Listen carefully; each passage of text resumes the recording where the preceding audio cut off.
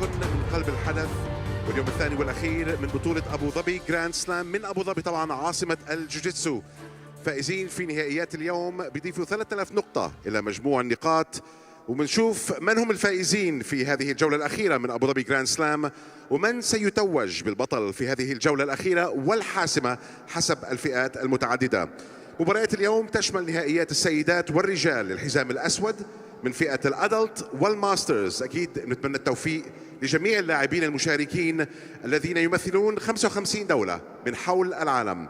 بنحب ننوه أنه جميع اللاعبين والمدربين والإداريين والطاقم الفني لهذه البطولة قد خضعوا للحجر الصحي والإجراءات الطبية اللازمة لتأكيد سلامتهم وسلامة الجميع. مع البداية دائما وأبدا جمهور الكريم، السلام الوطني لدولة الإمارات العربية المتحدة. Ladies and gentlemen, please stand for the national anthem of the United Arab Emirates.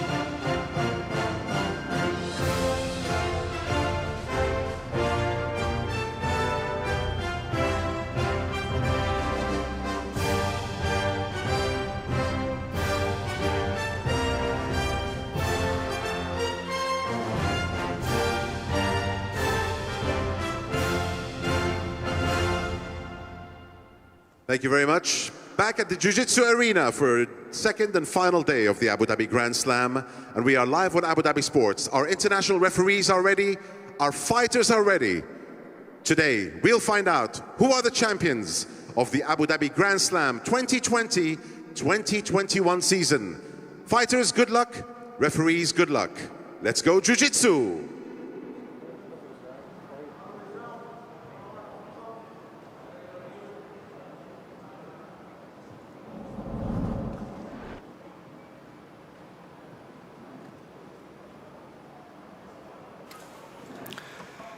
Good morning, we're back here with the Grand Slam, Abu Dhabi. We're here, Christopher Silva, with our friend, Charles Dutra. Good morning, everyone. Guys, it's a pleasure to be here again with you guys. Just comment about the fights, about the event. And we are back here, guys. Stay tuned, okay? We have here André Cantanhede from Alain Jiu-Jitsu Club versus Medeiros from Brazil. You can see now Medeiros pulling guard. Medeiros has a strong guard game. André Cantanhede very calm, letting him do the work, managing the grips to avoid his opponent to sweep him. International referee Sada Kumori closely paying attention.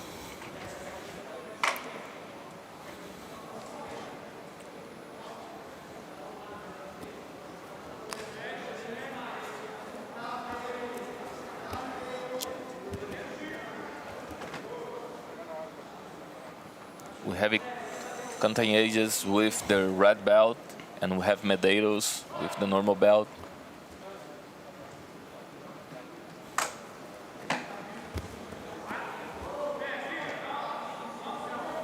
He got a sweep.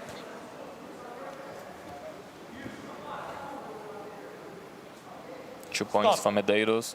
The referee just stopped the fight. He's gonna bring the fight for the center of the mat.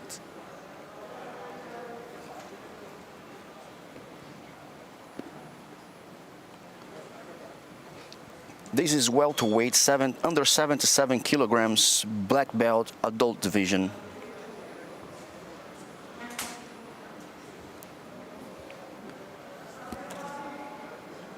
The winner of this fight is gonna get on the quarterfinals Thiago Bravo from Alain Jiu-Jitsu Club. Fight.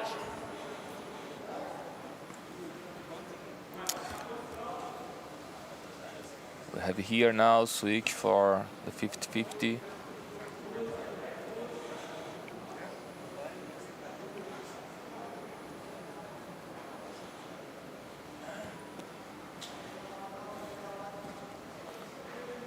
And they just get very low.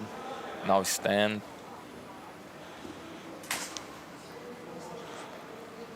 Cantanhedes just hold the lapel. Looks like he wanna start using the lapel as a guard. Medeiros trying to go for this light knee.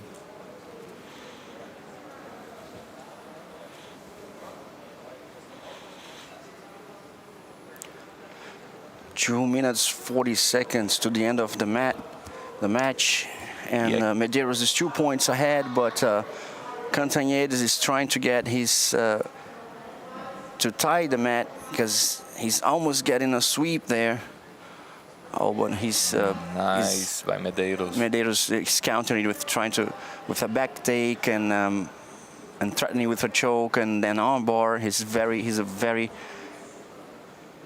being very dangerous right there on Cantanhedes' back. 2 minutes and 10 seconds to finish the match, and Cantanhedes is in trouble there since Medeiros is ahead of the game and with an advantage of the position as Cantanhedes tried to get an advantage.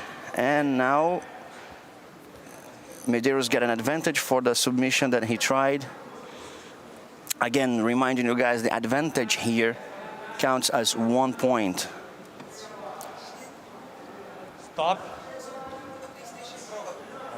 Referee stopping the fight to fix the kimono of the athlete, tying the belt.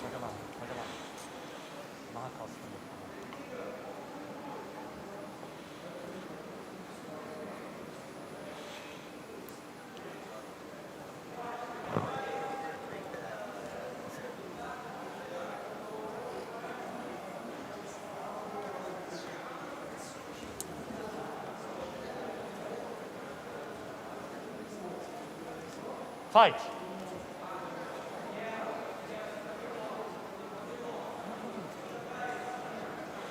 Medeiros get the cross grip.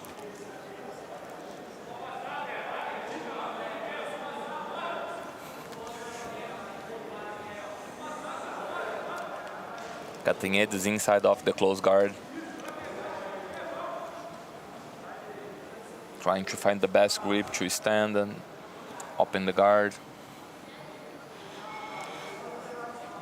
Medeiros get underhooking his legs. Cantanhedes just standing to trying to open the guard.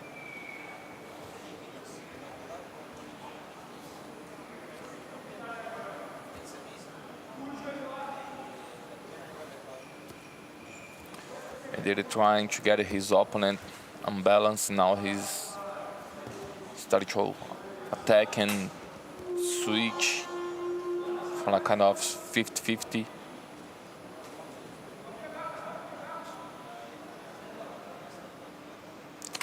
Medeiros just hold the both pants, the both legs, get a grip. Medeiros is smartly defending that Cantanhedes to get up, because if Cantanhedes gets up now, he might get the points. And when he holds the leg and he avoids Cantanhedes, and now he's going for a submission on a footlock, which might get him another point for the attempt, and if he doesn't actually get the submission. Also Cantanhedes has been attacking his opponent's foot.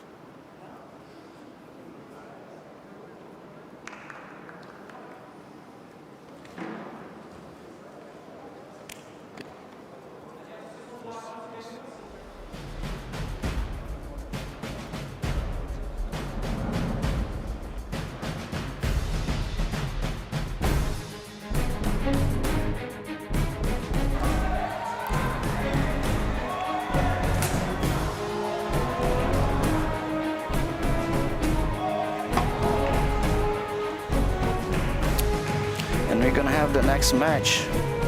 So we have Luis Paulo passing, and he's gonna facing Thiago Bravo for the last fight.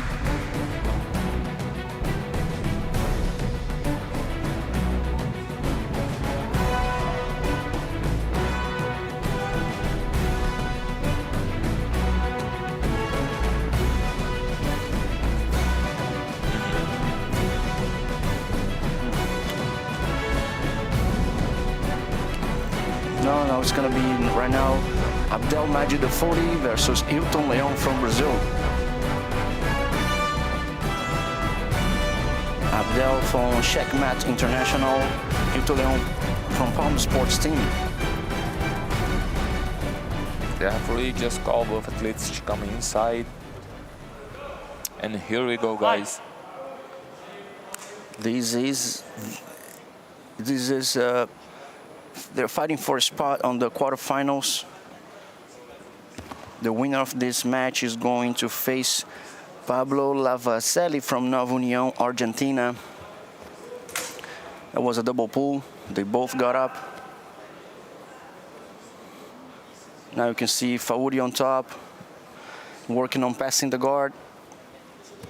Leon very flexible. Did not allow him to go. Stop. Fight. So guys, to explain here now, we have Leon's opponent just holding the pants, and he got a penalty for that because he got the fingers inside the pants, so that's not allowed anymore, right? yeah, that is in the rules of the AJP. It's no legal, so he got a penalty, and as we explained yesterday, a penalty we just convert that for a point for his opponent. So Leon get 1 point forward in the score right now. Yeah, that's nice because you don't have to do the math. Because sometimes when you are in the fight and then you look at the score and you see you ahead, but the opponent has like these little tiny numbers under saying like 2-3 points less. And then if you're fighting or if you're a coach and you're watching, you have to do the math to know the score. Right now, just look at the main numbers, and then that's the numbers you're gonna get. That's the official number of the match. Of course, if someone don't understand too much the Jiu-Jitsu rules, they can get a little bit confused what's going on, who is gonna win the fight, and here it's more easy. If you're starting right now to watch those the Jiu-Jitsu tournaments, and then you just got to this live transmission, and then, as you know, Jiu-Jitsu sports contacts, you can use a self-defense. This is a sport right now, and then as a sport, we have different ways to get the points. Of course, you get the submission. It doesn't matter how many points you have. If you get a submission, done. The submissions you get as you make your opponent tap out. If you make your opponent give up. When your opponent cannot breathe or he hurts too much, then that's how you get your victory. That doesn't matter. But on the other side, you can get points. Points you can get by switching a position. If you are on the bottom and make your opponent now go to the bottom and then you go on top, then you get 2 points. If the both are standing up and if you're able to get your opponent down, you get 2 points. If you manage to get on top, like in a mount position, it's 4 points. If you manage to get on the back, it's also 4 points. But there is also a way to get 3 and 2 points. 3 points if you pass around his legs and get chest to chest, so it's called passing guard. That's 3 points. If you are in that position and somehow you control the opponent with the knees on his stomach and the other leg away, then you get 2 points for that. That's a very, very, very abstract of a resume of the points of in Jiu-Jitsu. Of course, there's many ways to go around, but that's how you usually get points in Jiu-Jitsu. So sometimes you see those guys like scramble around, like going back and forth, switching positions up and down. Basically, we're gonna walk you guys over the steps. So for example, right now, if Faudi, who is on the bottom, gets to get Leon and the bottom switching position and he goes on top, he gets 2 points. Different than if you're both standing up. If you're both standing up and one of them goes down by acting off the other, then it's 2 points by takedown. But it's 2 points anyway. Did I miss anything, Charles? No, you are right. You give a summarize about the rules of Jiu-Jitsu. That's very good because everybody who doesn't understand too much Jiu-Jitsu, they can that's a very big brief about the rules of Jiu-Jitsu. And remembering, as we say early here, Action. guys, when you Action. have an advantage or a penalty, it's just become a point. So we're gonna go straight to the score, and we have that. Hilton here on the top. He's looking to pass the guard. The referee just called for actions for the both athletes. Nice moving by Leon. Nice moving.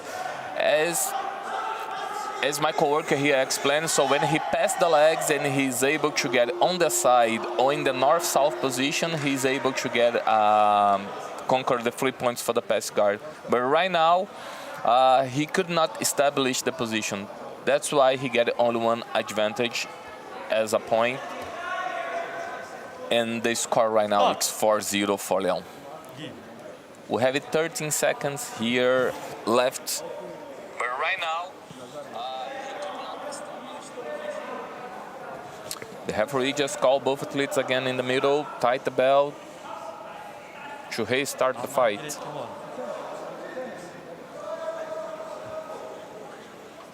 The referee just looking for the watch, take the time to tight the belt.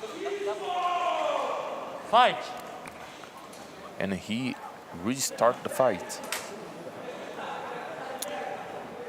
Fauri need to work because the score is 4-0. He need to work in some kind of submissions because the sweep is not enough to win the fight.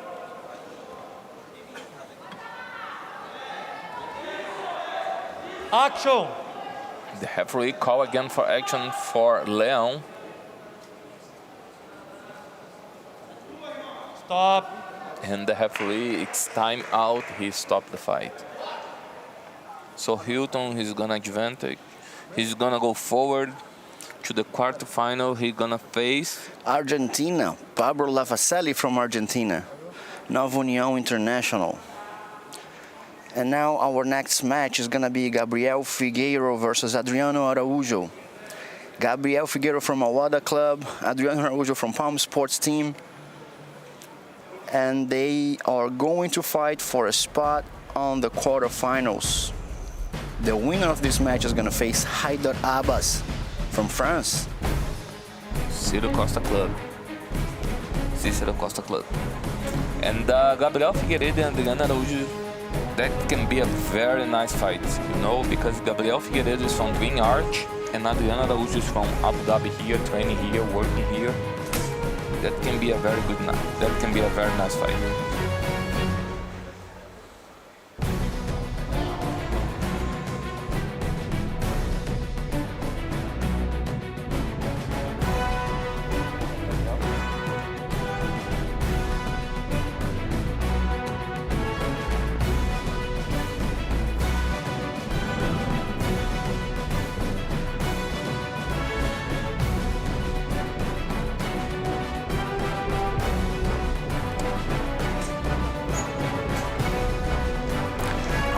Our next match is going to be Gabriel Figueiro versus Adriano Araújo. Just so you guys keep an eye on Gabriel Figueiro. He's the #1 ranked athlete on the men's adult welterweight division, 77 kilograms. He's the #1 ranked. Let's just check. He has 3,000 points on the ranking of IAGP.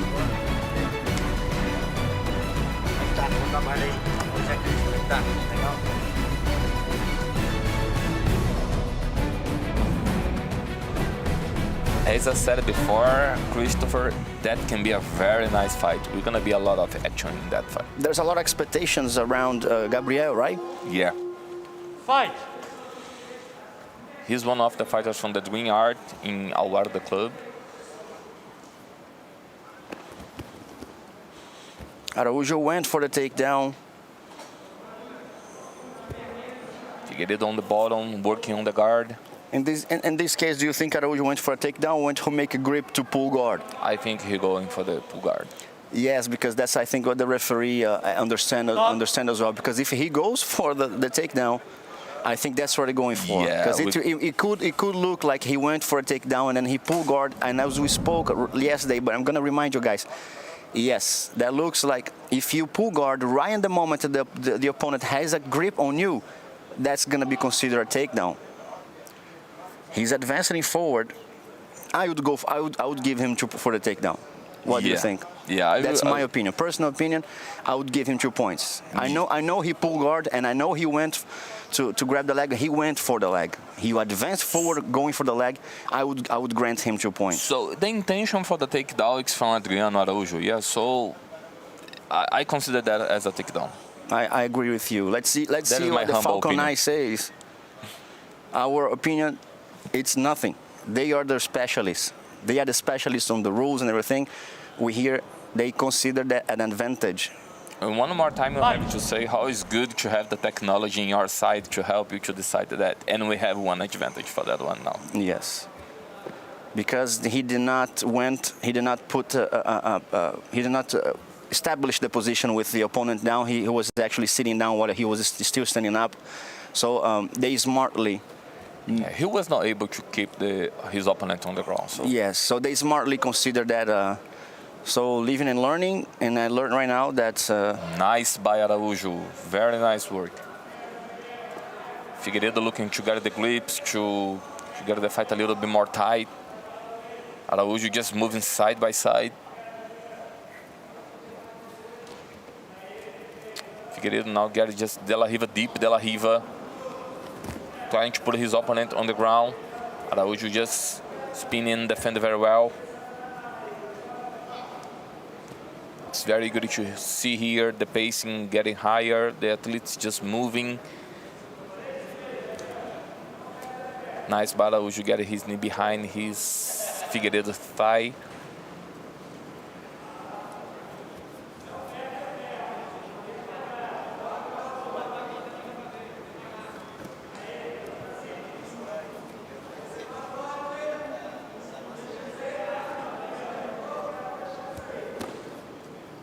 Figueiredo trying to elevate Araújo. Nice. Very nice moving to open the space between Araújo's leg and set up his single X guard. He's looking to grab another leg. Araújo just defend very well. Now Figueiredo on the attack.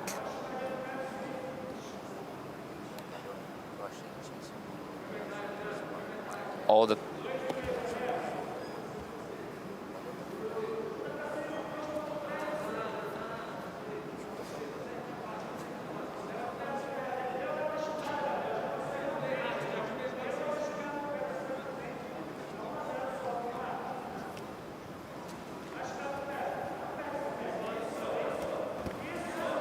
Figueiredo on the attack, on the foot right now. Figueiredo on. And he got one advantage for the attack. Now we have a tie. It's 1-1. Charles, just a correction here. I was reminded by my friend Diego that that first point, that was not because he went for a takedown and then he considered it was attempt to takedown. That was actually because the Falcon Eye considered that a double pull. And Araújo coming to the top. And Araújo came up first. So that's exactly what happened. I just got that information from them. So guys, Thank you, Diego. We are correcting here, and thanks so much, Diego. We are correcting here, so Araújo got his first point advantage because we got a double pull, and Araújo just come up first.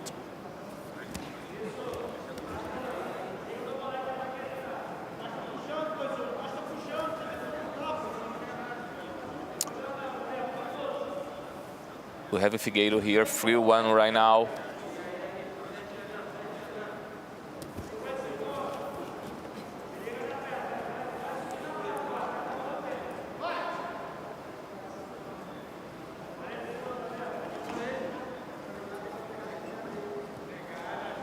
Stop. The referee stopped the fight. We were very close to the edge. The referee just bring the fight to the center.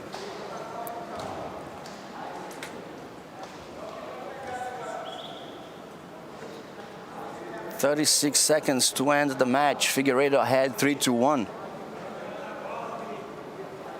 Lots of expectations for Figueiredo. Araújo did surprise in the beginning with that point ahead. Fight! As I told you, it's been a very nice fight.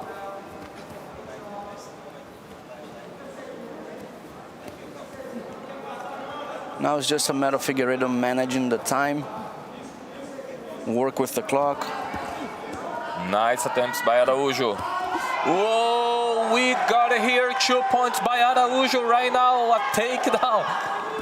Unbelievable. Nice. And then with 10 seconds to finish the match, he ties the game. He might get that to the golden point. Figueiredo trying everything to get at least one advantage, and he did not get it. That's amazing. Congratulations, Araújo. He made it to the golden point. That will be a very nice extra time right now, man. That will be, Christopher, a very nice extra time right now. Guys, explain again the extra time here. We're gonna have an extra time, and it's gonna be a gold score. So who score first? What a surprise! What a surprise! We're just talking that we expect a lot from Figueiredo. And Actually, no. Actually, he got the victory. #1 ranked athlete on the men's under 77 kilograms is now out.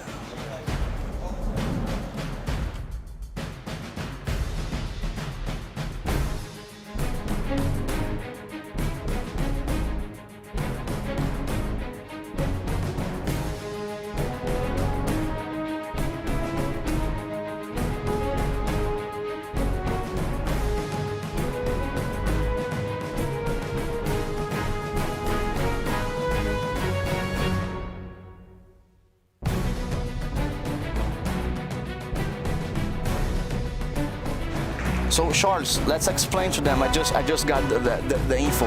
It was a tie, but as per the rules, if you are the last one to score the points when it's a tie, you are the winner. Is that right? yeah. So if you are the last person to score, you're gonna be the winner. Very nice by Araújo. Good movement.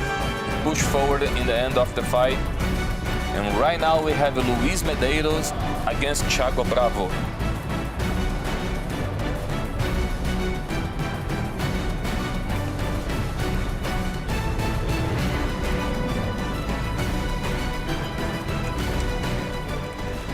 We have right now a well-known fighter, Thiago Bravo, on the mat, and he's gonna fight Luis Paulo. We have Medeiros in the red belt and Thiago Bravo with the normal black belt. Thiago Bravo, third-degree black belt Jiu-Jitsu from Malain, has on the Grand Slam 20 wins, 11 by points, 7 by submission, 1 by decision, and 1 walkover. Medeiros from Alvarda Club and Thiago Bravo from Palm Sport Team. We consider that a double pole, and then Medeiros got the advantage because he got up right after the double pole. Thiago controlling from under. He's getting right under the opponent and making him imbalanced to try to sweep him. Medeiros is very secure, seems very calm. Thiago Bravo using the lapel, also. Thiago Bravo is very strong on that game. He's very strong on that game. Yeah, he got a very strong game with the single X.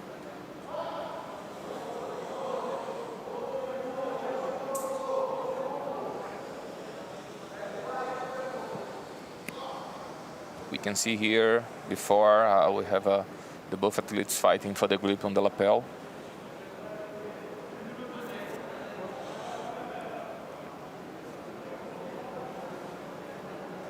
3 minutes and 30 seconds to finish. None of the athletes are risking too much right now.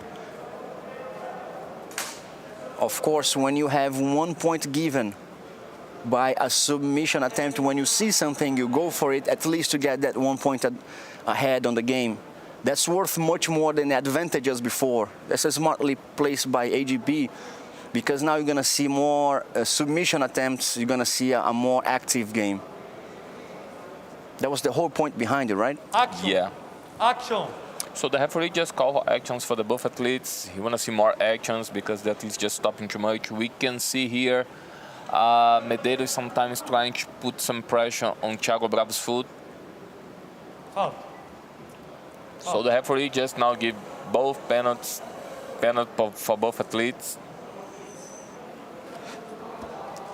And Medeiros now- Thiago is playing the clock, I believe, because if he tries a sweep right now, and right after Medeiros gets to sweep him back, then Medeiros is going to be the last one to, even if it's a tie. Hey.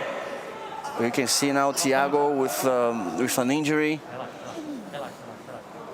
as they were rolling and to avoid the sweep, and as Thiago was trying to sweep, I think his leg got stuck while Medeiros was rolling to the sides, which ended up twisting.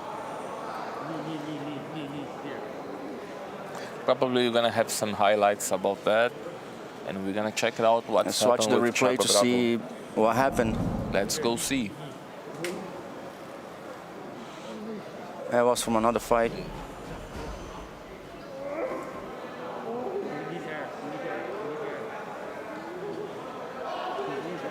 Yeah, there's about Hilton and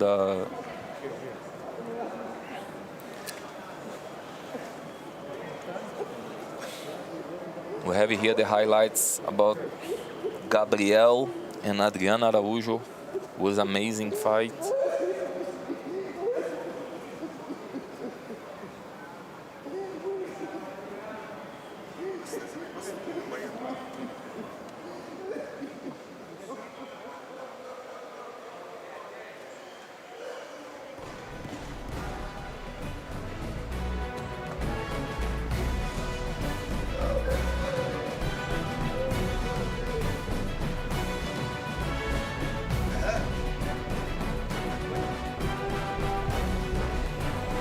We have here, guys, some highlights about the previous fight.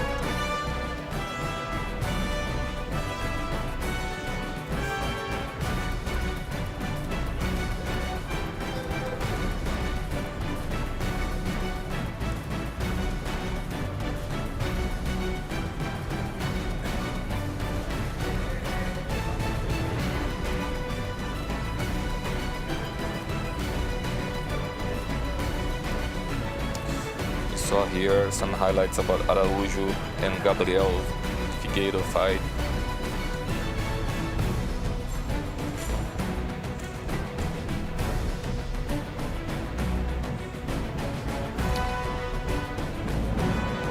So guys, right now we here have the spur. Thiago got an injury, and then nice sportsmanship by Medeiros, and it was an unintentional incident, and Thiago got an injury, and frustrating maybe his plans for. That's why he's so upset. Maybe frustrating his plans for the World Pro coming up next week. He had great plans for it, and then he also had great plans for today. Yeah. But that might have put a pause on his plans for the World Pro. That's a really upsetting news, because he's always on the finals. He's always on the podium on the World Pro, and it's a great. He's a great competitor.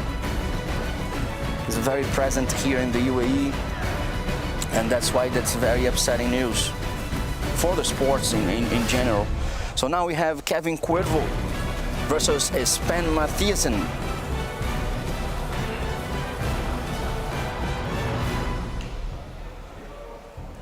And that's one more of the quarterfinal. So just to reminder here, guys, we have now Luis Paulo now just advantage for the semi-fight. Under 77 kilograms, men's adult black belt. Fight. Here we go, guys. We have Colombia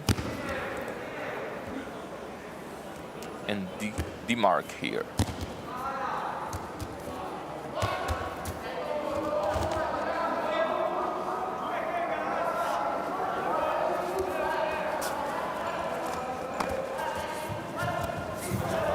Stop! Stop!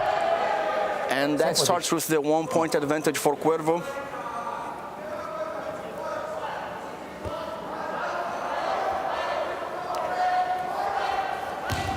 No. Here. No. Make a grip. Fight! You saw here Cuervo working on the pass guard.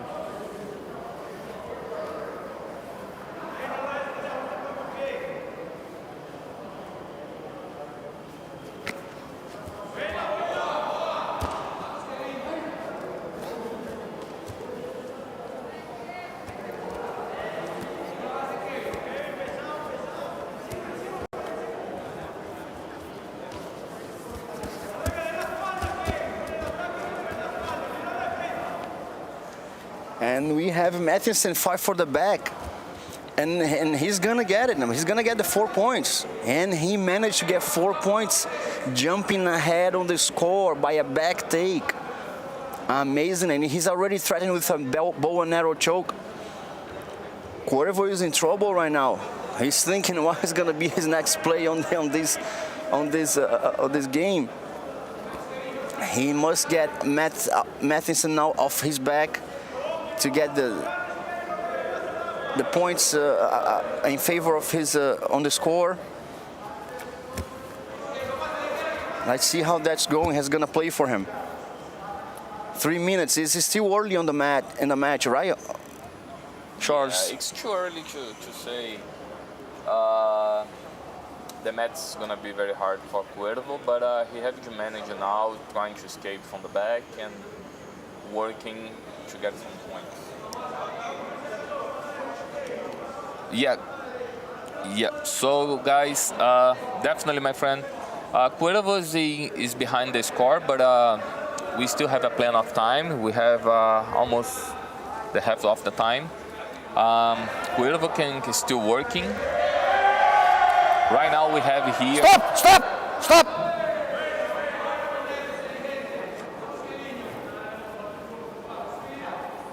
Ooh.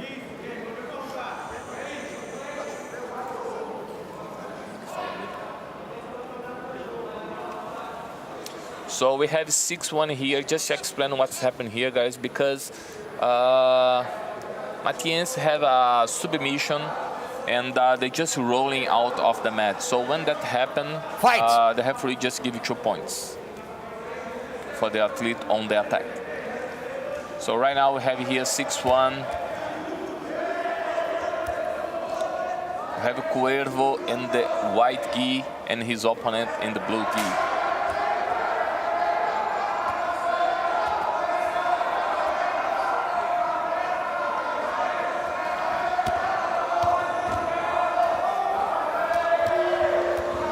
We have Put your head out. Fight. We have here now 2 minutes left for that fight. Whoever just get his leg free. Now he can work on the pass guard, trying to get a good spot and also good grip.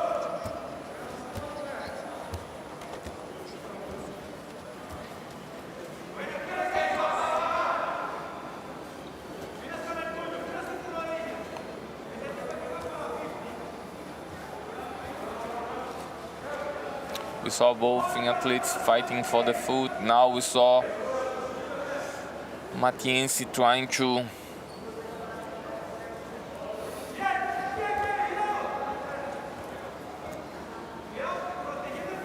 we got it now in the 50-50 position. Matheson 6 points, 1 to Cuervo, 5 points ahead to 1 minute and 10 seconds to go. Not impossible, but let's see, hard to get for Cuervo, right? Yeah, so he needs working right now, trying to get some. Oh, he's on the attack right now on the foot and looks like it's tight. But Matiense just managed very well the defense. He's on the top right now, and he got one advantage for that one. Also,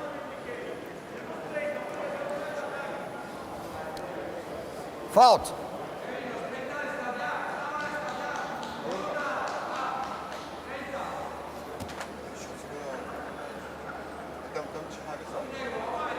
So Mackenzie get a penalty because he hold inside of the pants.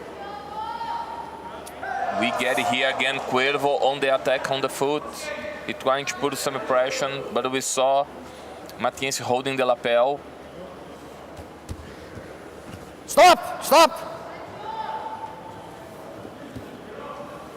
Time is over. The time Fix is your over gear. here. The referee are asking for the both athletes to adjust the kimono.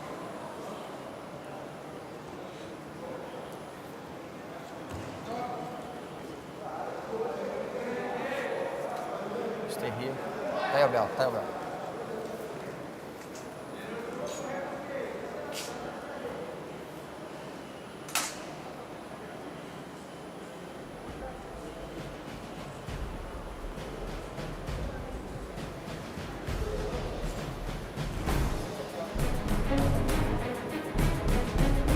So we have Mackenzie here going forward for the next, I believe it will be the semi-final.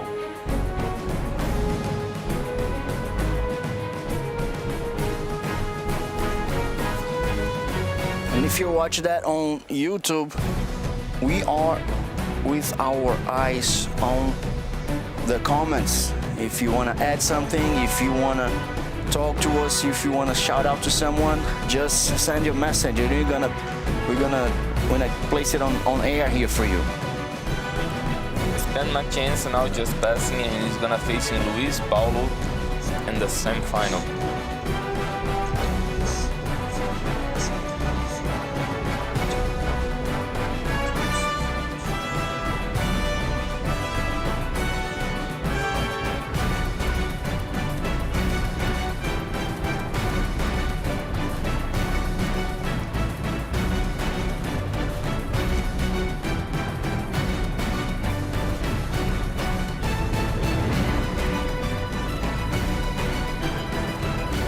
Now we have Coming next, guys, Hilton Leão another quarterfinal.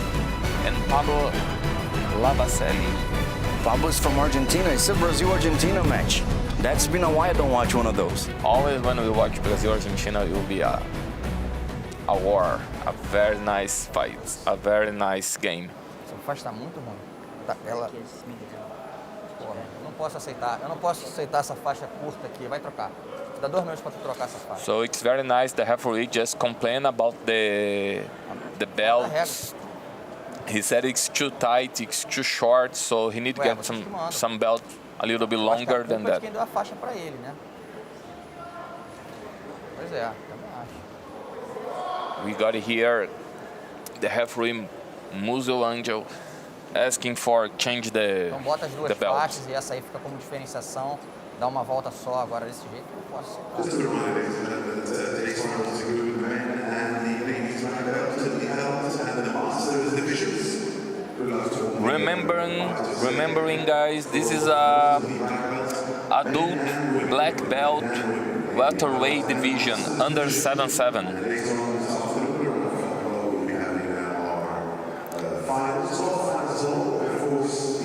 As I said before, as I said yesterday, under 77 is the most populated division in every tournament that we go. Like it's a common weight. People walk around on that weight a lot. So I think under 77 is well populated. So that's why it's always a lot of fights and a very competitive situation. Fight!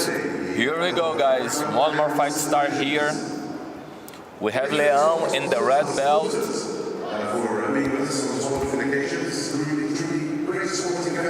Advantage for Leão because it's a double pull. He comes up first.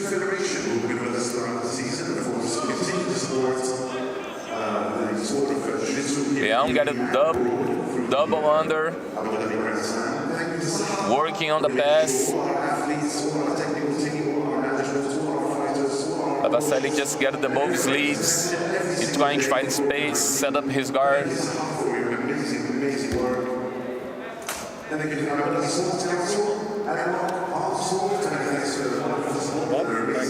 Beleza?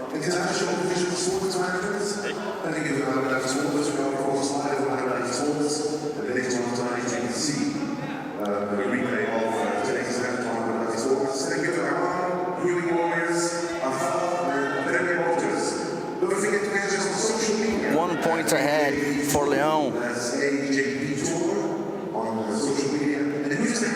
Got one advantage. What was that advantage about? That advantage was about double pull and Leão just coming up. That's how he's conquered the advantage and 1 point.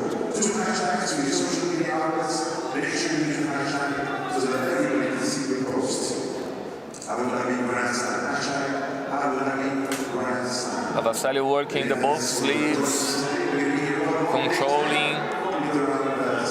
Before he set up an X guard. Very nice. He managed very well. He got 2 points with this sweep. Lavasselli now ahead on the game with 2 points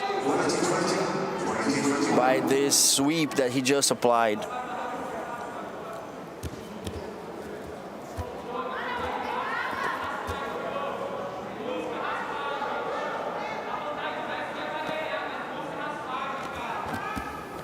Nice hit triangle to the slide knee. Also, he got a very good underhook right now.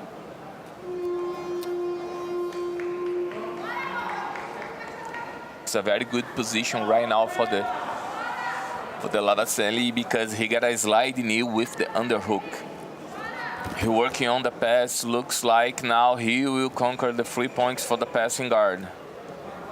The referee just signed the 3 points. Now we have here 5-1 for Lavasselli. This is under 77 kilograms, black belt adult. We have Lavasselli here now in the side control.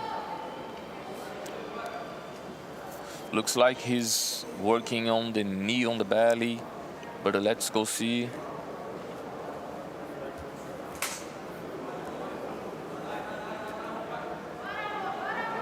Leão just waiting for the right time, trying to escape. We saw here, as I mentioned before, guys, he's looking for that one because maybe his opponent is gonna turn and he can attack the back. That's my opinion. So right now he's trying to do a setup with Lavasselli. Yeah, and that's gonna be a Hail Mary with 1 minute and 20 seconds to finish. And he gave up. That now was too he got loose. for the That was seat too belt. loose. He got a seat belt. Definitely he's gonna working on the back right now. And work the clock as well.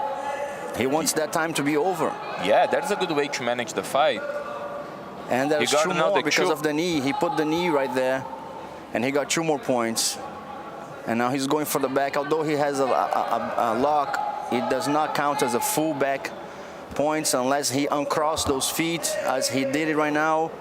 He got the 4 points. Referee is right on there.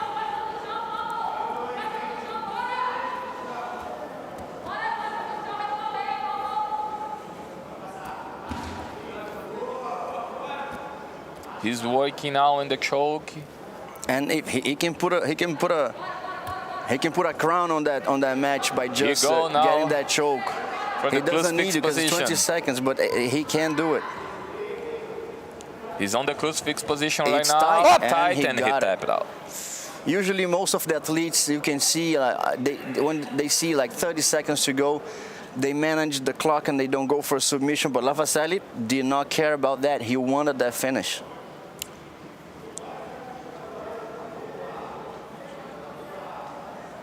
Pablo aqui, ó.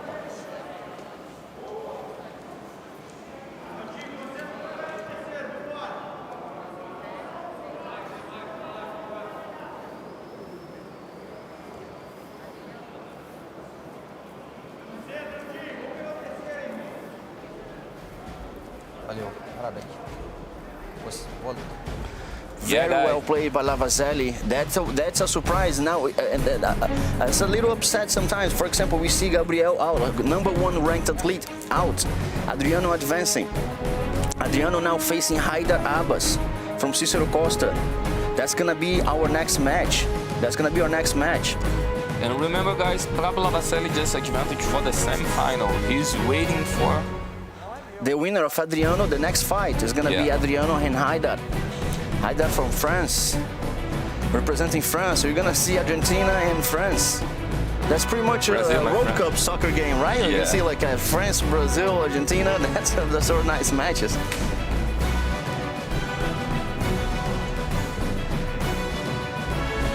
That side of the bracket looks amazing. Under 77, what a surprise. We have it here. Adriano, who just upset Figueiro on the previous match. Let's see if we can pull that again. That's going to be the surprise of the event. Although Adriano is a very good athlete, don't get me wrong. But he just beat Gabriel Figueiro, was the #1 ranked athlete. So that we expect a lot from him now. Yeah, Adriano has been showing his jiu-jitsu very nice around the competitions here in UAE. He's a very good fighter. Fight!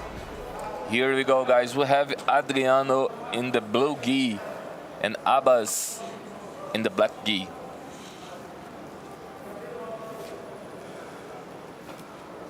Both athletes cautiously keeping the distance, not giving the grip to each other. And he goes for the pull. Abbas does step back. Abbas has been doing very well, you know. He just denied the grips. He wanna get his grips first and looking for the best time to trying to pass a guard, use the speed. Abbas has a if you see like a judo stance with his back straight and his head on the same level of his hip all the time. It's a good base. That's so hard to take someone or sweep someone with that base. Yeah, exactly. If you stand and you put your head too much down, of course you're gonna get unbalance, and Araújo is gonna get advantage for that. You're gonna take advantage for this position. Action! Not as a point, guys, but as a Referee just called for action as both athletes are stay on the fight. Araújo nice is trying, upsetting. nice. And he set up a submission, but his intention was actually a sweep, and he got an advantage for that. Sometimes athletes, they do that a lot. You pretend a sweep and then you go for a submission and vice versa. I see that happening a lot. I personally use that. Sometimes you go for a, let's say if you were in a guard, that was an amazing movement. Amazing movement by Araújo. He proved why he beat the #1 ranked athlete. That was not an accident. He is a really good athlete. He's trying to get the submission right there. Again, as I was talking about, Charles, Yeah. You go for a submission and actually what you want is something else. But hey, right now, if you go for the submission and if it represents danger, you got on point. Yeah, definitely. But as you mentioned before, you know, sometimes you use that in jiu-jitsu. We pretend to do something, but we're going for another thing. We try and choose one submission, but actually we're going for the sweep. And Araújo just got a fault because he stepped back from the game. Jiu-Jitsu. Fight! The referee did not stop the fight, and then instead of going for the game, going inside, because of course Abbas was sitting down and was in guard. Stop. And then Middle. Araújo, he stepped back and started fixing your kimono without the referee authorization, so that he got a penalty, 1 point penalty for that. That's the advantage. Just bring the fight more tight, because right now, if Abbas get a sweep, we have a draw, and the fight is gonna get more exciting. But Araújo has been working on the pass right now. He holds the pants.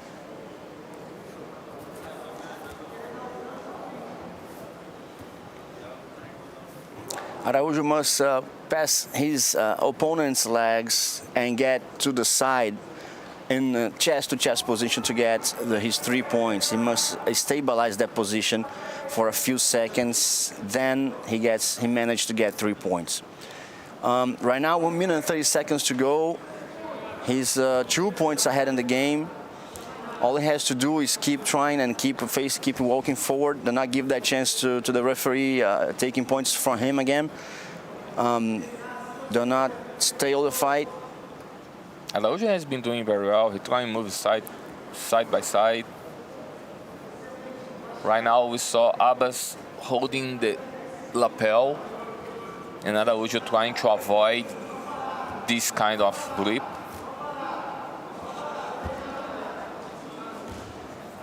Looks like Abbas working very hard in that one. Nice. As we mentioned before here, he trying to hold the lapel, looking for that grip, but suddenly he just let it go the grip and trying to attack the arm. Choke, right? Yeah. Amazingly placed by him. That surprised Araújo, who stepped back right away.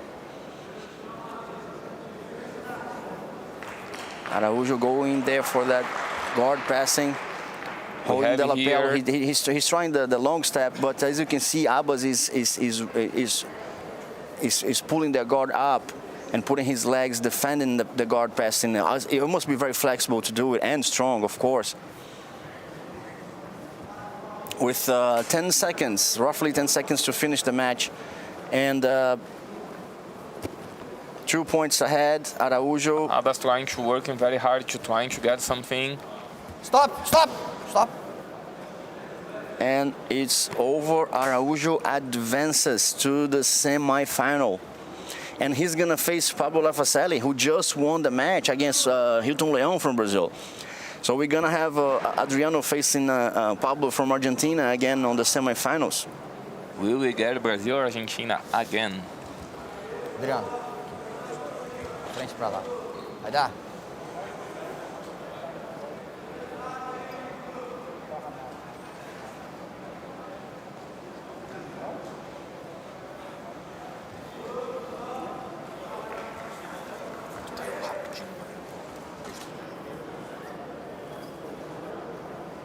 Boa luta.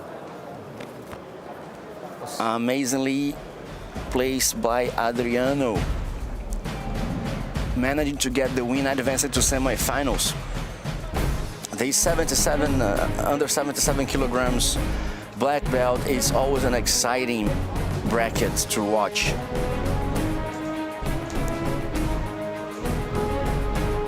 You can see there Adriano controlling the time and looking at the screen to see his points, to see the time, and that's part of the game. That's part of the game. You actually fight watching your opponent. You fight trying to apply the technique, and everything aside, you have to be aware of the time. So there you control how much energy you're gonna put on a sweep or submission, and how much is to the end of the match. At this moment, you are aware of your game and what you plan ahead. Now we have Luis Medeiros versus Aspes Mathieson.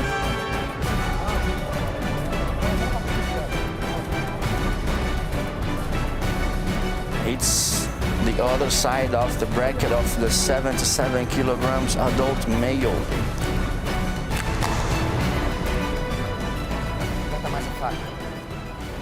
Luis from Brazil. Shake your hands.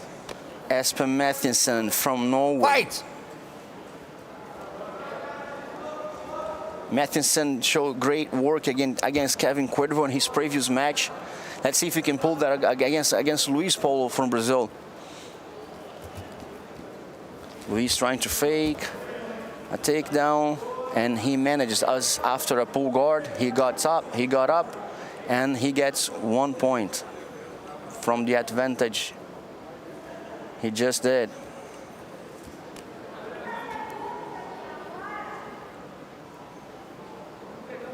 Mathieson smartly placing himself under Medeiros to make him lose balance, holding the lapel to avoid him to posture up. Not much success because Medeiros is actually holding a good posture. Medeiros on the other side hold his pants to avoid him to move him around as well. As you can see, he's trying to lock him in a position where he cannot move his foot and push him around. So he pushes his foot aside, he holds his lapel, and then he postures up. If he postures down, if he puts his head down too much, that allows Mathieson to work better on a sweep. Although Mathieson is right under him, Medeiros is holding him down. You see, like the left hand holding the sleeve, and the other hand holding the pants. That stops Matheson from doing his work. From out of all his 4 limbs, he has 2 locked down. Greatly placed. As he put his legs away, he managed to get to past the guard and go into a north-south position. Very flexible. Matheson tried to get this foot inside to not let him stabilize that position. That makes it really hard for Medeiros to stabilize. The referee did not consider that a guard pass. Sit here. Do you think he did? I think he's gonna ask him for the Falcon, no? I would have. Fight. I would have. No. No, he did not. But yeah, Oh yeah, that was the points. Yeah, the points. He managed to get the 3 points from the guard passing. 4-0. Yeah. The camera did not show the referee raising the hand, but yes, he gave it to Medeiros. It's very nice by Medeiros because he's trying to avoid going inside of the guard and his opponent tight him inside. It's very nice.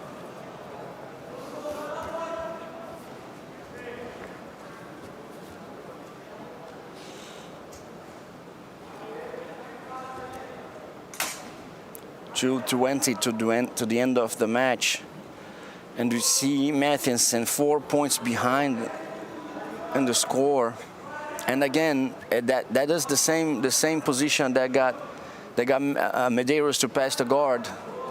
What he did, he stepped back just a little and he passed his leg over.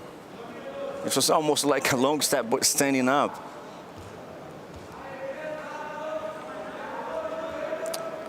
We have here 2 minutes left. He's trying to elevate Medeiros, trying to get under on him. Medeiros switches his hip position very well. That confuses Matheson. As he tries to pass, he places his body to one side and then he swings his hip to the other side. That manages to get his weight all the way in a place where Matheson is not expecting. And then he almost passed the guard doing that because he passed the guard the first time doing exactly that, and he tried that again.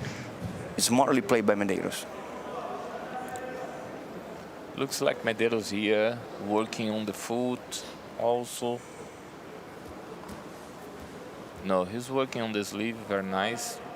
That is the normal control. Nice by Medeiros, he's trying to go under together. He managed to get the back, exactly what Matheson is trying to avoid by holding his foot. That's nice by that's gonna be hard. Nice, he got a choker submission. right now. It's deep and yeah, he got it. You see that he went for the back, and then Matheson was so worried about not giving him the back that he held Medeiros' leg. Medeiros got all the way around. He went all the way and grabbed his neck. He made Matheson forget about the leg and try to defend the choke, but that was too late. He got it. So, and we have Luis Paulo Medeiros advantage for the final. He's in the final. Parabéns, He's gonna get the winner of Pablo from Argentina and Adriano. And that is our coming next.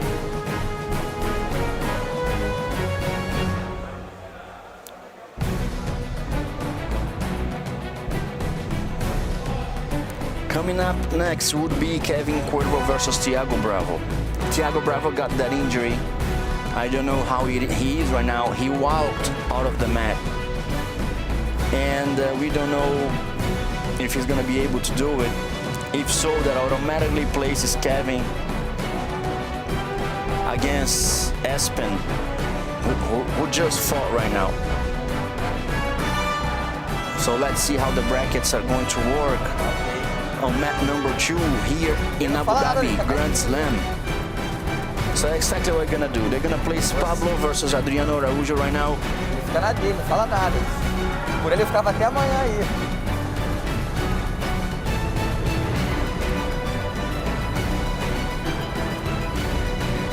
Pablo from Argentina is surprising a lot of people where he got right now, right, Charles? Yeah, he come with a very strong game, fast. He moving a lot. He got a very good speed passing the guard. And also we have now Adriano here. He has been showing a beautiful game. He just take out Gabriel Figueiredo. He was the number one in the rank, and right now he's gonna face him Pablo Lavasselli.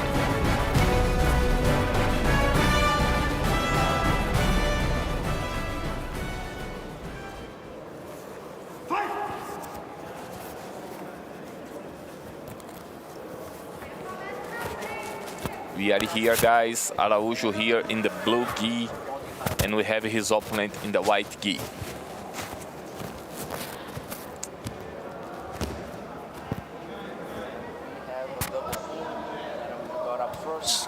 We have a double pull. Araújo got up first.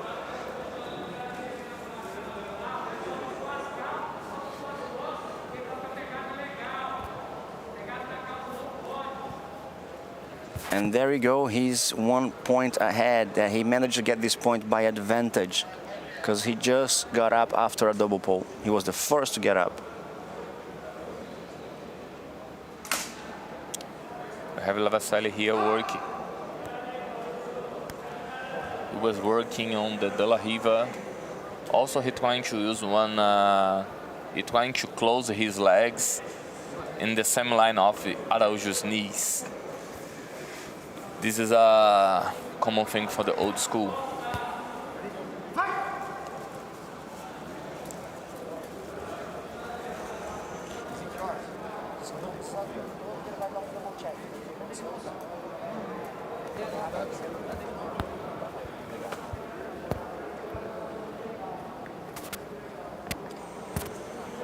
Araújo here on the top.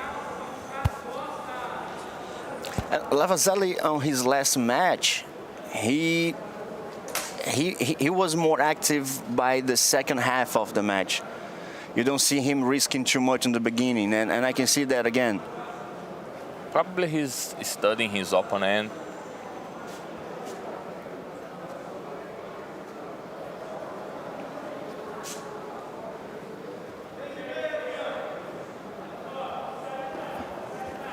There's a grip game. Araújo was avoiding the grip, so that way he can posture up with no resistance from Lavasselli. Lavasselli wants to keep a good grip on his lapel, with that he was fighting for before, so he could keep Araújo down. But Araújo is keeping also his hip down, which gives him a good base.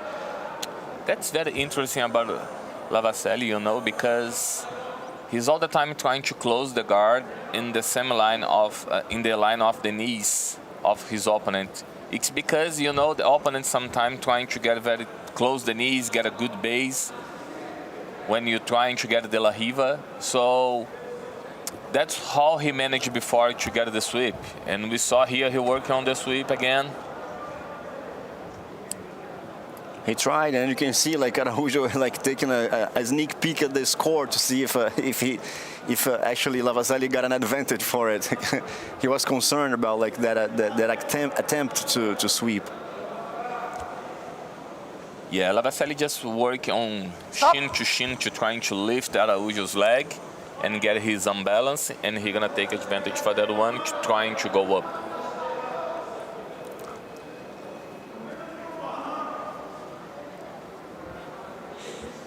Referee just bring the fight to the center. Fight! You restart the fight. Right now we have here Araújo head up in the score 1-0.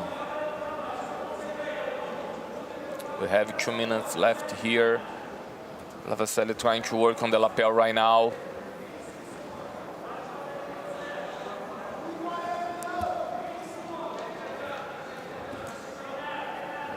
As Christopher mentioned before, Lavasselli now started to work a little bit more hard, trying to push the pace.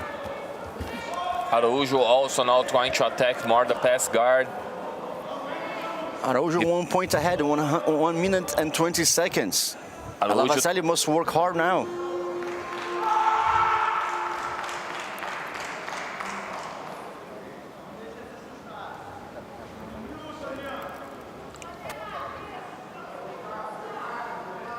Araújo trying to work the leg drag.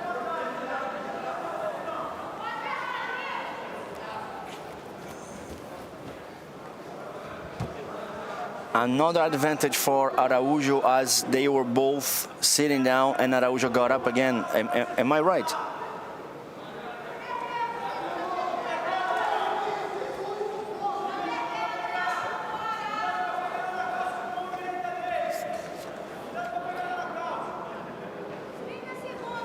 Action! Action!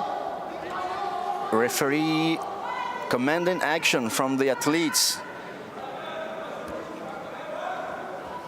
Keep your grips, stop. Não quer pegada, stop. Stop. And it's right now, it's a tie.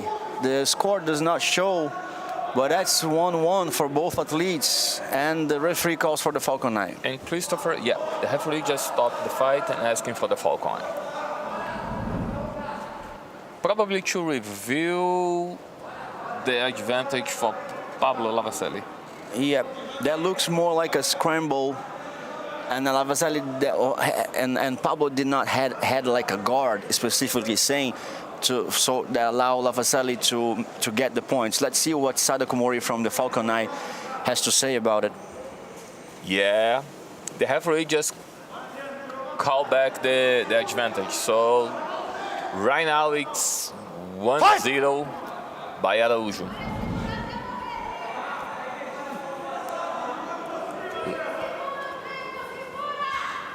We have here right now in the TV, now they just corrected that. Now it's 1-0 by Araújo. 5 seconds to go. Araújo is doing everything to avoid him to do 1 point.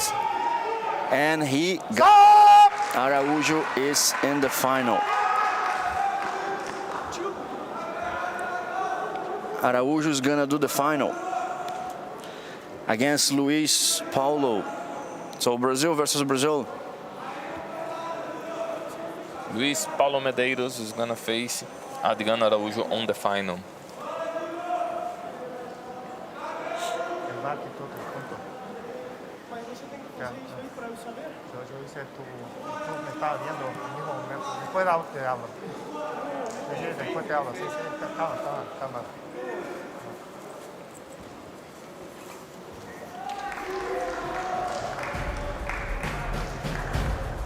Araújo advantage for the final. So the final will be Luis Paulo Medeiros against Adriano Araújo.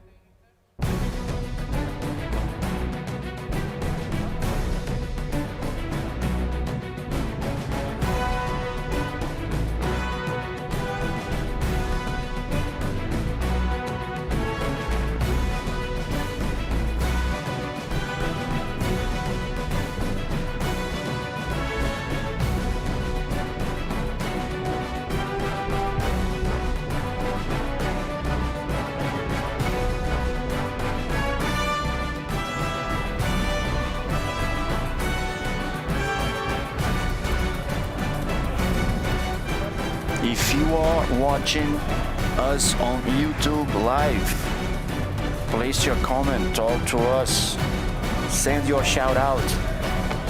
Comments are on. Cheer for your athlete. You can also, se você está assistindo no YouTube channel e quer comentar sobre o seu atleta, pode escrever aí em português, a gente vai falar aqui. Pode escrever a sua pergunta, esclarecer suas dúvidas. If you are there, just told them that you can write also in Portuguese on the YouTube channel. That, thank you. You can cheer for your athlete. Can I start? You can give a shout out. You can participate directly here in Abu Dhabi.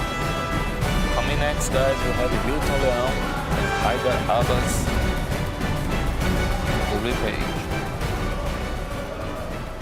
Nice, we have We have that's the repatched fight, fighting for the third place, right? Yeah. Repatched for the third place, we have Hilton Leon and Haida Abbas.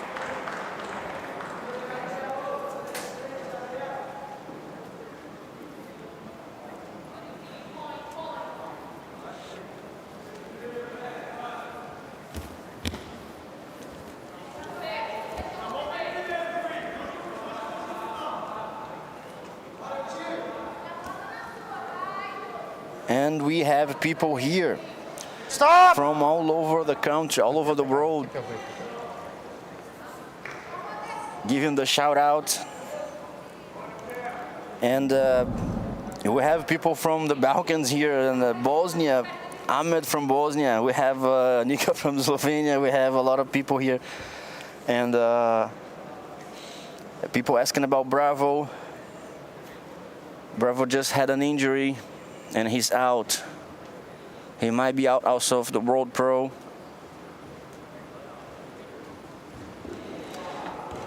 There's a lot of people cheering for the Argentina guy, Charles. Sim.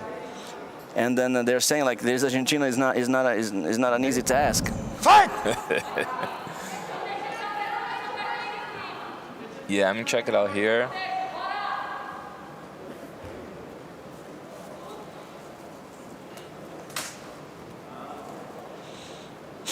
0-0 here.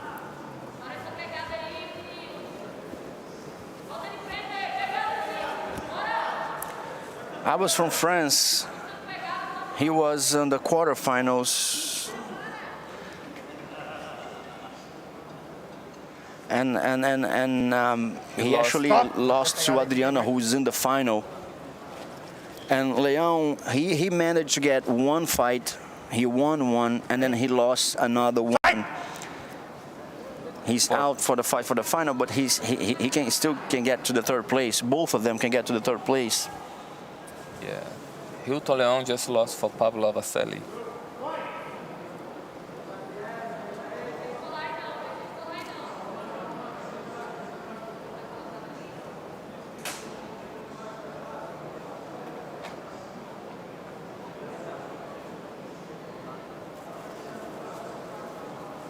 We saw here Leon working in the lapel.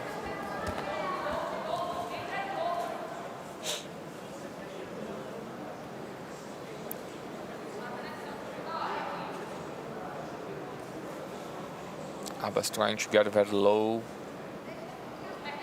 trying to avoid Leon just scramble and go under him.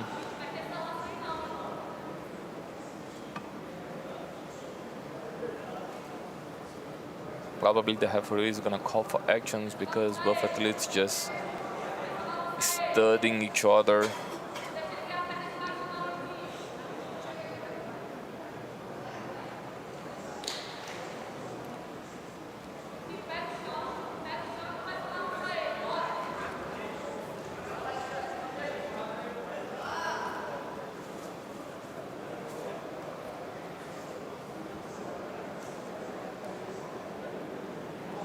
Action! Action! Yeah, as I mentioned, the referee just called for actions for the both athletes.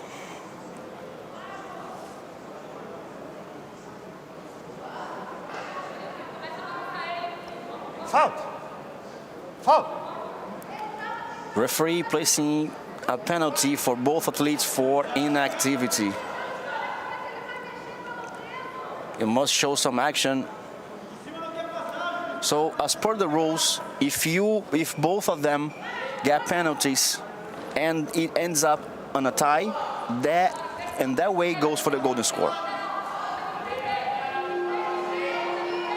But if you were the last person to score, you will declare a victory for you, yeah? Yes. If it goes on a point system and then you're the last one to score the point, and that breaks the tie.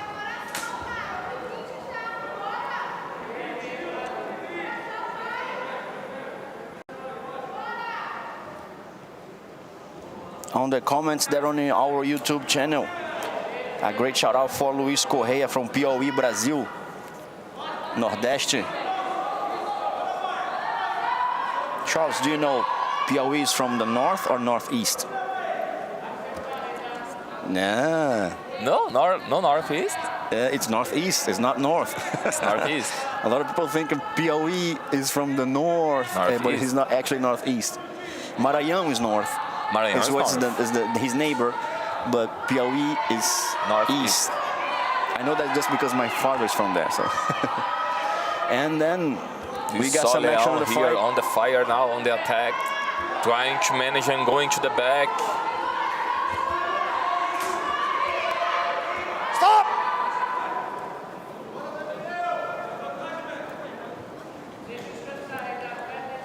Tight. Tight, please. Tight. Super tight. 20 seconds to finish the fight. We might have get that to the golden score. It's very nice to hear people from Piauí, all around Brazil, just stay tuned with us and watching the Grand Slam. 30 seconds. It is the last step of the tour, guys. Before we have South America, North America, Europe, Russia. and now we just here in the UAE. We just talk about them. They're placing like a comment on the YouTube channel. They are saying like a great shout out for Imperatriz Maranhão, Brazil. People from Maranhão, all over North. the road, all over Brazil, watching us. Let's go here, guys. We have 10 seconds left.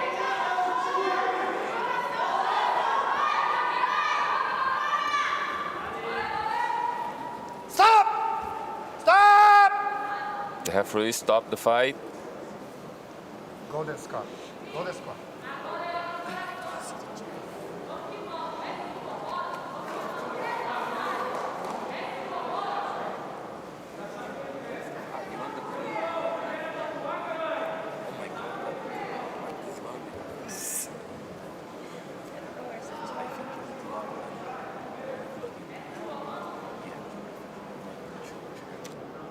Tight.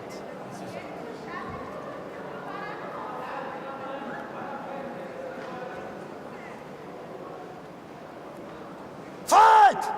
Yeah, just a correction. Actually, I looked up as people correct me here now. Maranhão is actually northeast. Maranhão also. And Abbas successfully trying to get the submission as he tried to, Leão tried to take down. He's trying to survive out of that guillotine choke. Stop! With 30 seconds to go, let's see what's gonna happen. The referee asked for the falcon eye.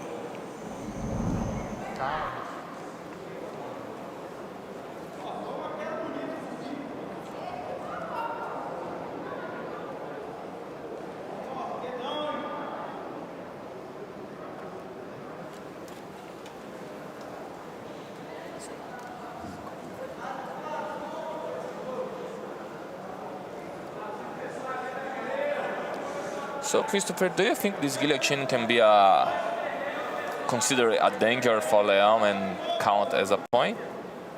What do you think? Give us your opinion. I think so, because as you could see,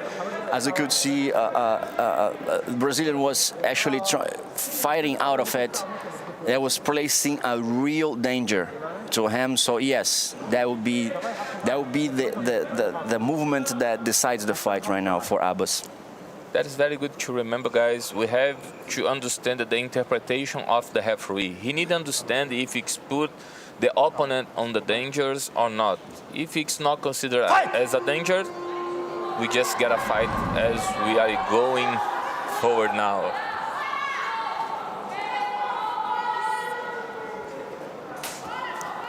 So it's all about the referee interpretation, guys. If he understands it's no dangers,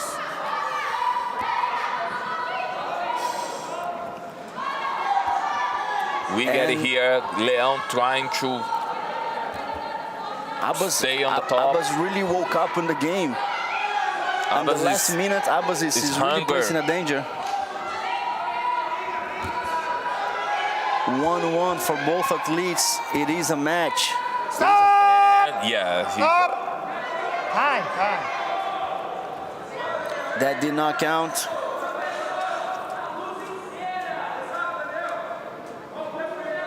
And the referee asked for the Falcon 9 again.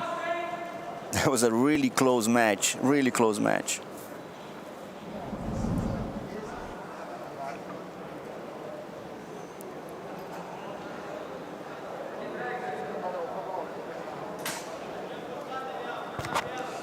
It's always very good, guys, to see that in Jiu-Jitsu right now. You see, we have that in soccer, we have that in a lot of kind of sport, tennis, and now we have that in Jiu-Jitsu. We have the technology in our side to help the referees to decide the right decision. So we are here, we can go back, we can check, we can see. We have more than one referee looking to understand the situation and decide the right decision. That plays very well. Let's be very honest that sometimes even you're right there watching the match, you might not see one hand going to the side, one foot placing on the other side. Even if you're right there, I've been a referee before. I believe you too. Our friend Yasmin is here with us, and she does that actually right now for you, AJJ. And trust me, not all the time. Sometimes you're watching the match, you're standing right there, you don't see some stuff going on right there in front of your eyes. Having the VAR, having another referee with us, an extra eye for you, that helps a lot and avoids a lot of controversy on the game. Especially, Christopher, in that division, that and as you expect to have a lot of I gave it movements. to Abbas, exactly. Abbas is the winner. Abbas is advancing on the repatched fights for the third place. Abbas is gonna get now Espen Magnussen from Norway.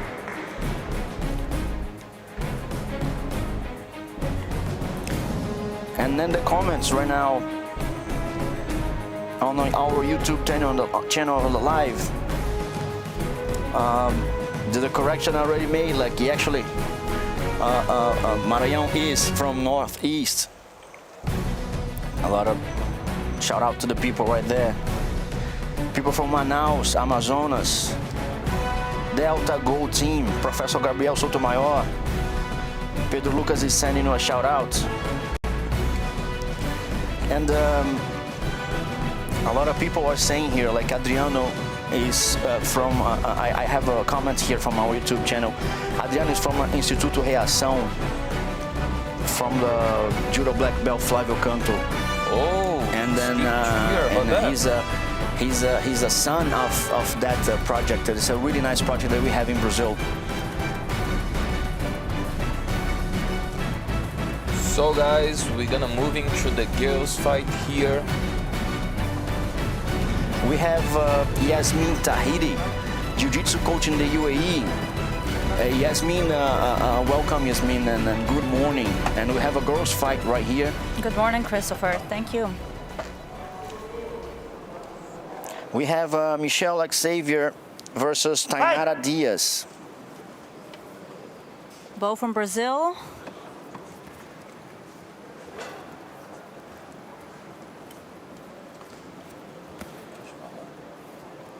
You can see Xavier with the red belt and Diaz wearing her brown belt. That is a heavyweight division under 95 kilograms, brown and black belts. Just reminding you guys, brown and black belts fight together on this female division, right? That's right.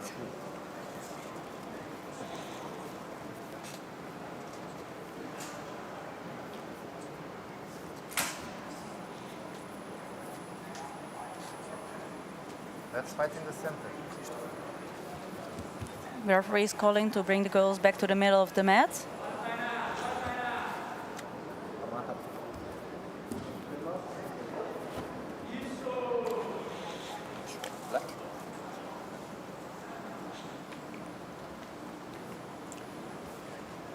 We're seeing here Diaz trying to go for a sweep from the close guard. Jaffe trying to keep her posture.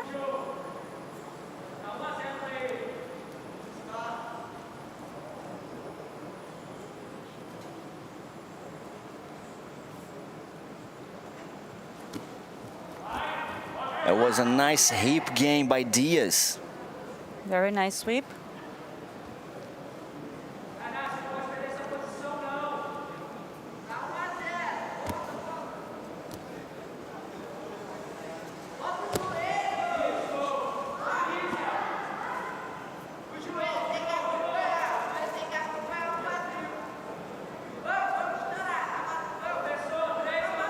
Referee giving an advantage. He didn't establish the stabilization of the position.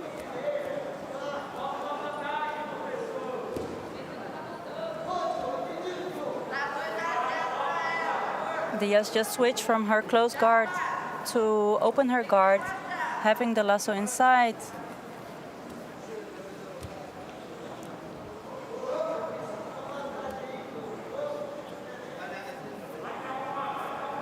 Trying to spin under.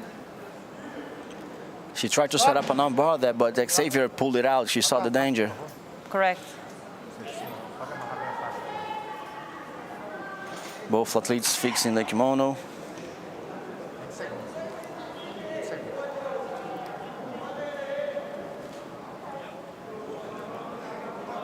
Xavier is from Alain Jiu-Jitsu Club. Tainara from Alain Jiu-Jitsu Club as well.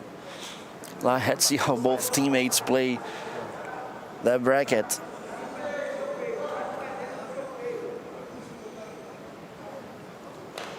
Fecha a guarda, guarda fechada. Guarda fechada. Prontas? Fight! But of course, even though they're from the same club, the fight is really on.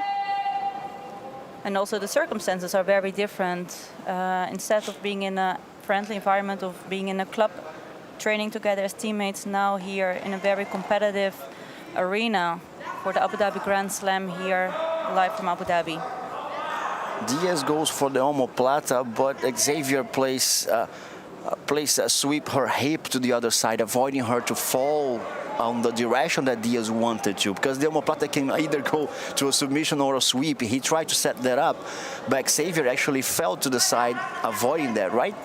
That's right. And now she's facing a lot of pressure by Xavier.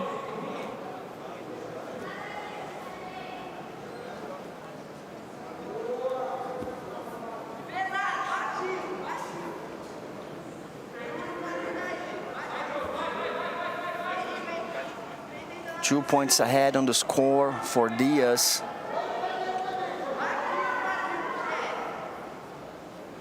And especially for the girls, yes. I mean, we're speaking about like having the same team on the bracket, same athletes. Yeah, we understand that. And for the girls on this division, it's already black and brown belt together.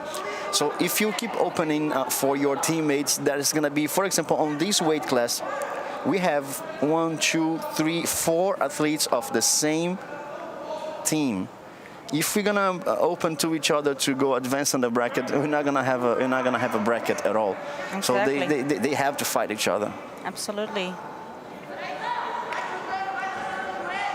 We see now Xavier trying to pass the guard. He just got the foot out. She did not stabilize the position. There was not time enough, but she got the advantage. And as did Diaz. Stop! They're gonna fix the score.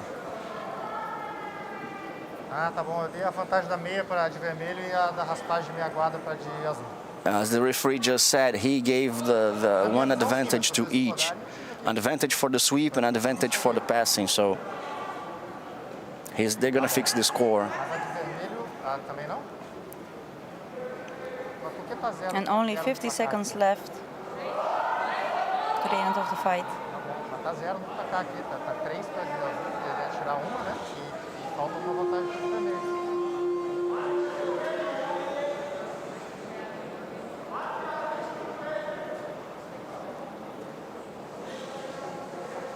Perfeito. Diaz still 1 point ahead.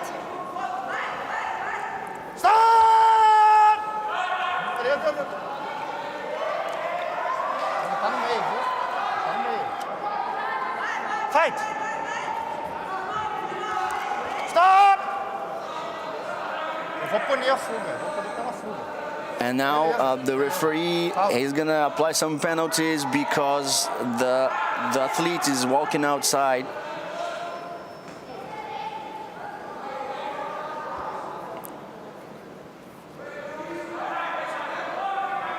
Xavier 1 point behind, now matches.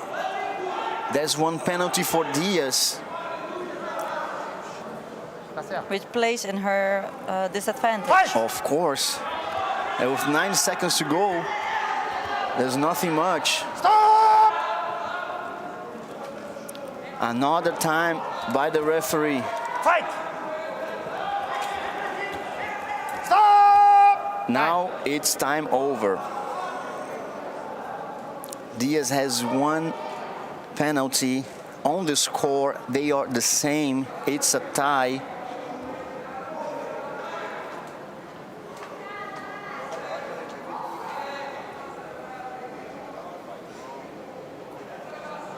Pode trocar o lado.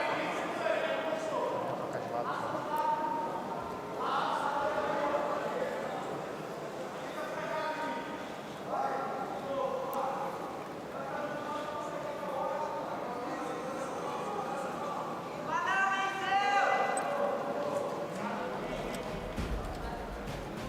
And there was the victory for Xavier.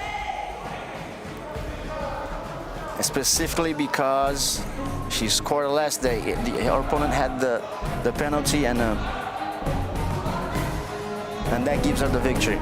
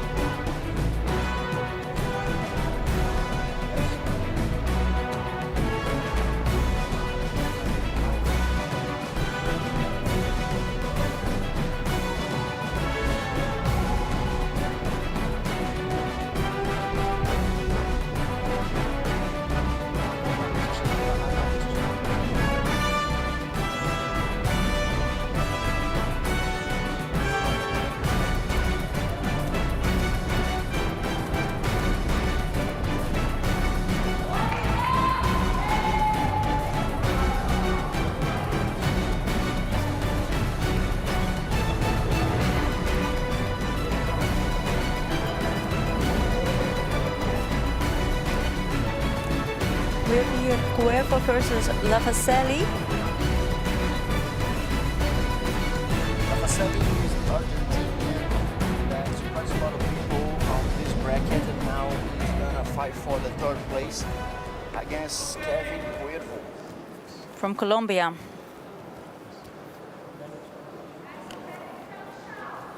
Fight. It's gonna be Pablo Lavaselli versus Kevin Cuervo from Argentina. Cuervo from Colombia, Lavaselli from Argentina. South American decision there. They're both fighting for the third place. Stop. They are still not there. If they win that, they're gonna get the winner of Haidar versus Matheson from Norway. So for the third place, we have Colombia, Argentina, France, and Norway. Será da quarta? Lavaselli is ahead of the game with one advantage and 4 minutes and 44 seconds to go.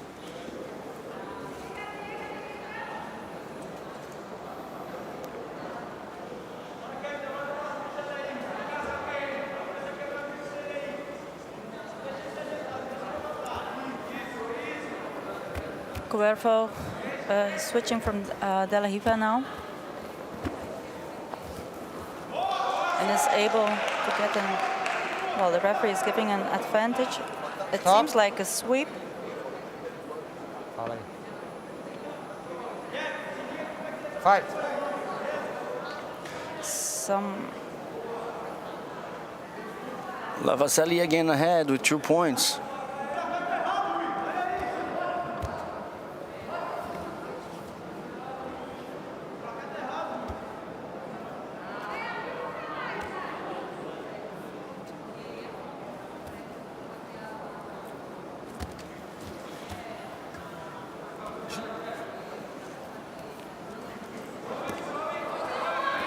now he's giving the 2 points that Lavaselli deserved and 2 points for Cuervo.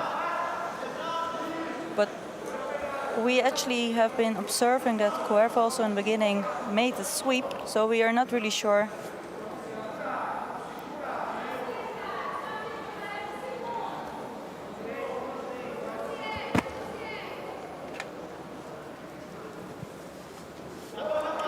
I'm just gonna bring Charles in.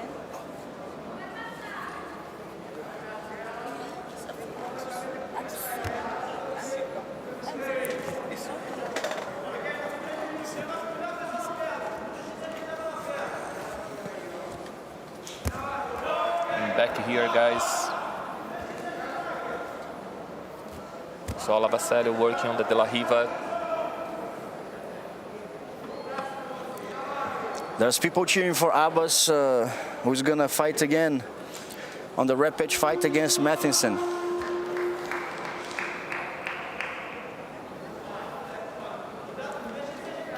Cuervo trying to establish his balance.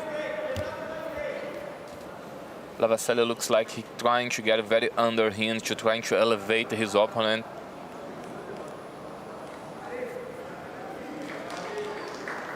He switched for the X guard.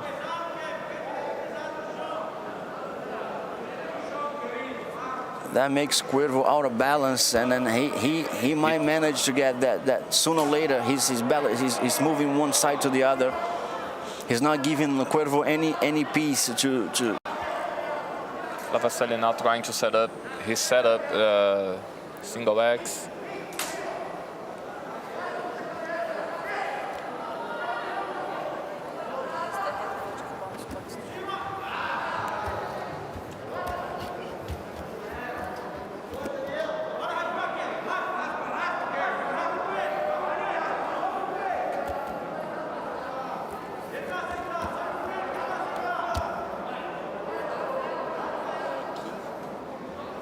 Stop.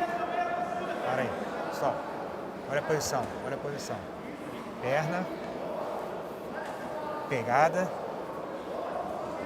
E pegada. Ok? Vocês vão amarrar o kimono agora e voltar na mesma posição.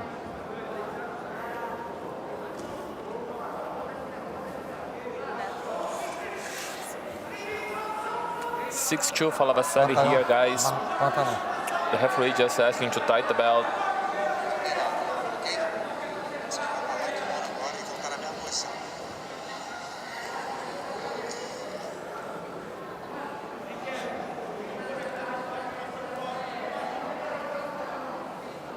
Lavaselli looks like he's Mais forte.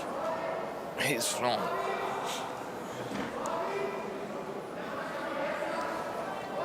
Nova União International. And King Cuervo from Grace, Colombia. Pegada na pantalão. Você também. Aqui. Esse aqui.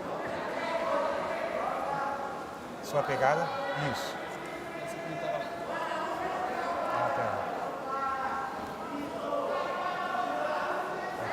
Prepara. Fight. The referee just restart the fight. King Cuervo need to work on the sweep and something more, because the score right now is 6-2 for Lavaselli. He set up a lapel guard, uses a lapel. Lavaselli don't give him any space. He places his leg and his hip away from Cuervo to avoid that. He got his light knee right now with underhook. It's a complicated, also with the cross face.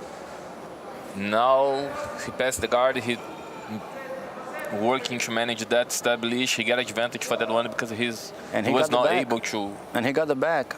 Now he got the back, 4 points. He's way ahead on the score with 30 seconds to finish. Really hard situation for Cuervo. He got the body triangle. And we have 15 seconds left, guys. So probably Lavaselli is gonna go forward for the final for the third place. Stop. There we go, Lavaselli for the win. Vai lá primeiro. And he advances. He advances for the final on the decision of the third place.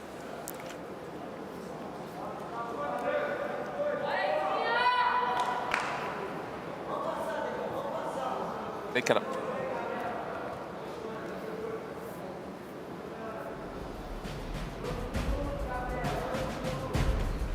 Pablo Lavaselli for the win. So he take a place for the third place final. So he's gonna waiting for Haider Abbas and Aspen. Our next match now, it's Wesley Santos from Allianz versus Valmecir Jr.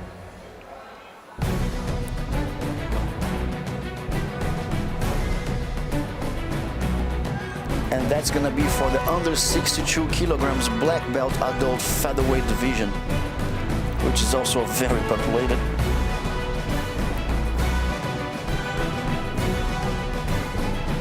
Wesley Santos from Allianz, Valmecir Jr. from Palm Sports team.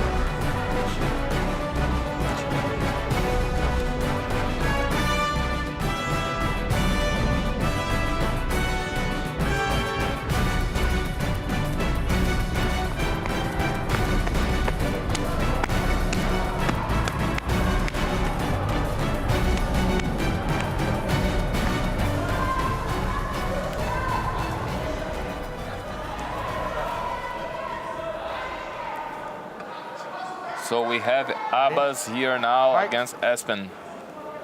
Oh yeah, that's keep on the decision for the third place. I said it was gonna be the 69 kilograms, but no, we're gonna back to the third place decision for.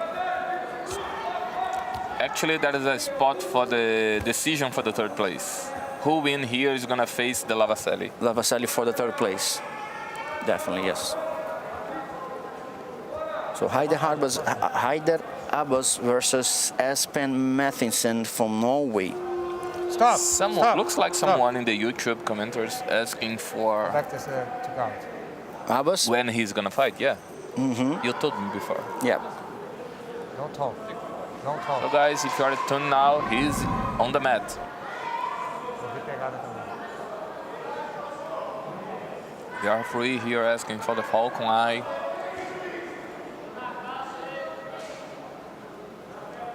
Pra mim também. Vai voltar ele fazendo guarda aberta, né?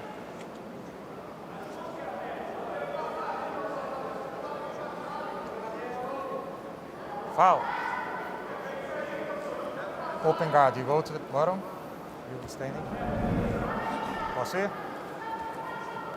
It's very nice to hear the referee just called for the Falcon Eye and he got it one illegal grip and that is analyzed someone get a illegal grip and he give a penalty for. So Mathinsen held the kimonos, the opponent's kimono on the wrong way with his hand inside, and that gives him a penalty. He cannot do that. Abbas was ahead. Mathinsen just equaled the game, doing 1 point.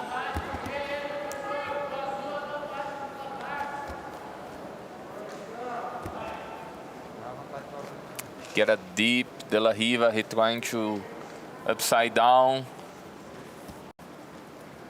Scramble to the back, looks like he will guard that. He's trying to establish the position.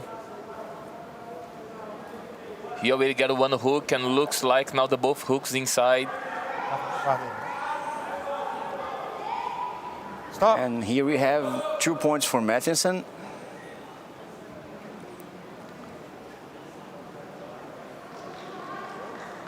Let's see what the referee.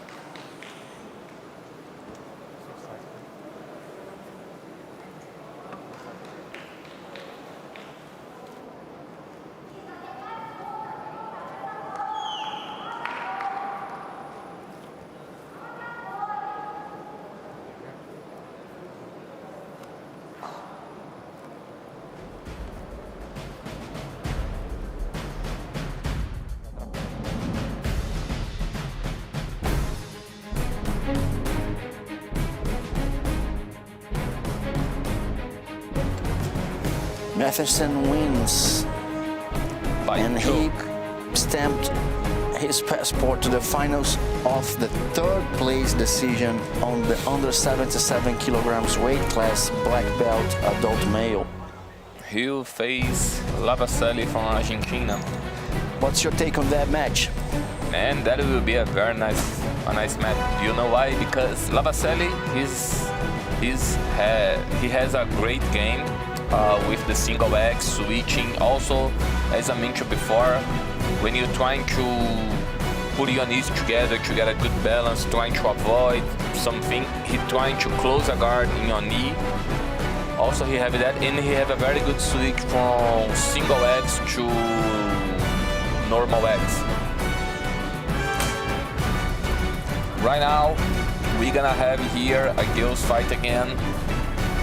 Tainara Diaz and Yara Nascimento from the brown and black adults.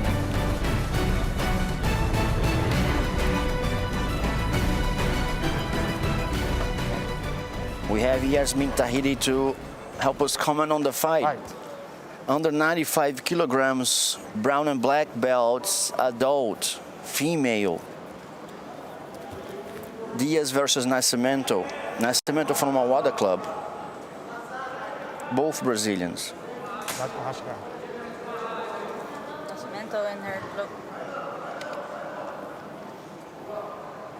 Nascimento here in her close guard.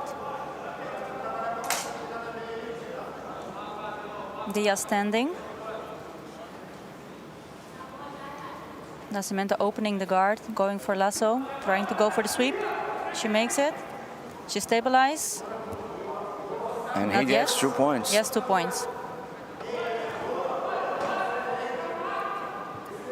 That makes Nascimento 2 points ahead in the beginning of the fight. Now it's Diaz's turns to work.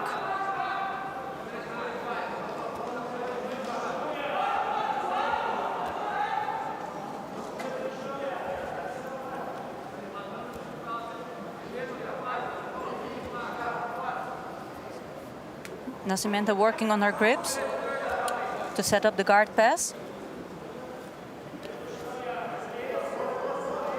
Meanwhile, Diaz is trying to get her off her balance.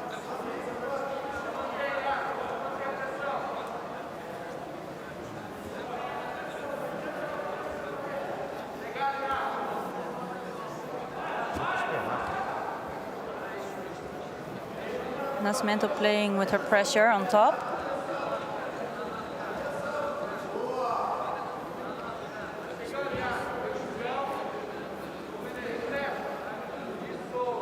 Trying to smash Diaz's legs.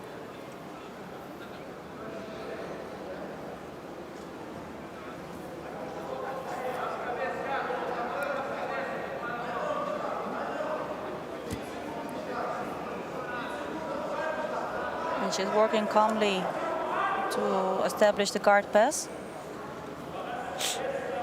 Taking her time.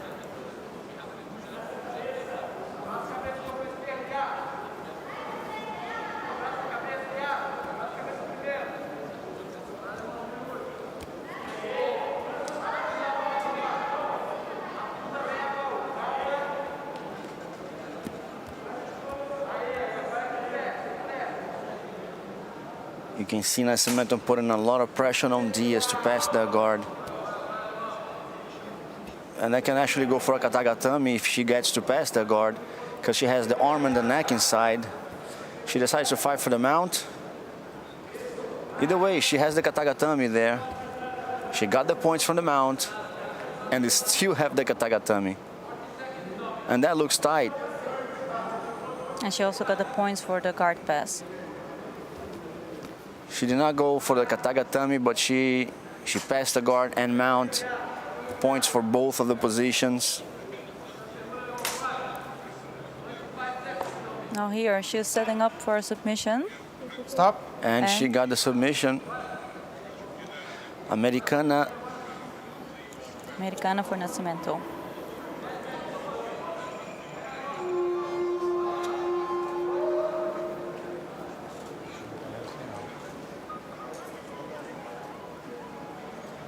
on our YouTube channel. If you follow the AGP channel, you're gonna watch the fights. You can interact with us. A shout out for the ZR team Alagoas.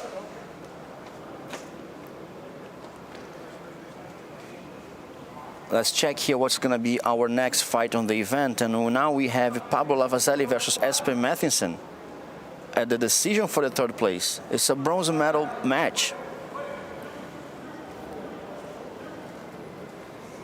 Very solid fight. And a win for Nascimento.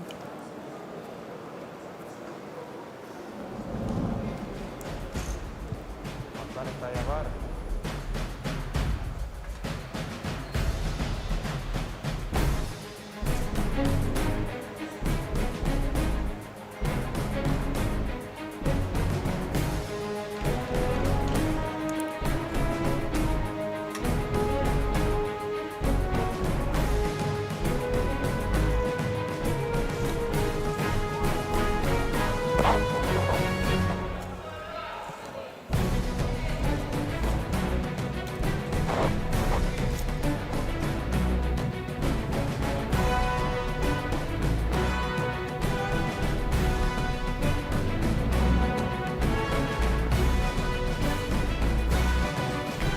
Wesley Santos versus Falsamir Jr., both from Brazil, featherweight, under 62 kilograms, black belt.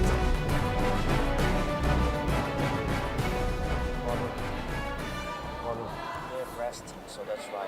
Fight. Lavazelli just fought. That's why they put this fight. This fight was in another mat. They just put it there. We have Santos from Brazil and Junior. Junior in the blue kimono, Santos in the white kimono.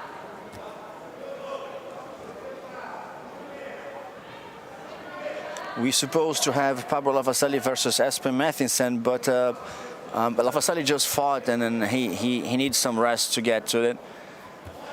So we can see Santos placing trying to place an omoplata. He goes back amazingly. How he swings his hip back to the full guard, amazing. Gorgeous.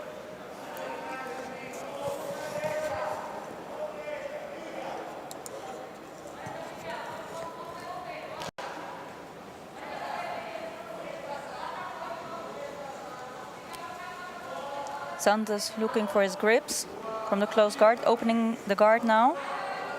Maybe going for a triangle setup. Over here, keeping the distance. Santos with these long legs, he places a lot of danger. He either goes for a submission on the omoplata or he either goes for a triangle. The way he places his hip up when he gets a full guard, it's really dangerous for his opponent.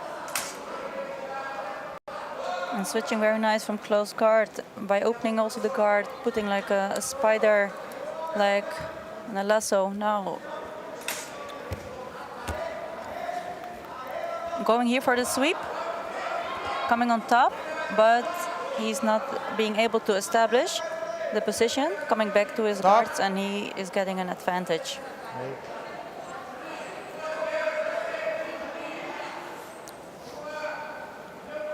Advantage for Santos.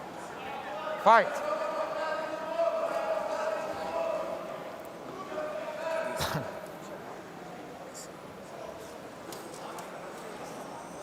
Santos managing the distance nicely. Junior trying here to set up a guard pass.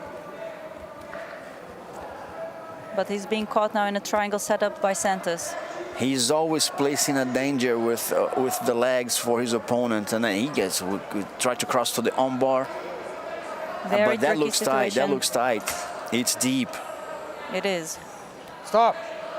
And he tapped. Victory for Santos. Santos for the win, advancing on the bracket. Troca de lugar.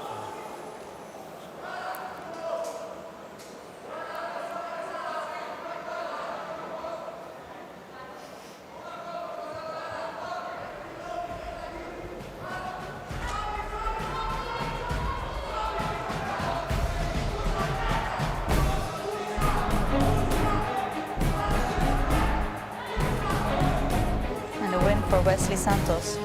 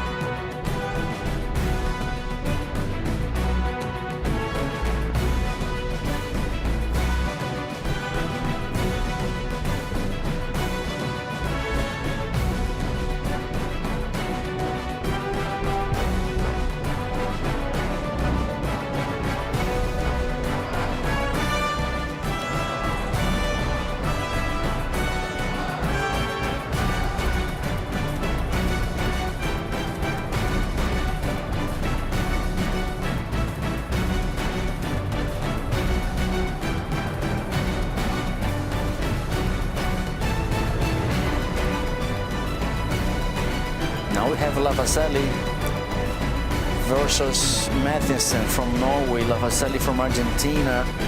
That's the decision for the third place. Yasmin, I was talking yesterday, and for the people today, what is the taste of the third place on the podium versus the second place? Oh no, third place is lower than the second place. Right. That's math. Done. But what does it feel to get to the third place and the difference for the second place? You know, Christopher, like bronze is just like so much sweeter than silver, isn't it? It is. Because you win your way there. And the second place, you lost the first. Right. So right there on the podium, you can see the second place faces. It's a bummer for him. While the third place, he fought his way there. So that's a different taste. So we see here Matheson standing in a blue gi.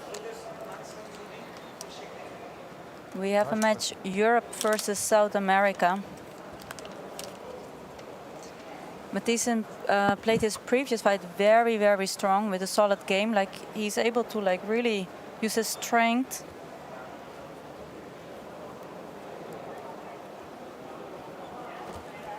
Trying here to control Lavaselli's legs.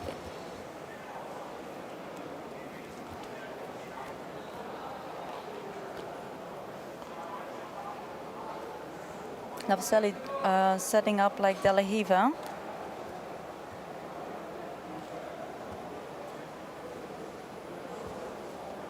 But Matheson playing really nice with his legs to remain his balance.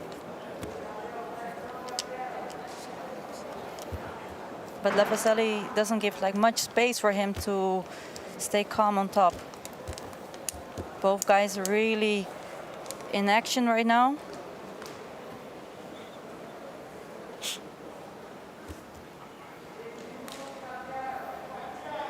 Trying to go for bronze.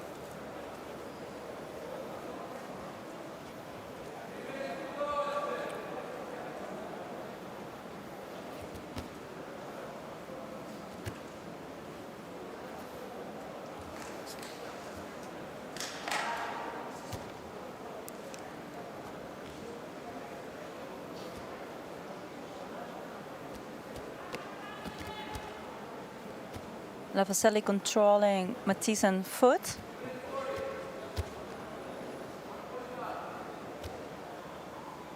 Matheson remaining his balance from top.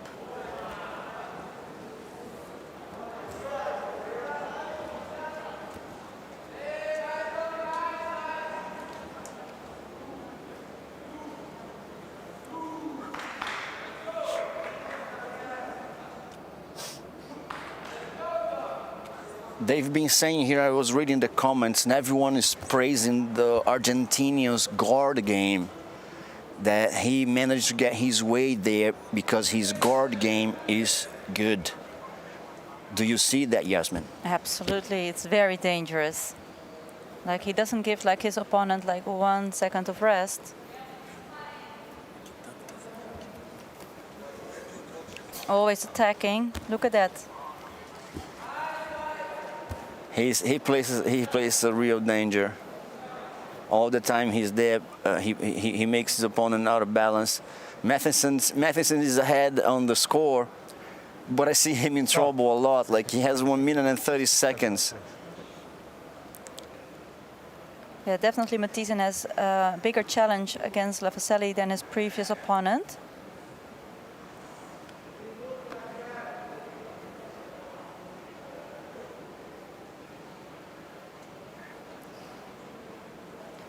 One and a half minute remaining. Mathisen with 1 point ahead. Go up on your knee. These knee. Now you go up on your knee. Yeah. Ready? Fight. Let's see how much pressure can Lafaselli put on Mathisen from under there to get. If he gets the sweep, it's gonna be 2 points, and he can hold that thing down. He can hold the fight down to the end.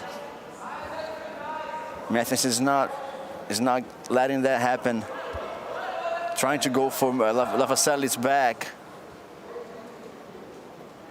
But Lafaselli's hip looks like screwed on the mat. He could not lift it up.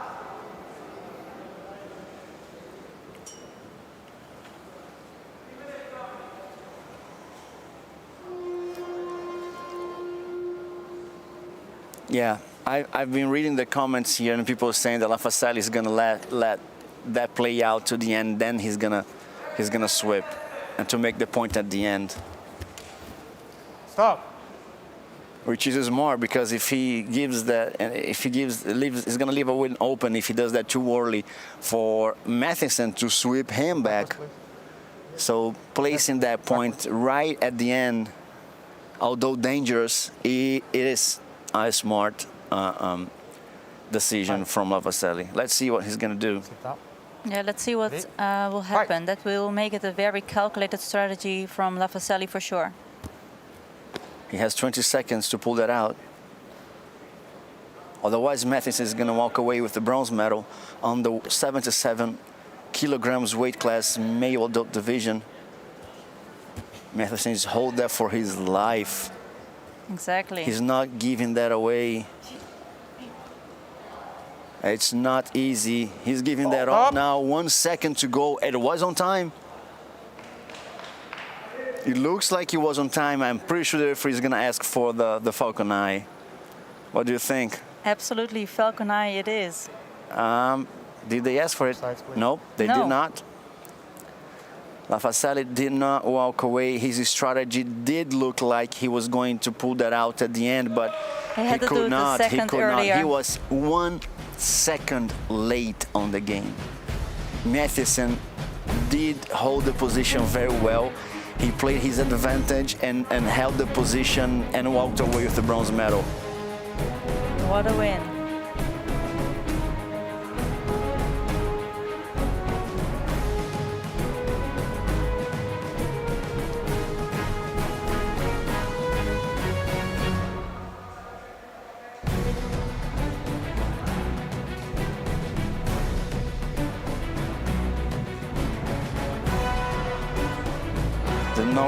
The Norwegian fighter had his stance so well, held his stance for well, avoiding the attacks from the Argentinian fighter, and then for sure that was the key. It was the balance. It was how well he held his position on top, which is pretty hard because the guard game from Lafaselli was right on top. That proves the balance of Mathisen, how good it is.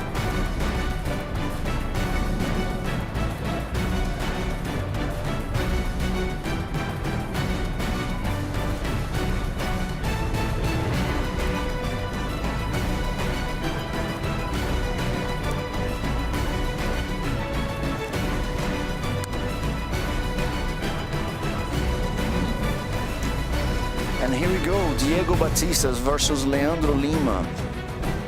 Both from Brazil, black belt, adult featherweight under 62 kilograms.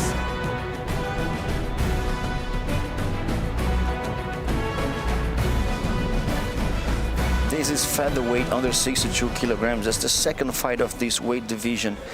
Diego Batistas versus Leandro Lima. Fight.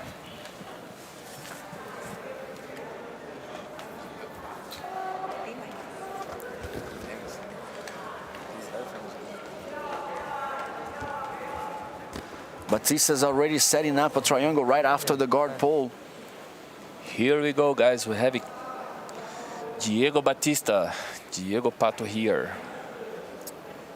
His nickname, guys.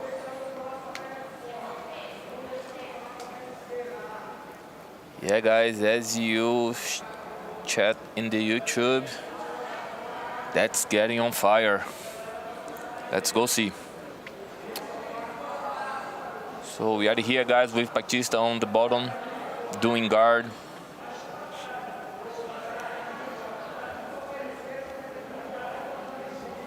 We have Diego Batista here, guys, from Cicero Costa, and Leandro Lima by Awarda Club.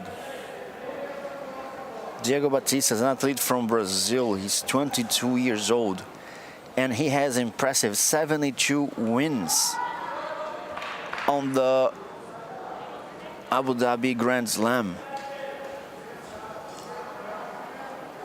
He's one of the top of the fighters in Jiu-Jitsu. He's very famous.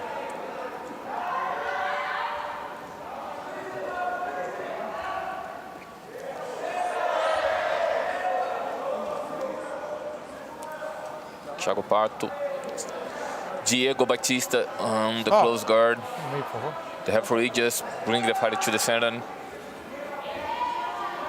Probably the referee is gonna call for action. Minha posição. Prepara. Fight. Restart the fight. Looks like Diego looks to trap the arm.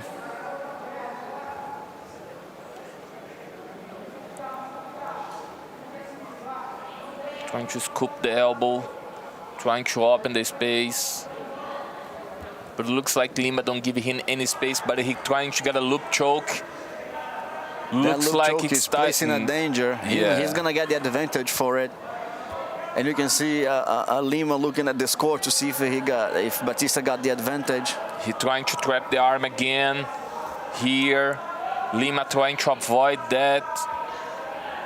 He must twist the hip to get to the armbar. And he get a beautiful transition for the armbar. That's what he did. It's right there. It's locked in. It's locked in. Lima is in trouble It's right tight, now. man. Batista Lima smartly placed that armbar. Lima need to manage the situation right now. Also, you can see now Diego Batista just trying to control the other arm, and he can also switch for other position.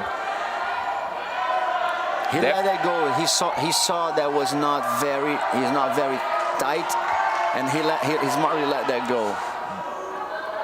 Lima is sneaking in to see if he can pass the guard by just sliding his way inside.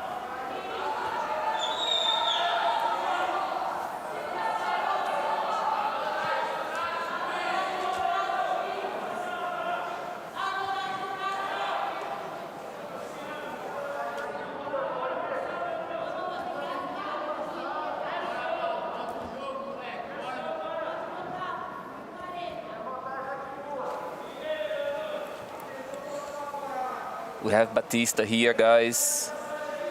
He got 2 beautiful attacks. A tight one on bar. Lima managed to escape the position very well. Stop. The referee stopped the fight. Duas pegadas na manga. Você vai arrumar Just check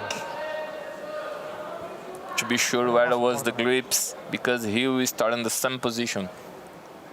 20 segundos. The referee just analyzed 20 seconds for both of them to fix their kimono. As we saw yesterday, guys, if you cannot tighten your belt on the time, you're gonna get penalized for that. So, as we say before, when you get a penalty, it's just a point for your opponent. Fight. He restarted the fight. We have a little bit more than 60 seconds left for the end of the fight.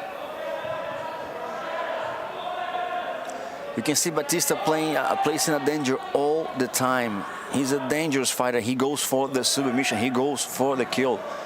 As we said before, I said, there's going lasso guard to see if he can do something.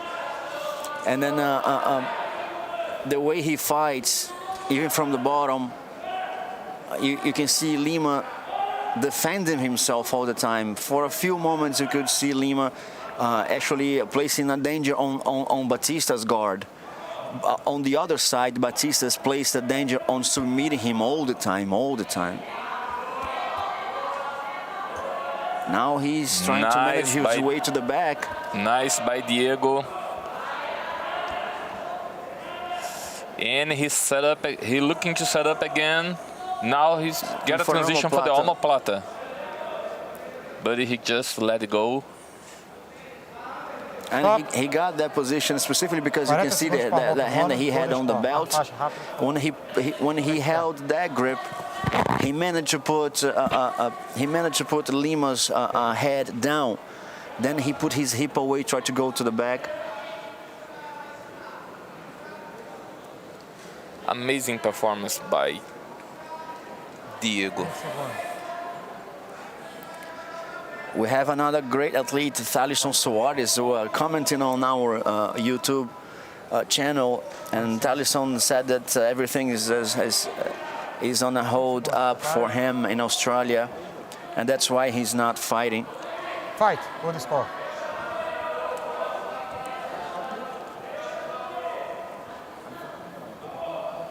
Thank you so much, guys, for everybody. Stay tuned with us here in YouTube. It's a pleasure, guys, to be here with you.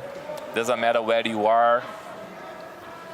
Thank you so much, and stay tuned with us, guys. We have a great fighters coming. We also have Ana Rodriguez today. She's a great fighter. I believe a lot of people waiting for the fight. Lapela pra fora. Lapela pra fora. Segura aqui. De pé, de pé. Here we go, guys. Very close to the end of the fight. It's 0-0. The referee asking to adjust the time. He said the time need to increase the time. Fight.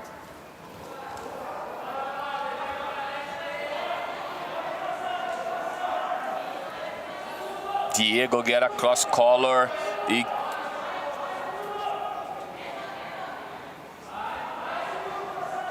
Looks like Lima now working on the pass. He's very close, no spacing for Diego. Stop. And time out, over. Guys. Time is over. A lot of people cheering for Pato.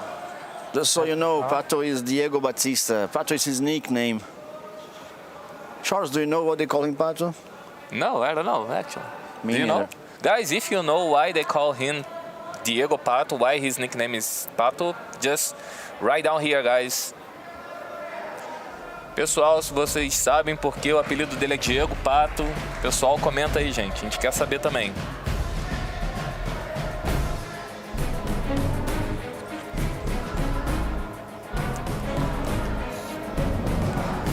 Let's see what's the referee decision. Diego Pato advance, guys.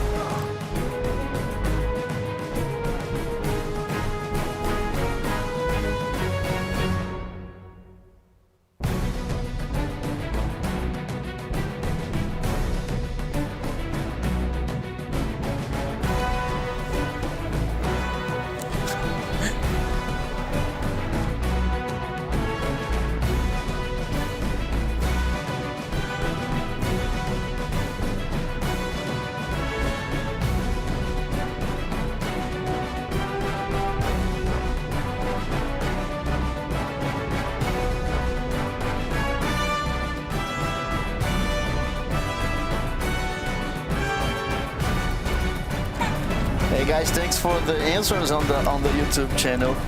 Obrigado pela resposta aí, mas a gente não vai falar aqui porque que o nome dele é Pato, né? Mas tá bom. Eu tô lendo tudo, valeu. So guys, Diego Batista advances on the bracket, and as I was speaking, Charles, and That's amazing because Diego placed a danger all the time. Although it was 0 on the score, I could see Diego placing a real danger. For a few times, you could see Leandro Lima advancing towards to pass his guard, but the danger of getting a submission from Diego was so high that he did not go through it. But Leandro Lima also fought very well.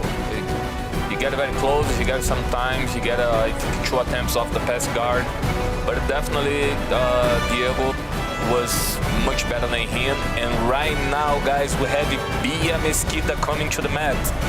So she's one of the Abu Dhabi World Pro Champion before, so stay tuned here. Yasmin coming to comment that fight, guys. Stay tuned.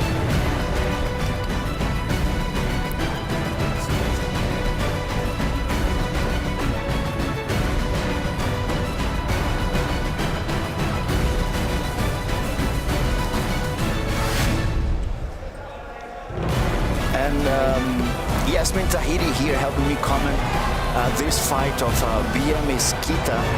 Yeah, very promising, exciting match right now coming up from these both ladies.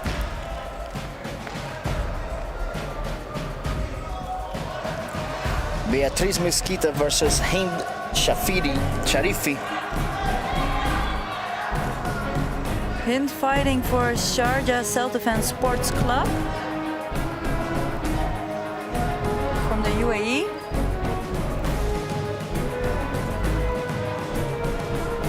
She's excited. Beatriz is very focused on her opponent.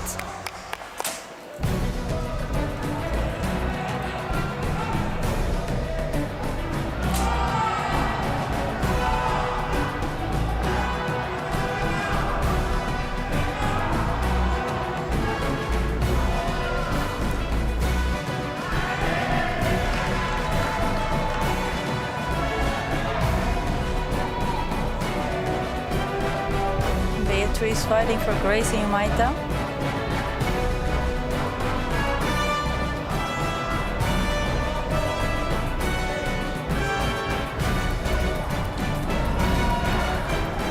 There we go, Hind versus Beatriz. Lightweight division, under 62 kilograms. Hind is from Morocco. Beatriz Mesquita from Brazil. That is for the lightweight under 62 kilograms female brown and black belt. Stop. Fix your trousers, your belt. Make the trousers off. Very tight. The referee asking to tie the belt for Hind. Fight. It's always nice to watch Beatriz Mesquita fighting, and she always places a real threat on the weight class, and there's always a match to watch. There's always a name to keep an eye on. And she just Doesn't pulled matter for who her guard. she fights against. Going immediately for a sweep.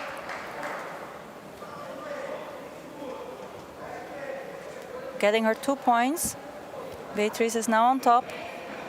And Sharifi needs to work now from her guard.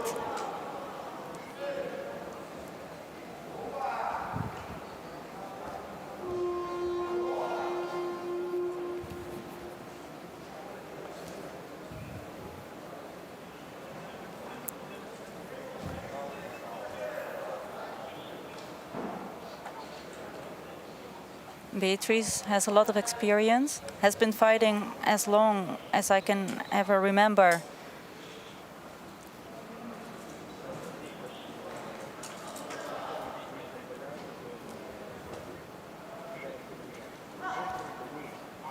Stop. Don't move. Just put your feet up. The referee freeing Hind's Ready? foot. Fight.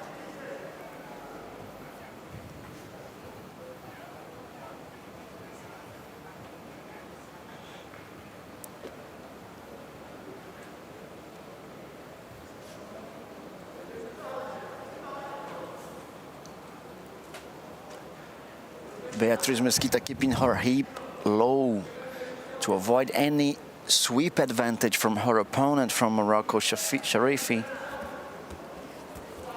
She advanced forward, trying to pass the guard.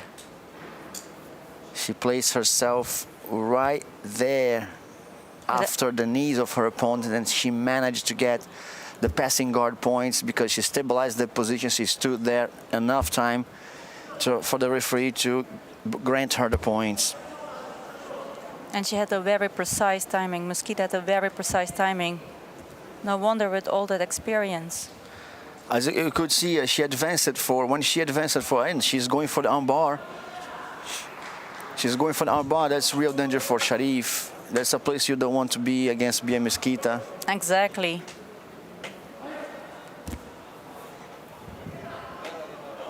She's making Bia work for it. She stretches and Sharif taps out. 5-0 Bia Mesquita, but that didn't matter because she got the submission. She advances on the bracket.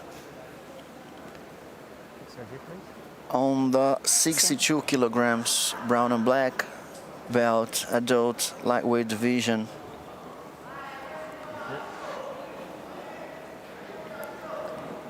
Win by Beatriz Mesquita by submission armbar.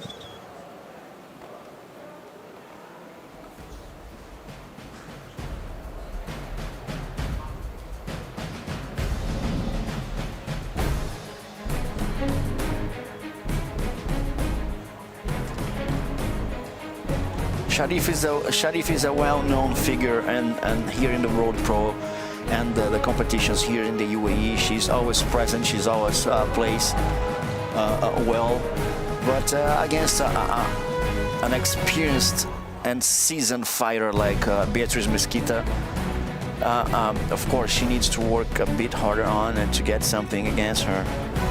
Absolutely. Beatriz Mesquita from Grace to Maita.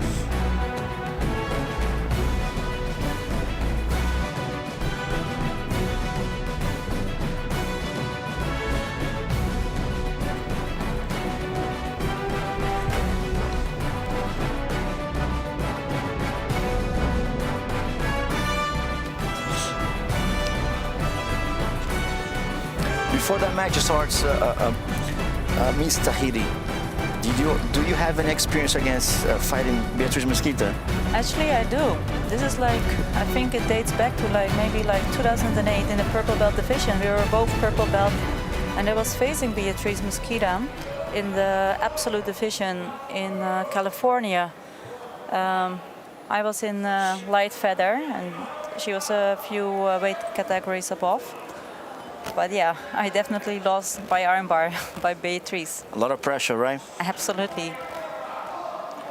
And we have now Iago George versus Pablo Dutra. Pablo Dutra from the Banias Jiu-Jitsu Club and Iago George from Cicero Costa.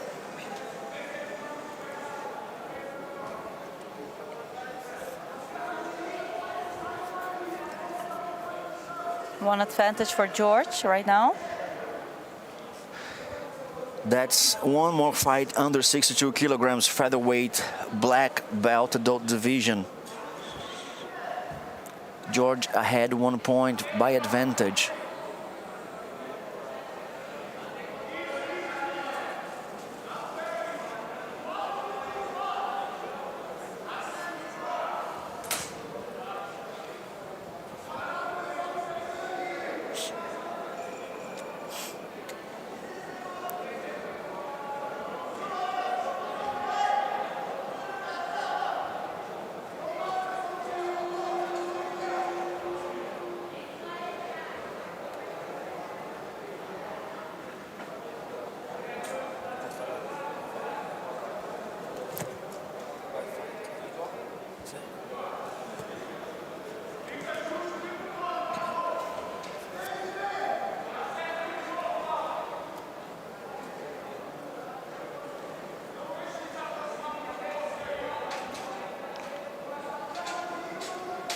Action! Action! Referee calls for action as both athletes are not much inactivity, although you could see some exchanges, but they represent danger to none of them. So The referee sees that and smartly asks for action. Now they both, as he could see the athlete getting up, he pulled back the action call. And Dutra is trying to come up.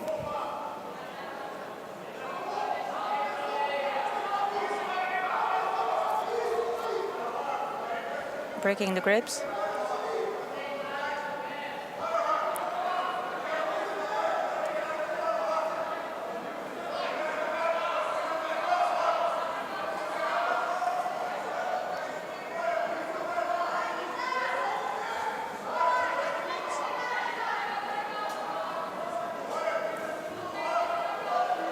Under 62 kilograms, it's a competitive, very competitive weight class. Those guys are very agile. They move a lot. If you blink, you can miss a movement. Sometimes you just look at the score, and then when you see, they have done a lot. And 1 minute and 40 seconds to go. They are both competing on this guard game, up and down, not pointing to any of them, but you can see there's a lot of grip fighting there, So sometimes you can only just look at the score and wait for great action, but this, when you are there, this grip fight is really important, because if one of them loses the grip fight, the other is going to score the point, and if you score the point, that's going to be it. At the high level, at the level that these guys are, is so high that the 1-2 points difference is way too much to stay behind, and you don't want to be there against high-level guys like them.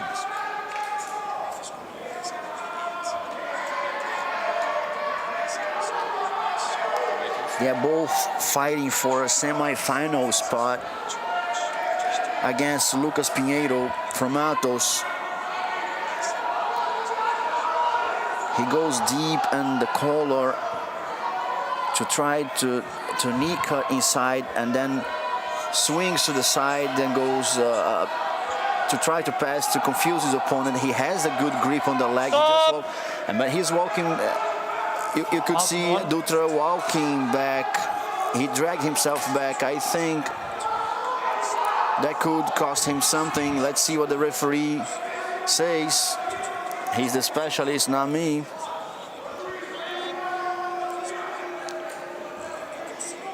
George is 1 point ahead from one advantage he got early on the match. Fight. The free start is a normal procedure from the fight.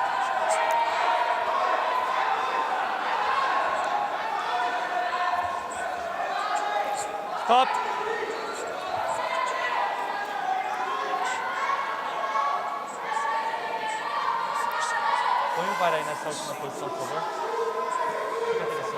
The referee asking the help of the Falcon Eye, because I think he's gonna discuss that with the Falcon Eye against the advantage of exactly the takedown attempt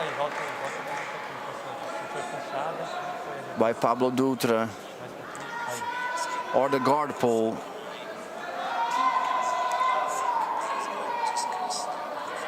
Or if he considers a double pull guard pull and then the other athletes getting up. That's a hard decision. Referee Sada Kumori is smartly asked the help for the...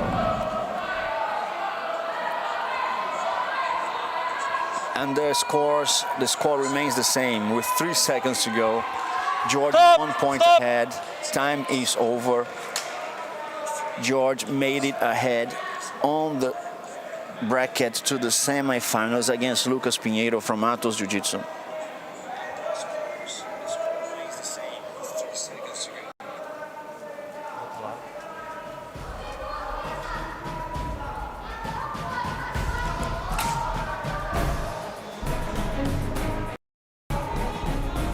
We have again Wesley Santos versus Diego Batista. Not again, we have next Wesley Santos versus Diego Batista, which is the other side of the bracket of the semifinals on this under 62 kilograms weight class, black belt adult category.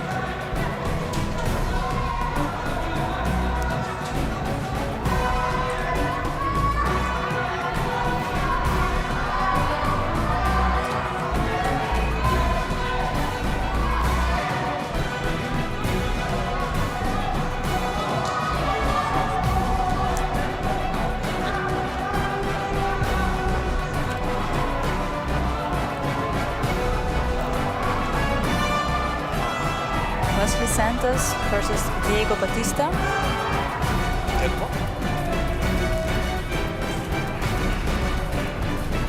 Featherweight, black belt adult.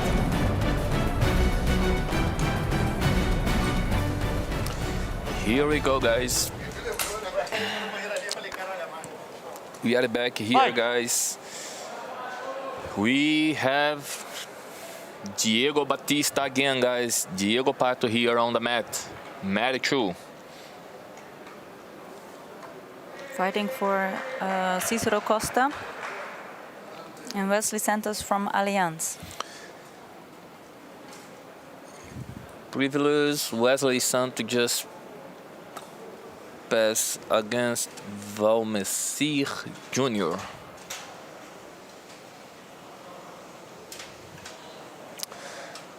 We have Diego here on the bottom, doing guard with lasso, spider guard. Now he switch, he just control the leg. Vantagem de vermelho. Santos getting here an advantage. What was this event for? For double pull? I believe so. It's very common for this division, guys. The guys prefer to play guard.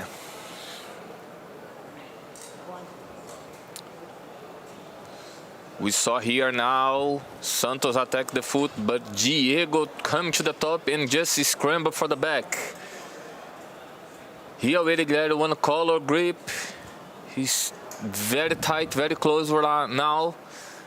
He's trying to control Santos' hands because Santos trying to avoid the hooks, trying to get some space. And Batista meanwhile threatening with a choke. Santos managed very well. He's trying to put his back on the ground. That's one of the way to escape from the back.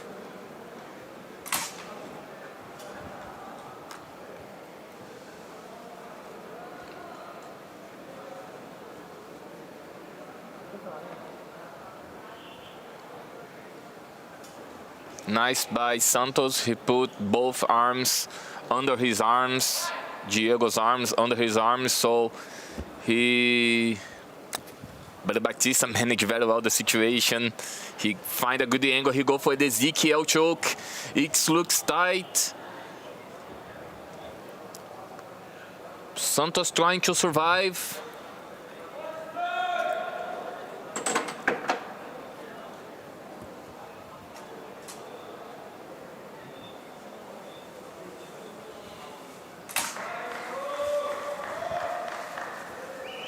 We are closing to the edge here, guys. Batista's head up in the score for 5-1.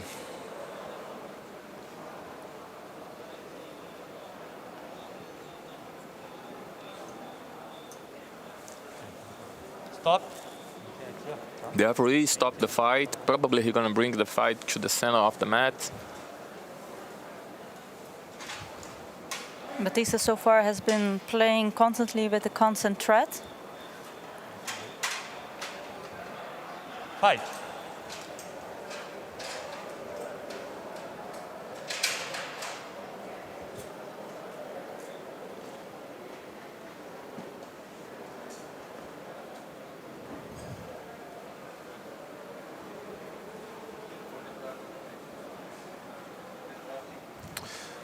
We get one more advantage for Batista.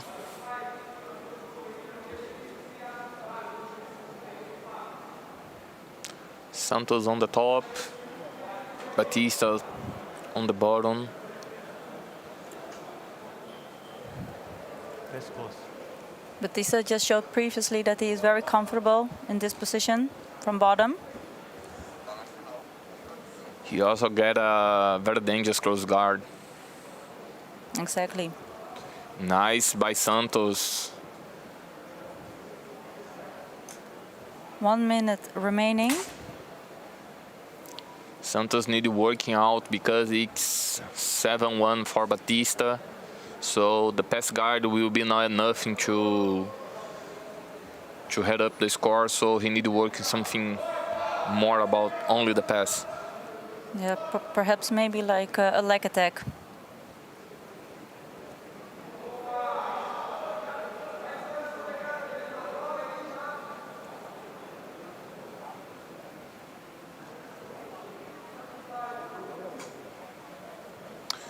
We have 20 seconds left, guys. Batista here on the bottom.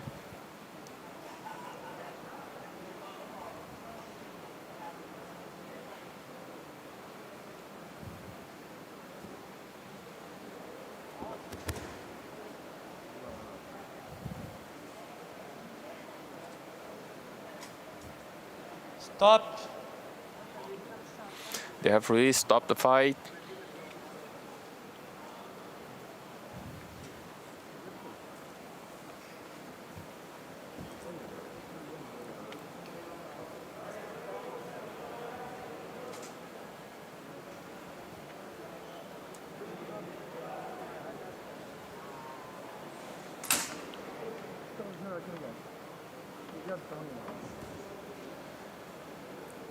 And we have Diego Batista advance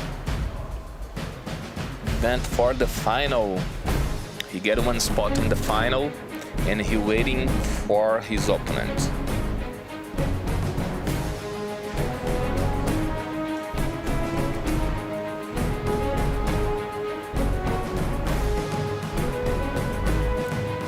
We have here some highlights of the fight. It was a very good fight, guys. With a strong performance by Batista.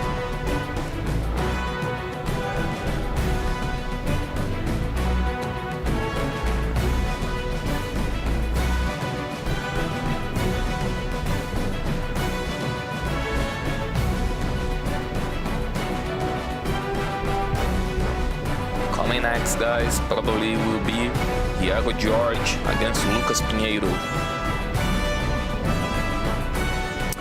Exactly, guys, we have here featherweight under 62, Thiago George against Lucas Pinheiro, both from Brazil, guys. And Thiago George also fighting from Cicero Costa and Lucas Pinheiro from Atos. The referee just called them inside of the mat.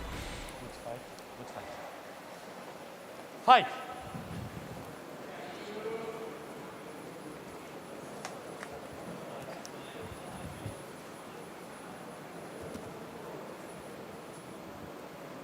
Both athletes get low, close the space.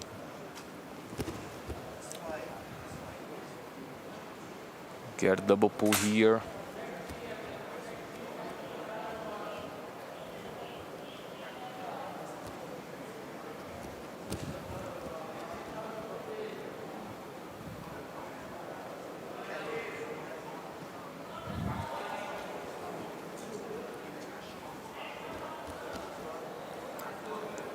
Nice by Lucas. Guys, we have both athletes here with the white kimono, but we have Thiago with the red belt.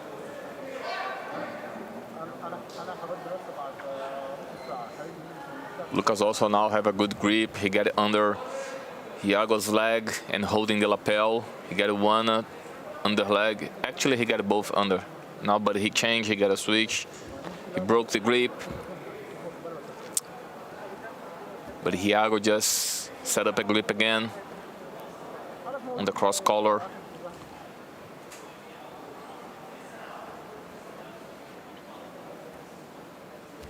Thiago, Lucas just trying to stay close, no space. Looking for his way to find the opening for the guard pass. Also, Thiago trying to get some space to set up his game, what he wants to do. In Lucas Pinheiro going forward into the pass. Putting some pressure. Nice by Thiago. Yeah, he here for got a leg attack. lock. Yeah. Let's go see what the referee will decide here, because actually when we have one submission position, in perfect and in danger, probably the referee is gonna give you 2 points and bring the fight stand again. But let's go see.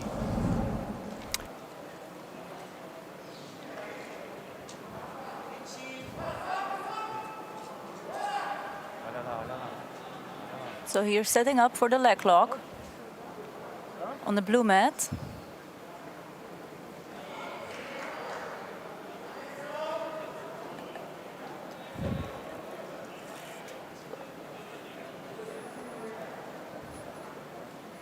What do you think, Charles? It's tight, but it started on the blue, but he gave you the advantage. Right. Fight. So that means 1 point for Hiago. So Hiago head up in the score 1-0 by advantage for the attack.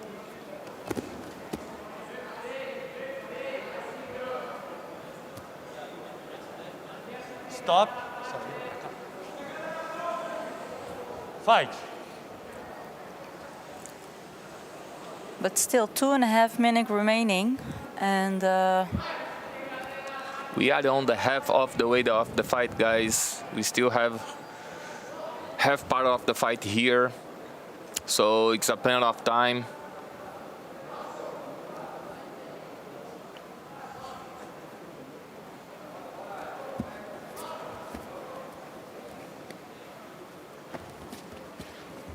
Nice long step by Lucas Stop. Pinheiro.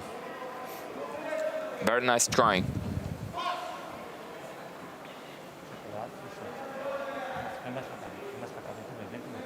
yes, Lucas Pinheiro showing some promising moves to pass George guard.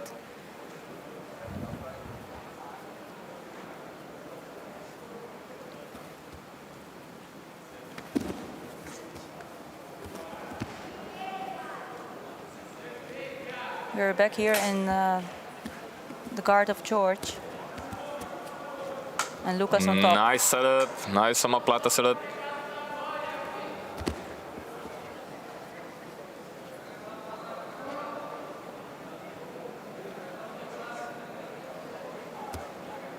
$50-50, guys. George is opening the lapel of Pinheiro. He already grabbed the sleeve, it's very important. When we are here in that situation, the 50-50, guys, it's very normal the guys trying to control the sleeve.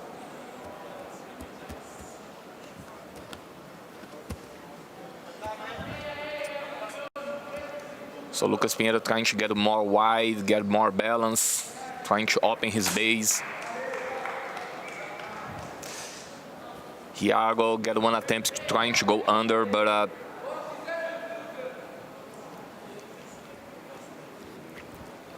and we have 13 seconds left here, guys. So Lucas Pinheiro need to work something out. If he wants to take this fight or take that for the gold score, he needs to score something now. And he's going for that. He's going for the foot lock here.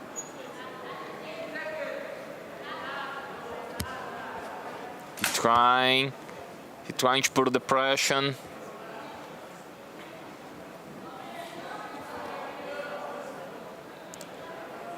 He applied the pressure.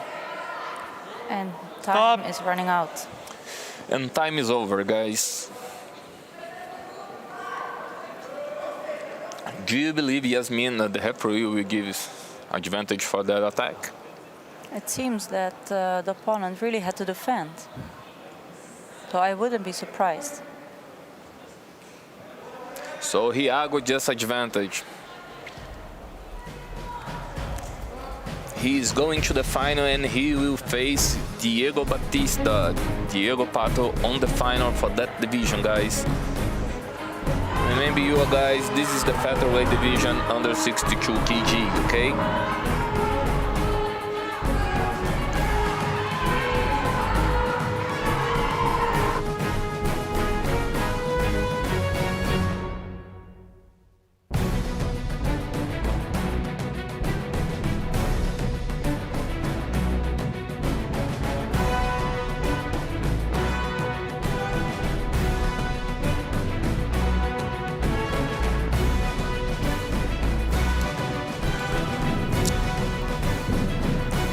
Here, guys, some of the highlights of the fight.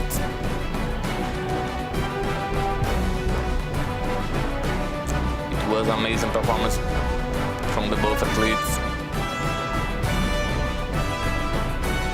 Very exciting match. Probably, guys, coming next we will have Valsamir Jr.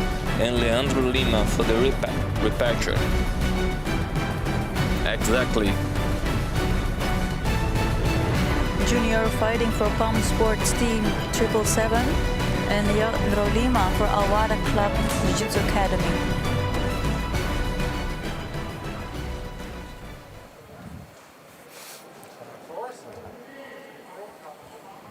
Fight.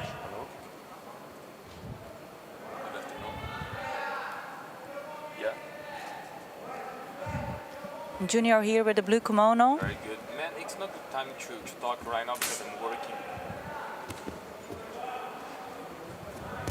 Stop. Stop.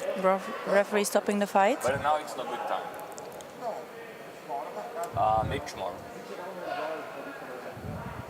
Yeah. Not ali.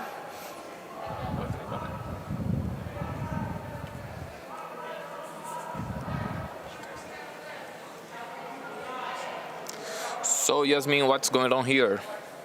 Well, the referee stopped the fight. He's asking now for the Falcon Eye, so let's see.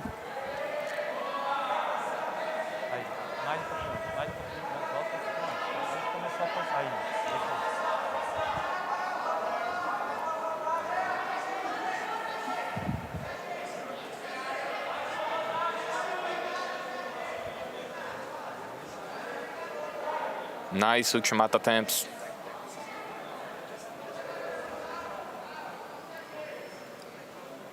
But I think they have really looking for maybe counter-attack from Fight.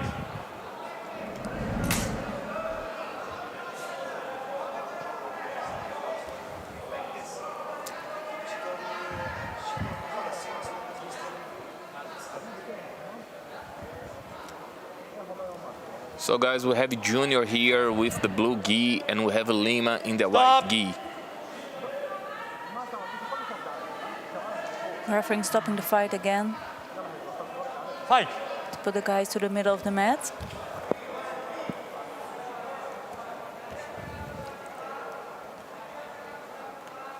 Junior attacking with the leg, going for some nice shoulder throw setup.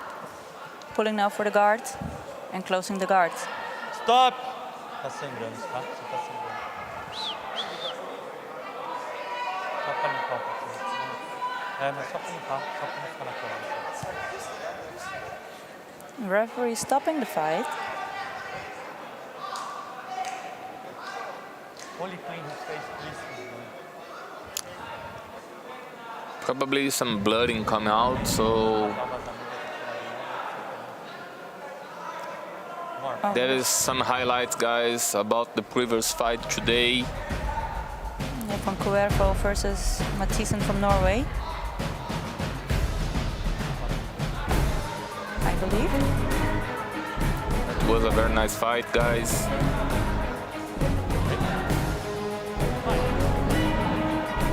And we're back here to the fight. The referee just restart the fight, guys. With one advantage for Lima. Junior here. So Junior here set up the cross grip.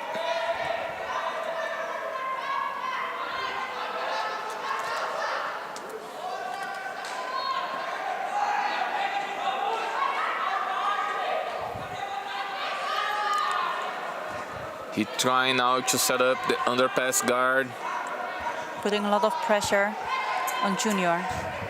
It's a lot of pressure right now. He's trying to keep him flat on the ground because that is his goal, to establish and get a good angle to pass the guard. And Junior is trying to make some space. He's on his way to get that. He's looking now to get a good position to establish that.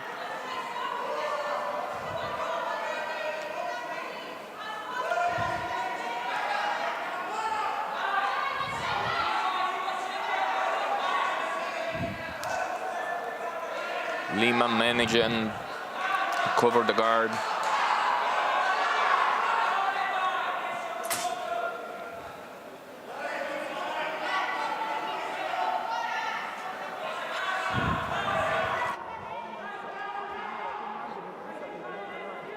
Lima.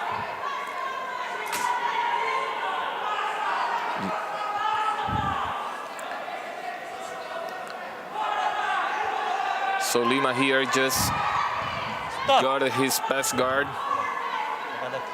And got his 3 points as he established the guard pass and got the side control. Referee bringing the fighters back to the middle. Fight. Back to the side control for Lima. Now it's time for Junior to work. 2.5 minutes remaining.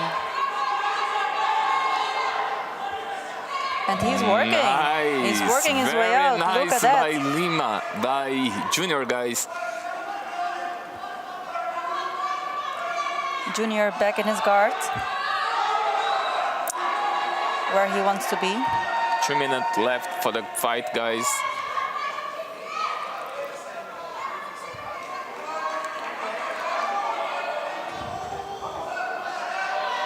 So Junior need to work on the sweeps.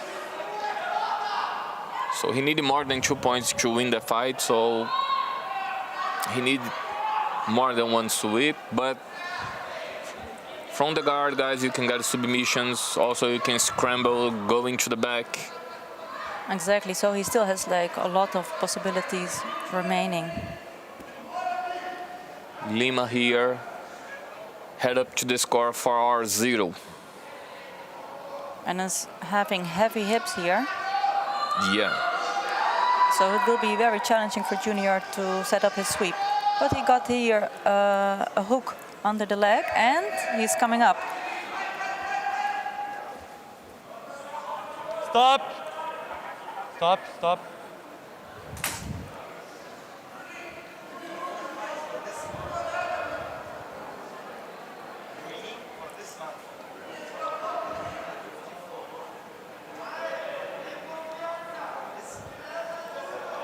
Fight.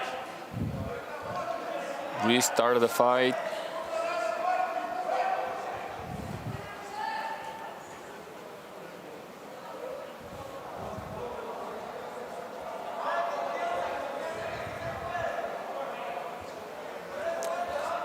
Nice attempts.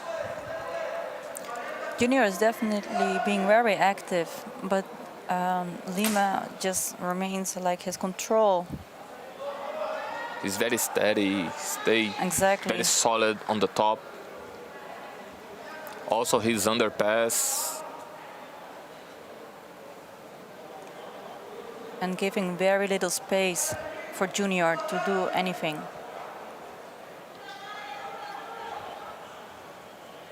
And he's getting his points for the guard pass again. Looks like he got a, oh no, it's not illegal grip because he hold the belt. Stop. The referee just stopped the fight, takes time out. So we have here Leandro Lima going forward, just getting one more step, walking to the third place match.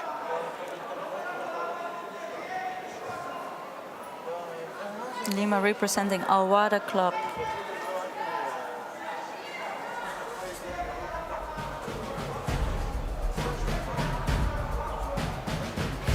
Winner by points, Leandro Lima.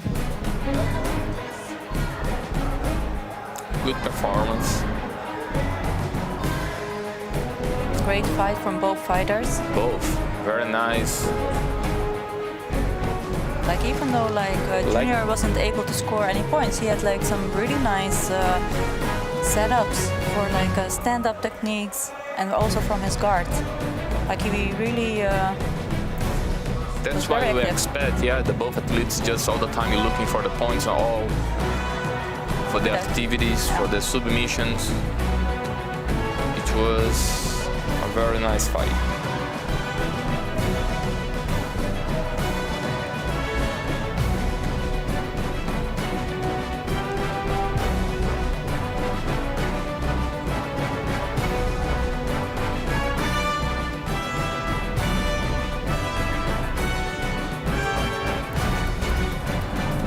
next, guys, probably we're gonna have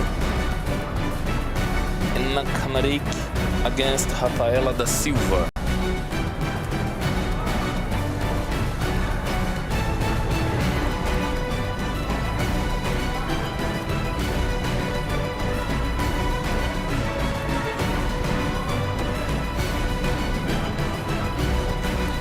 Rafaela Silva from Brazil, fighting for Palm Sports.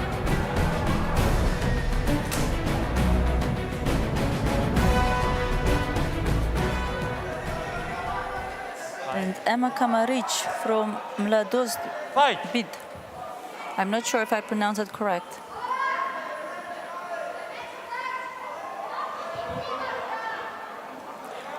We're seeing here Silva in the close guard.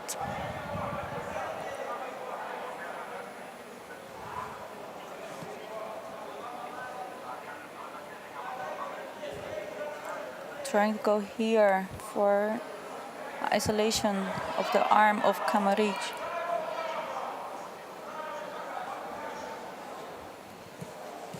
Going for a triangle setup, going for a sweep. Many attempts from her close guard by Silva. Going here for ankle pick sweep. Back in the close guard of Silva.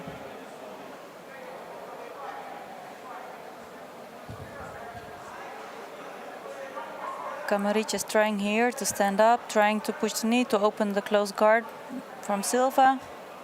Looking for the pass, controlling Silva's legs. Silva having the cross grip. Controlling also the foot of Camaric. Maybe going for the back. And we are back here in Silva's close guard.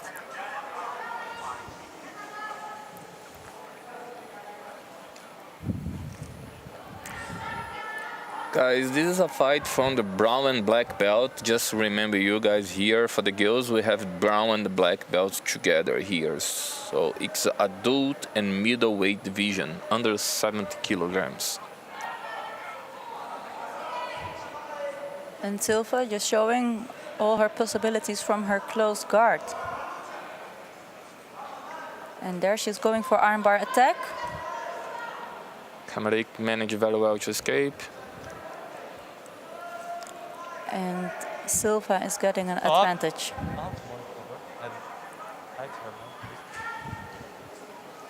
Referee stopping the fight. Já aproveita e joga o seu pra dentro também, por favor.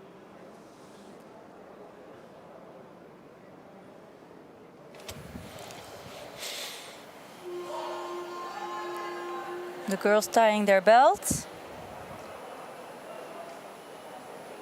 Check, check. Fight! Silva is ahead with 1 point. But still more than 2.5 minutes remaining for this fight.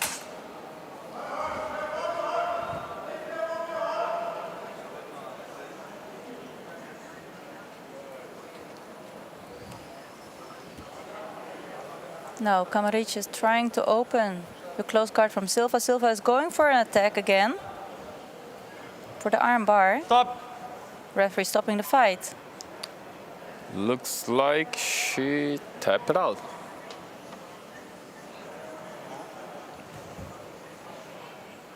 And yeah. Victory declared for the referee for Silva. Rafaela da Silva. And she just got his spot on the final.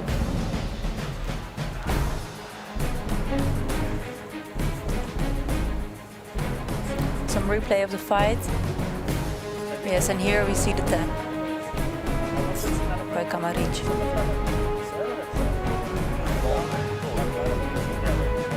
You could clearly see that Silva was attacking a lot from her guard, and she fought quickly for the win by submission. And Camaric is out for the finals.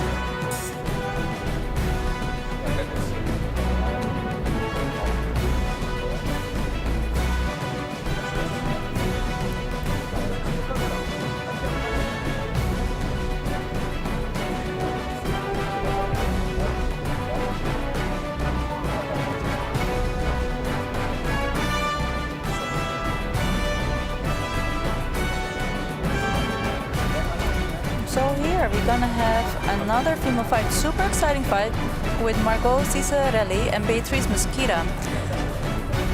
Cicerelli is a very talented fighter with an amazing guard as well.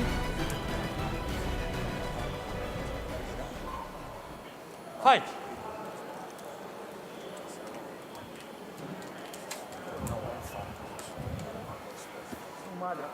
And there, Cicerelli is already going for her guard.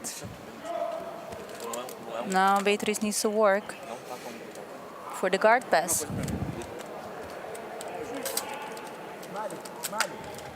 And guys, from the YouTube chat, guys, we have Bia Mesquita again on the mat. And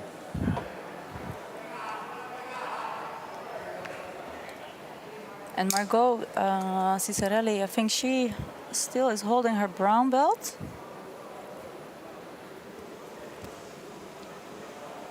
And has a very, very dangerous guard. Fighting for Unity Jiu-Jitsu. Unity Jiu-Jitsu is based in New York, led by Murilo Santana and Miao brothers. So she's coming from a very, very strong team as well. Mesquita coming from Gracie Humaita.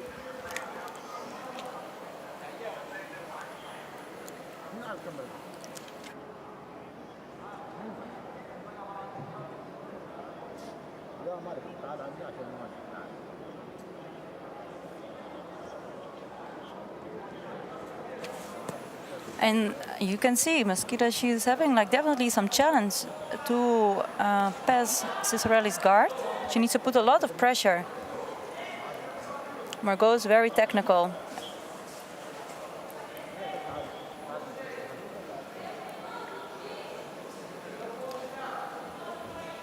it's very nice here to see Bia Mesquita trying to stretch her opponent's leg.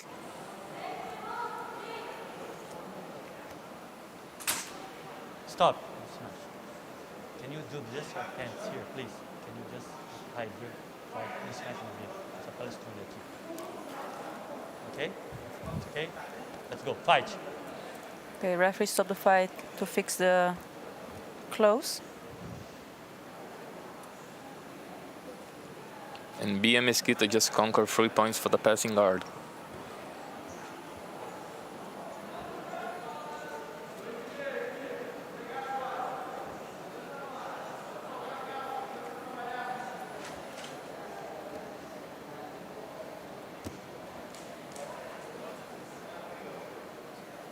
Mesquita having here a lot of pressure here from side control.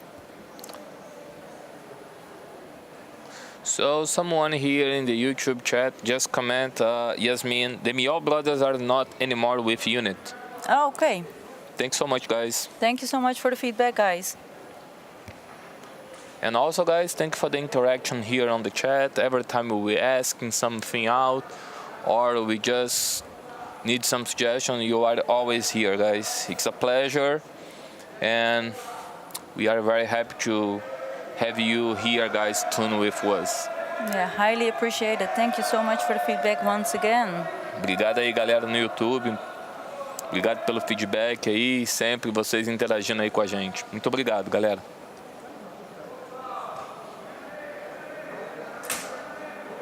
So 1.5 minutes left for this fight. And let's see if Cicerelli will be able to escape from this position. Mesquita, she's on the top in a good control. We can see her leg stepping on her arm. Get a good control. She's going to the north-south.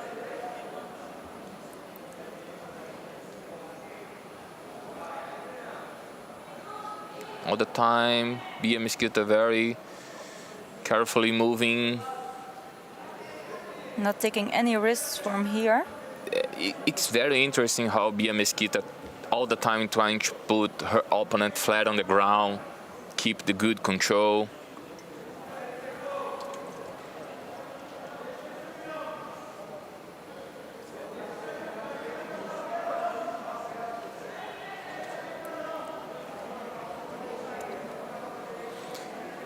So Bia Mesquita, guys, on the top with the white gi, okay? And Cesarelli just on the bottom now.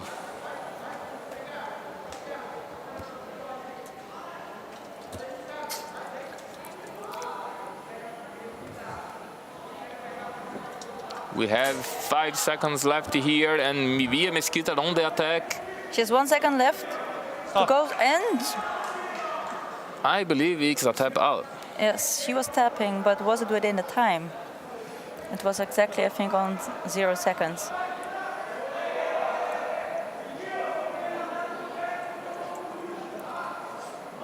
So guys, someone here in the YouTube chat just asking about Mika, if Mikael Galvão is going to fight today. Guys, sorry, he already fought yesterday. Yesterday was the day for the brown belt for the male.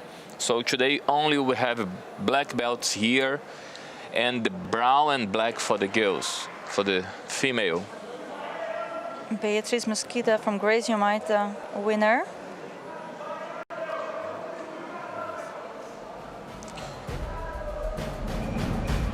Winner declared by the referee, Bia Mesquita.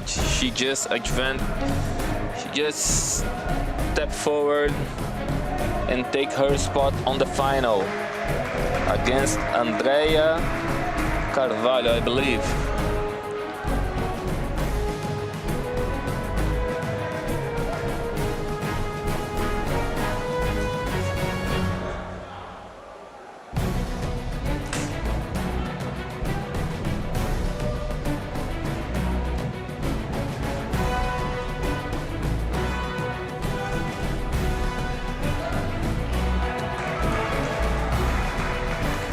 Great fight by the girls.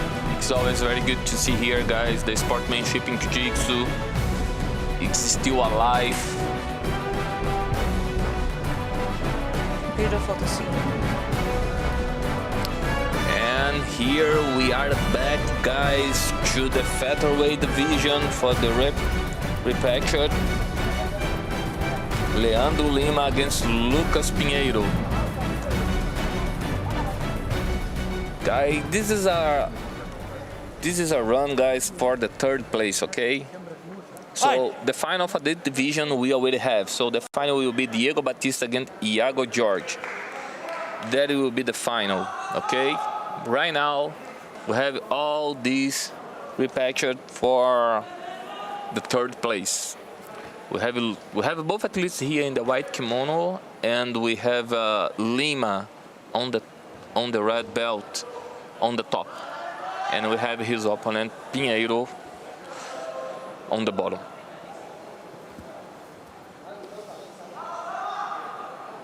It's very nice trap by Lima. He trying to use the lapel to trap the arm. And he go under his opponent and give it to, but very nice trick also for Lima.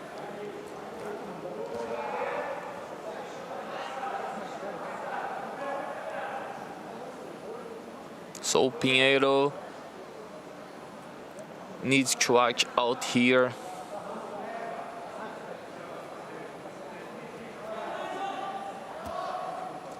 He just let it go and switch for the triangle.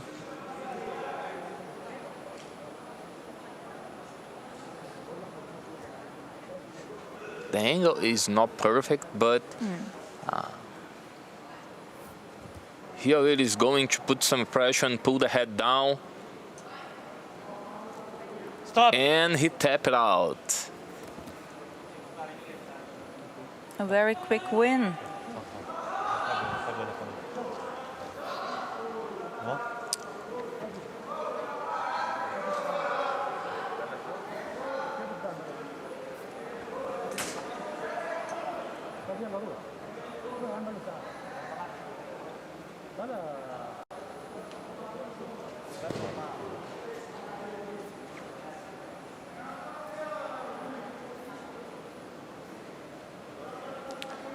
Lucas Pinheiro, he just take his spot on the match for the 3rd place. So he waiting right now for the Pablo Dutra and Wesley Santos fight. who will take the another spot in the third place match.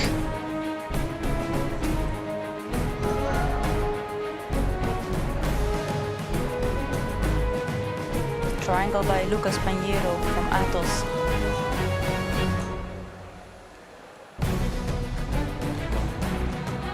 He got a trap on the arm, very nice, and make a transition for the triangle.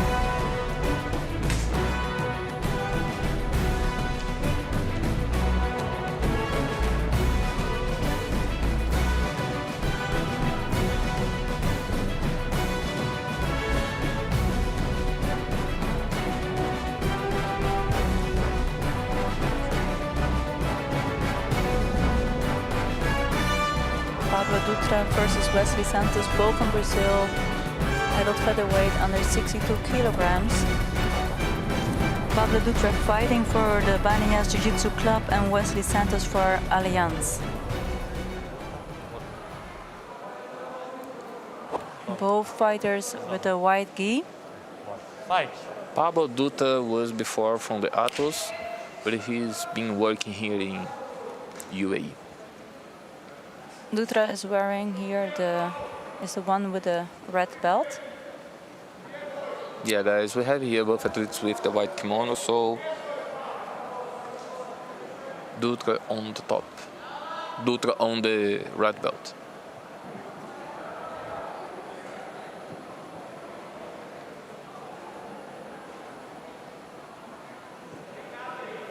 Looks like it's a steam a lock attack, yeah?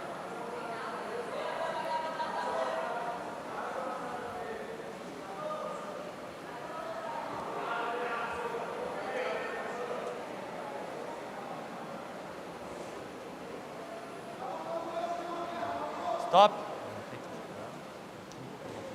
So Santos now on top. Referee stopping the fight.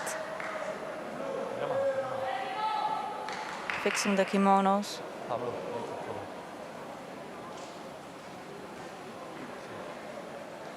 Vou passar. Deixa essa lapela solta para passar por baixo. Baixa, baixa. Isso, pra baixar. Dá uma pegada aqui na frente. Beleza? Fight! We started the fight here. Very nice by Santos. He just escaped from the lapel guard.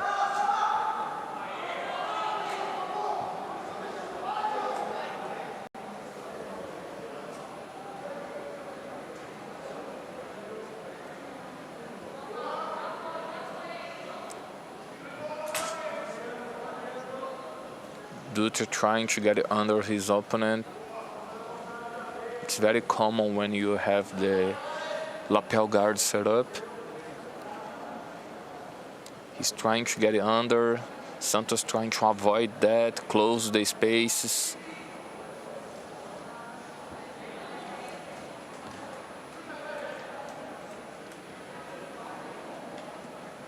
Pablo has been working. Solta aqui, Pablo, arruma você aí. Solta aqui. Tá, então vamos soltar e vamos ver aqui como é que tá. Ó. Consegue voltar nessa posição depois? Consegue? Porque vai ter que amarrar a calça, a bunda tá pra fora. Então amarra. The referee asking Vê só como é que tá de boa? for adjust the kimono. Melhor.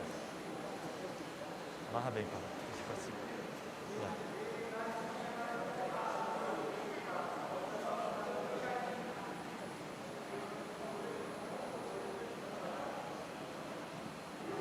Boa. Tá pegada aí? Foi? Fight. Got it back here.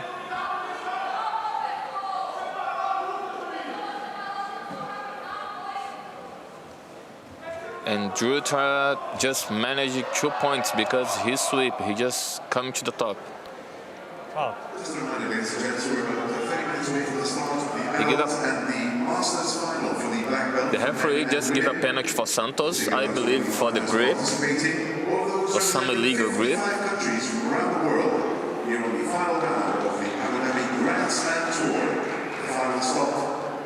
In Abu Dhabi, the capital of Jiu-Jitsu. We're half an hour away from the start. Santos, I believe, is gonna get 2 points now for this week because he managed to come to the top. Exactly. With the trophy presentation for the winners of the various categories of the Abu Dhabi Grand Slam. We have 4 winners.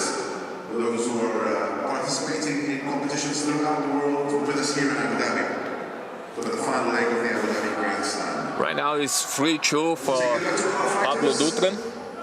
Keep working hard and hopefully we'll And Pablo here again, as we mentioned before, Yasmin, he's trying to set up again the lapel guard. And perhaps tries to spin under. Good luck to you guys, for the men and the women, competing in the adult and the masters, the light belt.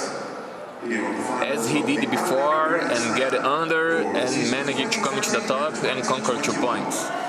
Yeah, he's now trying to create some space with his leg. Much respect and love for all our partners, being with us, of course, throughout the tour. Pushing with his foot against Santos' shoulder to create that space. 90 seconds left, guys. Pablo here working to get it under again. Thank you for keeping everybody safe with the daily testing of COVID-19. Thank you to the Abu Dhabi Sports Council for their magnificent support throughout the year and throughout the season. ADNOC, Palm Sports, International Vision Sports Management. And thank you to Abu Dhabi Sports for the live coverage throughout the day, throughout the tournaments, and at all times. Abu Dhabi Sports, a wonderful team. And thank you Amar, UAE Warriors, Afaq, and Premier Motors. Don't forget to use the hashtag for your comments and photos on social media.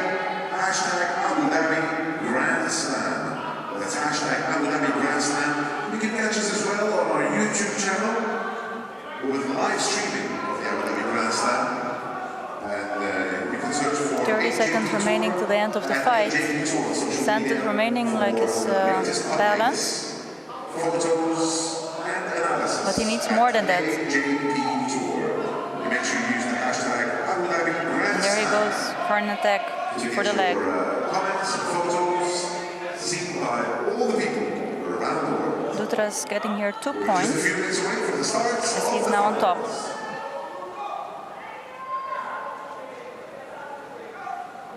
Stop. He gave you 2 points actually for Dutra to trying to get one attack on Pablo's foot, but Ow. he was not able to get it successful, and we have the end of the fight here, and Pablo Dutra will take the first spot on the match for the 3rd place. Actually, we already have the 3rd place match. It will be Lucas Pinheiro against Pablo Dutra for the 3rd place.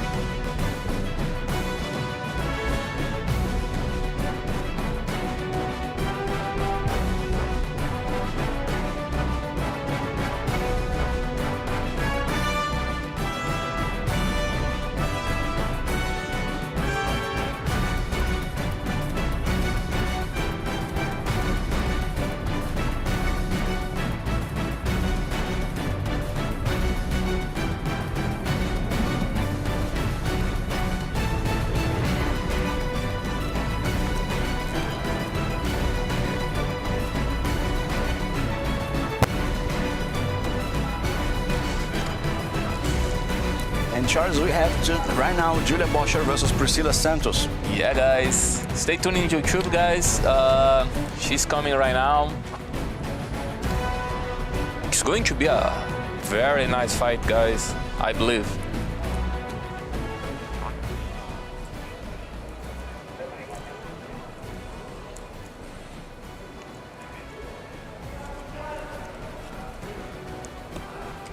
This is under 70 kilograms, brown and black belt adult. That's considered a middleweight for the girls.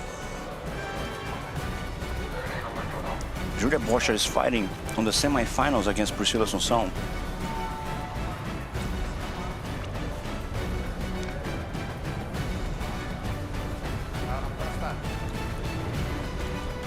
In that division, guys, we have Rafaela da Silva by Palm Sports on the final. She's waiting for the winner of that fight. Lots of expectations for Boscher. Stop. Priscila walked back. We can see the intense from Boscher. Boscher gets the takedown. Let's see if it's going to be valid because it was right on the edge. Bosch is a very strong fighter in this division. Lots of expectation for the results.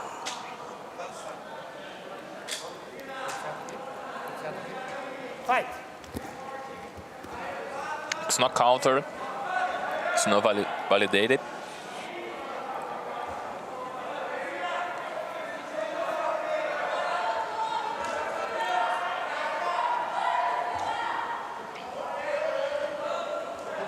Aquilo ali foi ponto, não?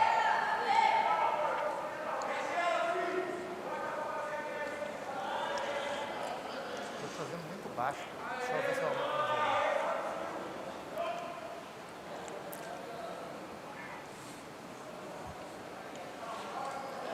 We have Julia here with the cross-face grip. She's trying to get. Não, aquilo ali foi queda, não? There are. But Dos Santos managed very well.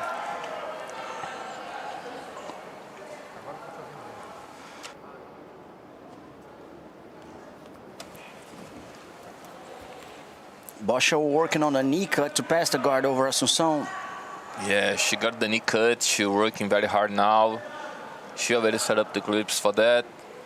We can see the pressure on the shoulder, She's feeling keeping her opponent flat. Priscila is a very good coach here in our Jiu-Jitsu program here in the UAE. Boscher is a well-known athlete, and she's trying to pass the guard. If she manages to get that foot out, which she's trying to do right now, she will get the 3 points for passing the guard.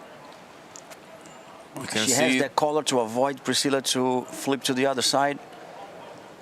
We can see it's a lot of pressure here. Abraço aí pro pessoal de João Pessoa, na Paraíba. People on the comments on our YouTube channel. Get there, give a shout out. Let's go cheer for your athlete. Cheer, What is guys. your name? Cheer for your team, for your favorite athlete. We are reading it all. And thank so much, guys, to stay tuned with us. Stick around. And we still have a lot of good fights today, guys. I'm pretty sure the referee is going to ask for action in a little while. Although Boscher does have a slight advantage because she's trying to pass the guard.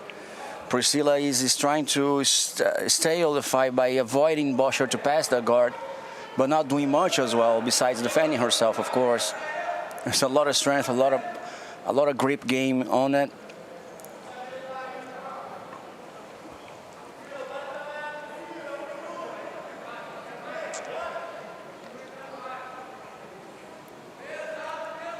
She's going to the reverse half guard.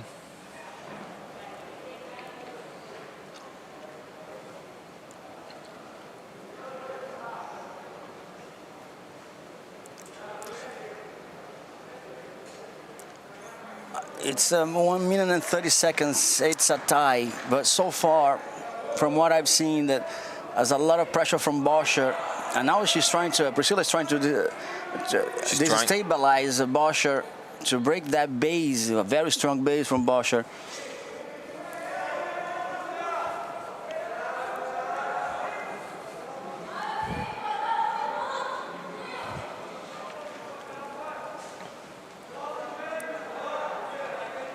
1 minute to go. Bosher apply a lot of pressure, trying to win over Priscilla to tire her out. So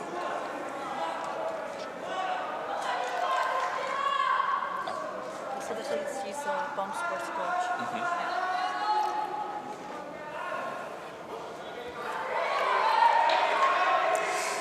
If Priscilla right now gets to do one advantage, 1 point, anything over Bosher, he's gonna be very hard to Bosher to get over the score.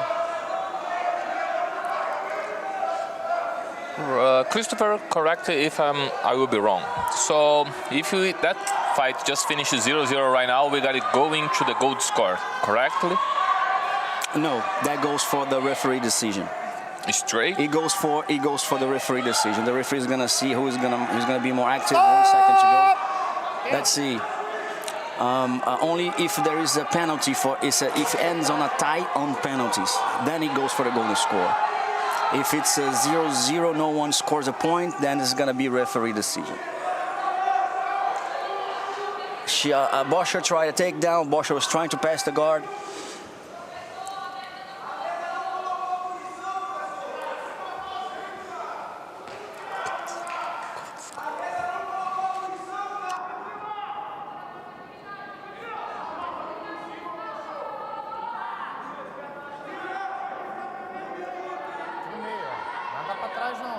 Combate! Fight! And you're right. No points. We go for a golden score. 1 minute. Whoever scores the first wins that match. So guys, to clearize here, we're gonna explain again. So when you have a draw in the points and the penalty, we're gonna go in for the gold score. Fight! But on the fight, if you are the last person to score, you are head up. And we have Julia here on the attack for the double leg, and I think she got that. It's a golden score, as we said before, guys, so it's finished. So Julia Bosher just take her spot on the final.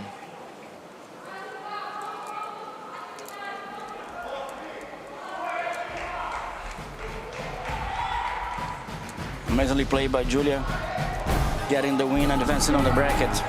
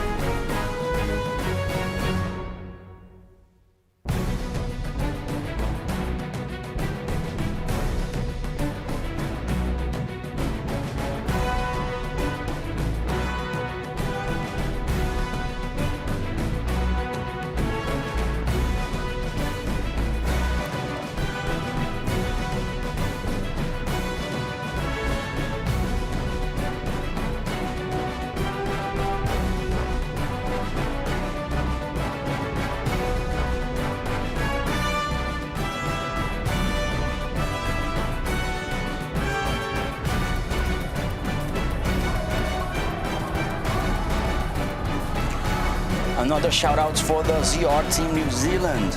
Diego Ramos on the YouTube channel commenting.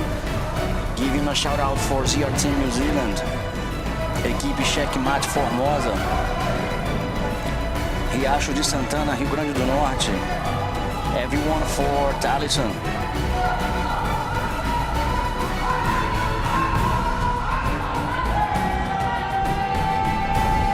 We have now Rafael Carvalho versus Mohamed Nasser Al-Kubaisi. Brazil versus UAE.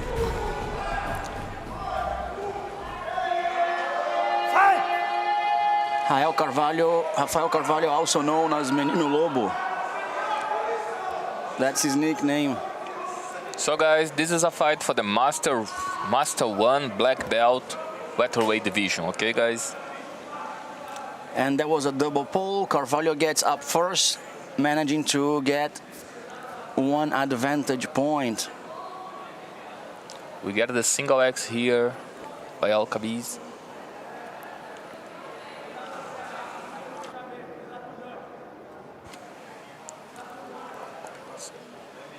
Sorry guys, corrected the pronunciation here, Alcubez. There on the half guard, Alcubez placing a danger on the sweep, although a very strong opponent against is Carvalho. He's managing to get his arms up, avoiding him to coil up and placing a danger under Carvalho. You can see that as Carvalho pull his arms out, that's to flat him, to flat the opponent. As you flat the opponent, it makes it even harder for him from under that to sweep you. So then he's gonna try to pass the guard as he did. He's gonna stabilize. He did not stabilize, getting only an advantage for it.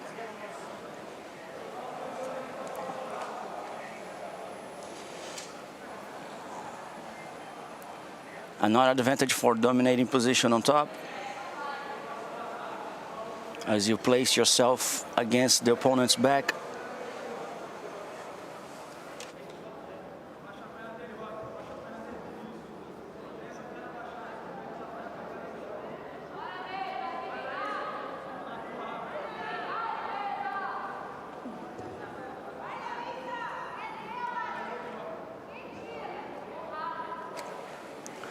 (2-0) for Carvalho against Alcubez. Carvalho on the bottom with Alcubez inside his guard. Carvalho's trying the Kimura sweep.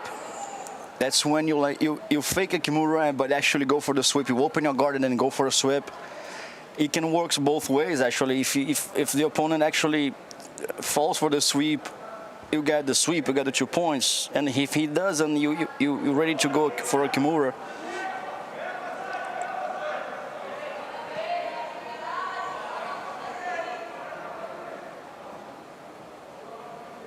Action! Action! So the referee just called action for both athletes. Explaining that, guys, when the referee comes that, he just signalize for the both athletes they need move. Otherwise, they will get a penalty. And he just took it back. As you see the referee signalizing, he goes back on the warning. Because as soon as he places the warning, I'll watch a time starts against the fighters. Exactly. So if they don't move right away, penalty for them. And there we go. Nice sweep by Carvalho. Carvalho gets the sweep, 2 points, places himself on top.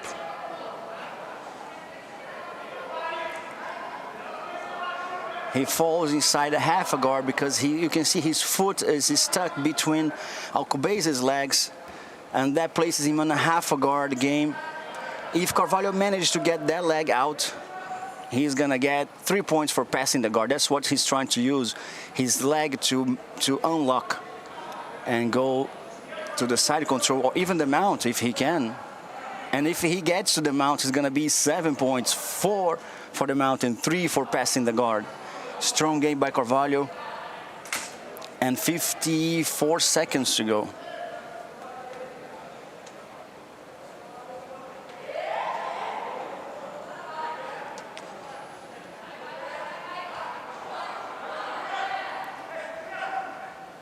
As you can see, Carvalho is holding the sleeve of his opponent, so his opponent does not get up.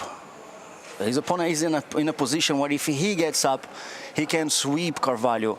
But that's what Carvalho is avoiding by holding his right sleeve, as you can see, because if Alcubez puts his elbow on the mat and gets up, Carvalho gets exactly like that,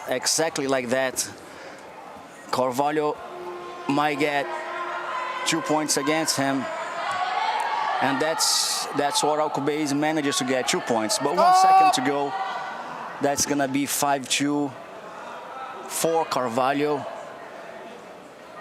Menin Lobo winning the match, advancing in on the bracket, and he's going to the final. He's gonna get the winner of Gustavo Barbosa versus Samuel Canquerino.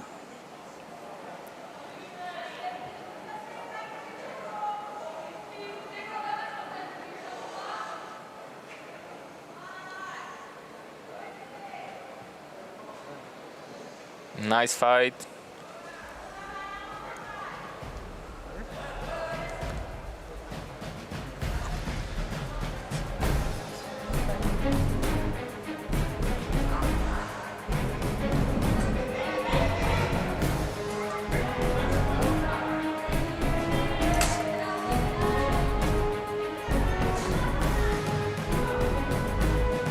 That was the double pull.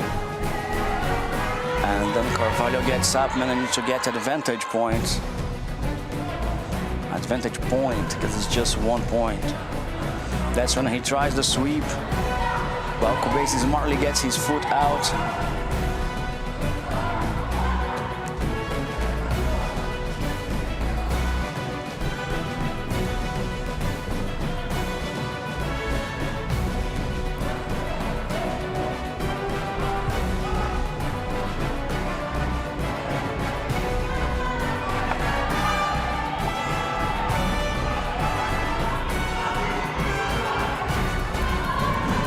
Next fight's gonna be, I believe, Lucas Pinheiro versus Pablo Dutra. And that is the match for the third place for the division.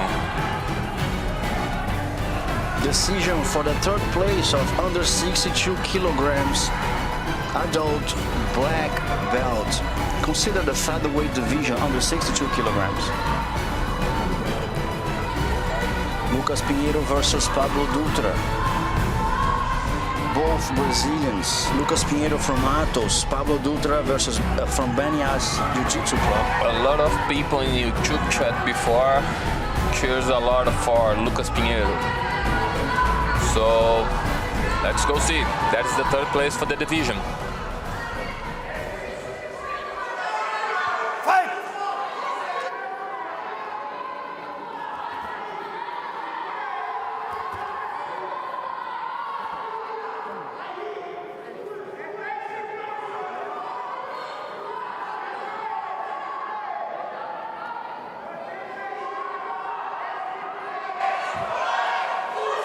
And answering the question on the, there's a very tight set of rules for competitors to be here. They all have to fight a protocol. UAE Jiu-Jitsu manage to get the show going when no one, very few people in the world are placing events of this proportion.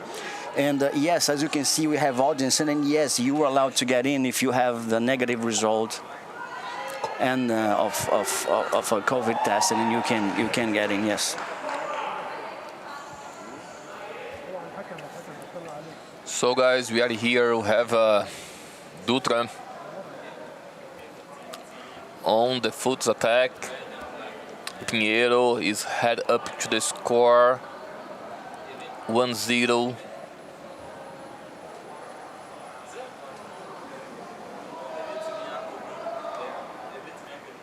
It's 50-50 right now. So Pavlov just coming to the top. Probably he's gonna get 2 points for that.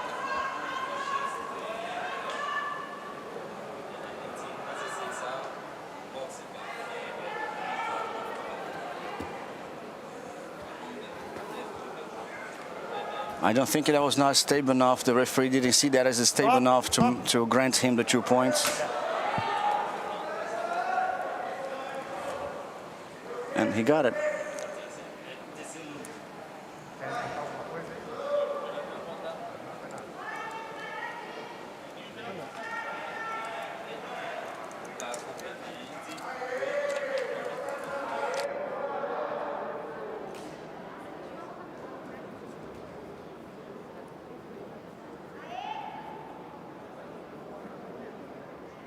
Fight!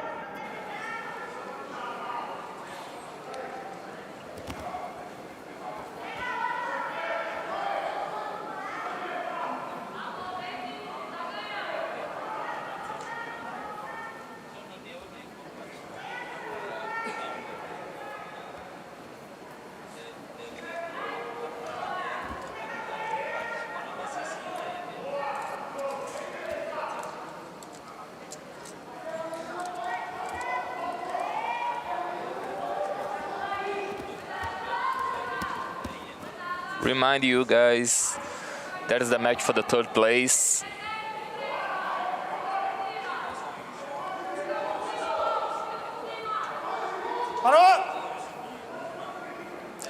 The referee just stopped the fight, asking for the Falcon Eye.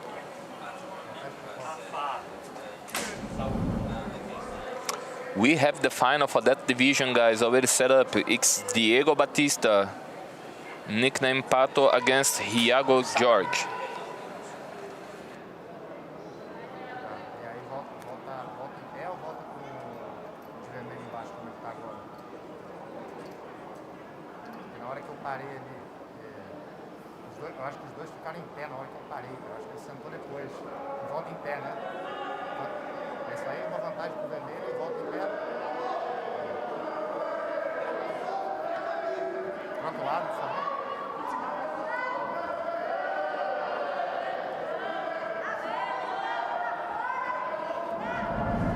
Combate! Fight!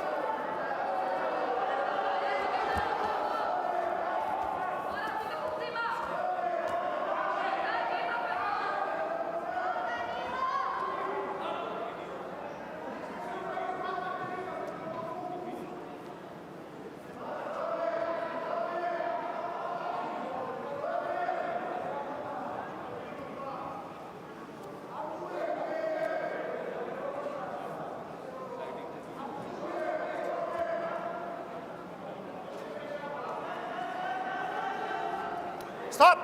Damião.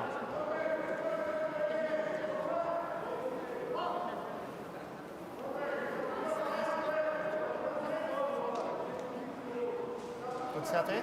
Fight!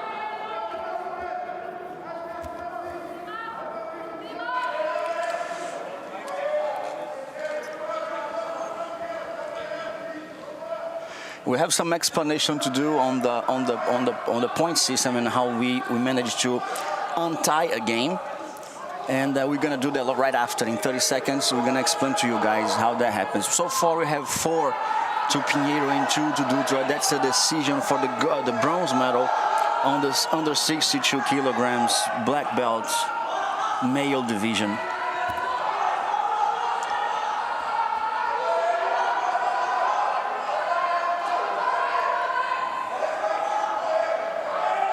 Pablo trying coming to the top to get the point, but it's Pinheiro trying to manage it, stay solid on the top. Yeah, and it's 4-2 for him.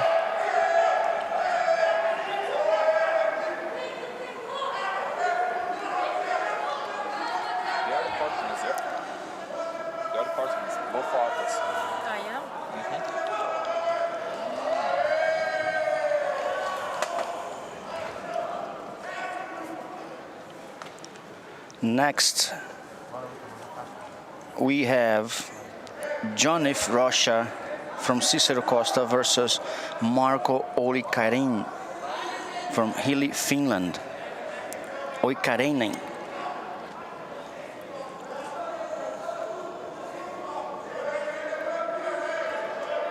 And it's going to be a light featherweight match under 56 kilos. And it's going to be a light featherweight match under 56 kilograms. So we can expect a very dynamic fight. Lots of activities. Those leg guys move really fast. So to a fast explanation for you guys. If a match ends on a tie, that's how it happens. If it's 0-0, both athletes do not score points, it goes for the golden point. They have 1 minute to score a point. Whoever scores it first wins the match right there, on the spot. The other situation that goes for the golden point is if both athletes are tied on a negative points if they both of these get penalties.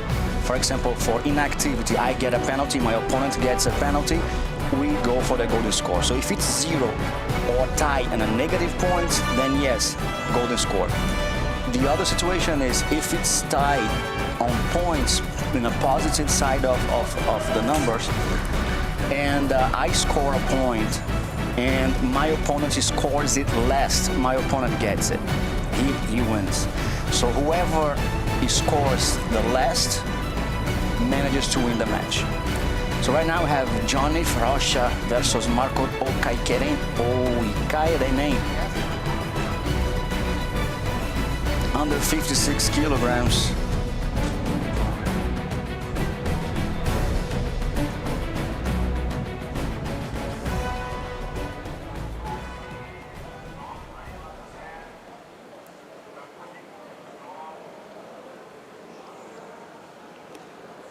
Fight. Brazil versus Finland.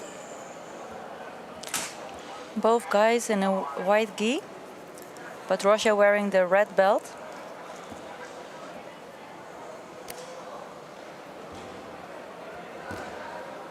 Double pull, let's see who gets up first.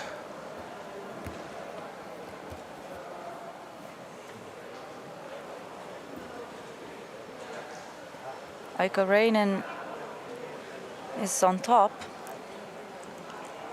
Russia playing the guard, seated. Now Oikainen pulls forward with his knee. And Russia is feeding the lapel underneath the leg of Oikainen. Oikainen with that knee in the middle, he avoids Russia to first close the guard, and he keeps his hip away, and of course, and he helps him stabilize the position to do not lose his balance towards Rocha. Russia actually wants to get under and do not let go of that grip because he has only 2 bases. If he let go of that grip, Oikainen not just have the lapel on him, he can hold that leg and working on a passage. So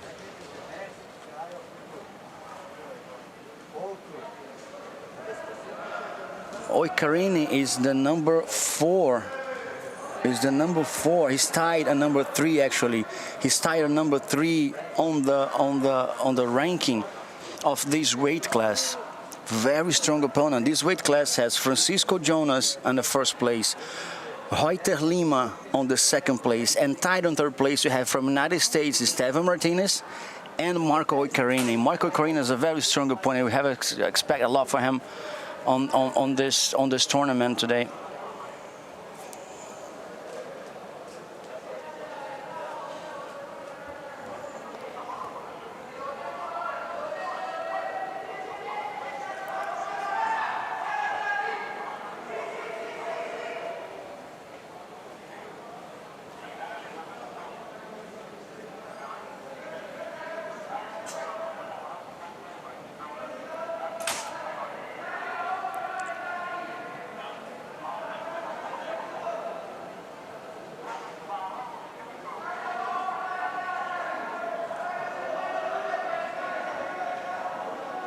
Oikainen is having here a strong base.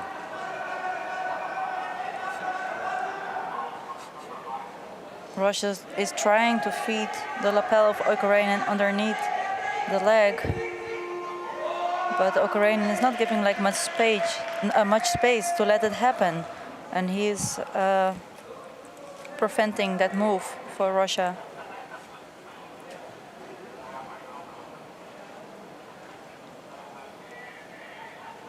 Or actually, I should pronounce Rocha, as he is from Brazil. Yes. The R in Portuguese in the beginning of the word sounds like an H in English. Exactly. So you're gonna just like respect.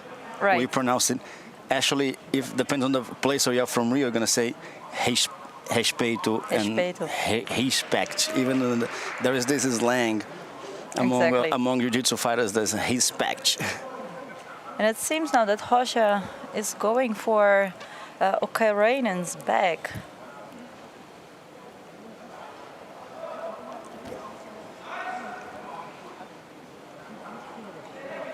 And he's receiving an advantage for that.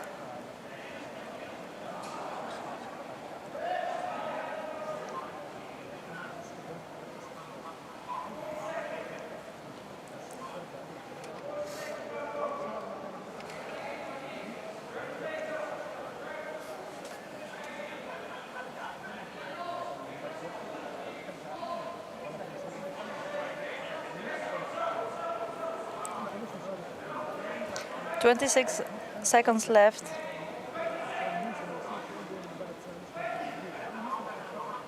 Actually, Rocha didn't receive the advantage. Now he does. Oh, now actually the points are being given.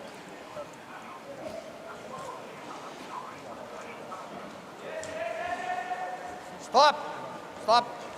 And that is the end of the fight. 2-0 for Rocha. He manages to point up and advance on the tournament. It was actually a less dynamic fight than expected for such a lightweight division, exactly.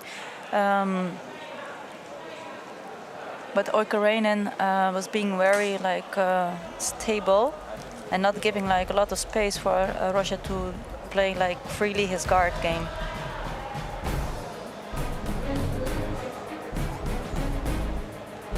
But enough for Rocha to. That was it. Yeah, that's all you need. You just need 1 point over your opponent. That's it. You could see this is one of the fights that you see one athlete much more active than the other, and you start rooting for him, and then when you see the other opponent just shoots for the good one, he's standing on a sniper position. You don't move much, but when you shoot, that's what you get, a point.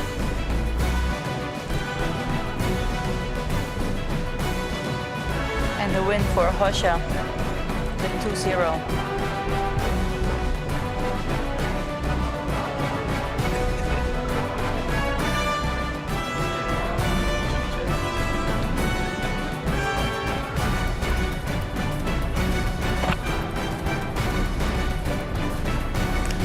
Well, I've been reading the comments on about my pronunciation of the Finland athlete. So I was saying Oi Kairainen, but they told me to read just like it is in Portuguese. So it's gonna sound like Oi Kairainen. I believe that's the right pronunciation, though. So there you have it. Thank you, Thiago, for the tip. Nice. Getting my finish on flick. Fight! Now we have Alcobazi versus Barbosa. Alcobazi fighting for the UAE and Barbosa for Brazil.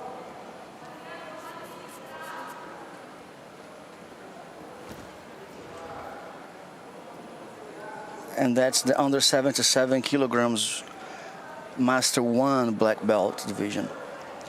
And Barbosa fighting here for Palm Sports Team 777 and Alcobazi for Banias Jiu-Jitsu Club. Barbosa trying to pull guard, trying to have a grip to pull guard, but he has to get up fast if he doesn't have a grip. Alcobazi did not give that to him.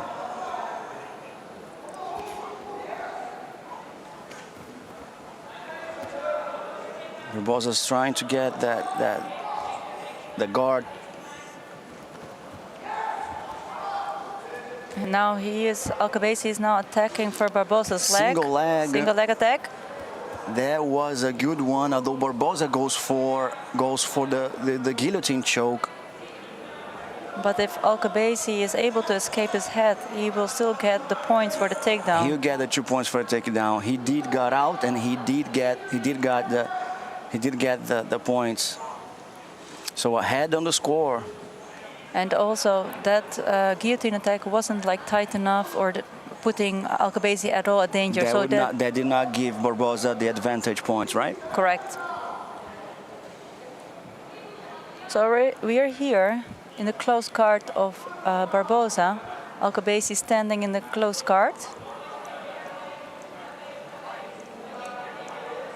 And looking for to open the close guard of Barbosa.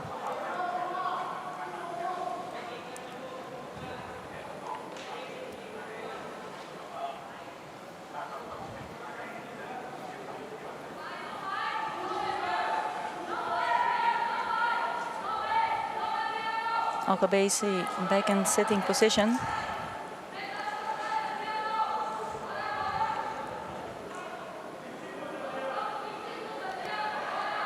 Breaking Barbosa's grip, controlling his sleeve.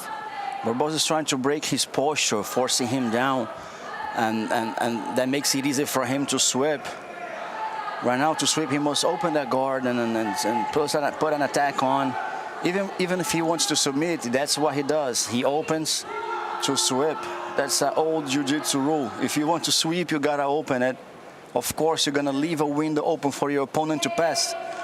But here you have it. There's no risk. If there is no risk, there is no points. And Barbosa having now a cross-collar grip. He tried to get that underhook on Alcabasi to try to sweep him. He opens again to try either a submission or a sweep on Alcabasi. He must work because the clock is not on his favor, because he's behind on the score. Everything Alcabasi wants is to stay there and him to keep that guard closed. There we go.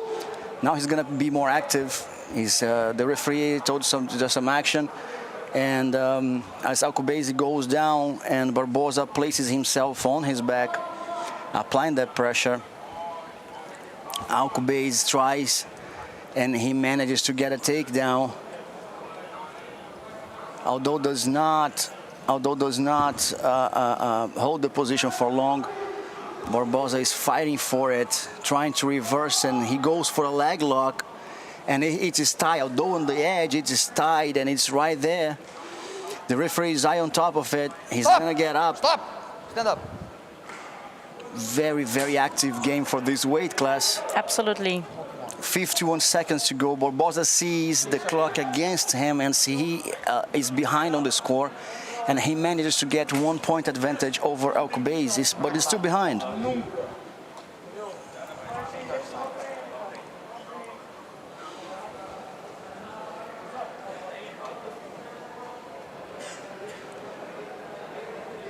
Time. Fight! There we go. Barbosa has 45 seconds to get his points up. Stop. There he goes. Even ahead on the score, he goes for a takedown for double leg. Yeah, not leaving any space to doubt. Alcabasi has a lower stance, and it seems like he's shooting for a takedown. He's ready to shoot for a takedown much more than Barbosa is. I think Barbosa is letting him everything he wants. He wants to pull guard again. He have a grip to pull guard again. Alcabasi is going to advance forward and trying to get that takedown. And if he keeps that for a little longer, he gets it, but I think he's gonna get the advantage for it though. Alcabasi is advancing on the bracket. Strong performance by Alcabasi.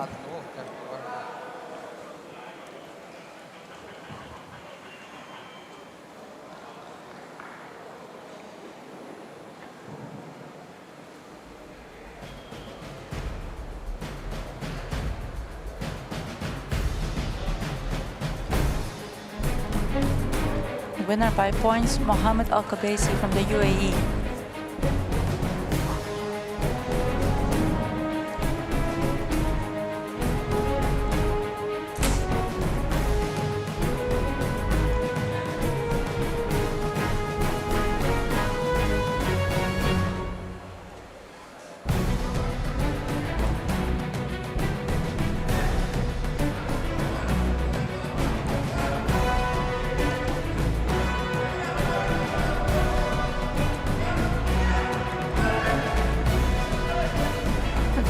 leg attack by Gustavo Barbosa, but not enough to win this fight.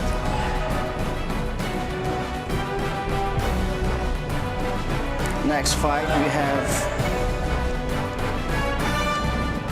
Biodanger Batsogot. That's how you pronounce it. Buyandelber Batsok, maybe. Sounds better than me. She's gonna fight Priscilla Assunção from Palm Sports Team 777.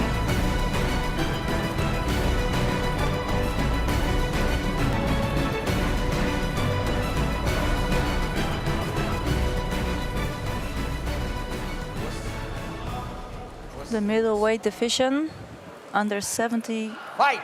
kilograms. Batsok versus Santos. And that's a decision who's gonna fight for the third place against Emma Komaric from Croatia.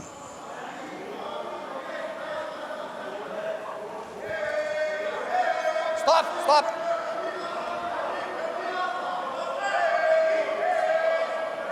Both girls wearing a black gi, but Batsok with the red belt.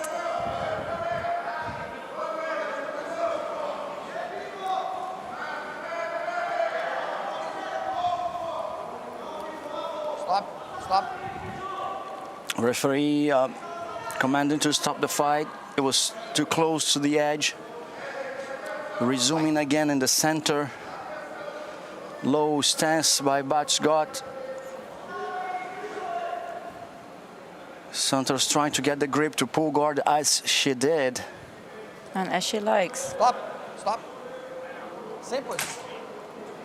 She made Julia pay a steep price for that victory. Fight.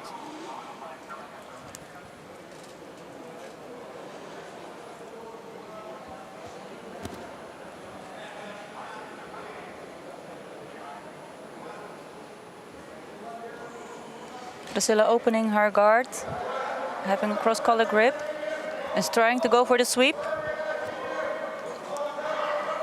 She's making Batsgot losing her balance a lot, and she's placing herself right under. Even though the knee cuts right there, you can see that Priscilla's hips are away. And if she manages to get that right hand off the grip of Batsgot, she can actually get up and go for, you can call it single leg sweep. But Batsok, she's putting here a lot of pressure on Santos.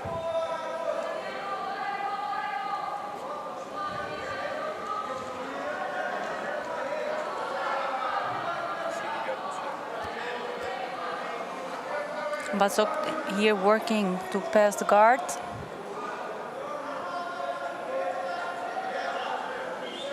If she's managing to slip through with her knee, and she will be able to control the side control, she will get 3 points.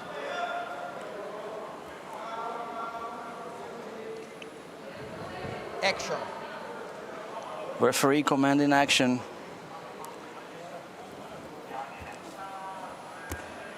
Santos is holding on the leg of Batsok to prevent for the guard pass. And working for setup for the sweep, perhaps. And the referee is giving a penalty to Santos for holding up the position and not showing much action. Yeah, she will really need to start working on the sweep. You're gonna see the score, Batsgot getting 1 point from the penalty Santos got. As you get a penalty, your opponent gets a point. So you don't have to do much of a math looking at the score. Just keep an eye on the main numbers there. That's the score of the match.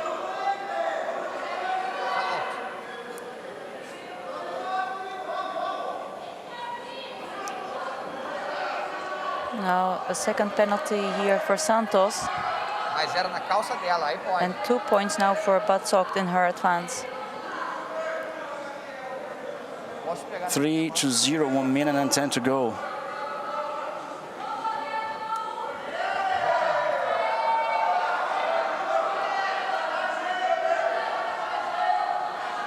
One minute left.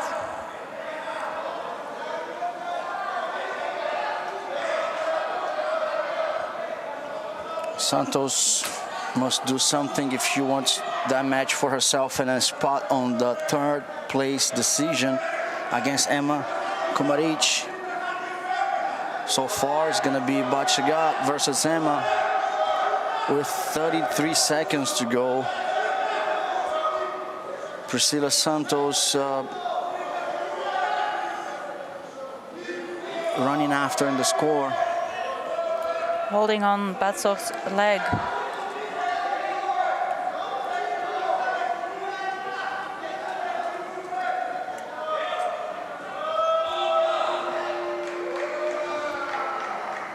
Time is running out.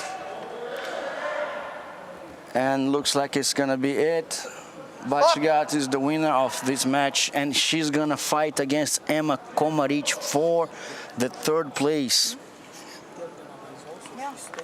Emma Komaric from Croatia.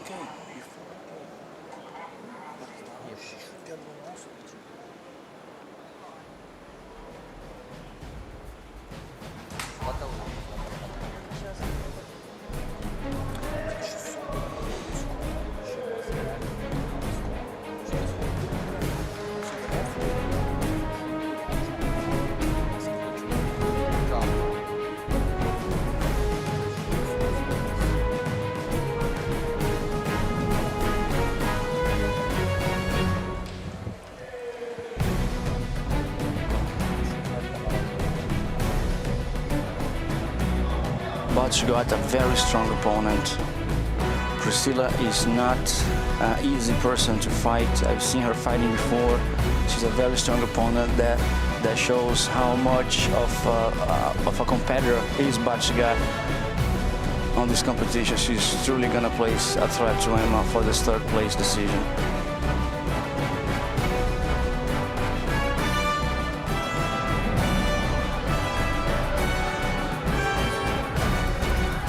Next, on mat number 2, we have Marco Oikarainen versus Francisco Jonas Andrade from Cícero Costa.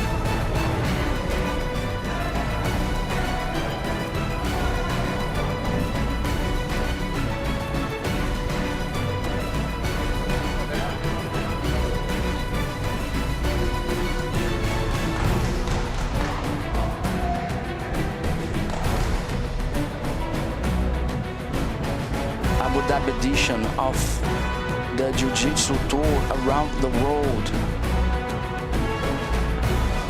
More than 55 countries, around 55 countries fighting each other for a spot for the gold.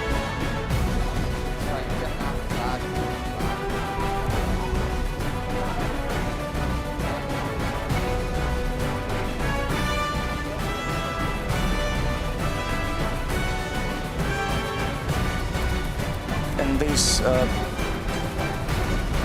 56 kilograms weight class, we're going to see Francisco Jonas, who is the #1 ranked athlete, against the #3 ranked athlete on the Grand Slam tour. Fight! Under 56 kilograms. That's a good fight to keep an eye on. As you can see, well-ranked athletes, they tend to place, as we call it, like early finals. If they face each other early in the bracket, we have a glimpse of what the podium is gonna look like. On this weight class, we have 6 athletes. Same position, my friends. Take a grip. Referee drags the fight back to the center. so we don't lose any action. Oikarinen looks like a big guy for this weight class, right? Andrade is here working here for the setup for the sweep from his guard. But Oikarinen is here like remaining his balance, coming back up. But Andrade not giving him like much space to rest and is working again for the setup for the sweep. Holding on the lapel of Oikarinen, coming up again. Putting his opponent in danger. But Oikarinen is able to manage his balance.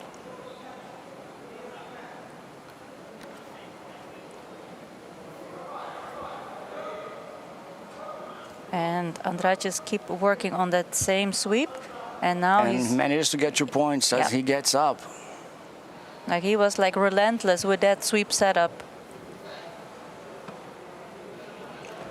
Now, I believe he must control the legs of his opponents now to work on a pass. He has that collar grip.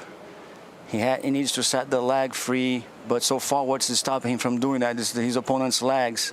If he controls, as he's trying to do right now, long step to the side. But meanwhile, like and gets rid of the lasso guard right there, she's stopping him from getting there. And the lasso guard is a very and tough that guard. foot is inside. The referee might get the foot out. Yeah, it's stuck inside the kimono. Yeah, it's inside the kimono. It's freeing his foot right now. Okarinen's foot. That actually is good for Andrade, because now he can lower his hip. The lasso guard, though, is stopping him from getting the points. And now only the leg. He gets to the side. Let's see if Oikarinen is going to allow him to manage the points. I think just the advantage for him. But he jumps to the back and he gets to the choke. Is right there. No, there's no choke. He's setting it's up only for in a back take. He's getting. And now he's going for the choke. A nice transition. He sets an arm bar, gets Oikarinen all worried about it and placing his body to the side, and then he jumps to the choke, to the cross grip choke. He's gonna hold that. He's gonna try to stretch his opponent. 4 points for Andrade for getting the back. He got his opponent worried about the choke. Meanwhile, he got the back. He got the both hooks. Now he's calmly working for the choke.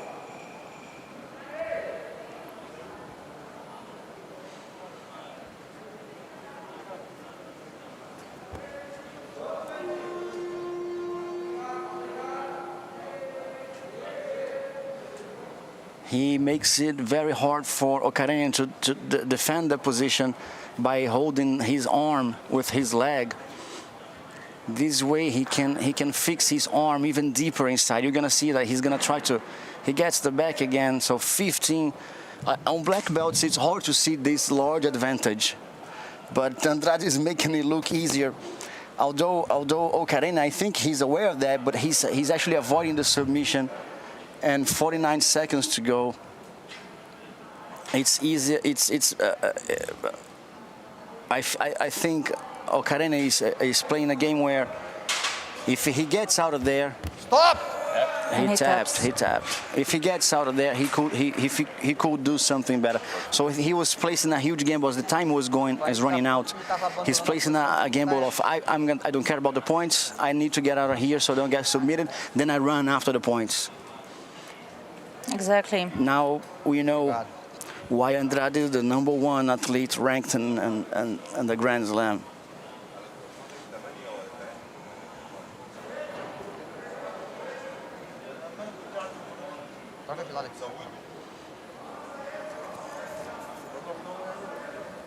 Yeah, he has like this really relentless attacking game, constantly, and never stopping. Like whether he's from the guard or whether he's like attacking from the back. Next fight is gonna be Bashigat versus Emma Komaric from Croatia. And these girls are gonna fight for the bronze medal. And that's gonna be a fight for the bronze medal. We have fans already like looking on this match right now. We have all the Balkans fans tuned in for Emma Komaric.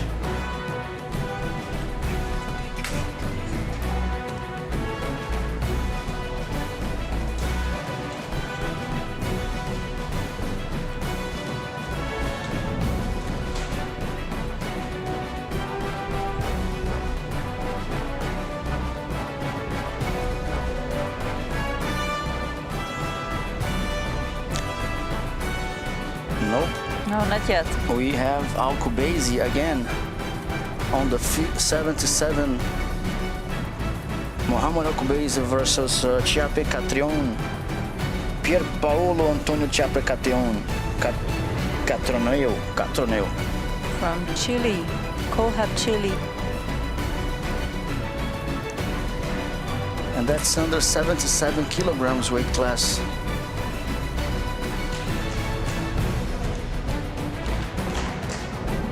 Master 1 black belt.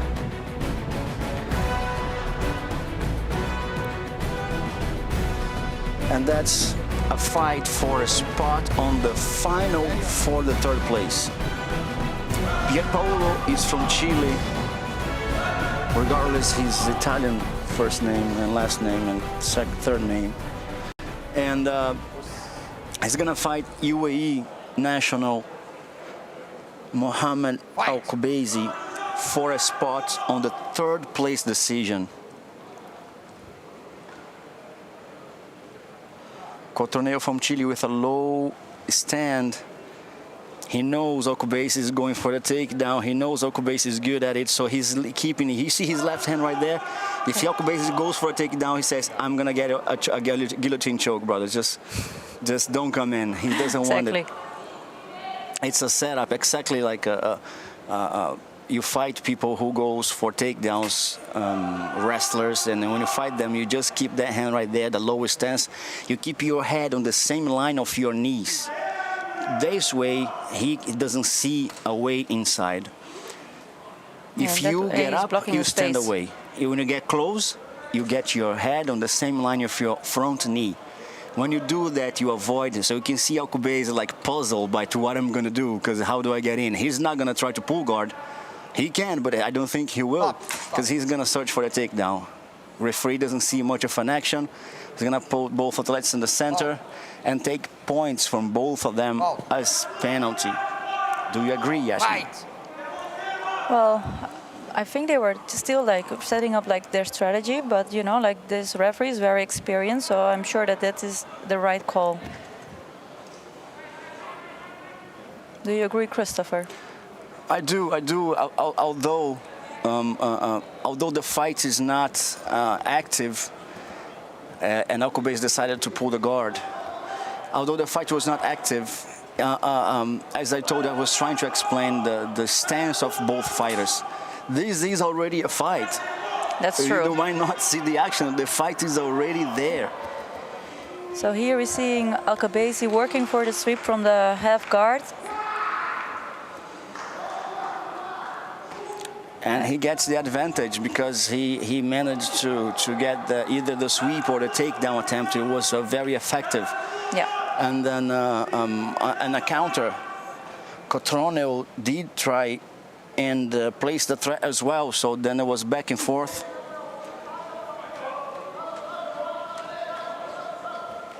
Both athletes scored 1 point negative from each other. In this case right now, Yasmin, if the fight finished right now, they will go for a golden score, right? Right, because they both have a penalty. Nice. But we are still not there. We have 2.5 minutes remaining. So a lot of possibilities. Early on. Alcobazi got the advantage from that sweep / takedown that we just saw it. He dribbles the reverse reverse half guard, and then he goes back all the way, placing his leg away from Alcobazi. If he managed to get that foot out, that's a real danger for Alcobazi. Alcobazi, though, is smartly placing his hip close to the knee. If Alcobazi switches stance, then he places a danger on Cotroneo to get swept. There's a lot of grip game right there. That grip game decides who gets the advantage right there. So Alcobazi wants that right hand free. On the other side, Cotroneo is trying to manage a safe grip so he can set his leg free. He will not go to set the leg free if his Alcobazi's upper body is not secure on the mat. You can see Alcobazi sideways. That places a threat on the athlete on the top. Correct. If you are laid down on your back, flat on your back, the athlete on the top, he feels comfortable to try to pass the guard. You can see Alcobazi managed to try to get up. That's because he's sideways right there. His hip is away, and then he managed to get.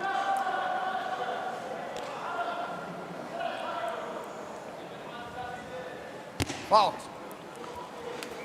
So not much action from Alcobazi. He got 1 point taken from him, but right after he sees that, and he managed to sweep the opponent and gets 2 points on his favor. So one less, 2 more, he's still ahead in the game. So well played by Alcobazi. With 45 seconds to go, if he didn't move, that will be not the greatest decision for him, but smartly played.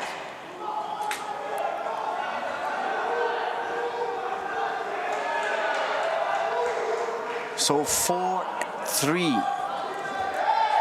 If Cotroneo manages to get 1 point, he wins the fight because he's going to be the last one to score. Even though Alcobazi is being more active, he's scoring and fighting more. And there was an ankle pick takedown. A very good play. Now, no questions asked Beautiful about takedown by Alcobazi. Alcobazi's ability to take his opponents down. He's going to securely get his passport stamped to the final on the 3rd place decision against the winner from Thaleson Costa versus Samuel Conquerino. Stop. And that was the end of the match.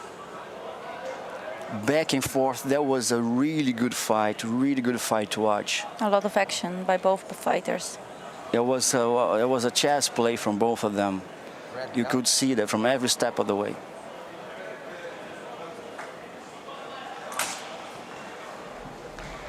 Very nice for Muhammad Alcobazi from UAE against a very strong opponent from Chile.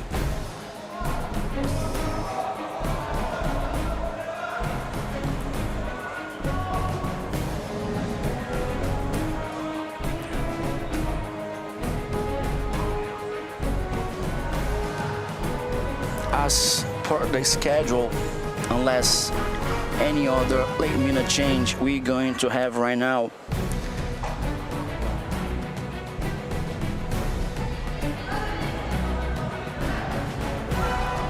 under 94 kilograms.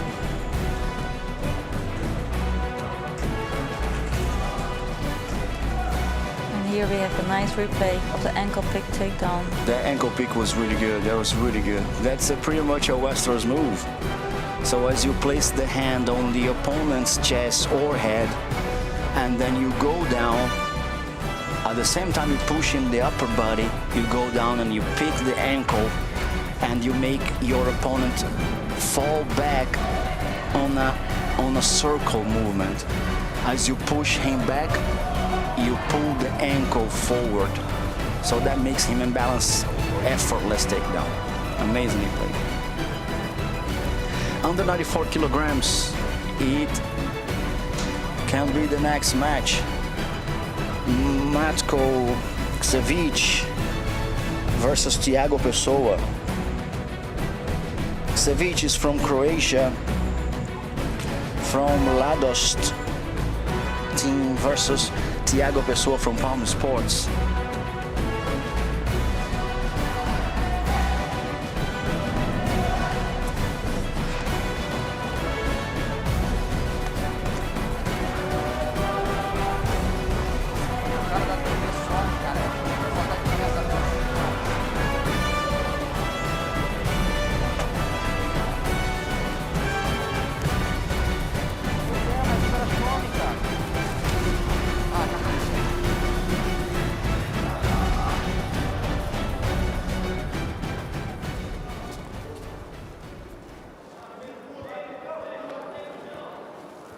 And there we have it. Thiago Pessoa versus Matko Ksevic. Kvesic from Croatia, Thiago Pessoa from Brazil.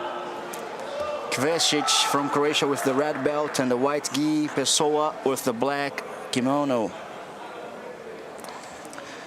That's a shout out on our YouTube channel. A lot Our of people, friends there watching the fights. Marcel Sakugawa from Brazil. Sending a shout out to everyone here in the UAE. a lot of people in the YouTube chat asking where is gonna be, which match is gonna happen the final. Guys, all the finals will be happen in the match 2, okay? And if you wanna check it out, guys, the brackets, everything, you can go to agptour.com and check it out, the brackets, everything. So if you wanna searching, see where is your friend, favorite athlete, you can go there and check, guys.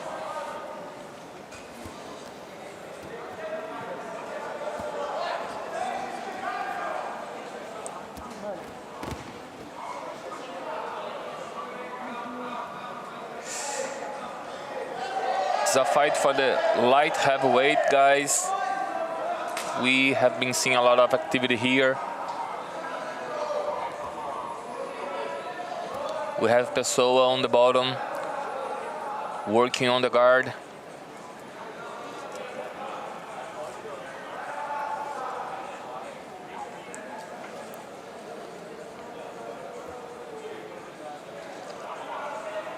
Thiago Pessoa is a very strong athlete, and he's been competing actively here in the UAE.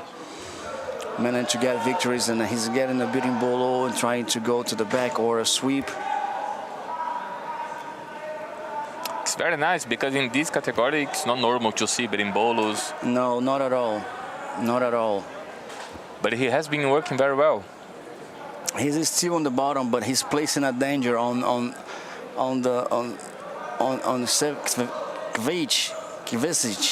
Kvesic from Croatia, and as he's playing him around all the time, like you can see him like toss him to one side to the other.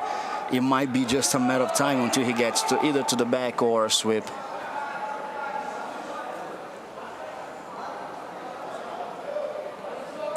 And guys, that is the category for also for Gutenberg Pereira, okay guys?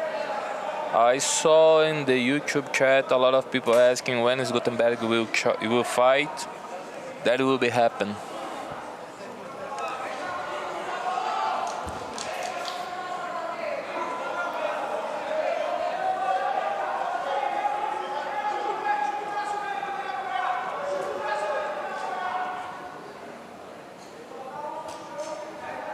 So we saw here Pessoa working on the guard. It's a waiter sweep, but it's not set up yet. It's like a kind of X now. He's trying to elevate his opponent's leg, trying to get it under to get a... I can say like we saw some matches yesterday. Even though Pessoa is placing a danger all the time, he's not scoring. And if in the end, there's just a little over a minute to go, if in the end Ksevic manages to get 1 point, that will be it. Doesn't matter how dangerous Pessoa was right under him. If not scoring, will be the end for Pessoa. So there must be some scoring right there if he wants to advance on the bracket. That's the first fight of under 94 kilograms. Also this division, guys, we have Patrick Gaudio, okay?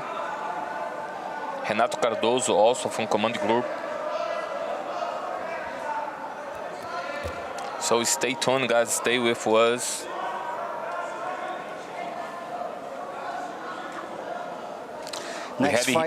Next match, stay tuned. We have Patrick Gaudio versus Bruno Lima. That's a well-expected fight. We have Khabib now here going to the back.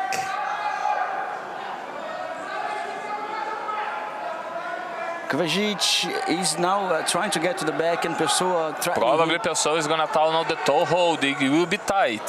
threatening him with a toe hold, and time is over. And they gonna go for the Falcon Eye to see either if Pessoa got a submission threatening against Kvajic.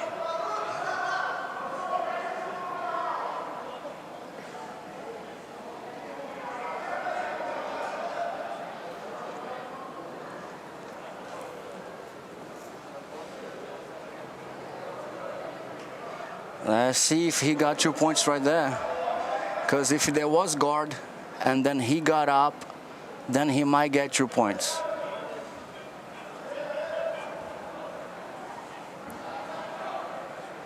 The question is, was there a guard placed right before, or is they're looking for the submission? Which movement do you think they're looking for? Probably they're looking for that one. That will be the polemic one. Well, the Croatian athlete looks like he was not concerned about that. Does not look much of a danger. He was actually looking for the back, and then Pessoa placed that to avoid the back take. But the Kvajic did not consider them very much, and he went for the back anyway. So I don't see much of a threat on the foot, and they might go for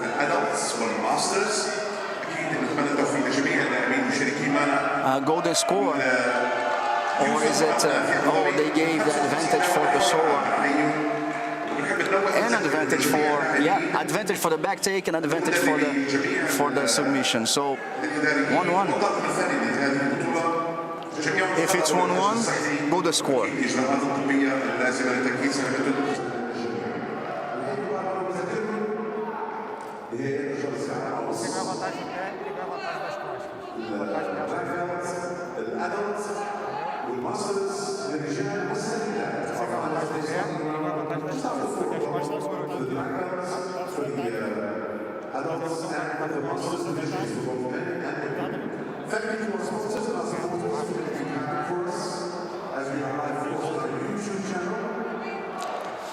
And the Croatian athlete wins over Pessoa. As per the referee's decision, he scored the advantage the latest, because Pessoa let go of the toe hold or the foot lock. He let go, and right after he went for the back, he did not get it. So that was the sequence of the facts. Pessoa went for the foot lock, let go, then his opponent goes for the back and let go. So he was the last one to score. So they both get advantages, although the Croatian athlete gets the advantage the latest. So that's why he's winning. A little explanation of the rules as we all learn together. New rules, new tournament.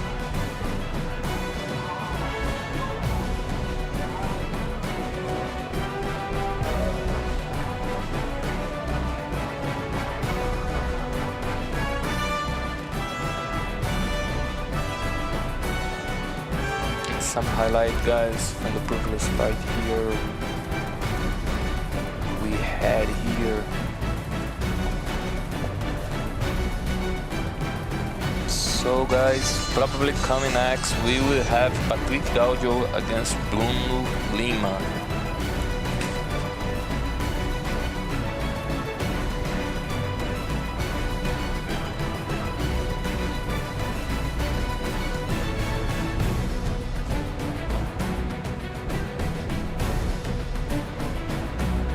So we have highlights from the previous fights, and Charles, so far on the tournament, what's your take on the fights on the black belt second day of the Abu Dhabi Grand Slam?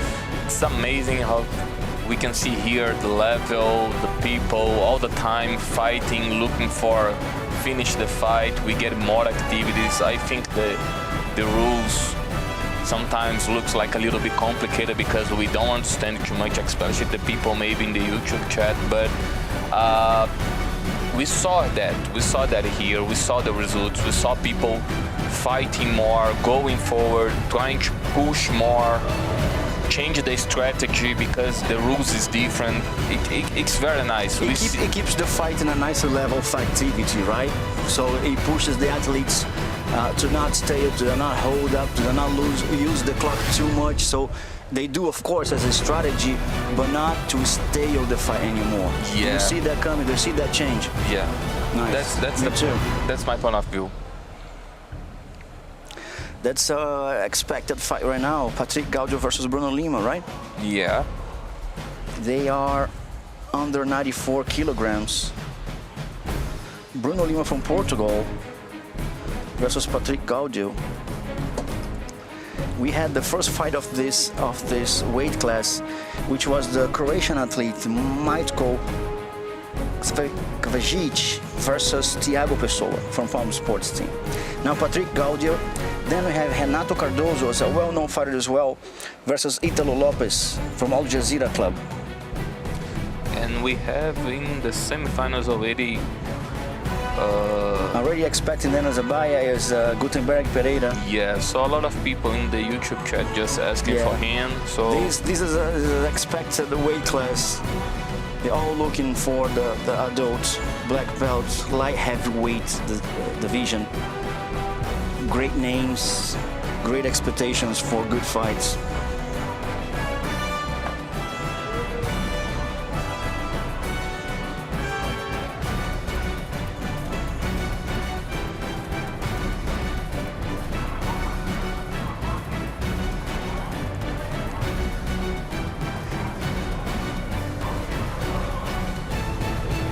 Athletes are waiting on the edge of the mat to step in.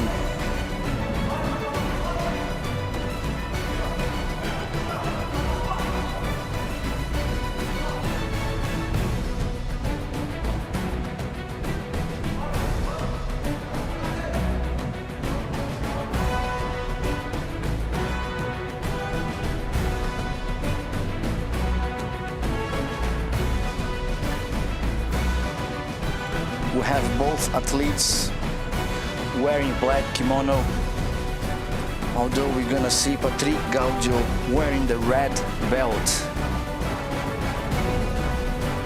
Patrick Gaudio versus Bruno Lima. Bruno Lima representing Portugal, Patrick Gaudio representing Brazil.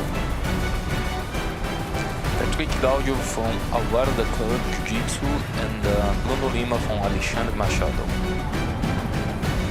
This is the category, guys, from the light heavyweight under 94 kilograms. Referee Sada Kumori on this important match, said in the beginning.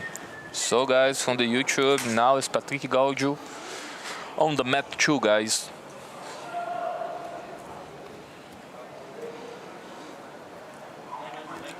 Patrick Gaudio is going for the grip first, although Lima pulls guard. And it's a very active fight for under 94 kilograms, right? It's a lot of hips flying over and each other, and it's an exciting fight to watch. They weigh 94, but they move like a rooster weight.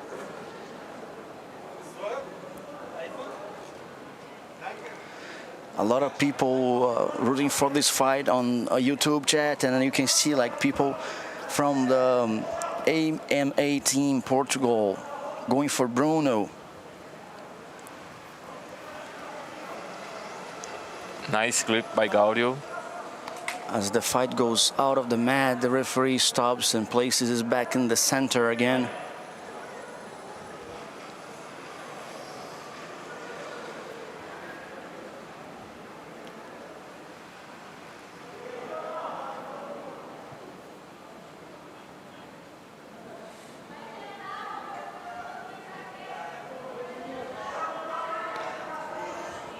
Both athletes stand, looking for the better grips. We are closing to the edge. They already tried a little of both. Nice. The try. hip, as Gaudio tried to sweep him, he pulled guard and tried to sweep right away with the hip, with the foot on the hip. You could see that Lima got away from it by just switching the hip position. Although he was in danger, he was out on top, he was right in control from Gaudio. He swept his hip position and he changed his weight stance. And that's how he could wait to the other side away from Gaudio's advances. And that's how he avoided the point. Very good play by Lima. Nice And now start and bar. Gaudio got an arm bar as he switched the hip or closer. It's not that tight because it was right too close to the elbow. Lima was able to defend, but Gaudio, of course, as represented danger, he got the advantage. Gaudio tried the sweep, although defended by Lima. If you blink, you miss the action. People were not wrong about expecting great things from this match. So far, led by Gaudio, 1 point only ahead.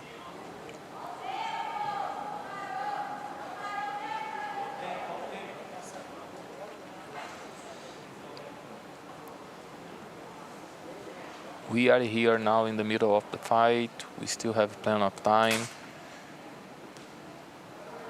We only have Gaudio with 1 point forward.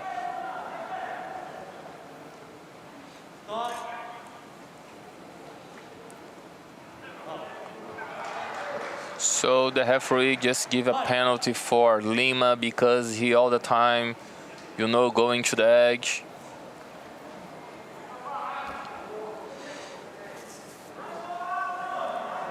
Gaudio now 2 points ahead. So it's a little more comfortable for Gaudio right now. But he doesn't stop anyway. He's going to try to pass the guard.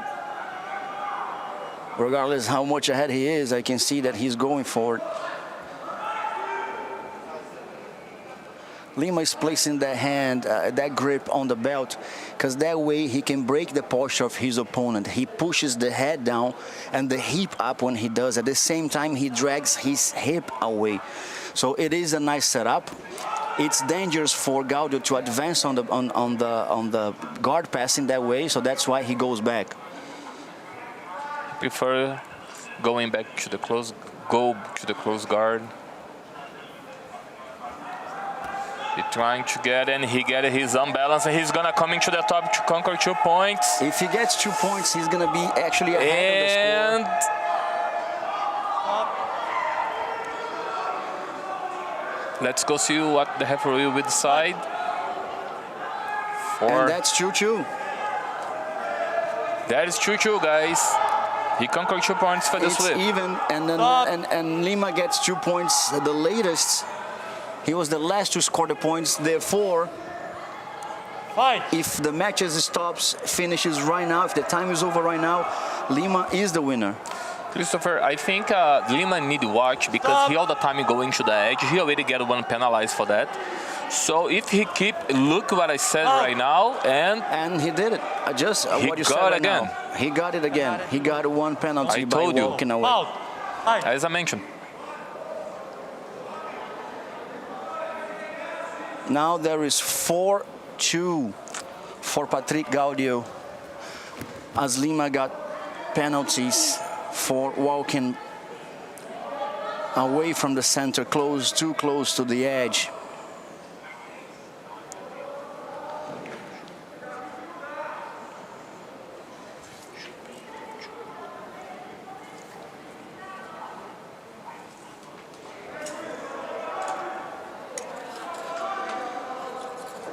Action. So the referee just called Patrick Gaudio for more activity.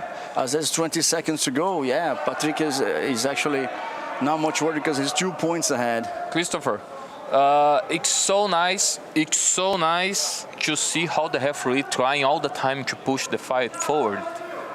It's so nice. Stop. I think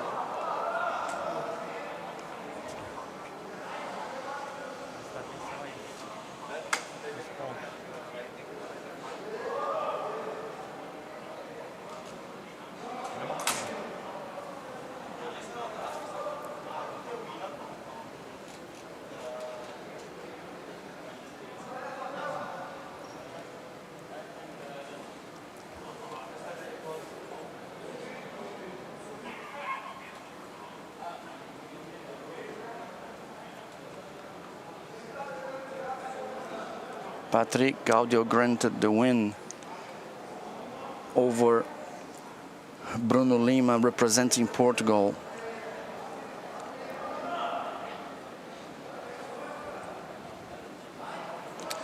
And there you go, Patrick Gaudio, the winner, advancing forward on the bracket.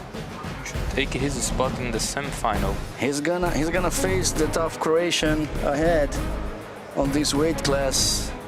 Let's see what the Croatian behaves against a high level. And not that he's not. Let's just see how One that of plays. the well-known Jiu-Jitsu fighter. See like how Lima gets up so fast. He does not give that away. But Lima again tried to get up. He almost got the points from this one. He just did not stabilize it enough, but it was pretty close. Look how he switches his hip stance. Look at that. And he ends up inside the guard. They're not giving the points of the sweep.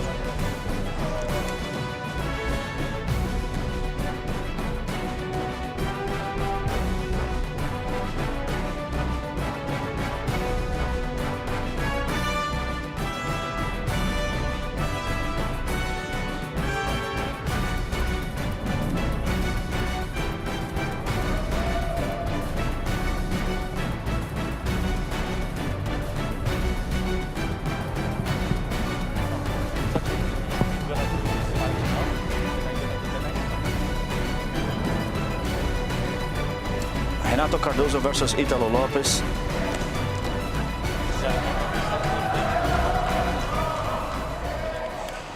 And Christopher, that should be a very nice fight also. It is. Because it is. Renato Cardoso is all the time is on the fire.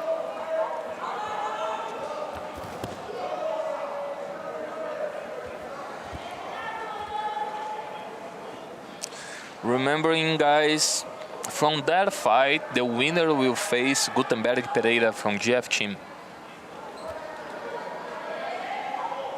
Italo Lopes representing Al Jazeera Club. Renato Cardoso fighting for Commando Group.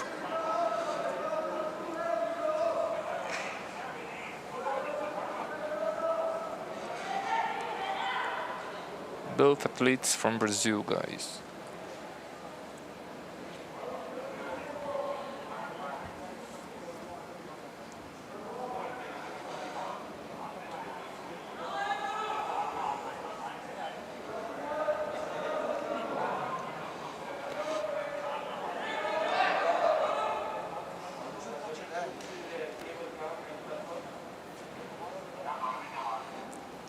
We saw here Cardoso on the top.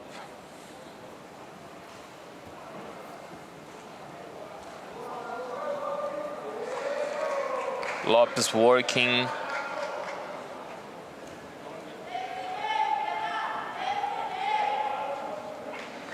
He get a spider guard now right now. He's trying to set up a lasso spider. Cardoso get a posture. Don't let him set the position. Just force his opponent to reset the position. Looks like now Lopes trying to go in for a De La Riva, but he already reset that. Spider again. Now he got it for the single X with a spider.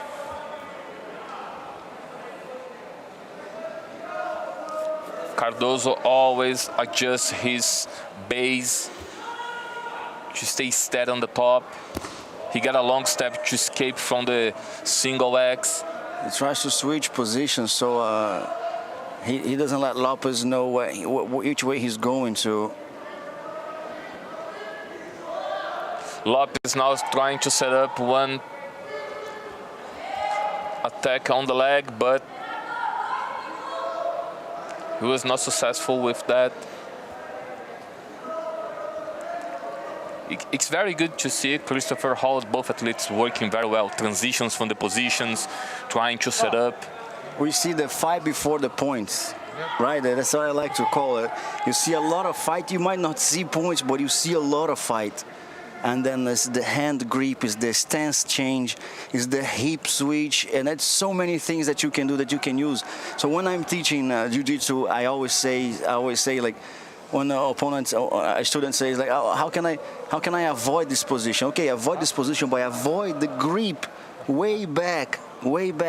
So when they see these guys not pointing up, but switching grips, and that they're planning ahead, because if they get that grip, they get to point away up ahead. So that's the whole beauty of that's one of the points of the beauty of Jiu-Jitsu, is that the planning and your brain must work alongside with your body, because you can know the technique. It doesn't matter how much you know a technique, if you're not playing ahead, if you're not 2 steps ahead of your opponent, you might not pointing up. You can see now Cardozo, he was going to the sides. He did not manage, but he presented a real danger against Lopez going to the sides. But how did he get it? He just placed his hips away and stepped over his opponent's leg. When I say he stepped over, he managed to go to the side. So he gets the point by going to the side, managed to hold the position on the side. But before that, there's a long way to run. So you have to go through that path to manage to get. They say like, just why don't you go for the side and get 3 points? There's so much behind it. So it's so nice to watch and see. Of course, it takes a little while for you to understand and enjoy that kind of thing. You know, you have to let it sink in to see the position, to see those things coming. So Cardozo, before just push forward all the time, he managed to get on the side for the 2 times, and he conquered 2 advantage for that one. Lopez also has been working a lot to trying to set up the guards, unbalance his opponent all the time. We can see that. It's good to see, guys. It's a heavy category, but we saw a lot of activity. Like right now, beautiful, a kind of leg drag from Cardozo. Stop. And time over, guys. Renato Cardozo is gonna advance for walking forward for the next spot for the semifinal against Gutenberg Pereira. So we already have here, guys, the 2 semifinals set up, okay? Michael Kvezic against Patrick Gaudio and Renato Cardozo against Gutenberg Pereira.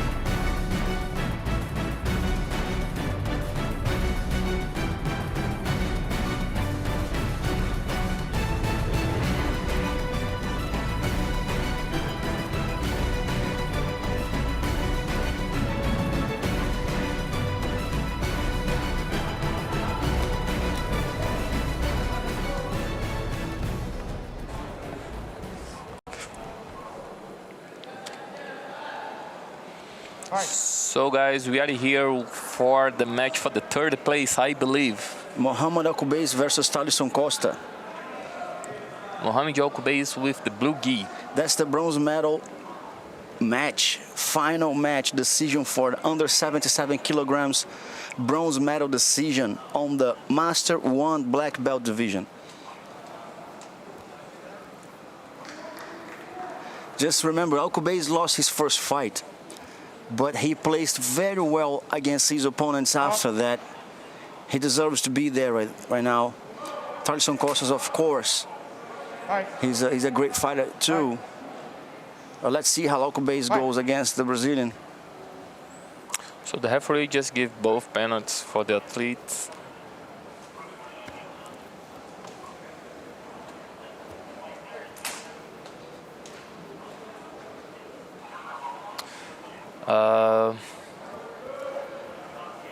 The athletes are studying each other, but I think they should get more action because the referee of course probably gonna come to call as I said again. Before, there's a lot of fight there. There's analyzing the stance of each other. There's the grip game, of course. They all know Alcoubez is gonna try to take down, so they lower their stance, avoiding Alcoubez advances. And then as I mentioned, the referee is gonna come and give more penalties. You see? Again, both of them get penalties. So 2 penalties each. And keeping that way, correct me if I'm wrong, but I think they can both get DQ'd, right? Yeah, so if you have the 4th penalty, you're gonna walk out, both. And Stop. In the middle. Side position.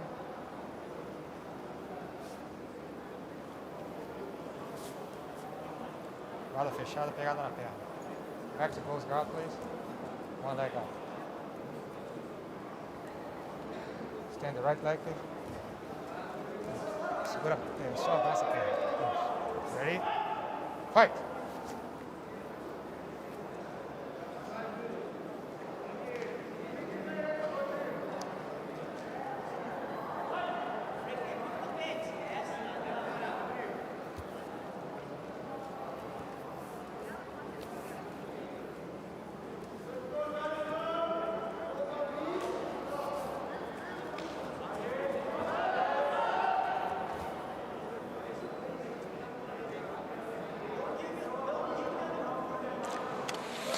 So the fight remains the same. As we see the score, 3-3 with 2 penalties for both sides.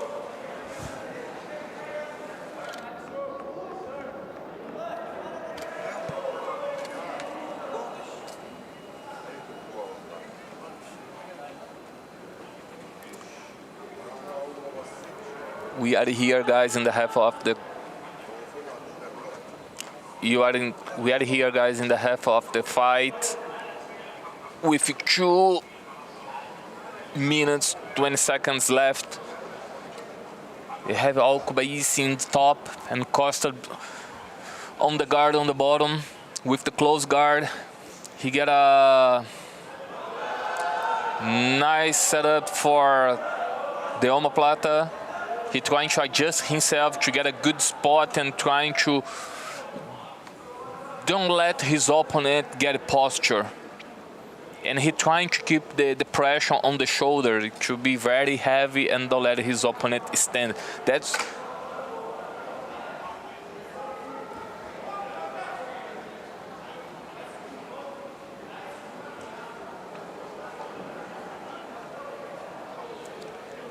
looks like Costa waiting for the right moment to get some action.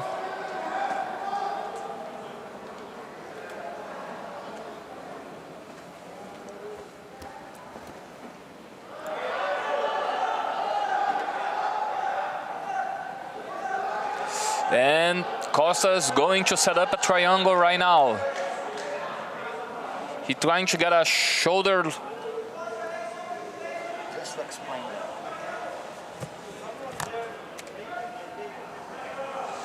that. Looks like the triangle is very tight. So Christopher here, guys, to just bring some explanation about the fight, okay? So if after 4 penalties, 4 inactivity, both athletes are DQ'd. Both athletes get disqualified if they both do not act in time. And there we go. Kubais got submitted by Talisson by a triangle choke. So I was trying to explain if both athletes, as we saw this penalties coming up, we are thinking what happens. So answer is if both athletes get penalties for non-active or any other penalties, 4 consecutive ones, they both get disqualified. And in this case, since it's a 3rd place decision, the division would not have a 3rd place.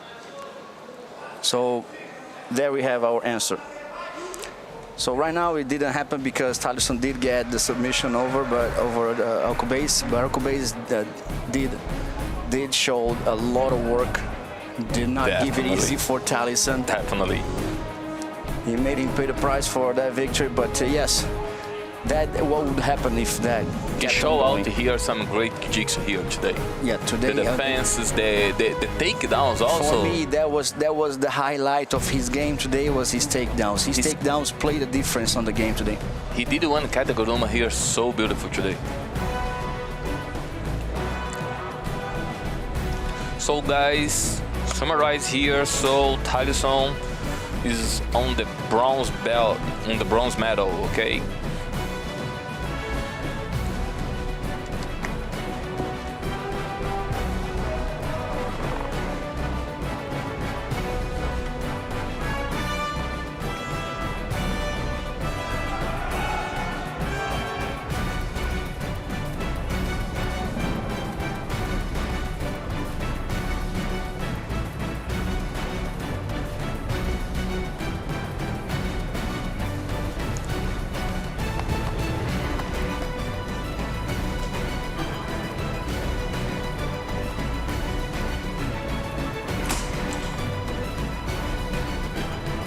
So guys, we are here, coming next.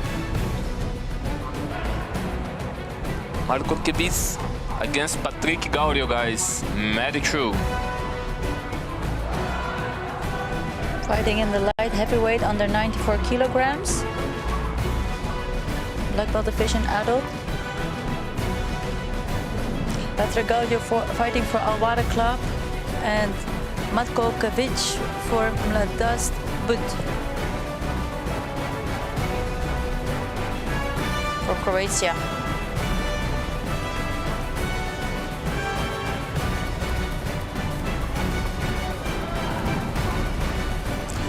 It was very nice, guys, to understand what's happened if you get like a 4 penalties and 1 third place match. So Christopher, our co-worker here, he explained it, what's happened. So if that situation happened, we don't have the 3rd place, guys. Right now we are here with the Kevis and Patrick Gaudio. And Gaudio just pulled guard. It's the first semi-final, guys.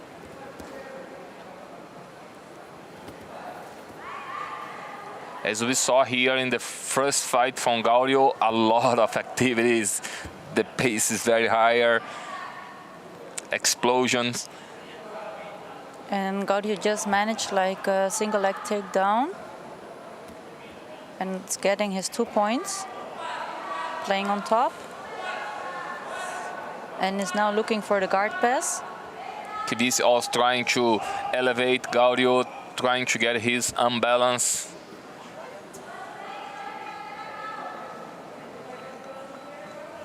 Gaudio is securing Kavic's leg with a lapel underneath his leg. And looks like he's gonna try to get the long step, I believe.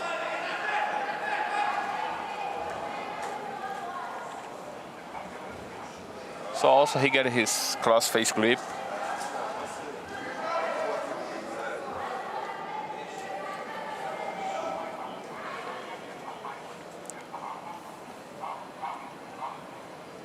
And he come back for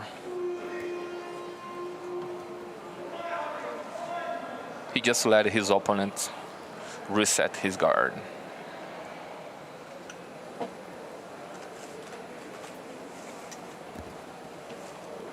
Gaudio with the cross grip. Looks like, if I'm not wrong, Yasmin, he got a lapel grip Yeah, that's right. just under Gaudio's leg. Yeah, he just fed the lapel underneath the leg. That's correct. But he just let that go. Again, yeah. Gaudio just trying to post himself on the top in a good spot to get balance. And now we are here in Kovacic guard. He was trying to put like a De La Riva. It's very nice by Gaudio because he's trying to avoid the grips on the pants.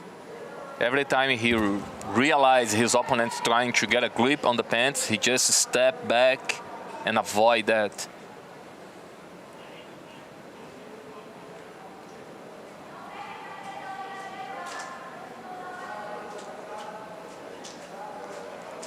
Gaudio is now trying to put like a lot of pressure from Gaudio the now? half guard on top.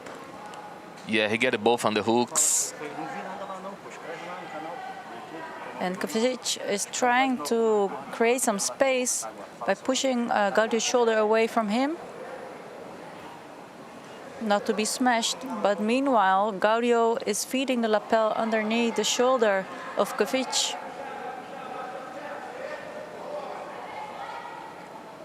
Putting a lot of pressure on his neck. Patrick Gaudio looks like he wants to set up a choke from the knee cut, That's right. from the slide knee position. So that's why we saw his opponent moving opposite. He don't want to keep in that position. It seems that Gaudio now got the guard pass. Yes, Yeah, he got so- it. 3 points for Gaudio. With this threaten, he just managed to pass the guard and conquer 3 points. So right now Gaudio is 5 points ahead in the score.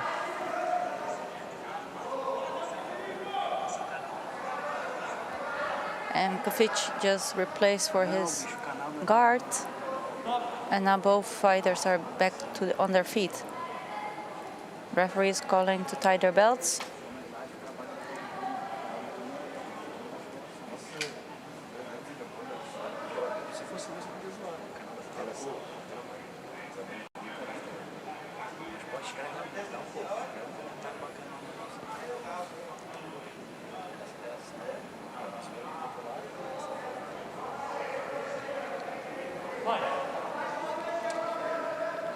We are here, guys. 40 seconds left to finish the fight. Gaudio is on the fire. Going again for that single leg takedown.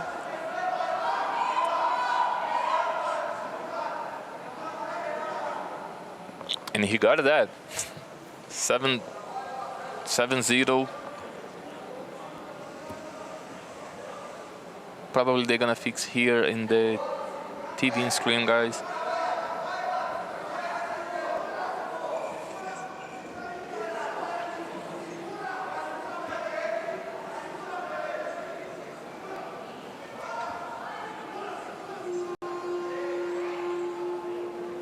Seconds left, so looks like Gaudio is gonna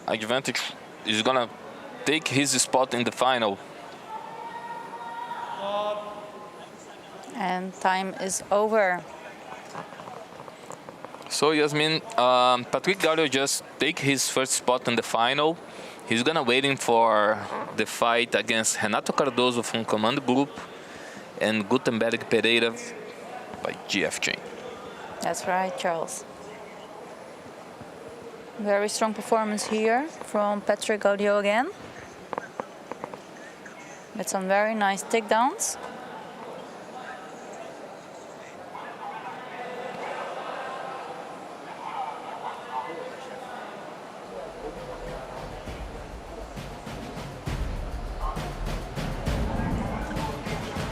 And coming next will be that fight, guys.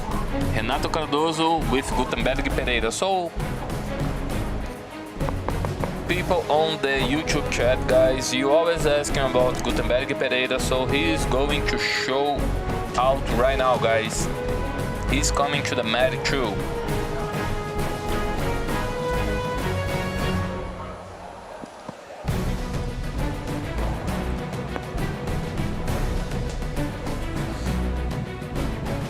I can see more spots there.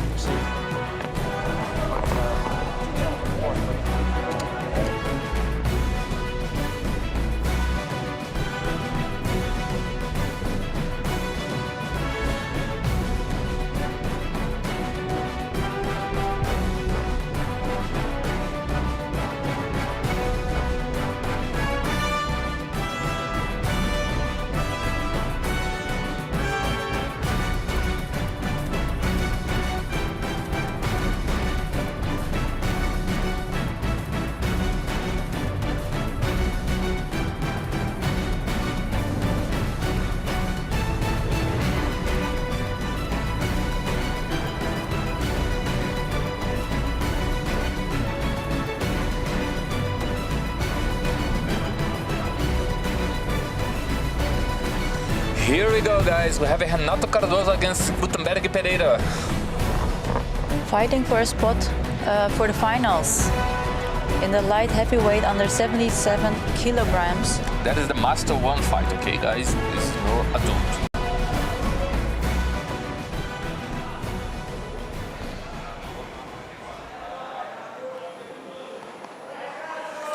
Fight!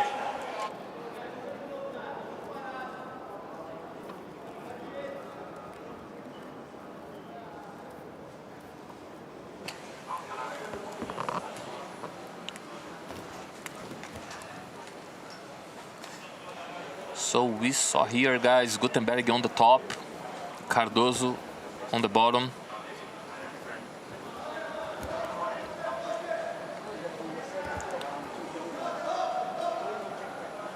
Beautiful transitions by Pereira.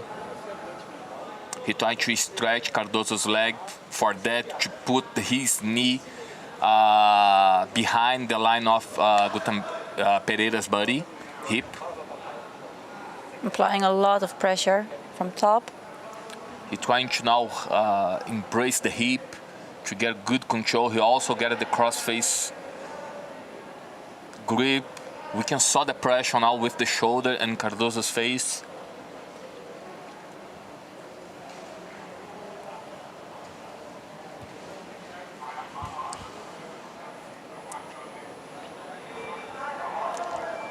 And he's taking his time to slide his knee through.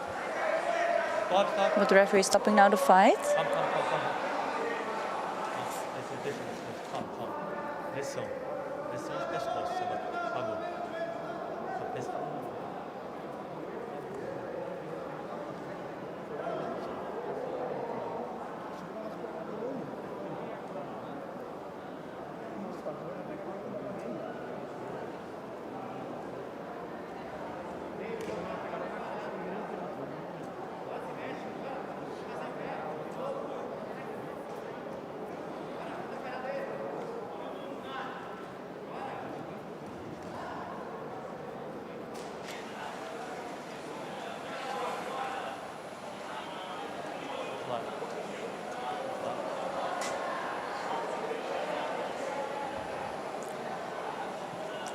So guys, Gutenberg just step forward.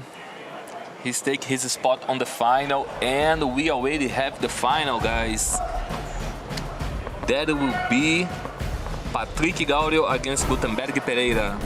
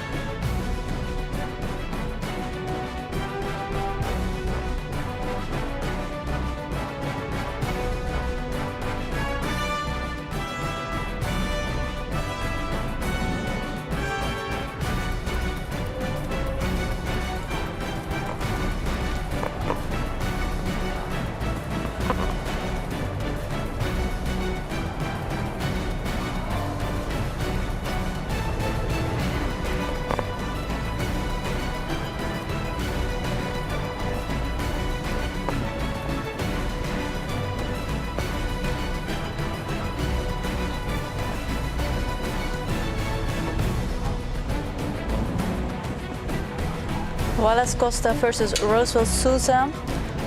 Black belt, adult, super heavyweight, under 120 kilograms.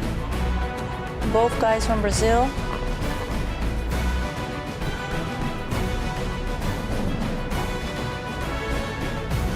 Wallace Costa fighting for GF team and Sousa for Banias Jiu-Jitsu club.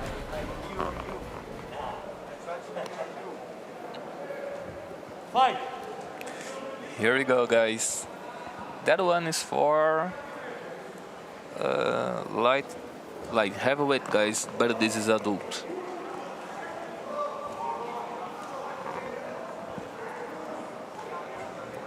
Oh no, sorry guys, that's super heavyweight. Yeah, super heavyweight, under 120 kilograms.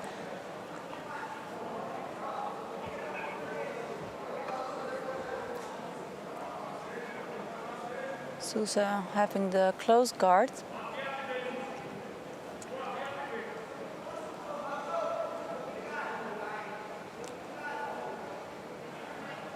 So guys, Costas is on the top with the black key and the red belt, and we have Sousa on the bottom doing a close guard.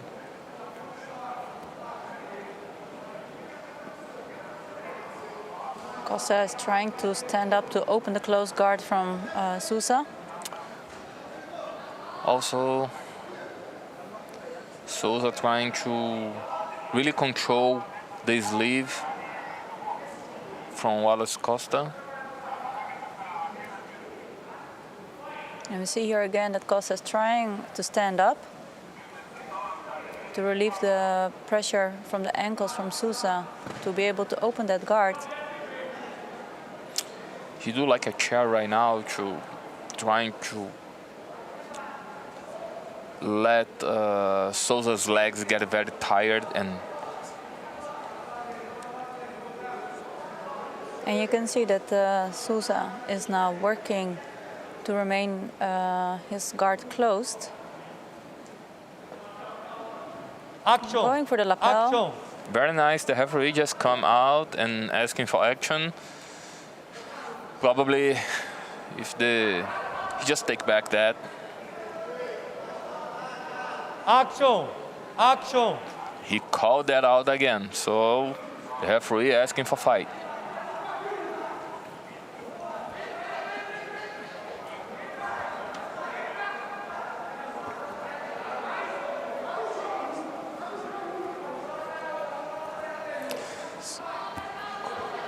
Sousa is getting under. He's trying to get the transition for the 50-50. And he got that. He already got the transition for the 50-50, but Costa managed very well to come into the top again.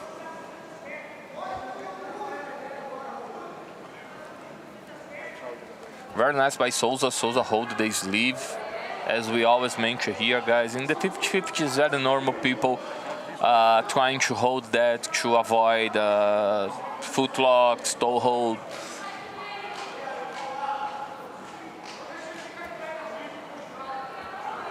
Costa is trying here to come up, remain his balance.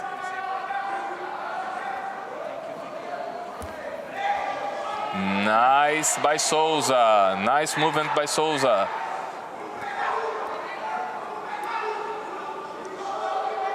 Two points by Sousa, guys. And he's in very good spot right now.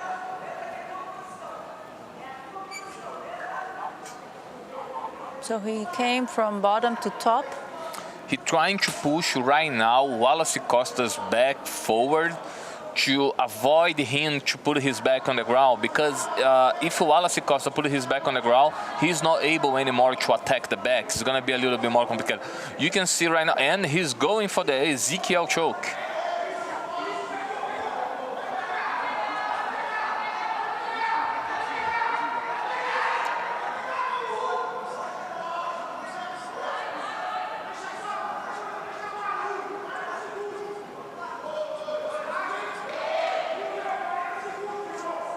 I believe Yasmin, the referee, just give the advantage for the back back take attempts.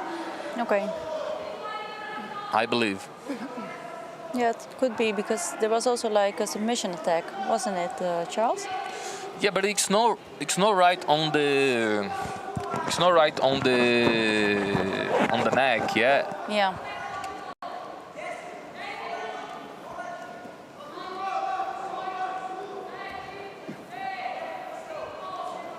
That was on the face, so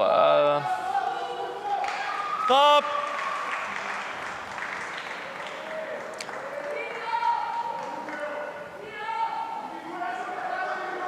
time out, guys, but We got here like 2 points as we see here like a sweep and then 4 points for the mount. If I'm correct. yeah, in the end of the fight, he's granted 4 more points for the mount.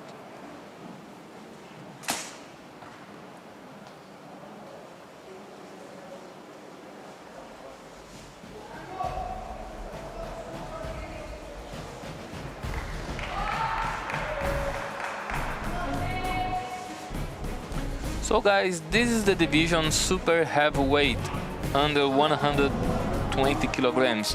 Also, this is the category, guys, we're gonna have here Anderson Muniz, okay, guys? And also we have Eric Muniz in the same category here.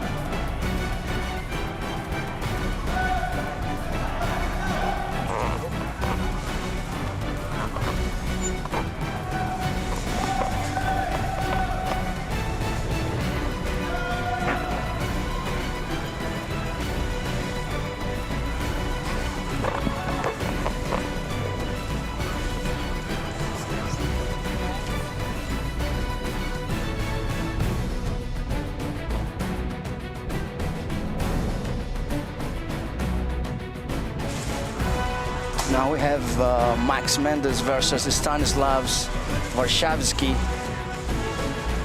Brazil versus Russia. Max Mendes from Brazil, representing Awada Club. Stanislav from Gracie Barra.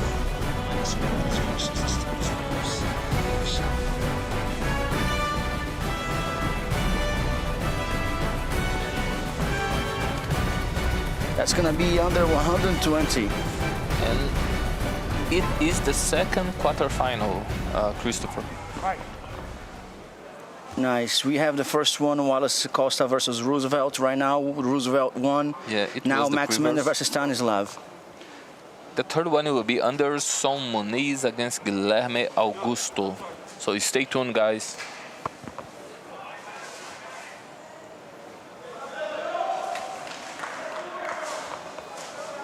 Both athletes measuring each other. Forehead to forehead. The forehead game is actually interesting. If your forehead is slightly on the side of your opponent's forehead, you can take him down as you can apply a pressure on his head to the side. If you manage to get his head to the side, his entire body will follow. It's an interesting game. Stop. Probably the referee will give a penalty. Right. Right. Both athletes, Right. penalties. 1 point taken from each Penalties given for them. for being non-active.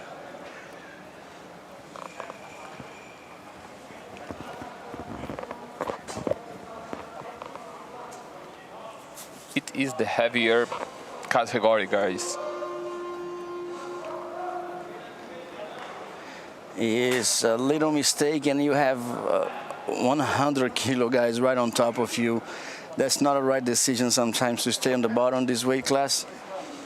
And, maybe more, yeah, because they take weights like yesterday. So today probably the weight is a little bit more. It can be, of course.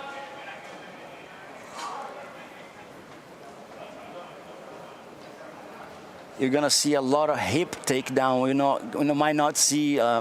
You might not see, for example, single leg, double leg takedowns, but you can see like the judo takedowns from the waist up. They move a lot from the waist up because they go for the takedowns.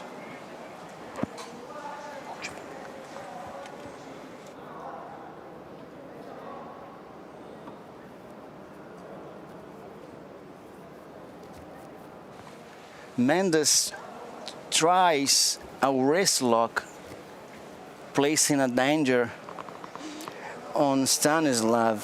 Stanislav's defended, but anyway, Mendes got the advantage for it. As you could see, like standing up, he placed the danger.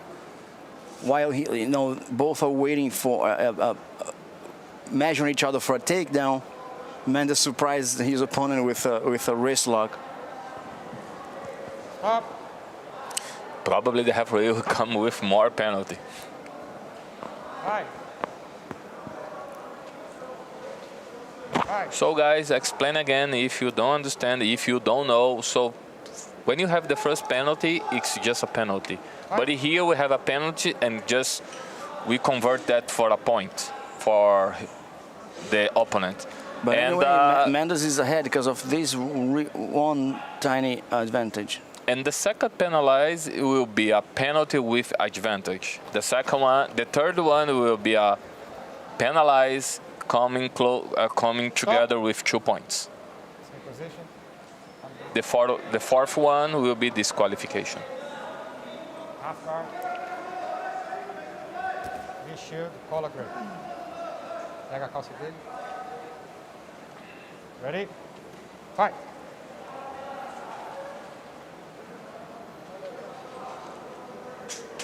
That's the one-on-one game, half guard passing. You have a grip, you stretch the leg, and then you open that guard, do a long step, and then pass. For that, you must flat your opponent on the mat, exactly what Mendes is doing. He's flattening his opponent's back on the mat, avoiding him to get sideways. Now he applies the pressure from his shoulders on the neck, making him turn his face to the other side. Now he's going to work on the leg to escape that foot out, and he can either go, if he has both underhooks, he can go for straight to the mount, or he's gonna get out of the half guard, passing the guard, getting 3 points. It's very nice. We saw the athlete on the bottom. He's working, but it's very hard. But we saw him trying to work from the deep half guard. He's trying to get the transition, but Mendes does not allow him to go for that. He didn't.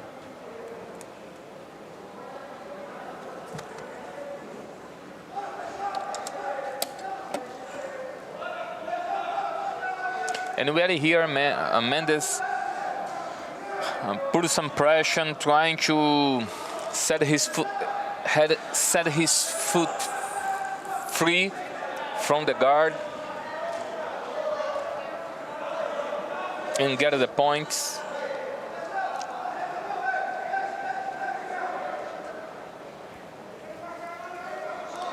Stop.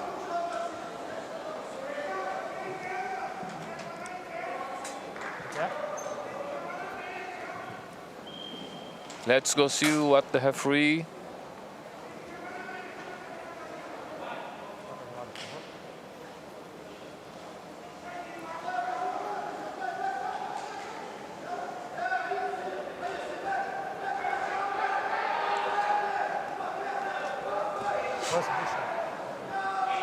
It's time out, guys. So Mendes get one more advantage for the attempt to pass the guard, and he will move forward for. And he's gonna face Roosevelt next on the bracket for the semifinals. Next on the lineup for mat number 2, we have Anderson Muniz versus Guilherme Santos. So guys, in the YouTube, this is one of the Muniz brothers. He will come to the mat 2, guys.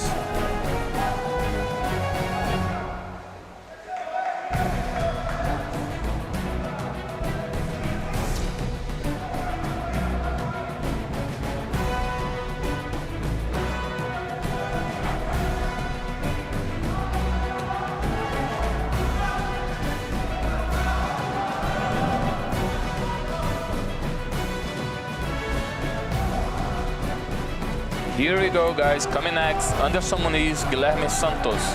Black belt, adult super heavyweight, under 120 kilograms.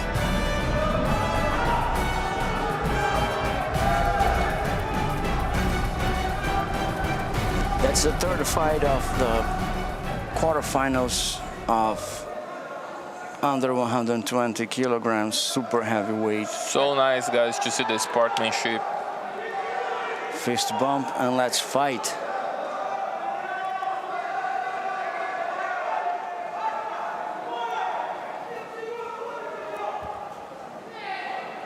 A lot of people rooting for Anderson on the YouTube channel. So guys, Anderson's on the bottom with the red belt, okay? Santos on the top, because both athletes with the black keys. You're gonna see Muniz wearing the red belt. Muniz set up like a lasso guard. Also, he controlled the Santos arm, so he get control for the both sleeves actually.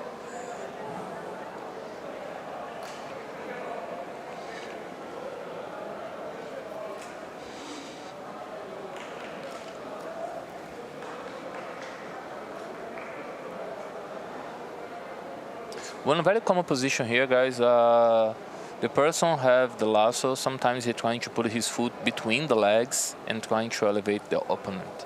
This is a very common position from that. Exactly what he's doing right now. Just like you predicted. He's trying to get rid of that foot right there, exactly to not fall for it. And it's a very dangerous position. It is, it is. Especially in this division where like strong guys. The strong guys can do lift this much with their legs.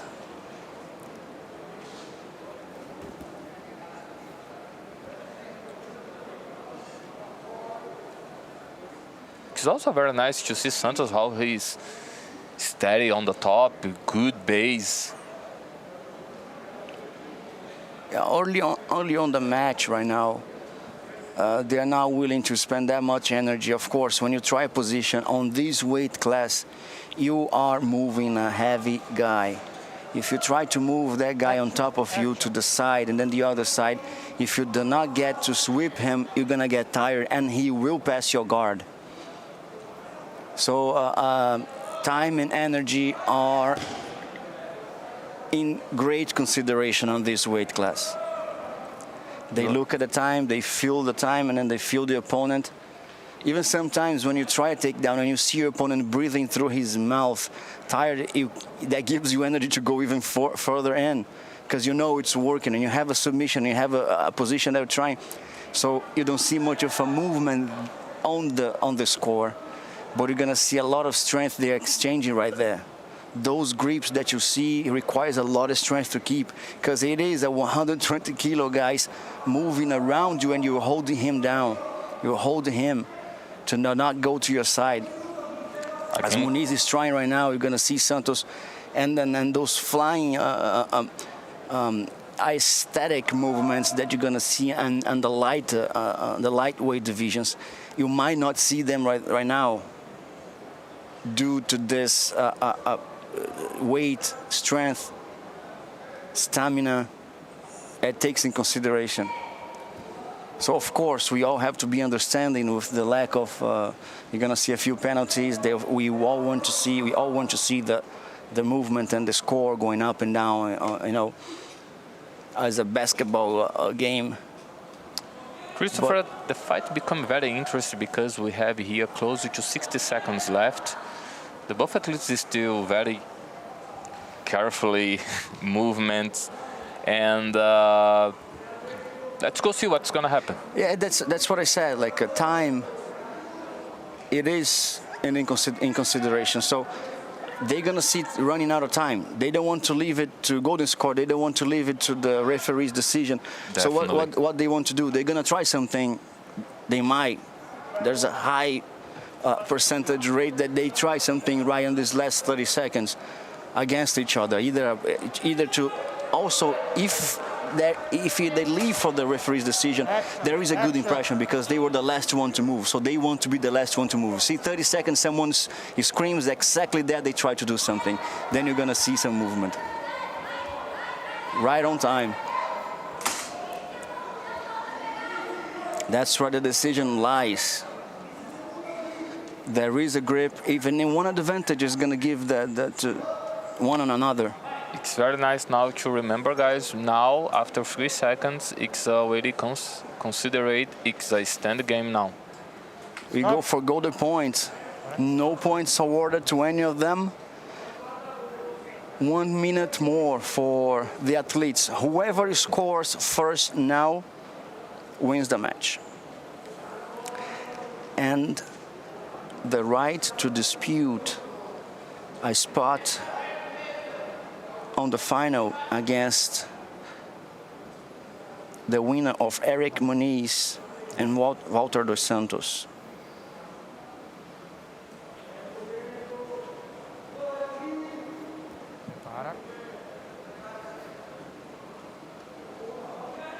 Fight. Let's go, guys. It's a gold score. Muniz against Santos. They are very carefully set up the grips, trying to find the best spot, the best time. They don't want to leave to the referee's decision, I hope. And the last 30 seconds they try something. They shouldn't. There we go. Up. 29 seconds. So he shows some activity there, like although for the untrained eye, they don't see, but the referee is a specialist, and he sees that there was an attempt to take down. He pushed the opponent out. So that might be, the factor that gives him the victory. Let's see. 12 seconds to go. In 10 seconds, they're going to try something. He pulls guard and he goes for the sweep while his opponent tries to pass. With 3 seconds, they put a lot of energy to it. Stop.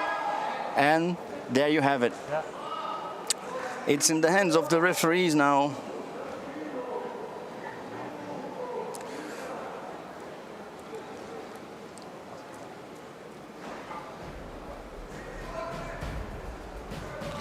So, guys, it's very good to remember here. Eric Muniz is the 4th in the rank for the black belt adult super heavyweight. Okay, guys, and the referee decided for Anderson Muniz, guys. Sorry. We Yes, have Eric. Anderson gets the victory. We have Eric, his brother, in the 4th position, and also today we had here Wallace Costa in the first quarterfinal. He was the first place in the rank. He lost for Roosevelt Souza.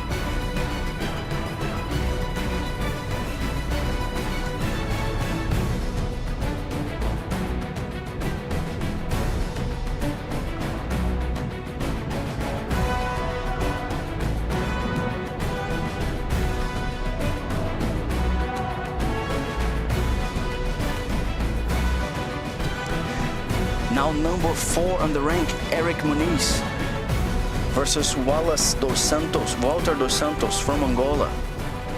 Race barra Angola. It's so nice to see here, guys, how the UAE-JJF Federation is so important for the, of course, for all around the world, but it's so much important for the Asia, from the Africa. It's bringing Jiu-Jitsu, spread Jiu-Jitsu around for that area. Nice, yeah, it is. You can see like a lot of strong and well-trained athletes coming from that region. And the way, like for example, in the Road Pro, the organization of the Road Pro is now, you're gonna see a lot more of the small countries. You're gonna see a lot more of the small countries represented, because they must be represented by someone, and the qualifications on the area, even though they might not be on the level of some other countries, they will have the opportunity to come here. And it's amazing how the organization places the scheme so that then everyone has a chance. It's amazing.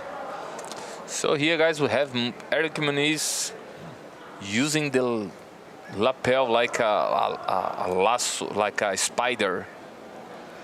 People on the group chat, on the chat, live chat of the YouTube channel, if you want to follow us, people from Brazil, Florianópolis, people from Berlin, Germany.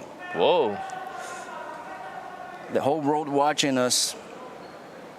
Thank you so much, guys, again, for all the feedback, for all the comments. Stay tuned with us. It's a pleasure again for all of us here. Stay with you. And Eric Muniz just managed to sweep very nice and conquer 2 points.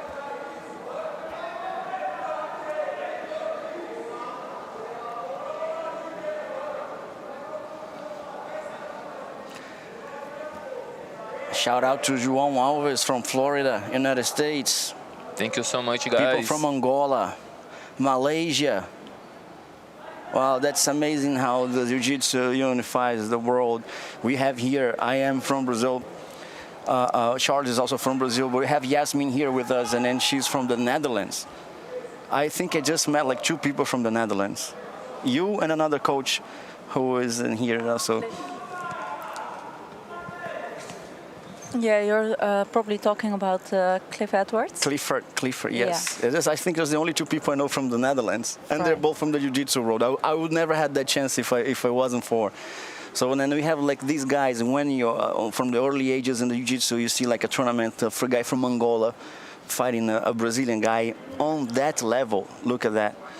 And then it's amazing. Thank you guys for leaving your comments.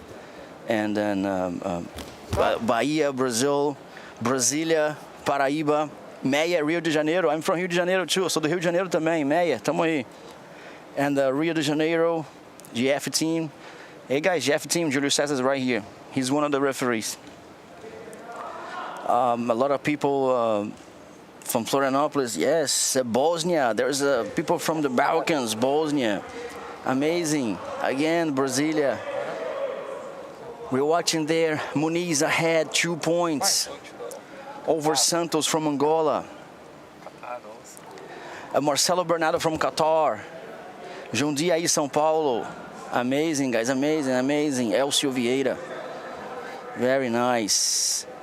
Tribe Group from Portugal. Igor Godinho from Berlin. Distrito Federal, Ceará. Amazing, guys. Thank you so much for your comments. Thank you so much for keeping the channel alive. Checkmate UK, amazing place.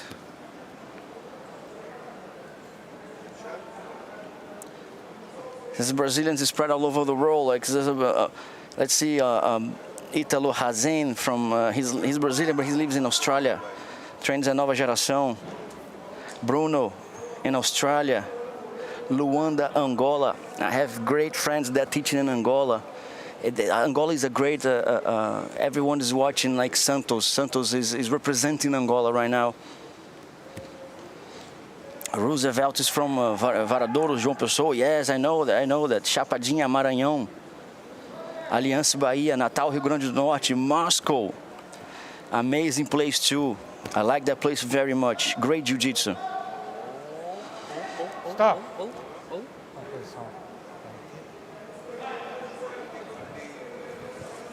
That foot across the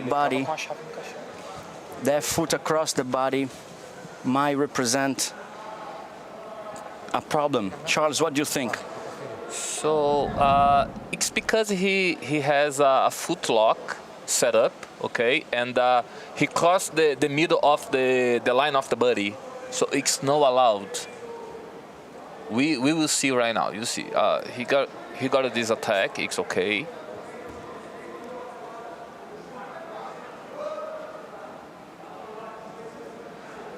I believe the referee asking for the Falcon Eye for that one, but I'm not sure. In this meantime, we're gonna shout out to the people from Manaus, Brasil, Jacarepaguá, Rio de Janeiro, Campinas, São Paulo, Itacaré, Bahia, Natal, Rio Grande do Norte, Meyer. Yeah, guys, here. So, in my opinion, he got a foot lock set up, and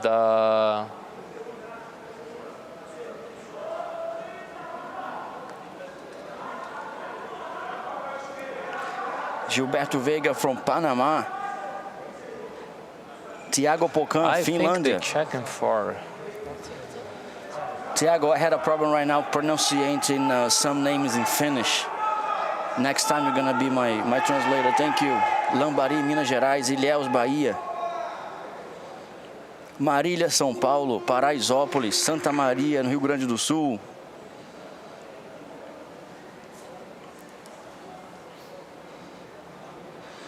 We might be looking forward to a DQ, might be looking at disqualification right now. João Alves in the United States. Queluz de Baixo, Portugal. Wow, so many places.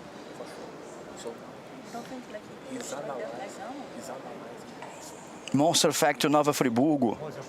There's a great athletes, a lot of people from Nova Friburgo in the Jiu-Jitsu and Judo as well. Mossoró. Wow. Gold Coast, Australia, Guilherme Detoni. Argentina, Mary Soria from Argentina, Hola Hermanas. Nova Colina, Rondônia. The whole road is here. Brazil, of course. But we can see, guys, Renzo Gracie, Ipanema, Rio, Doha, Qatar, André Sato. Here we go, brother. Fight. For this one, because we're trying to see that you attack the foot body Ao tempo. and he gave a penalty for cross the body because it's not like a foot lock. Sobral, Ceará, Sobral, Santos, Cidade de Deus, CDD. Whoa. There we go. We have Muniz 4-1 now over Santos. So they decided not to DQ. Falconai was right there. Actually, he gave a penalty for Muniz. Shout out to Euclimar Mendes de Manaus. It's a tap out, guys. There Eric we go. Muniz. Eric Muniz gets it, and then over Santos from By armbar. Angola. And he advances. He's gonna face Anderson. He's gonna face his brother. It's gonna be brother versus brother. There we go. That's gonna be a friendly match, and a good one to watch. Arujá, São Paulo, Rio de Janeiro, Nilópolis, Maceió, Sergipe, Checkmate Sergipe, Macaé, Clauber Koga do Japão.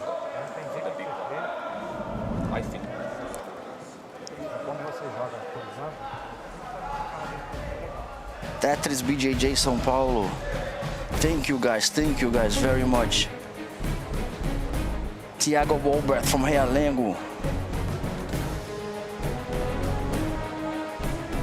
Marcelo Broa from Abu Dhabi, grande Marcelo Broa.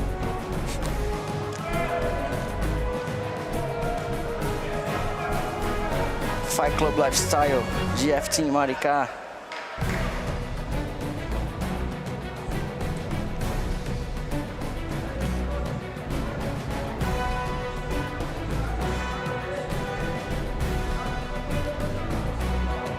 Nova Iguaçu, Rio de Janeiro, guys. Yeah, that's. I'm reading it all. I'm not trying to repeat as much, but Belfort Roxo, amazing, amazing.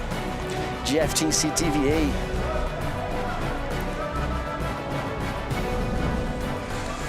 Here we go, guys. We have the first semi-final here coming for that division. We have Roosevelt Souza against Max Mendes. Remember, guys, Max Mendes just take out Wallace Costa. He is the number one in the division for his category. Yes, but Roosevelt did not fight the previous ones. But let me tell you something: the prospect of this division is Roosevelt. Roosevelt is expected to have a great result. They expect Roosevelt to arrive there. He's been placed, and he arrived in the UAE a couple months ago, and he got promoted black belt by his coach, and right here in the UAE. And that is his first competition. I think it's his first or second competition as a black belt. Wow! And he got gold the first competition, and now he's facing everyone for the gold again. His opponent got the. But there you go. It's a big movement for the big guys here, guys. Yes, you don't see that on the 120, and we're just talking about it. And Roosevelt is one of the few that we just talked about that you will fly like a butterfly, sting like a bee. This is the guy. We have here, guys, and Souza. He got the leg out. He got the leg out. He headed to pass the guard. He presented a danger. Roosevelt is ahead on the score, 2-1. So as I was saying, Yuri Alves is Roosevelt's coach. He promoted him here in the UAE. I was actually there, and then we saw that happening, and it was a good moment because no one could hold him anymore in the brown belt. He won everything there, and they expect great things from him on the black belt. So there is great expectations for his name, and I believe he's gonna place well. And as you can see from the previous fight, this one on this division. We have the brothers there on the other side waiting for him. If he wins that one, he goes to the final.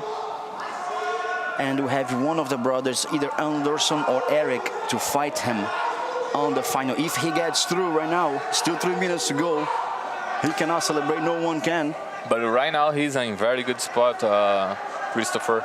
He's with cross-face grip. He's in the half guard right now, but he's in very good position. You can see how his opponent's upper body was flat on the ground. He got like the collar grip. Yeah. That one is the very good one. He controls the opponent's upper body. He just managed to get out of there. He's trying to get it back. But Roosevelt is flattening him, waiting on him really well. Mendes not giving it easy. As you mentioned before, this is the category. Right now you saw Mendes trying to push, elevate, trying to find a space.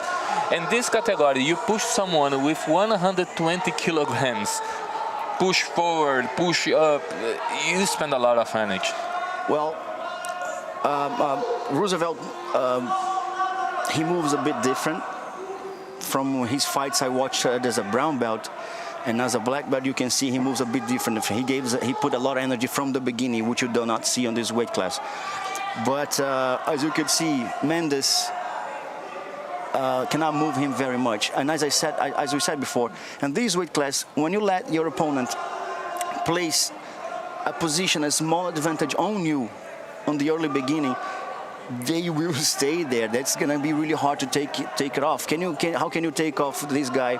Of course, you are also a strong guy, but you can only bench press someone. You can only move your hips. You can only there's many techniques you can go. You can go move his. Mendes can move his Roosevelt's feet to the side and then place his hip under, as he just did. And then there's many things you can do. He just did, and Roosevelt got him down again, and he's gonna do it again. Stop. So there's many things you can do, of course, but that involves a lot of energy. Looks like Souza was penalized for inactivity, but we need to check here. Looks like,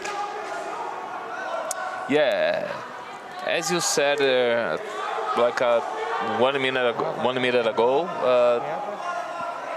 that is the price. Maybe if you want to escape, you have to spend your energy. So, and maybe that can cost the fight. Maybe you can get the position you want, but definitely if you have like one advantage, change everything for the 5-minute rounds, and I have very heavy categories like that.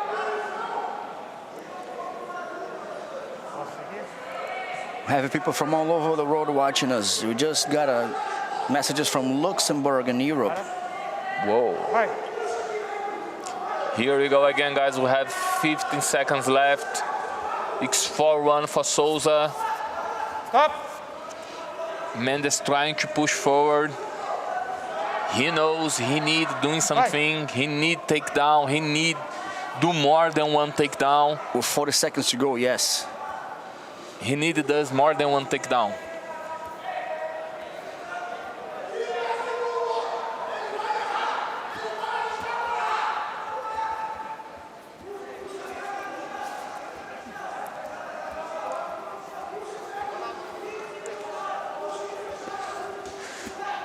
Stop. It's danger because, you know, Souza, he need to watch himself because he can get penalized, and the second penalty will be a penalty with advantage. So yes, that might grant his opponent 2 points. Yeah. Yes. He's ahead, and then 7 seconds to go, and Yeah, he's but, looking at the score. Stop. And time 1 out. He's celebrating.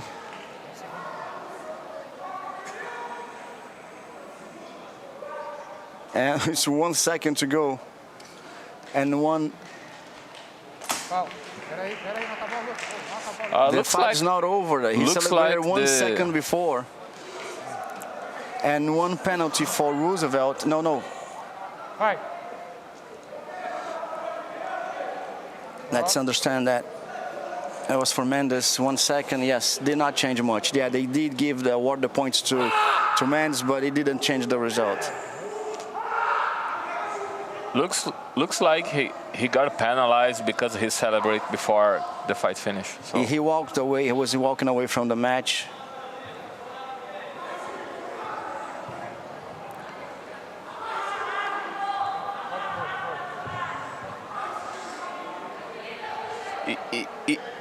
It is very good to see, Christopher, how Jiu-Jitsu improved, because I don't know if you can remember, like years ago when you have the words on the Tijuca Tennis Club, all the people, you know, when they won the competition, they just jump in the crown.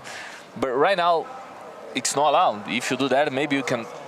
Yeah, they try to It's more unify. organized. They try to unify the rules and make it more organized. Of course, Jiu-Jitsu is on the way to be an Olympic sport, and that kind of thing. Like, of course, it's in the past right now. It was good in our memories, but it does not match with international competition. You don't see that happening in an Olympic event. You don't see that happening in Olympic competitions from, for example, judo or wrestling, or so they, even taunting your opponent. For example, if you're gonna provoke your opponent or something, that actually is you can be disqualified from doing it in these competitions. So they're pushing that to Jiu-Jitsu, since they are trying to unify the rules to get Jiu-Jitsu in the Olympics, and that's one way to do it. And it is organized. It is nice to see these things happening. Although we do remember that time, when Jiu-Jitsu was that way,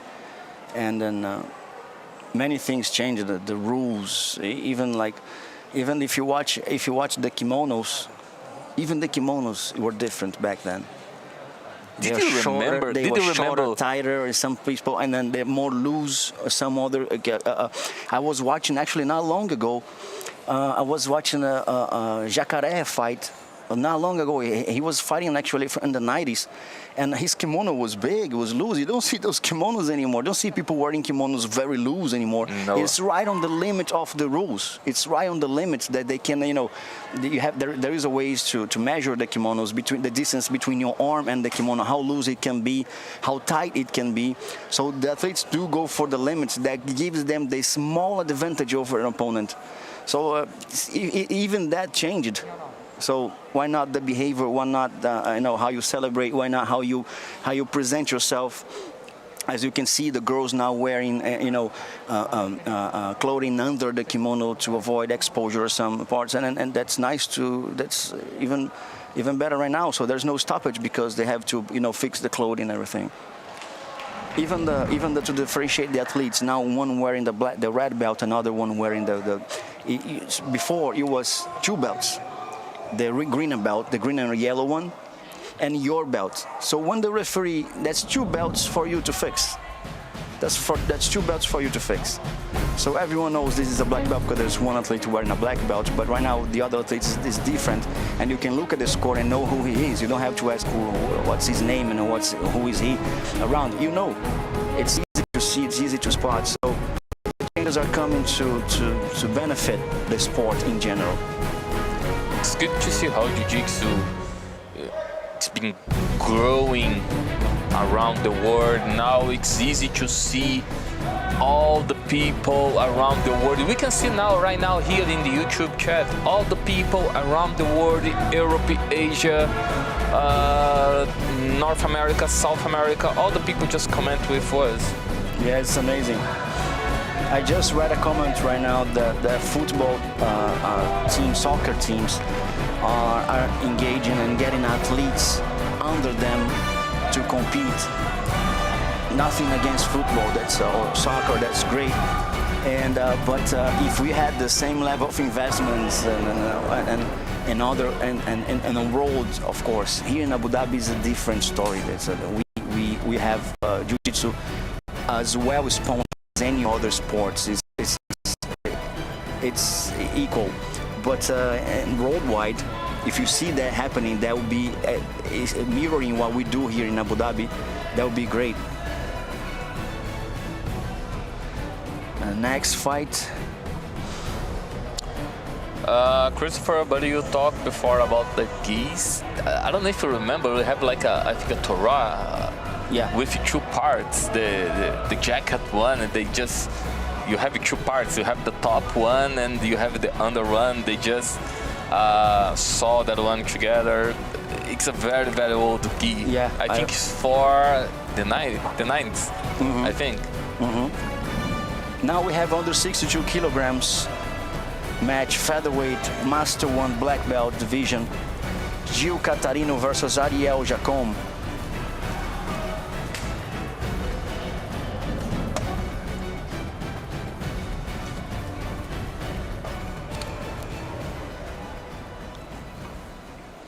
Right. So if you just watch the 120 kilograms, you're gonna see a different fight as they place movements right away, right after the start of the match. You can see athletes moving and running for the points. It's a different approach when you change the weight class, right, Yasmin? There's a very high pace right now in this fight, a very high energy. So lots of movements. Catarino fighting from the bottom, Jacome fighting from the top. Trying here to control Catarino's legs, going for a guard pass.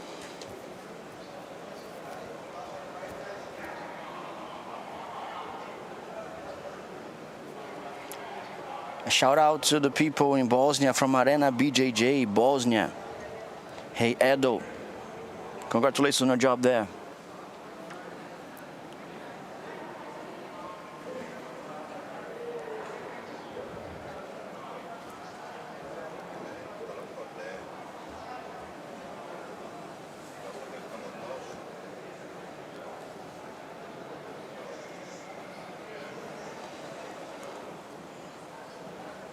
Jacome is trying to control the hips from Catarino.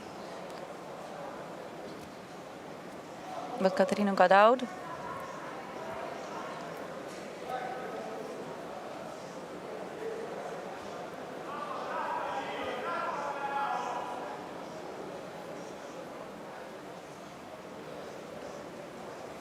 Catarino's trying to elevate the hips of Jacome, but Jacome has heavy hips right now. Staying nice and low.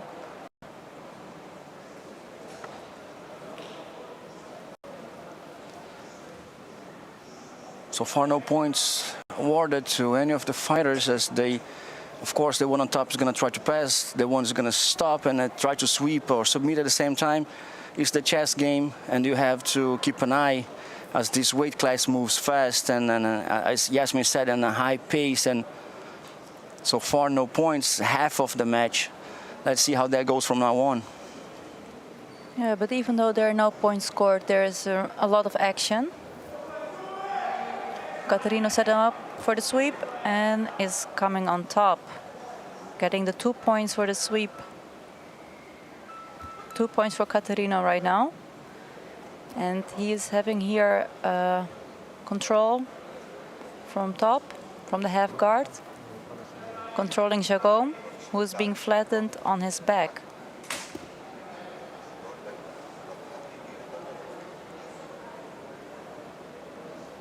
This is putting Jacome in a not favorable position for himself.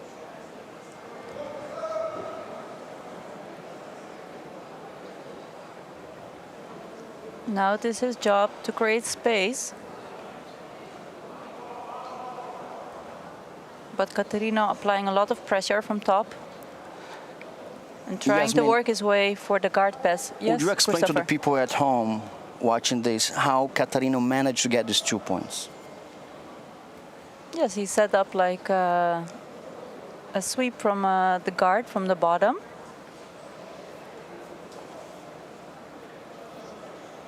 Action. Referee is calling for action.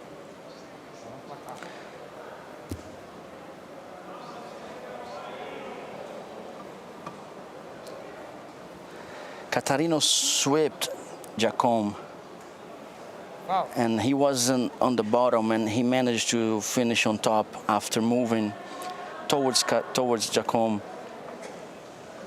granting him 2 points. Now he's on top of him, not doing much to pass the guard, although Jacome replaced the guard and now put Catarino on full guard. And Catarino does have a stance that stays the fight, which is head down and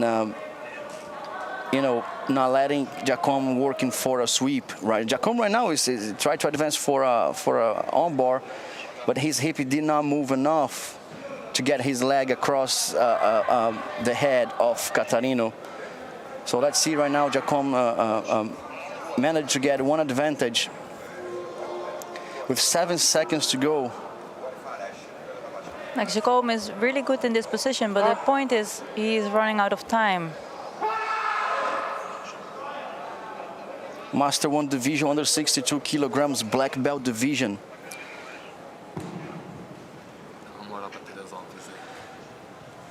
A great shout out for Teresópolis, Rio de Janeiro. Our commentator here, Charles, is from there. Nosso comentarista Charles é de Teresópolis, Rio de Janeiro.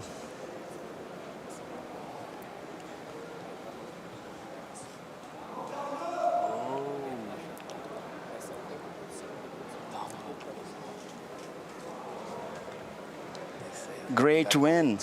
Very great.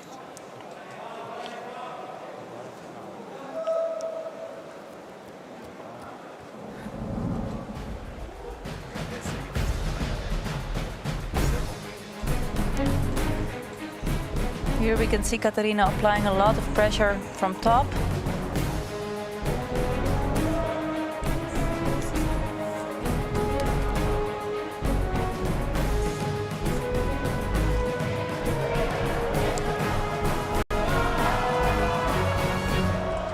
Jacome worked hard to try to go for the sweep, but didn't have enough time to finish.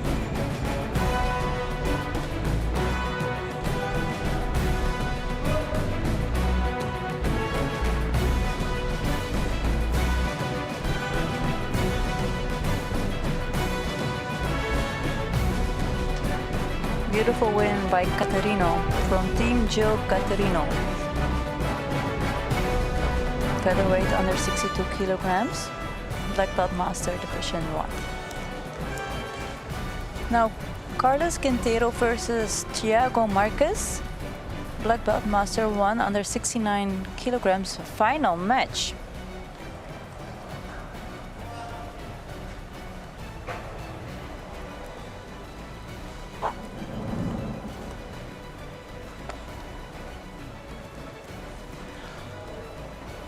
We have Carlos Quintero under 69 kilograms versus Thiago Marques. Right. Master 1 black belt division. Thiago Marques from Commander Group, Carlos Quintero from Affinity Studios, Colombia. Under 69 kilograms.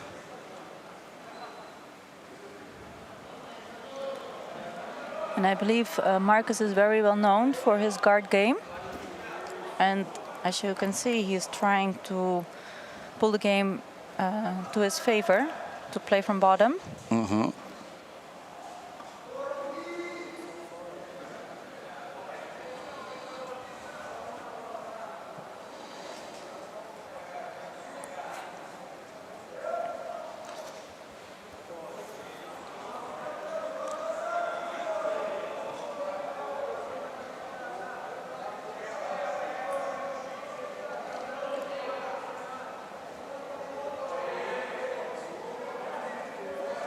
And Thiago already was going for triangle setup. Back to his guard. Shout out to Jardim Primavera, Rio de Janeiro, Marcelo Felipe Osso.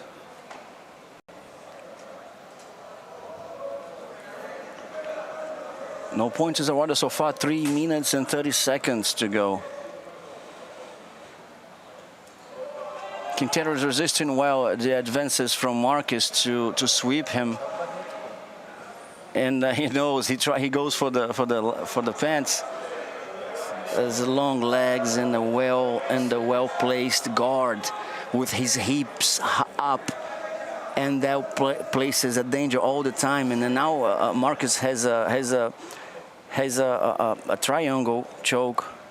And he's going to try to adjust that to place even greater danger to Quintero.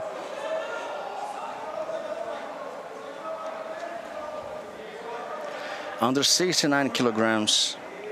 This is the final match. Right now we're going to see a lot of finals.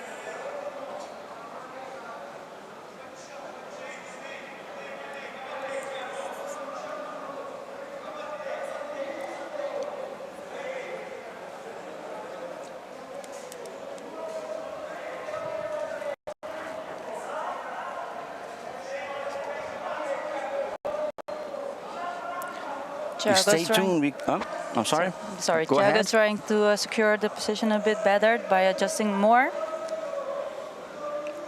So there is a submission right there. If you don't see the opponent, the fighter is moving too much, there is no way the referee can apply a penalty for both of them. Correct, Yasmin? Correct. Yeah. So then there is no. So with 1 minute and 50 seconds to go, of course, Marques, even if he doesn't get the submission, for sure he has an advantage. So it's going to be 1 point ahead, regardless he gets the submission or not. So he's not much in a hurry to squeeze his opponent, making Quintero's job now to escape that, and he tapped.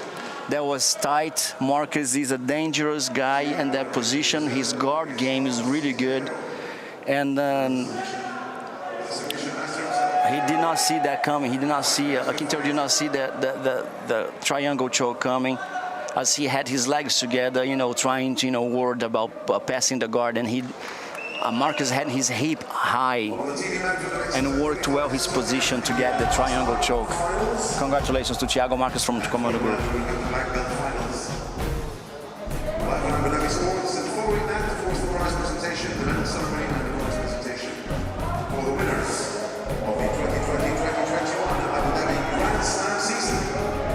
It's all happening here on the second and final day. You're with Fanny Wenahier.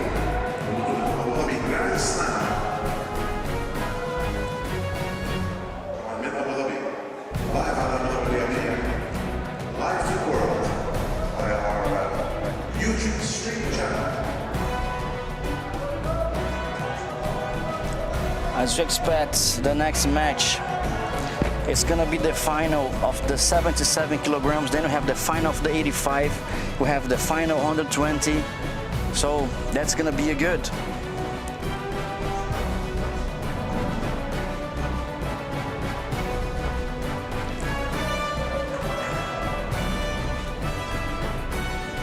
So we're going now for the next final. Under 77 kilograms, welterweight, black belt master 1. We have the all master 1 finals lining up right now. From the weight up for 69, 77, 85, 120, 94. And next match is for Rafael Carvalho from Palm Sports Team 777 and Eber Acosta Palm Sports Team 777 as well. No, not yet. No, not yet. We're seeing We here have Faisal Faisal. Al-Ketbi from UAE versus Pablo Aragon, Palm Sports 777 team. That's a nice match to watch. Faisal Al-Ketbi he learned his Jiu-Jitsu everything here in the UAE. Since the Jiu-Jitsu arrived here in the UAE, he was one of the first students, and he's a prospect of this project. And a lot of faith is put on him. On the 94 kilograms, you're gonna see from him great activity on the takedowns. He's really good at it, and that's a good match, a good name to keep an eye on. Fight.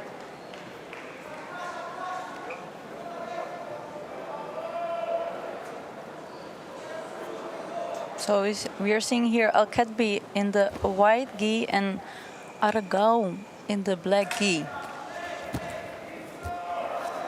Aragon saw the guard pull coming, and he jumped all the way to the other side to get the side control. But Aragon got the advantage. Al-Ketbi managed to get away from his advantages to get to the side control. Aragon did not stabilize the position. Now Al-Ketbi is going for a takedown or a sweep, and he got the advantage as well. He placed a real danger on Aragon's ability to standing up. A lot of action in the first minute for the fight under 94 kilograms for light heavyweight. Semi-final. Yeah, semi-finals.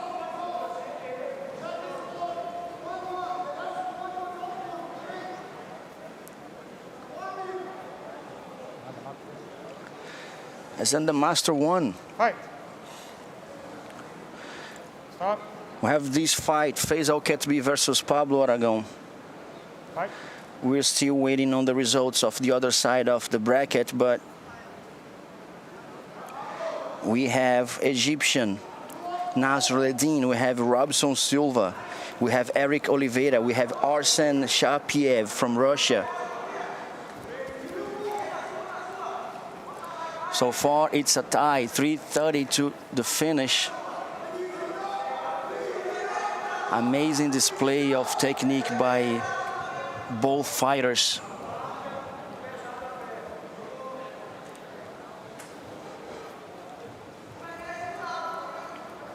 So Aragon pulled guard, and Al-Ketbi is trying to go for the guard pass, controlling Aragon's hips.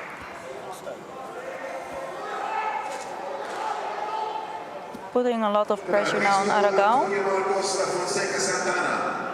Antonio Marcos da Fonseca Santana, please come to the prize presentation.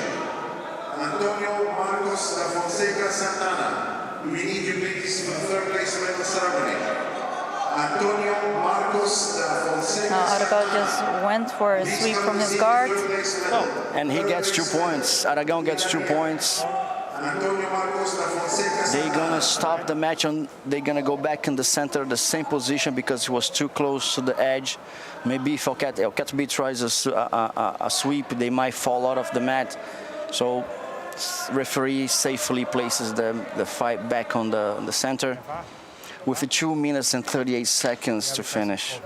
A very sharp timing from Aragon to pull off such an explosive sweep. How decisive it was, right? Right.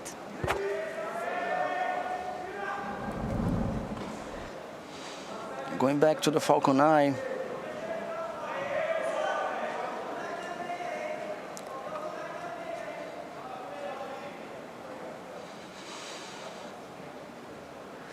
So he was here in the half guard, going for a butterfly guard. Okay, go back. Ready? Fight.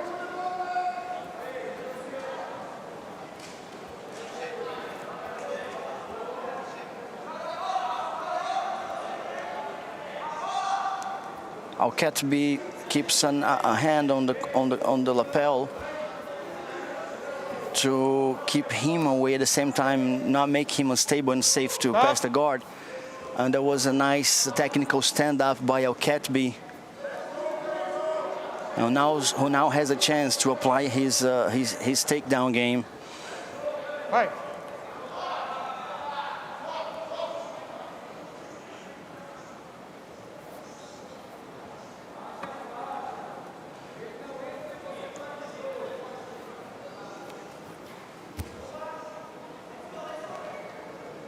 Alcatby pulling here for guard, applying a De La Riva hook.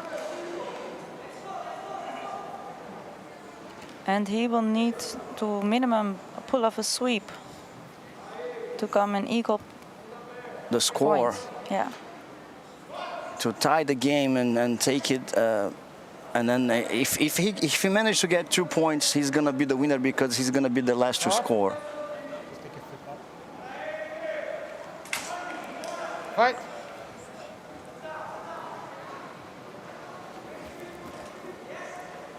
He does an arm drag, but Aragon dribbles him, placing his body to the side, going for the side control, and granting 3 points for himself. He faked his way to the left side, and he went to the right side, leaving Alcatby open on that side. 6-1 to Aragon. And seemingly like an effortless guard pass, not using any strength. There's nothing effortless on this weight class. I guarantee you that. No, that's true. You can use a little bit less, but there is always a lot. He's going for the clock choke, but he gave it up. You rarely see the clock chokes nowadays, right? That's it's amazing to see this technique being applied. Was too close to the edge. Athletes are commanded by the referee to stop the fight, fix their kimonos, and go back to the center. Fight. Back to the fight. Alcatby has 25 seconds to get ahead on the score, at least a tie. If he ties the game right now, he can win. But again, Aragon is sharp on his guard passing game. Alcatby is trying to at least not get his guard passed right now. Close the guard. 4 seconds to go. Both athletes see what's coming, and there you go. Well played by both athletes.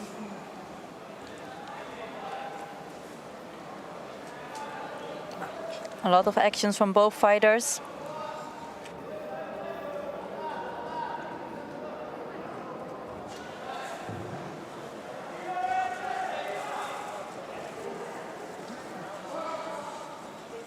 Advancing to the final, Pablo Aragon from Palm Sports Team 777.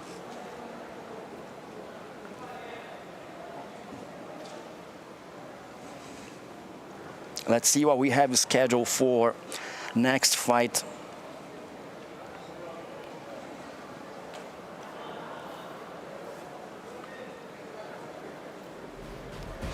People from our YouTube channel watching us.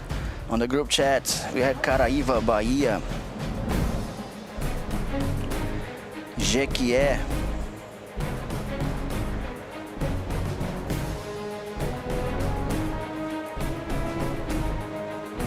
Instituto Jari, o tatame do time Brandão. BJJ Educacional, Manaus. Congratulations, guys. Sertãozinho, São Paulo.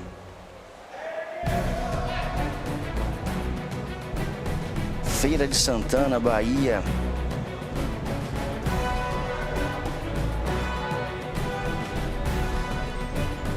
People sending their best to Faisal. He fought amazingly right now. Beautiful setup here from the sweep. Well, could be. Juiz de Fora, Minas Gerais. Teresópolis, projeto Resgatando Vidas. Congratulations, guys. Amazing, amazing. Projeto Resgatando Vidas, parabéns. Os. London Fight Factory. Fight Sports London. Macapá, Amapá. I think we have all the states covered here from Brazil, for sure. So now we're back here to the finals of Black Belt Master 177 kilograms. It's gonna be Rafael Carvalho versus Herbert da Costa. Both fighting for It's Palm just Sports. finals now, yes. Yes. From Palm Sports team, both athletes, Rafael Carvalho versus Herbert da Costa.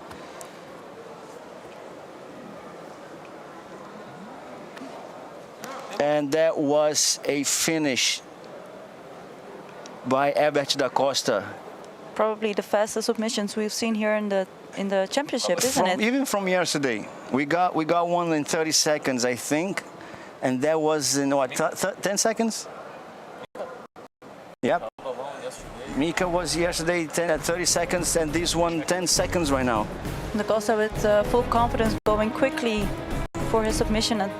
I think that in that case, like he was expecting his opponent to pull guard and he leave his foot up, and as it happens, you know, there is a chance. Let's see here Look the at replay. that, he got the foot, it was right there. Rafael already went down feeling it. That's how fast it was. Yeah.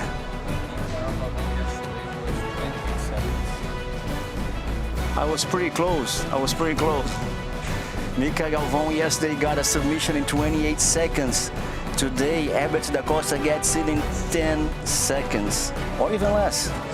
Any fighters who are in third position, please come join us. And the prize presentation will be backstage preparing for the medal ceremony.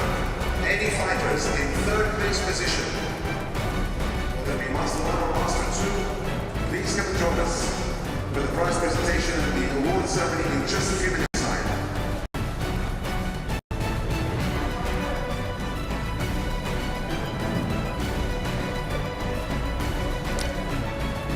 And we have more finals coming up. Now we have Sergio Rios versus Jaime Canuto at 85.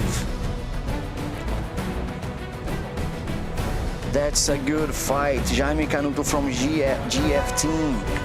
Sergio Rios from Brasa. That is the final. That's the gold medal decision for the 85 kilograms. And Masters 1 middleweight.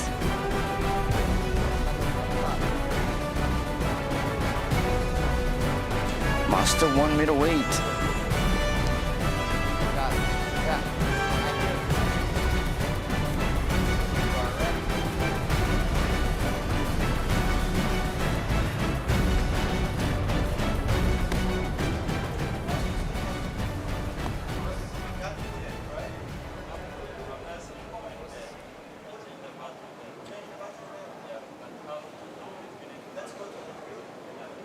Fight.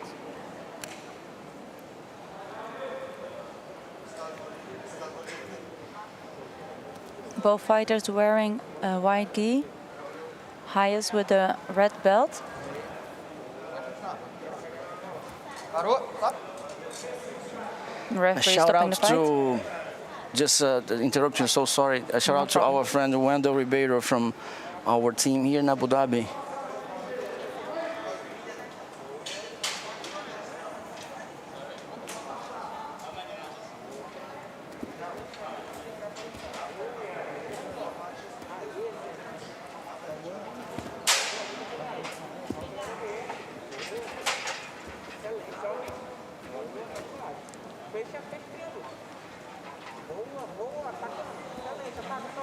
Highest here managing the sweep from his guard. And he gets it. 2 points awarded.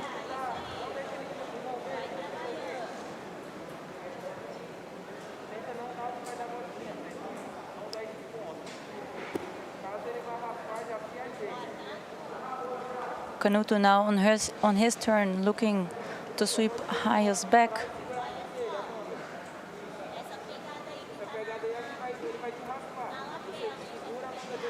Rio's on top with the red belt. Both athletes wearing a white kimono, Canuto on the bottom. Both calculating, arranging their grips to safely secure the position or advance. In that situation, Canuto must pass. Rios must sweep, and that's why he gets it. And let's see if he can stay, secure the position. He did not. Rios 2 points ahead from the sweep.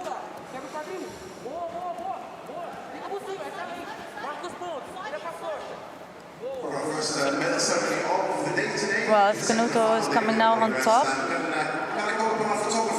and he's not yet. Nice activity on this fight. They stopped the fight right there. And let's see if the referee is going to consider that a walk. They're going to look over the falcon eye to see if he saw the submission come and then walk out of the mat.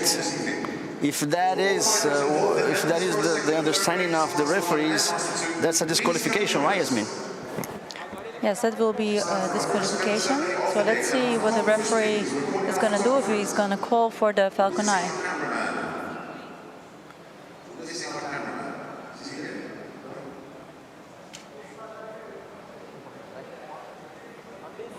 No, the referee is not calling for falcon eye. It's still 3-1 to Rios versus Canuto.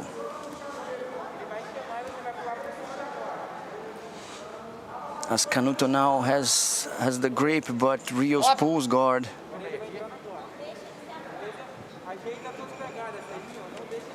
You're gonna go back in the same position. Rios down, sitting down. Canuto up. Rios gonna try to break the grip, but even go for a takedown. He pulls it. Canuto is sharp though, keeping his hip and his leg away, holding the legs. Rios gonna work his way, even ahead on the score. 2:17 to stop. Canuto is running after to get a tie or even ahead on the score. Remembering, a tie favors Canuto, because if he ties right now, he's gonna be the last to score. Therefore, the winner, and that is the final. And Canuto is now working nicely for his setup for the guard pass. Just opened the close guard from Rios. Shout out to our friend Hamilton Souza from Tramites, BJJ.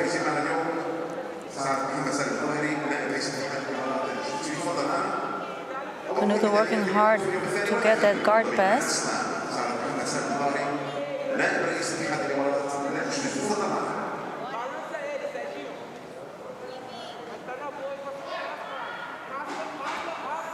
As Canuto tries to pass, Rios switch his hip position all the way, throwing Canuto to the other side. He forces him to go back inside Rios' guard. Now Rios' guard is up all the way. You can see his hip is up. That places a danger for submission.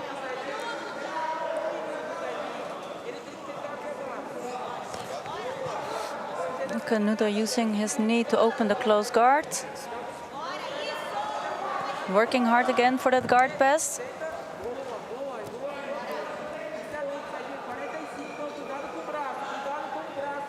"40 seconds to go."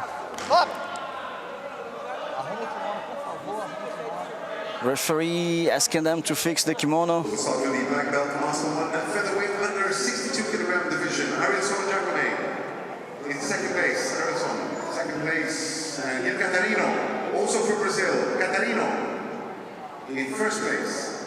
Fight. Little over 30 seconds to finish the fight. Rios pulls guard again with a triangle threatening Canuto, and he's actually making Rios' life hard with the knee in the middle, which stops Rios from closing that triangle. Exactly. Now going again for guard pass. You know, Rio's grips really stops Canuto from, you know, even getting close to pass the guard. Even when he places his body all the way to the side, all Rios does is just switch his hip position, and then Canuto flies all the way to the other side. So, you know, well placed by Rios. We've seen him fighting in other tournaments, and it's always a good show. He places first place on the 77 kilograms Master 1. Under 85. Under 85, Master 1 Black Belt division. Next on the line, we have Igor Silva versus Felipe Bobrick. Both Brazilians from Command Group UAE.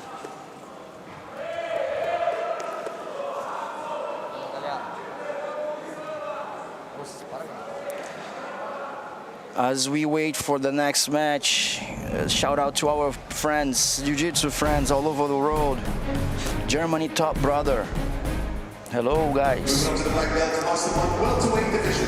Under 77 kilograms. Alisson Costa in third place. Alisson. Rafael Carvalho. Rafael in second place. And Herbert da Costa in first place. Black Belt Master 1 under 77 kilograms.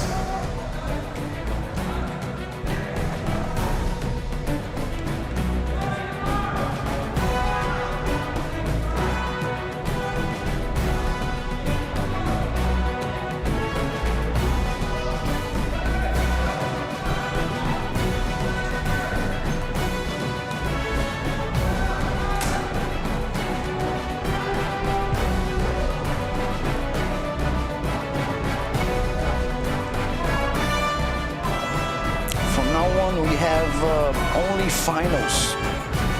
We're gonna have the finals for the Master 1, finals for the adult division, and all weight classes. There's always gonna be, we'll have the expected fight, Roosevelt Souza versus Anderson Muniz. Now Felipe Bobrick versus Igor Silva, both from Command Group UAE. Closing on the under 120 kilograms super heavyweight Master 1 Black Belt division. Referee asking them to get in the match, on the mat for the match.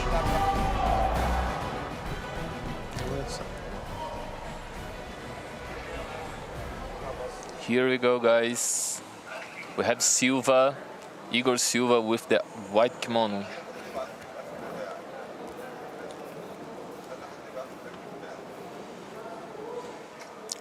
Bobrick tries to have a grip to pull guard.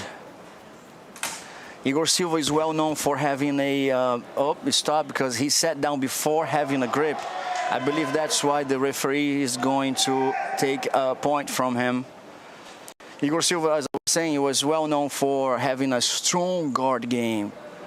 He got a very dangerous close guard.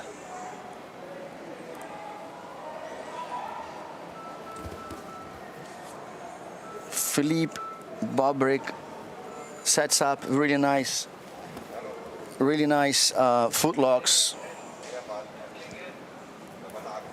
So Felipe pull guard. He's gonna work from the bottom. Nice by Igor. He already got the half guard with the cross grip, the cross face grip. Igor lays his hip on the side of the half guard to avoid him to sweep. Felipe is trying to set up the deep half guard. Igor trying to step back to avoid that, to sit on his ankle. Felipe just trying to get close as much as possible, to trying to don't give him any kind of space. Very good by him. Igor trying to push his face to create some space. He get the cross face again.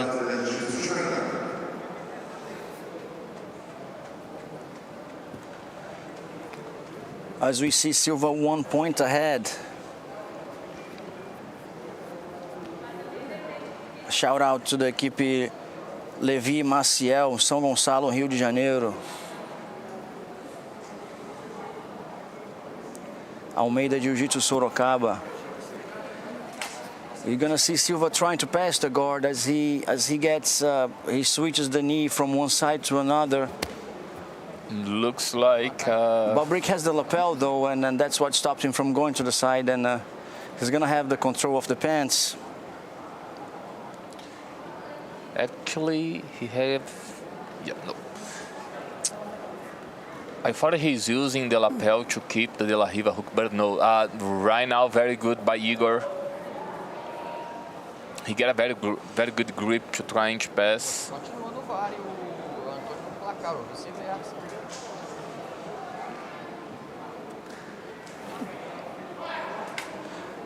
Tá sim. So far, the penalty Bobrick had is the only point granted on the match, because Bobrick, he pulled guard without having a grip. He sat down before having a grip on his opponent, which should be, if you want to pull guard, and on this set of rules is make a grip, then pull guard.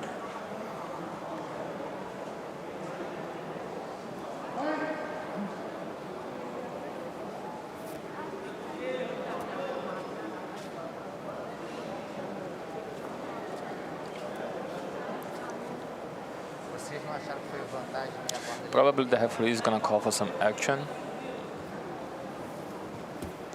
Nice by Igor. O Gabriel acho que não escuta. He was De La Riva right now. Ó.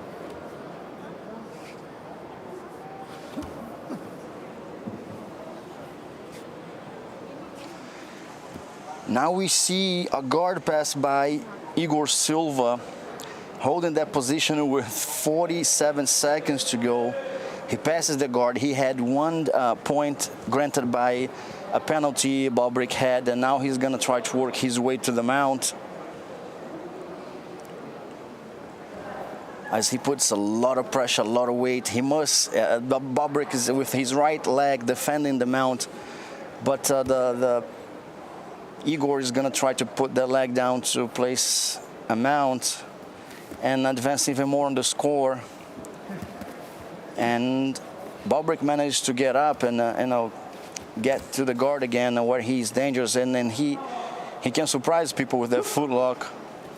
It was very nice replacement guard by Bobrick. And Time is out. over. The final for 120, under 120 kilograms Master 1 Black Belt division is decided. We have Igor Silva on the first and Felipe Bobrick on the second. 4-0 to Silva. Next on the mat, we have the final for under 94 kilograms. In this meantime, you can leave your comment, you can shout out, you can root for your athlete. Jiu-Jitsu community all over the world. Pode deixar aí no comentário sua mensagem, pode deixar aí torcida pelo seu atleta, fala do seu time, fala de onde você é. Família do Jiu-Jitsu no mundo inteiro. And guys, stay tuned, because next week we're gonna have the World Professional Jiu-Jitsu here, so stay tuned, we will be here with you guys. Galera, fica ligado aí, semana que vem a gente tá aí com o World Pro, a gente vai estar aqui com vocês.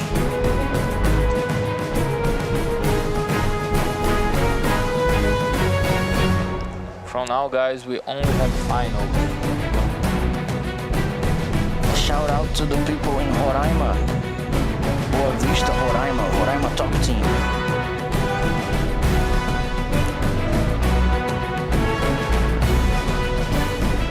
Cratel. Manaus, Ceará. Quimura, Alagoas. Campo Grande, Rio de Janeiro. Gustavo Jacuru. Checkmate Felipe Bezerra, Rio Grande do Norte. Alexandre Mendonça, Riacho de Santana.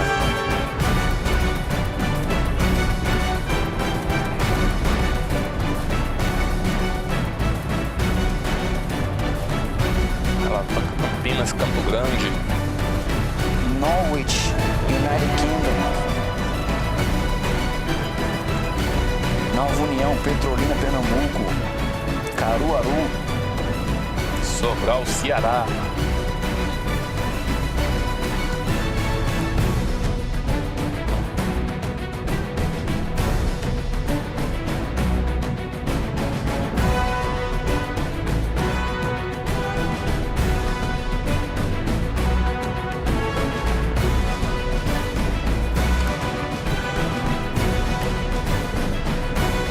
Grace Barra, Alagoas, Leme, São Paulo. Pindamonhangaba. People from all over the world, all over Brazil. Power Lotus, Cachoeira. Rio, Brazilian Top Team, Marcelo. Brazilian Top Team, Rio de Janeiro. Já treinei lá. Grace Barra, Sergipe. Ricardo Monteiro, BJJ. Atlanta, Georgia, Marcos Gonçalves. Training people in the United States. Os Simetria Fight Bahia. Kimura, Neopolis. Brazilian Top Team, Juiz de Fora. Cícero Costa, Pernambuco. Guys, if you are watching this tournament right now, this is the Abu Dhabi Grand Slam. This is the last step of the slam that we had all over the world. Yes, Charles.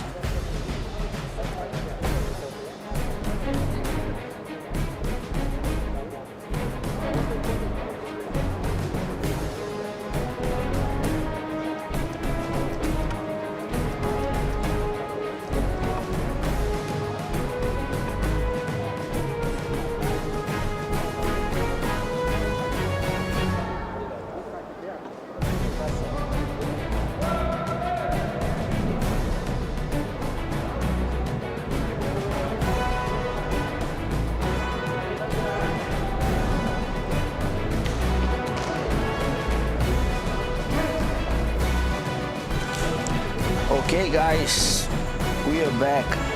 Petras BJJ São Paulo, Aracaju, Sergipe, Grace Barra, Sergipe, Nova União, Petrolina, Juiz de Fora, Minas Gerais, Palhoça, Santa Catarina, CT Muniz, 7 BJJ. Nossa, galera. We are here, guys, with some podium also.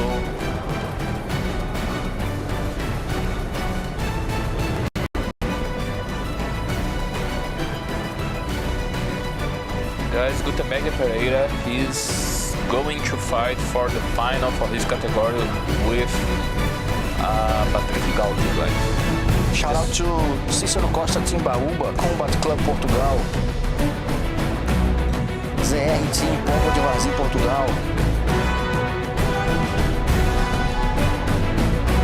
O Hudson Viana mandando um alô pro professor Alexandre Borges. GF Team Ramos, Rio de Janeiro. Nossa.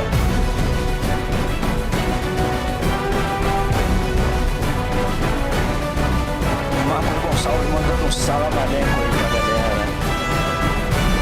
Salam aleikum, você responde o quê? Aleikum salam aí, garoto.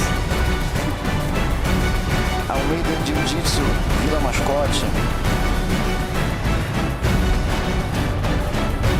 Um pouquinho de árabe para vocês. Salam aleikum significa que a paz esteja contigo.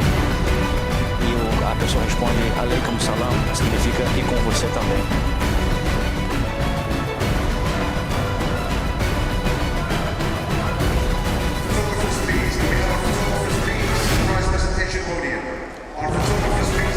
My friends, shout out to the people from Tijuca, Rio de Janeiro, Tijucano. Final stop. Final Sobral, Ceará, Duque de Caxias, masculino top team.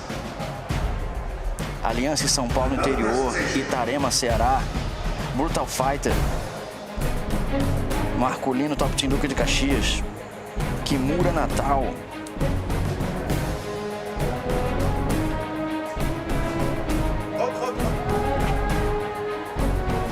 B9, Paris.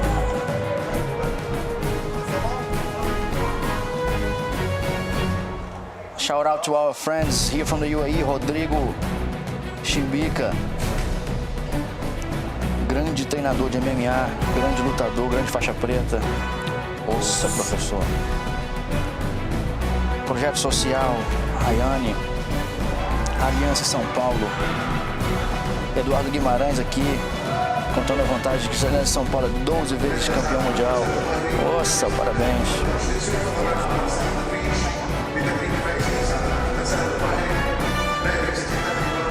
Professor Márcio Nazaré, Timbaúba, Emiliano Nobre mandando um abraço. Júnior Jeff Tim Limeira, aluno do professor Adrien Domingues. Adrien Domingues que era professor aqui nos Emirados. Nova União, Galícia, Fit and Fight. Guys, we have the last day of the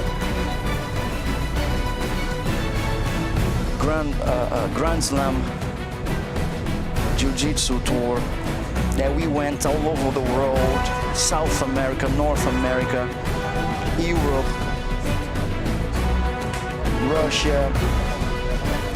We've been in places, gathering talents, the best of the best, getting the place to fight here in the last edition of the Grand Slam. Even amongst the pandemic, here in Abu Dhabi, UAE Jiu-Jitsu, government of Abu Dhabi, placed a set of rules for athletes to arrive safely, for their safety, our safety, everyone's safety. Everyone follow the protocols where we get in a package, or you get this straight on from the airport to the hotel to the venue. And then it's very important to remember, you guys, that we are all safe in this environment here. Just one second.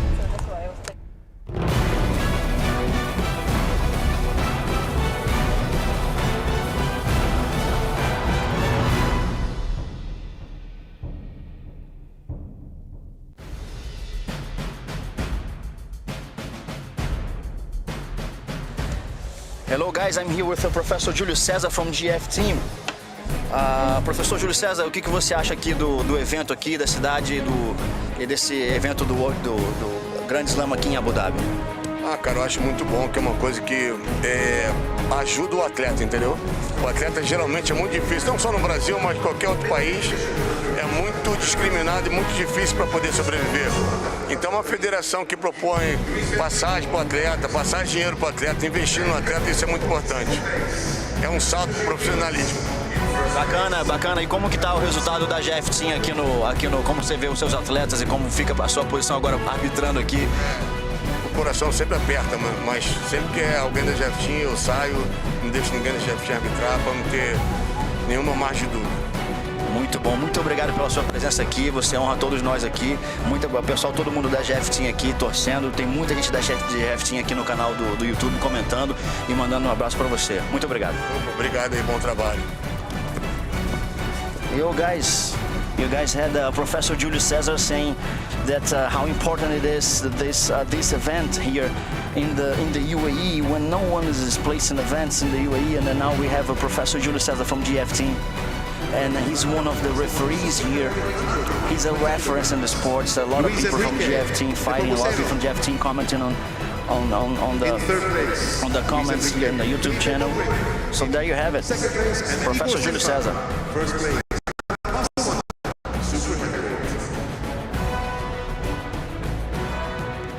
Professor Cássius Lima, da equipe Levi Maciel de São Gonçalo, Rio de Janeiro. Professor, só pra você ficar sabendo, eu nasci em São Gonçalo.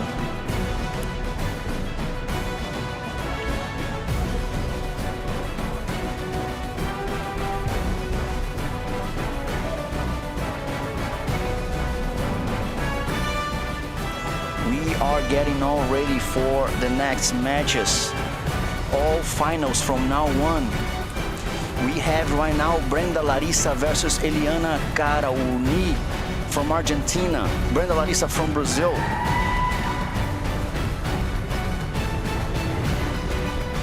Brenda Larissa and Eliana, they're gonna fight the final. That is the adult brown and black belt division. Final under 49 kilograms.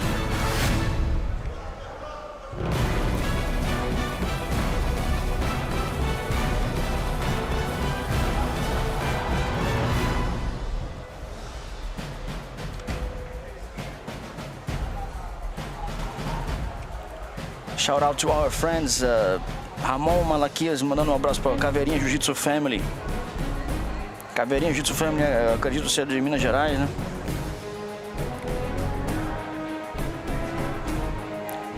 Checkmate Natal, Rio Grande do Norte.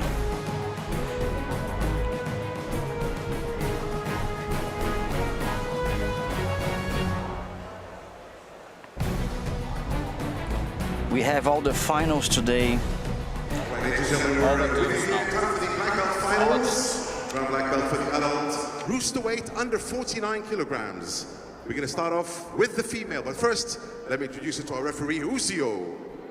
Thank you, referee, for joining us today. We'll begin with our fighters. Introducing first the fighter in the red corner, representing Al Wahda Club Jiu-Jitsu, Brenda Larissa. And there we go, guys. We have walking off the corridor here in Abu Dhabi. We're going to have Yasmin Tahiri commenting this fight. You're gonna see the coaches right at the mat giving shouting instructions to their students. And her opponent from Argentina is Eliana Carauni. This is adult 49, under 49 kilograms. Coming up from Positive Jiu-Jitsu. And her opponent from Awada Club.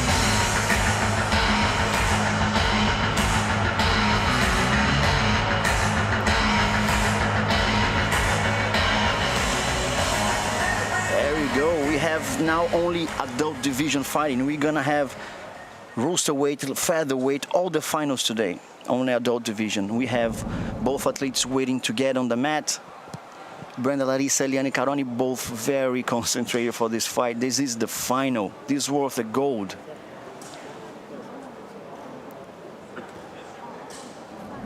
Still with you on the first presentation podium, black belt master 2, middleweight under 85 kilograms, Renato Castro in third place. Renato. Maxon Silverio in second place. White. Ingmar Santos in first. Ingmar, first place, black belt master 2, middleweight division. Eliana going here for a guard pull, but Brenda Larissa going strongly immediately for a guard pass. Putting a lot of pressure from top position, controlling Carauni's leg. Trying to flatten her out on her back. Brenda is working on her guard pass.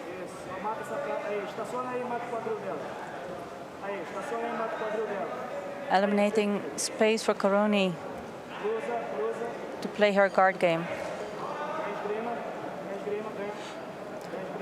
An advantage for Larissa right now. She managed to flatten out Carauni, flattened on her back, keeping a lot of pressure from on top, using also her head.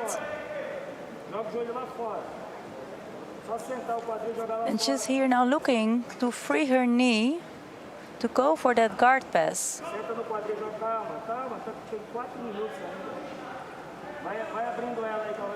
Carauni trying to create some space with her arm, but there's a lot of pressure from Larissa.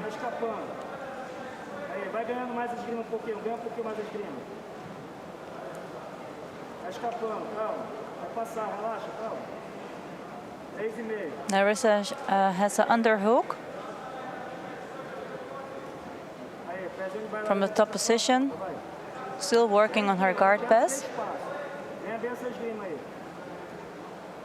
Trying to use her foot to kick Karuni's knee to free her foot.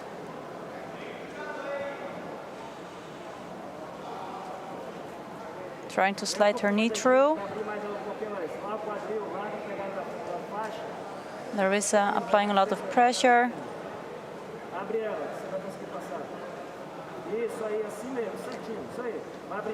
Karuni still trying to create some space to release some pressure, but it is hard.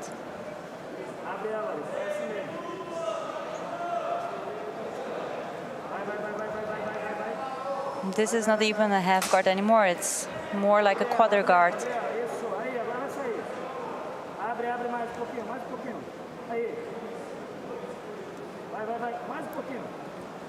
A little bit more than 2 minutes left, and Larissa is ahead with one advantage. Karuni really holding on that foot of Larissa, because once Larissa is able to free her foot, she will be able to go for the guard pass and establish the side control and gain 3 points, which will put her ahead of the fight. But Karuni recovers her guard. Larissa is going for the other side. Keep on going for that pass, working on that pass.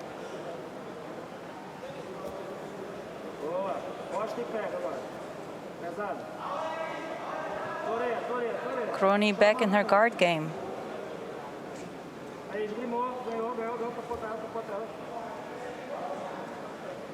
She has like 1 minute left to go for minimum a sweep to be ahead in points of Larissa.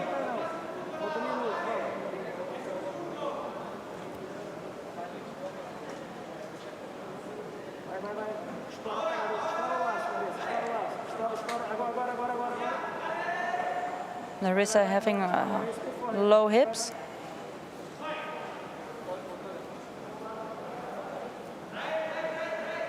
And with such a low base, it will make it harder for Karuni to be able to sweep her.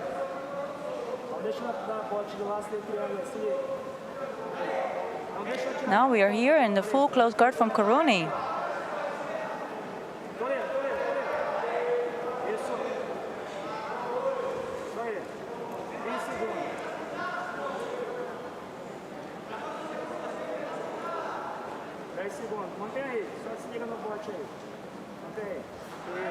Now it will be very hard for Karuni to work for a sweep with just 3 seconds left. Stop! Stop!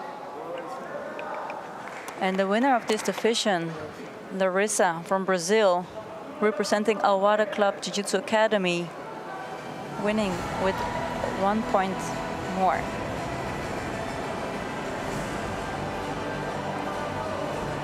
This is the female fight, brown-black belt, adult rooster weight under 49 kilograms. And that's your first bout for tonight is in the black belt, rooster weight under 49 kilograms. Your winner in the red corner, Brenda Larissa. And for the gold under 49 kilograms adult division female. Brown and black belt, rooster weight under 49 kilograms. We have the winner, Brenda Larissa. Congratulations, Brenda Larissa.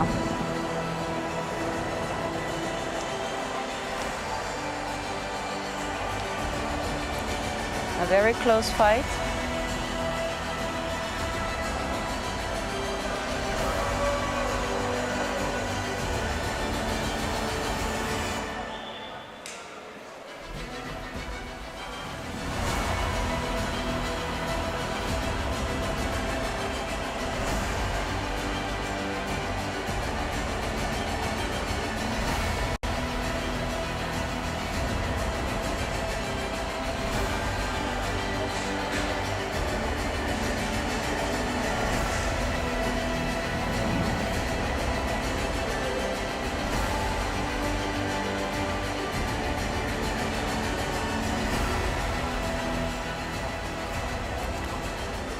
we have the fight for the gold under That was our first final for 56 tonight kilograms. in the black belt. light Moving on, featherweight. still with the black belt adult light Black featherweight belt. division under 56 kilograms. Introducing first our fighter in the red Between corner. Jonif Rocha Jonif versus Rocha. Francisco Andrade.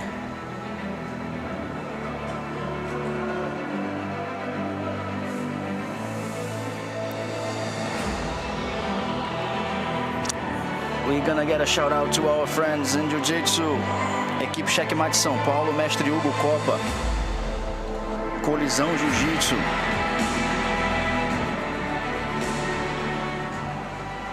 And his opponent in the blue corner, also hailing from Brazil, Francisco Jonas Andrade.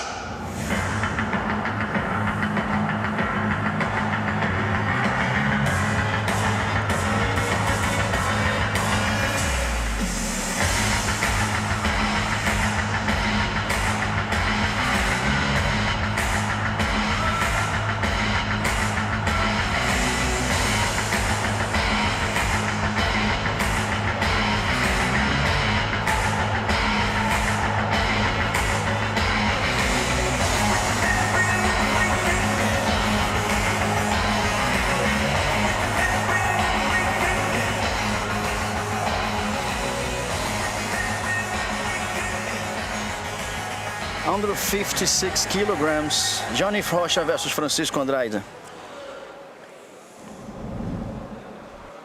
Both athletes waiting to get on the mat.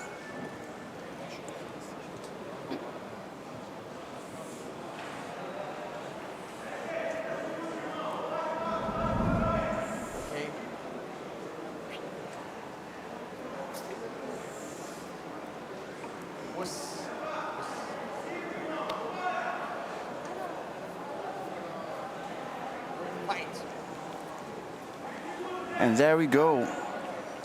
We have Rocha wearing the white kimono and Andrade wearing the blue kimono. Double pull, Rocha gets up first and gets the advantage right from the start.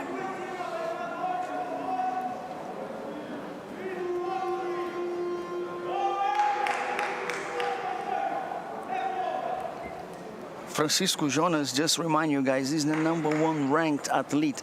He has amazing 7,000 points against the second place with only 1,800 points. That's a great advantage over the second place. So he did fight and he did win a lot in this division to get this much advantage over the second ranked place athlete.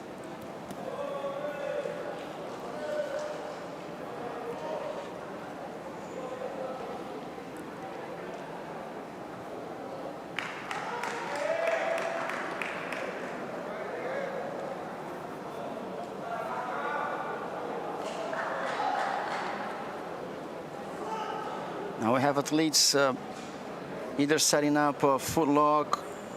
Stop!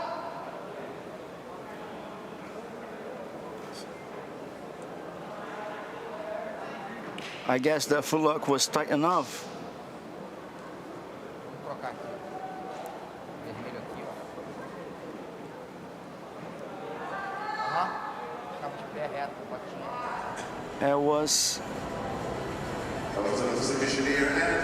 a victory. Francisco Jonas Andrade. It was a victory for Francisco Andrade. He's the winner and he gets the gold. Tem uma frase que fala Jonif Rocha got the first point. He managed to get the victory.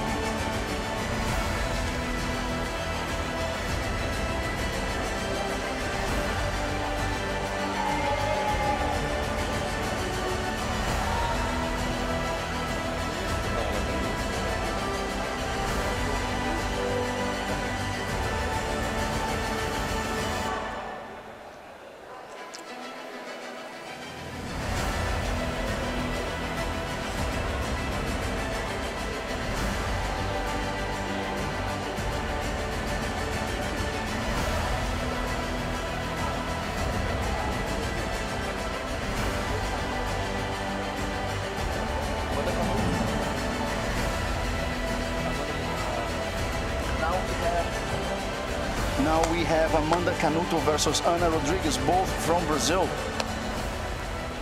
Both athletes under 55 kilograms. That already Another has final for you from the brown black belt division. Adult this time for the females. Light featherweight, that's under 55 kilograms.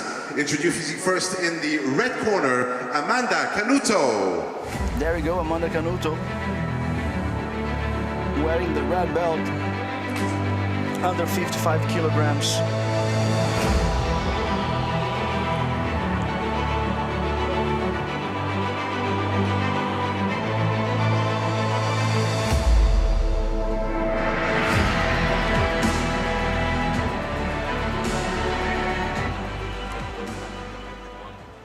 And her opponent in the blue corner, also from Brazil, Ana Rodrigues. Ana Rodrigues, very concentrated for this fight, placing all that energy inside, walking to the mat here in Abu Dhabi, the last stop of the Grand Slam. Here the athletes place their points and set their destiny for the 2021 season of the Grand Slam. We placed the event even amongst the pandemic, athletes waiting to get on the mat.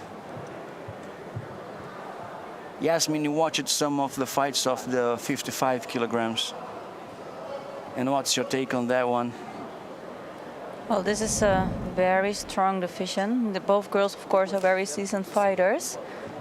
And we can expect a lot of action for this final.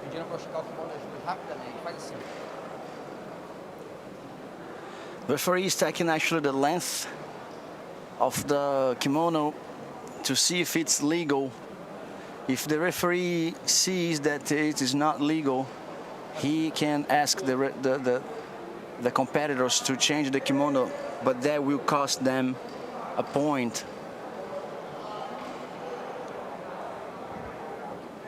It looks like both athletes passed the length of the kimono test. They did. And here we go. Canuto wearing here the red belt. Both girls wearing a blue kimono.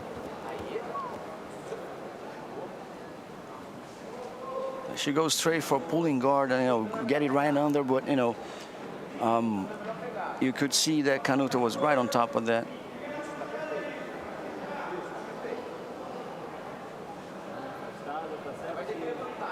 It was almost like Canuto was expecting it, right? Exactly.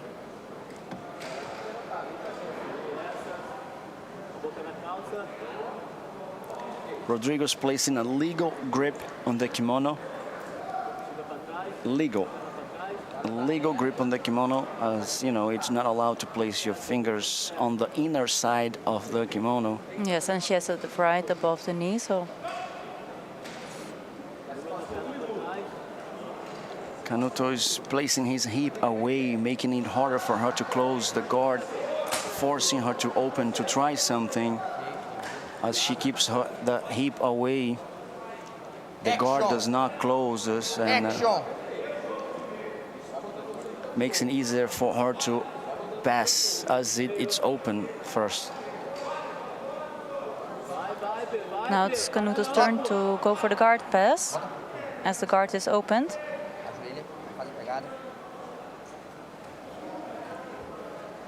Fight. Fault. Fault. Uma punição para cada uma. The referee places penalty for both athletes for an illegal grip. Then he asks them to replace the grip. I believe so. So we're back here in Rodriguez close guard.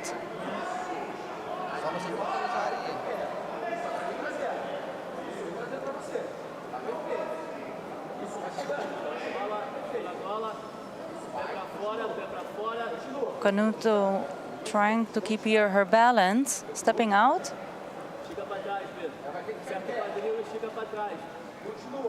Trying to remain her posture as well.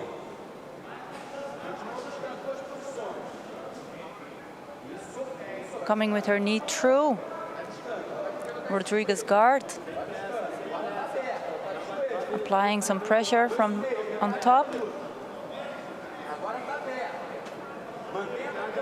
Nice base by Canuto.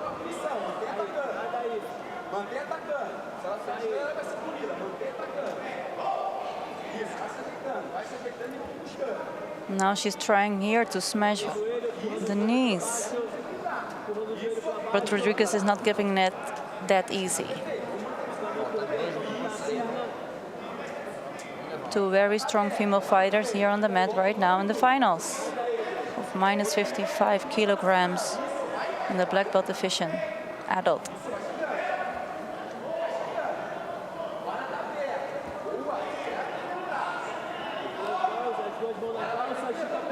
And we are back here in Rodriguez's close guard.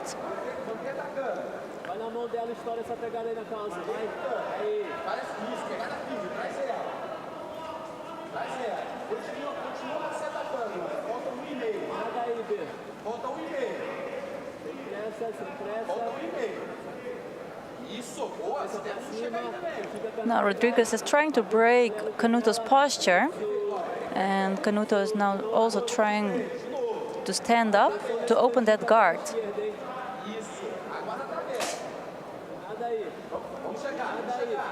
There's only 1 minute left. Action! Action! Referee's calling to action.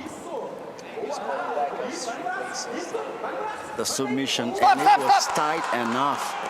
Rodriguez gets the submission on Canuto by Very twisting surprising. her hip and placing the leg right there and getting an armbar. Amazing, right? Beautiful, surprising attack, so fast. It was. I could see Canuto applying the pressure on passing the guard all the time. Exactly. It looks like Rodriguez was actually like resisting, only resisting the pressure. Wow, what a How win for emotional it is Rodriguez. for her. Look at that. A very big win for Rodriguez.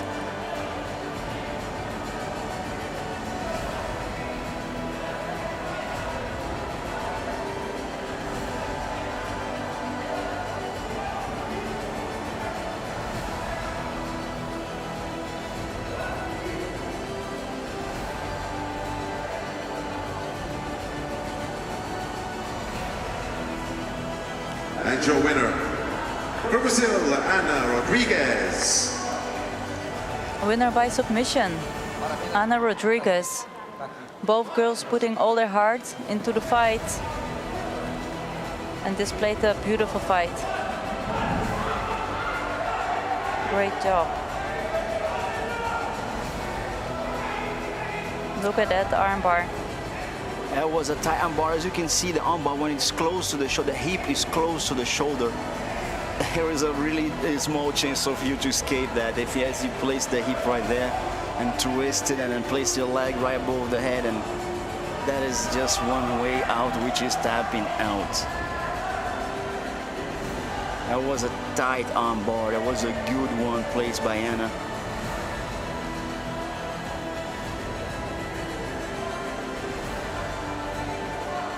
Professor Yasmin, there's a lot of controversy if you should or should not cross your legs in an armbar. Right. So there's, she just finished a final in a road level tournament by crossing the legs, and some people say you should not cross the legs. What's your take on it? Well, the thing is, like, as long the fighter who's applying the armbar is putting is pinching the knees together, whether the legs are crossed or not, it will not make a difference. And so she was tight enough. So the thing is, usually when a fighter is crossing their legs, automatically the knees are opening, are giving too much space to apply enough pressure on the armbar. So I think as long the fighter is aware that they need to have their knees pinched and not giving space for the other fighter to escape, they should be golden. Great, yes. What I always say is, how does that work for you? Try Correct. both. If you're learning right now, try both. Yeah, you just need to We go to understand the why featherweight people are division. saying I've seen people like, a little bit heavier, no gi 62 works better kilograms, if you under cross, 62 but the kilograms. gi do We're not back with the cross. men. We're going to And introduce there's a first lot a of fighter from the controversy red around corner, it. In and my from opinion Brazil, is, Diego at that Batista. moment, how do you feel like doing? If you feel like doing opening the legs and uncrossing, and then that's how the pressure works, then yes. So it's an open book. You know, there are movements that are being created right now. Berimbolo is what of course people were doing before roughly, but it was officialized in the Jiu-Jitsu world, 10 years ago, around that. More or less. And Jiu-Jitsu is already over 2,000 years old, and then how can we say that you can what's right and what's wrong? Of course, there's some stuff you cannot do. You're gonna get caught, but And we welcome his opponents in the blue cross it or corner, not cross another it, Brazilian, you see, Iago she won a George. final in a world level tournament by just crossing it. And some people is gonna hammer someone because it's not how you do an armbar. Well, she just won. And it's just about like understanding the principles of Jiu-Jitsu.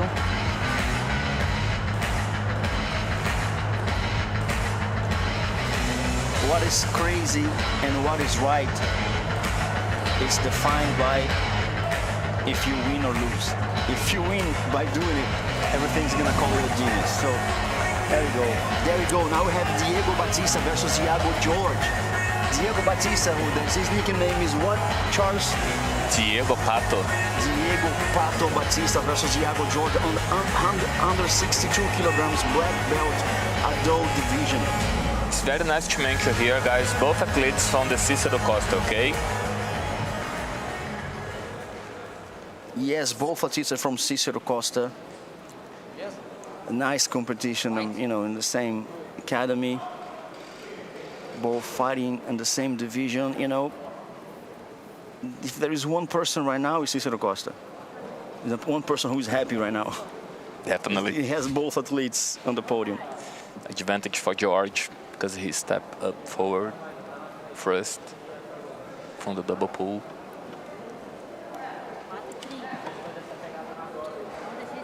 So George working on the pass guard. Batista already got the lasso guard. George work for break the grips. Nice trying of leg drag by George. Very nice about this fight, guys. A lot of activities, movements. Very nice by George. Diego just set up again his close guard. We saw that today. It is a very dangerous close guard. He started to set up a lapel under his opponent's leg. That's a little bit complicated because it's tight his opponent a lot, so it's limited his movement. Very smart by George. He hold Batista sleeve. Has the lapel placed right behind. He has the lapel placed right behind George's leg. And he's going to turn himself around and is gonna kick George around to see if he can, leverage his way to a sweep, which he just did. Let's see if he manages. He just one leg. He can get up, and then he's gonna place. And there you go, nice, 2 points for Batista. I was about to call him Pato, but I'm not gonna do it. Placing the grip, Batista now ahead on the game. Single X. And there you go, early on the mat, both athletes are in a high level, and this is expected. If he does not get the sweep, he's gonna get the advantage for sure. Batista is fighting greatly to not give him these 2 points. Referee now asking them to tie the belts to get back in the center. George is 1 point ahead of Batista. As the referee just said, let's go, guys. The fight is good. The fight is good. I just heard the referee saying that. A luta tá boa, the fight is good. It is. It is. It is a final on a high paced weight class. By the way, it cannot be better to. There's no even time to give shout outs to people. Just have to keep an eye on the screen all the time.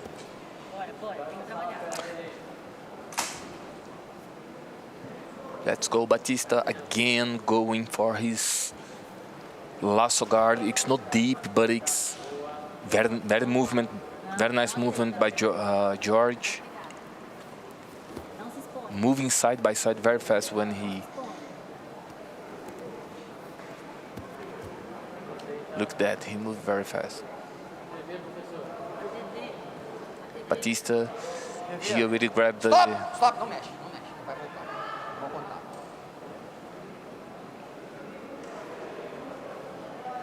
The referee just stopped the fight.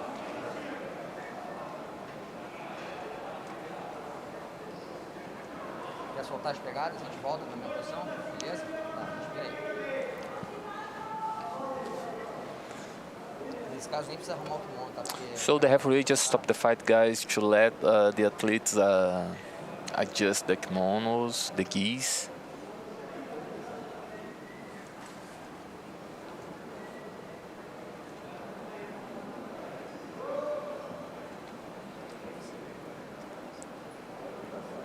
Estamos aqui esperando.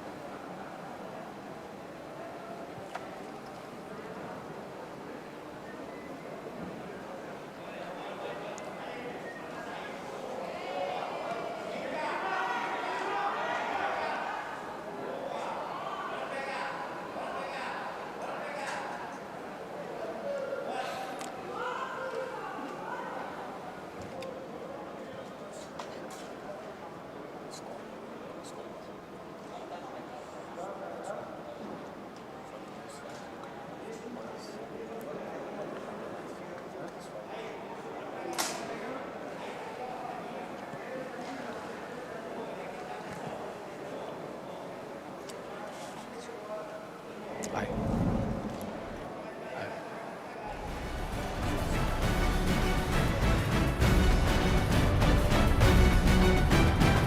We had here, guys, some highlights from today's fight.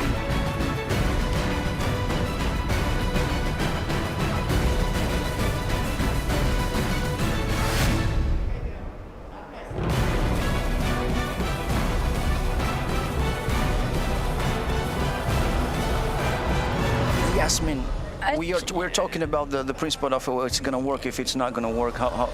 We'll have something to add. Yes, actually, I wanted to add one extra thing, Professor Christopher, because of course the other thing about the principle is like, besides just like pinching the knees, of course also like the leverage with overarching the hips, what was of course happening in this fight. Like, you know, she had a really nice angle where she was like stretching all the way like that arm of her opponent. So that was the other thing that I wanted to add. That was the factor actually for you, regardless the legs or open or closed. In your opinion, for you was the arching the hip and putting it up against the articulation of the arm. That was the most important that happened, right? Absolutely, absolutely. And that was giving like that really beautiful submission. Nice. For Rodriguez. I've seen Murilo Bustamante. He has a variation from the armbar when the guy tries to escape, and you have the cross leg, and then you cross even over, and then you can manage to get the armbar from another angle, and then you know, genius people, you know, doing great stuff, and then it's great to see. And then I remember there was a very nice video of Vini Magalhães versus Fabrício Verdun, where you know, Professor Charles here, and the armbar, you swear the armbar is tight, and Vini manages to roll it around, and all he said after that in an interview was, I got my thumb, never got my thumb up. I always get my thumb in one direction or the other. As soon he was arching his hip up, I place my thumb to the other side. When he does that, the articulation of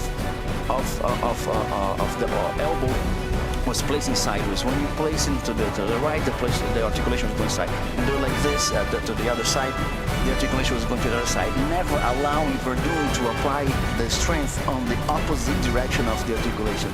It didn't matter if Verdun had the legs crossed or not crossed. His thumb was not up. So if it works, it doesn't work. It's a really hard task to apply. You've seen people not knowing much, but they know how to do one thing. I remember one very smart coach, Bernardino from Brazil, and he was actually talking to a guy. He said, "Oh, I don't know how to play soccer. All I can do is run on the side and kick the ball to the guy in the middle." He said, "If you do that well, you can go to the Olympic. You can go to the World Cup. If you do that only that well, you know. Of course, you must be a well-rounded person, but if you know how to apply that thing well, great." Verdun is everybody knows Verdun, but against Vini Magalhães, that armbar was so tight, and everybody thought he got it. Who could not remember about that fight? This is ADDC fight, guys, okay?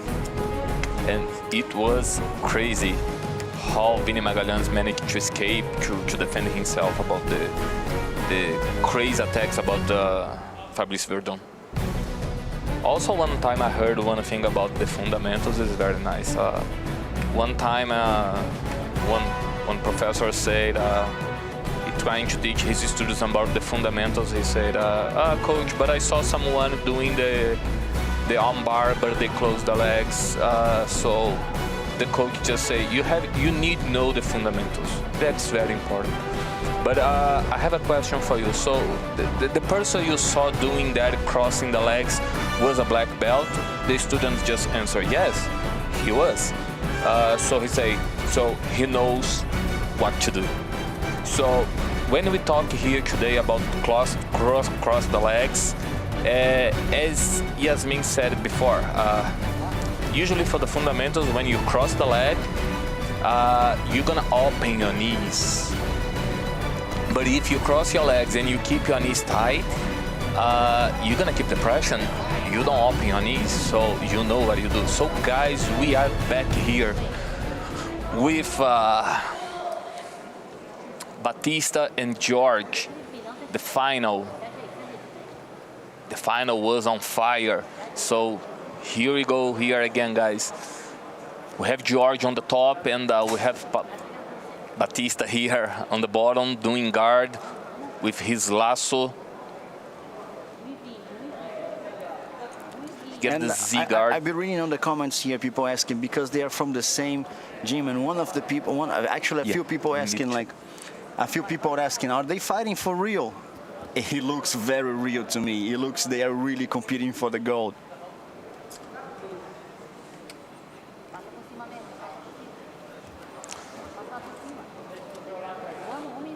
So we get here, guys, Georging, attacking. Right now we have a Batista set up the lapel guard again.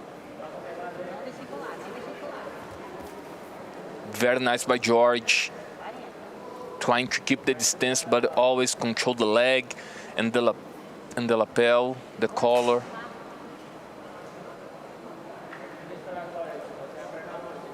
A lot of people call also that position as a worm guard, yeah? Very famous by Keenan Cornelius.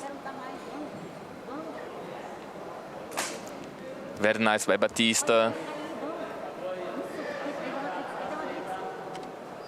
Batista has 13 seconds to get 1 point and win the match.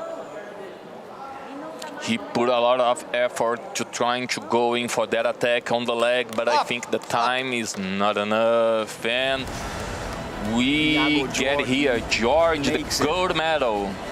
A lot of expectations and about this match. A lot of people asking about it. And there you have it. Give us, guys, your comments here in the YouTube chat, guys. What do you think about the fight? Aí, galera, comenta aí o que vocês acharam da luta aí que rolou agora. Thiago do Pato aqui com o Iago Jorge aqui, guys. Score of 3 points to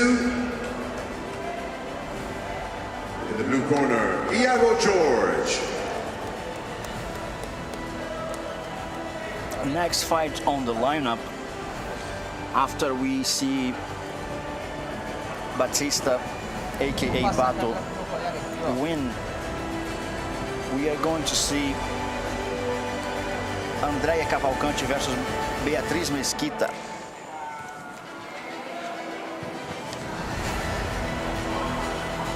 Coach Yasmin, you've seen some of those fights on this weight class, under 62, where Beatriz Mesquita is, dominant. And what's your take on for this match for the gold? Well, Beatriz, she really displayed a very, very solid and strong game.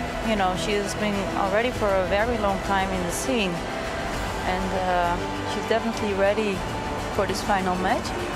And I'm sure that Cavalcanti will give her also a very good challenge. So it's going to be an exciting match.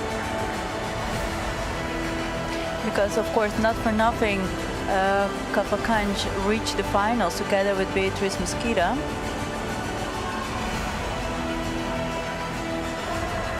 As she fought her way through the finals.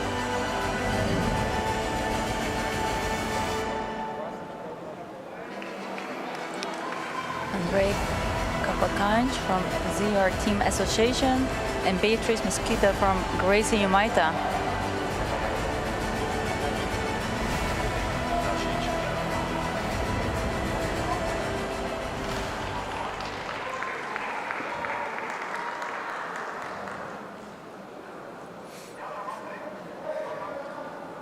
Let's welcome our referee for our next fight, Gabriel Jainho, please. Our referee for this bout, brown-black belt, adult division, lightweight, that's under 62 kilograms, another all-Brazilian final. As we introduce first in the red corner, Andrea Cavalcanti. Very focused Andrea coming up.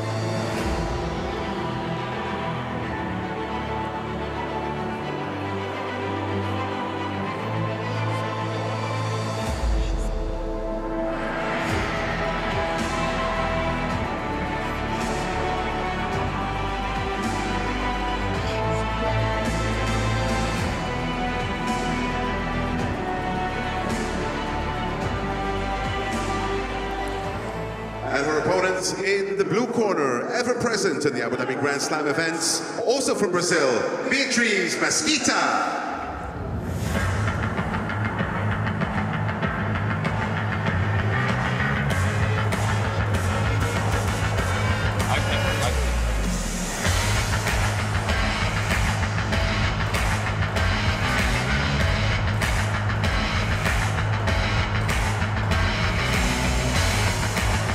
Here we have Beatriz Mesquita from Brazil. She's knows miles. She's knows miles to anyone right now. Very focused.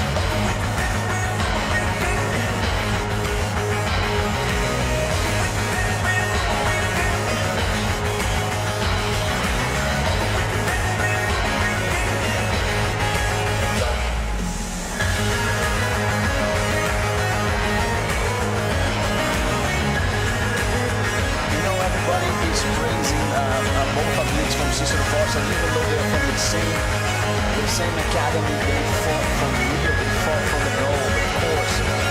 Amazing sportsmanship, amazing, great respect from both sides, but they did give it all. Let's see now, Andrea Cavalcanti versus Beatriz Mesquita.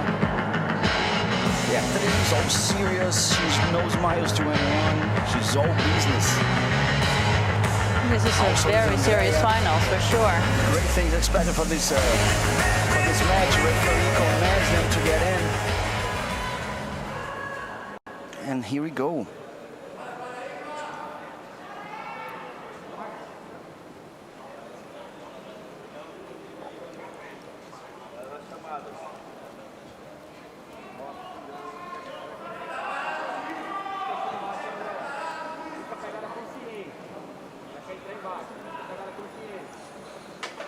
Let's see if they're gonna go for a takedown or a guard pull. Bia makes the.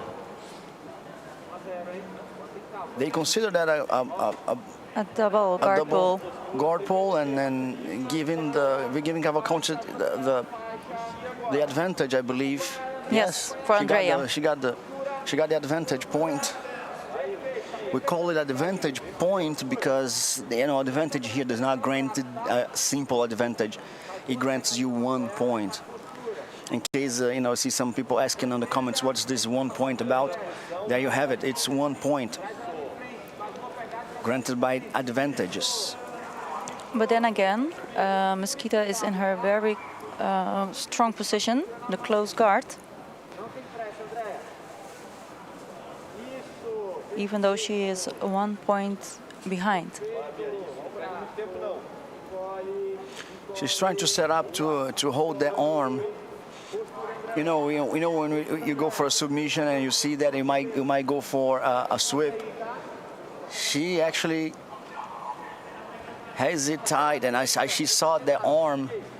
Yeah, she's really looking here for a finish. For that Kimura, yes.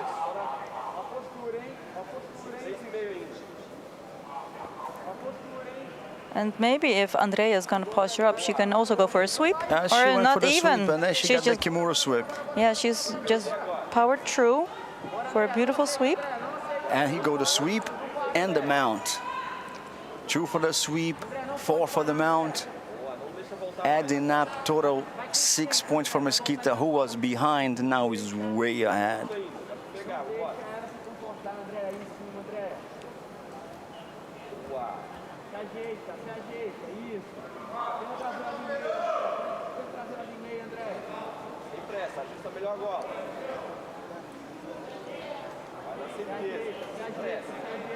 Beatriz applying a lot of pressure from top and going here for a choke attack.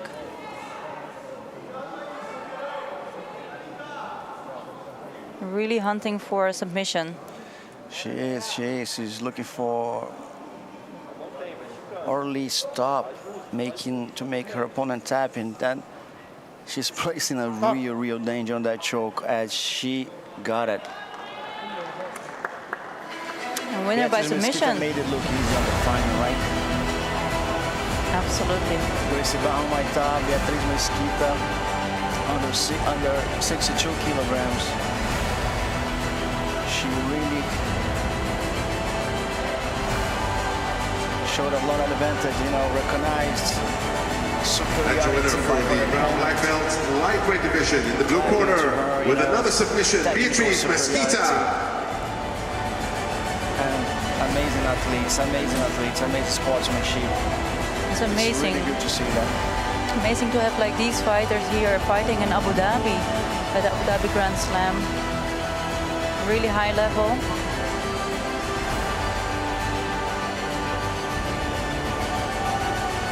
Look at that choke. Cross lapel, helping with the legs. She's calmly placing. She's trying to get a hold of the arm to avoid the pressure. But that is too late.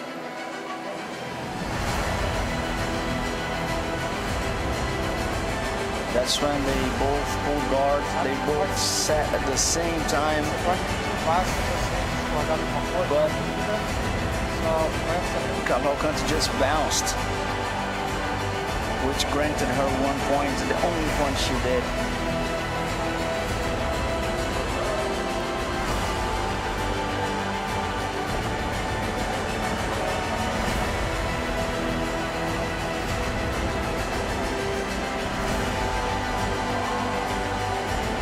Beatriz Mesquita, winner under 62 kilograms in the adult black belt division.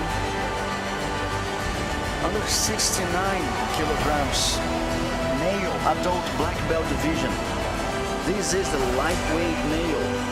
Leonardo Saggioro versus Israel Almeida, both from Brazil. Moving on to the lightweight division, another final here on the second day and the final day, of course, of the Abu Dhabi Grand Slam. We're back with the guys. The adult black belt final. Again, the lightweight division, that's under 69 kilograms. Introducing first, in the red corner, Leonardo Saggioro. Leonardo Saggioro fighting with the red belt. Walking in,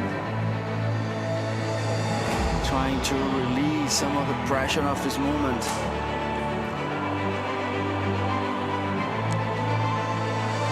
Leonardo Saggioro representing Brazilian top team Canada. You can see in his kimono the Brazilian top team's logo. Israel Almeida, his opponents, representing GF team. And his opponent, another Brazilian, Israel Almeida. Israel Almeida representing GF team. Under 69 kilograms. He's a fast fighters.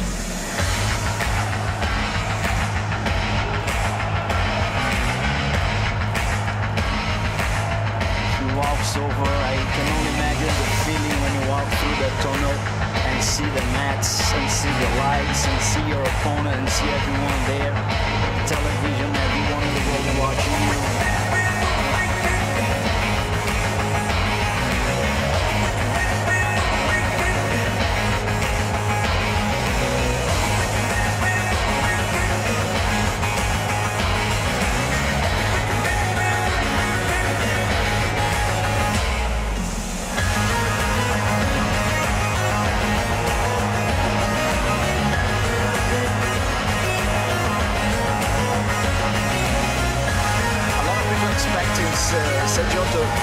Sajuro to play a half-guard game, which he's well known for. Referee said accommodating, waiting for the athletes to place. Now asking them to get in to start the match.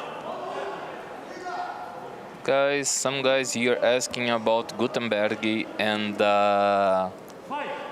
Gaudio fight. Guys, it's coming soon, okay? Here we go.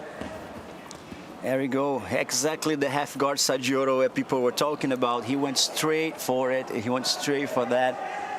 In the final, you go for your strengths. You're not gonna be creative, right? It's not a moment to be that creative, of course. You're gonna play strengths. Of course, if you see your opponent that plays strongly against your strength, that's all I talked about a few minutes ago. If you're good at something and one thing, at this moment, this is the moment to go for it. And he's going for his strong half guard game. He's in reverse de la Riva right now. He got one lapel, just get around his opponent's leg, so it's very good because he got a good control. He's trying to stand to get the single leg shot, and he's going in. He had the first attempt, he put his opponents on the ground, but he stand again. He managed to stand. Sajuro trying to put the pressure, putting him down to conquer the 2 points. Sajuro got the 2 points.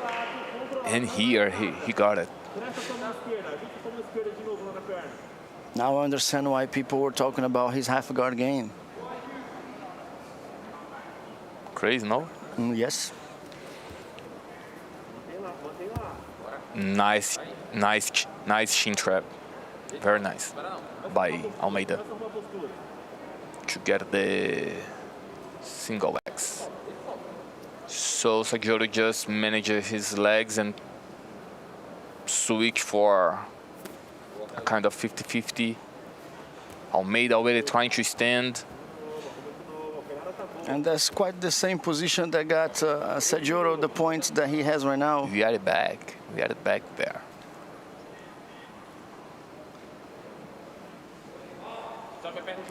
Almeida now have to watch out again about that position. He's trying to get like a top spin, but Sajuro managed very well to get in the turtle position. He still has the lapel grip, giving him a chance to trying to get the sweep. He put too much effort to.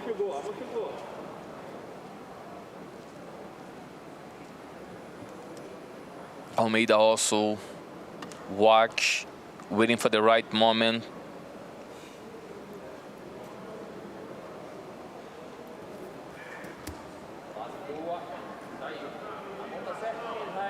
It's 2-2, guys. We get here, 2 minutes left.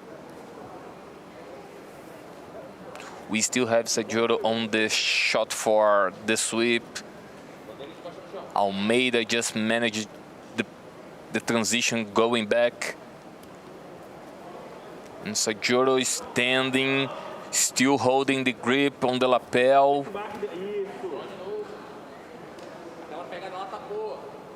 Almeida open his base,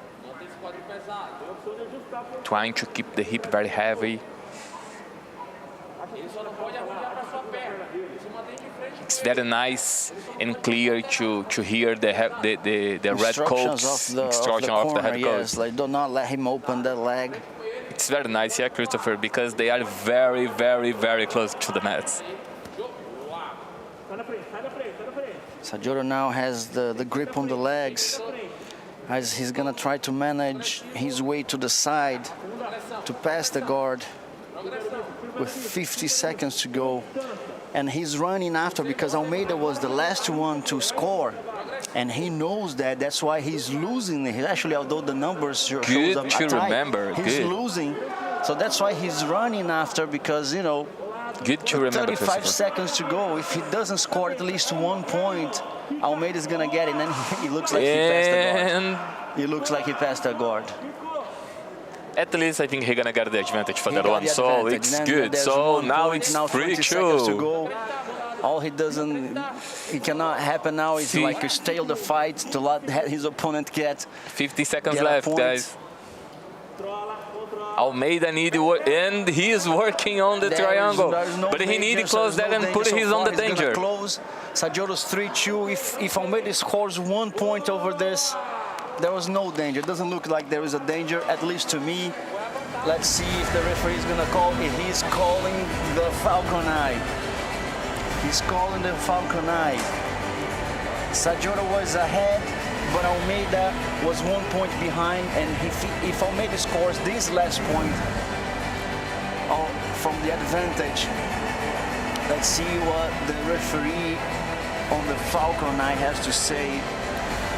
It's all about the danger that the submission poses. So if Almeida posed a real threat, referee communicating with waiting on the decision. At least to me, from here, doesn't look like there is a danger. You could see a Sajoro like really calm, waiting for the end.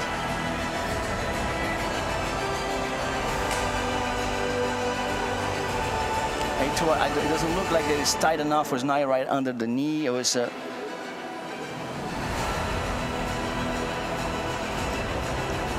pulling the head and then closing the triangle. But his elbow is open. There's plenty of room to breathe.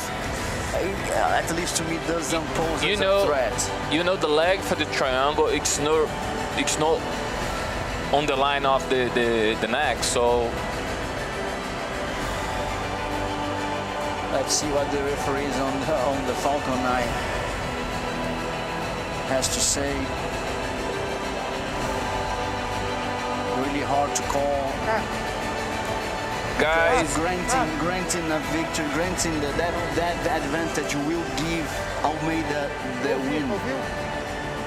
Give us, guys, your thought in the YouTube chat, guys. What do you think about that, and what do you think about the fight?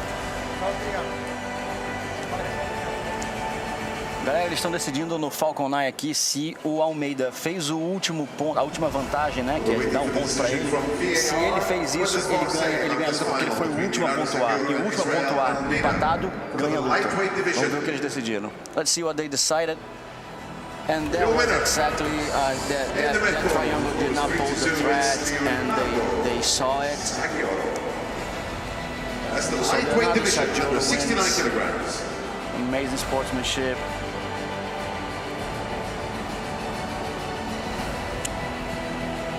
Really nice, really nice to see these guys fighting. No, guys, Gutenberg is coming to fight, guys, soon.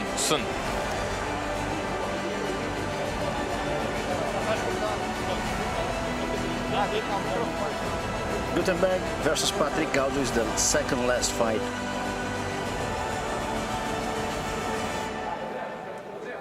Coming next, guys, we have Rafaela da Silva and Junior Bosher.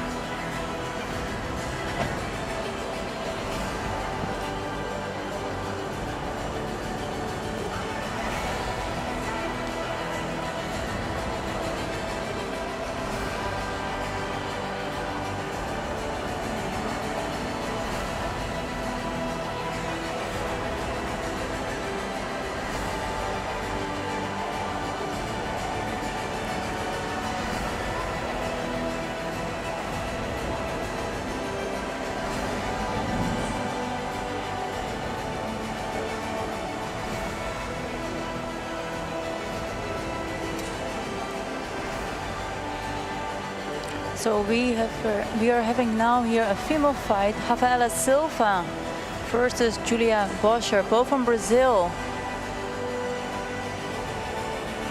Rafaela da Silva representing Palm Sports Team 777 and Julia Boscher GF Team. Introducing back to the ladies in the red corner. Before we do that, let's welcome our referee Sada, please, to join us on the centre man, live on Abu Dhabi Sports. In the red corner, Rafaela da Silva.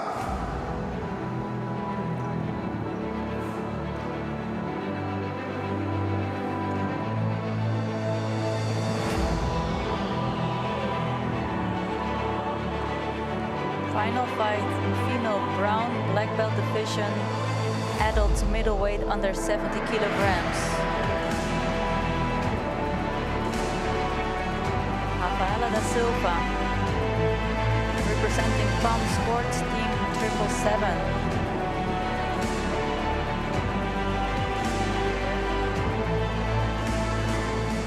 And her opponents also from Brazil, Julia Boscher.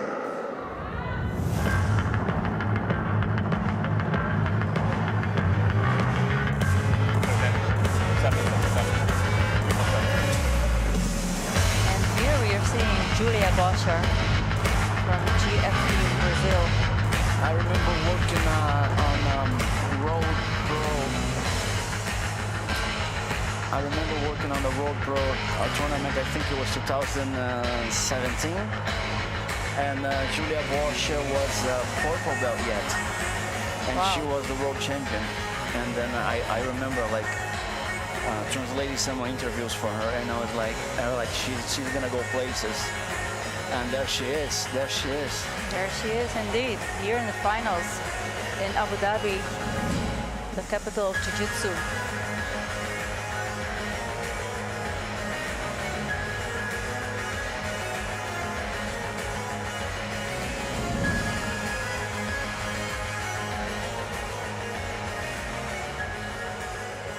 Calling our photographers please to the prize presentation podium. Our photographers please. And our cameraman to the prize presentation podium. Da Silva in the blue gi and Boscher in the black gi.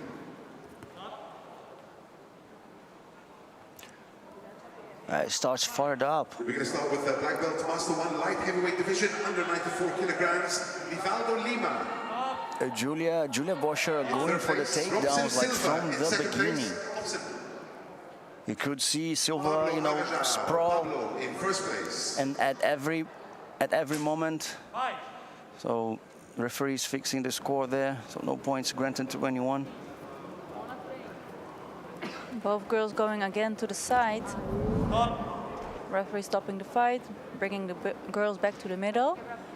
Meanwhile, Silva got her closed guard around Boscher. Fight.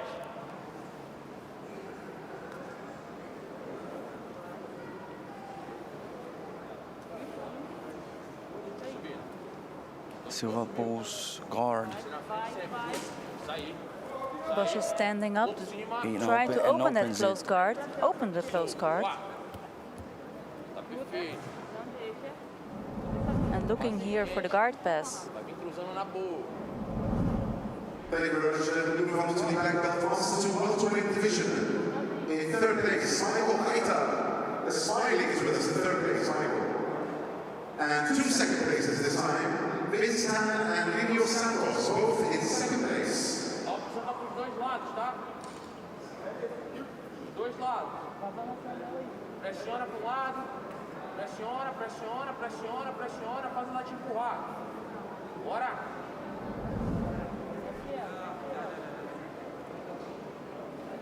A pegada dela na calça está solta. Boscher is trying to apply some pressure for that guard pass. But also Silva is maintaining her distance from her close guard. Referee stopping the fight. And Boscher will fix her hair.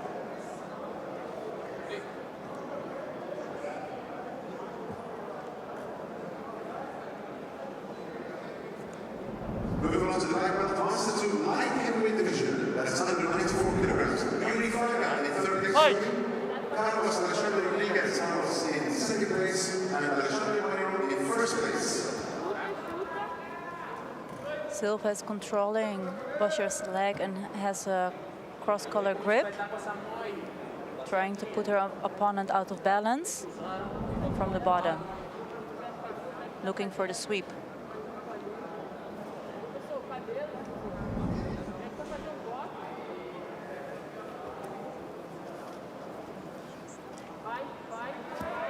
She's able to elevate slightly Bosher's hips.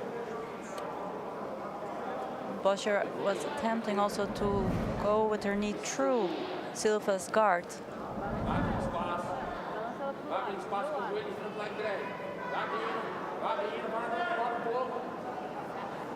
2.5 minutes remaining. Here, heavyweight finals. Under 70 kilograms. Action! Action! Call to action by the referee.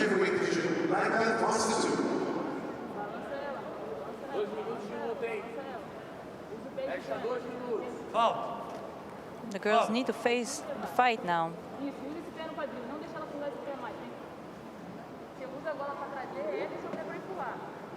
Action! Action!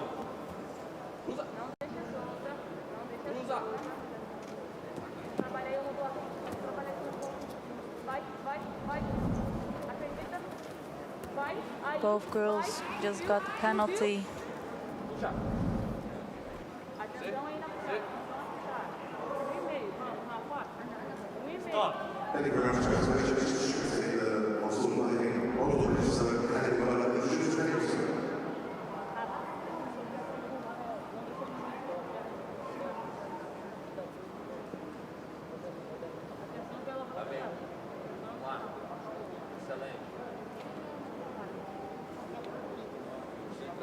Fight!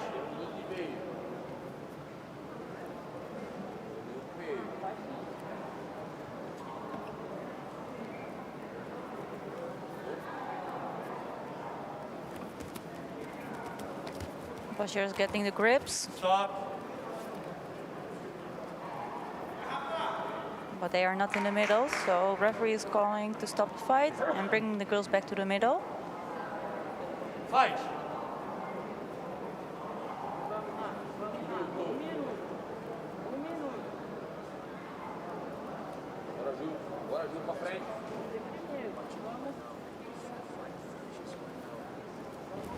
Yasmin, for the people watching it right now, if the fight finishes right now, who that goes to? Wow. Both girls got the penalty right now, so there was like a lot of inaction. It seems now though that Bosher is trying to But you go for the takedown. score, right? Yeah. On the golden score, it looks like we're heading yes. that way. If it will end right now, if it would end like this, exactly with this score. If we go for golden score, it looks like we're going that way. Who do you think will get it? Do you have any idea? I see both very strong. I see both really very hard to strong. say. Yeah. I would say maybe there's a chance for Bosher as she wants to actually go for the takedown. So, and it will be like harder maybe for the Silva to be able to go for the guard pull and then sweep Bosher. It's taking not enough like time. Yes, it's like a bigger setup than going for a takedown immediately. But then again, very tough call. The takedown game plays a great role on the golden score, right? Absolutely. You see most of the golden score decisions being decided by takedowns. Exactly. So that would play an advantage for Bosher. But looks like we never know. Looks like it, but we never know. well, soon we will know because this fight only has 4 seconds left, Christopher. And looks like we're gonna have a golden score.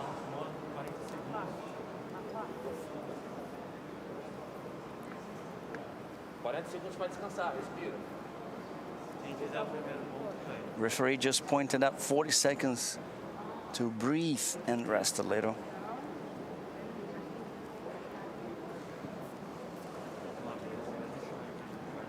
Fight! Not even that.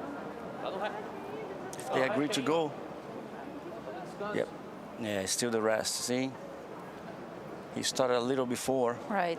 Let's give them a little few seconds more to rest, and that's really important. I've seen, at least to me, that happens a lot. If you have a few more seconds, that plays a nice role.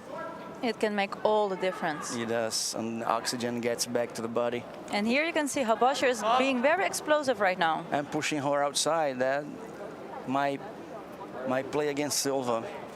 Exactly. If she keeps going that way. Fight.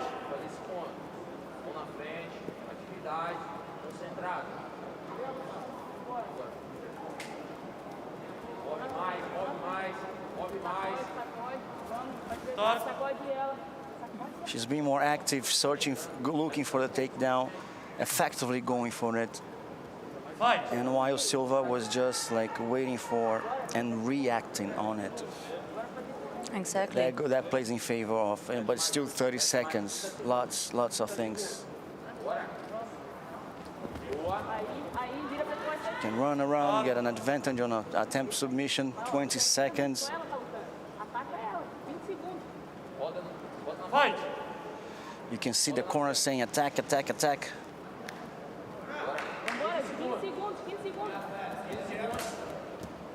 Now that was Bosch's turn to walk back. Yeah, as Silva tries to go forward. Yes, Silva is now understanding that she needs to go for the takedown as well. 2 seconds to go. Yes, and there Boscher goes. She has the single leg right now. That could play an advantage for Boscher. Do you think? It's very if they possible. grant an advantage for Boscher, that is it. No waiting on the referee's decision. Although that would be different if the referees decide. There would be no surprise if they give it to Boscher. Judge's decision on who wins this fight, who wins this final. The referee's decision. 6 left to go after this. They all vote together, giving it to Boscher. The referee on the mat. Let's see the other referees. Yes, they all give it to Boscher. It is Julia Boscher, winner of the middleweight, under 70 kilograms. Next on the mat, number 2, we have Luis Paulo Carneiro Medeiros from Awada Club versus Adriano Araújo. It's the final of the 77. It's the welterweight black belt adult division.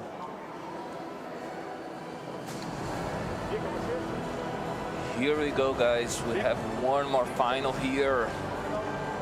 Luis Paulo Carneiro Medeiros against Adriano Araújo. Adriano Araújo, guys, just shown up here early today. Very nice fights, guys. He took out the #1 in the rank, Gabriel.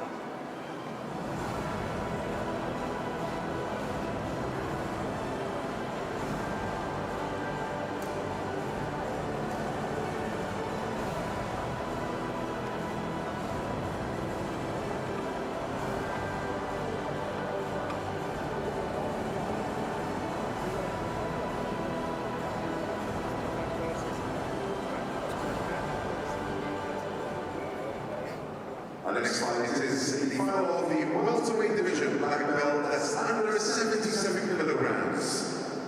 Black belt fighters in the red corner, let's introduce Luis Paulo Carneiro Medeiros. He's coming, guys. Luis Medeiros coming to the mat. He's coming in.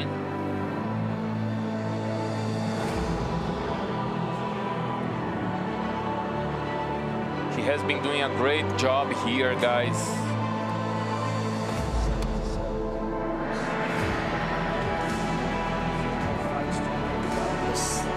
We are on the 77, under 77 kilograms weight division, adult black belts. And his opponent from the blue corner, fellow Brazilian Adriano Araújo now.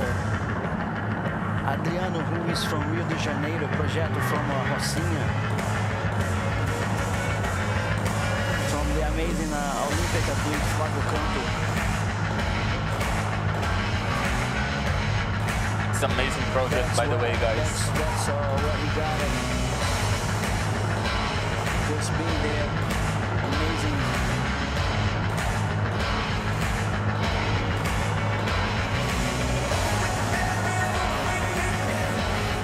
Araújo did a great job today, Christopher.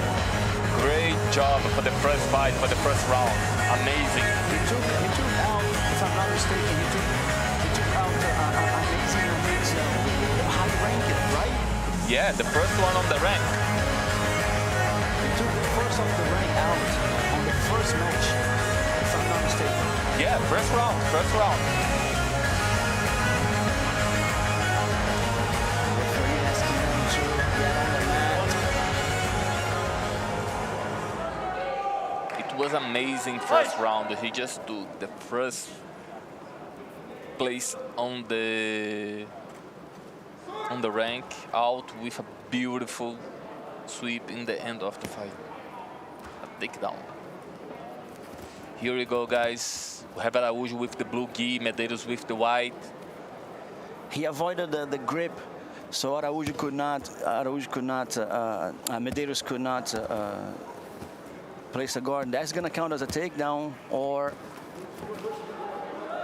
now let's see. I believe it's gonna be or an advantage, because he went down. He's gonna play for the VAR. Yeah, that was too fast. Like I'm watching from here, and I can tell you, like Medeiros he faked a pull guard, and then he went for a takedown. Araújo sat down but got up. If he finished right there, if that moment. He's doing guard right now. But he gets up again. It did not stabilize the but position. They still have a grip. If he sit it down, it's gonna be 2 point. That's the point I'm talking about right now. See, he fakes a pull, and then he realizes that he's gonna lose 2 points. He gets up. So there was no time to hold down the position. So 2 points, but no 2 points because there's no time and not enough time. And there you go. That was granted 2 points. Actually, because I think Araújo just pull guard. The referee considered Araújo's pull guard. And then Medeiros. It was at the same time. He did the ankle pick at the same time Araújo pulled guard. That is considered takedown. But my point was that there was not enough time to hold down the position to count as a takedown. It's too but fast. they gave it. Let's see. It was too fast. It was fast. You're right.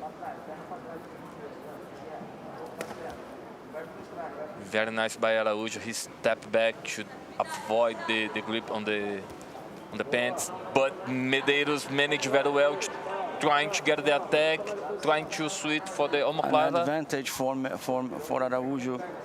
Amazing. And trying to get a deep La Riva. No. Actually, the 2 points was for Araújo. The Medeiros on the red belt, he did not get the points from that ankle pick. No, actually that no. was because he considered that a double pull guard, and he got up. He considered that. That was the consideration.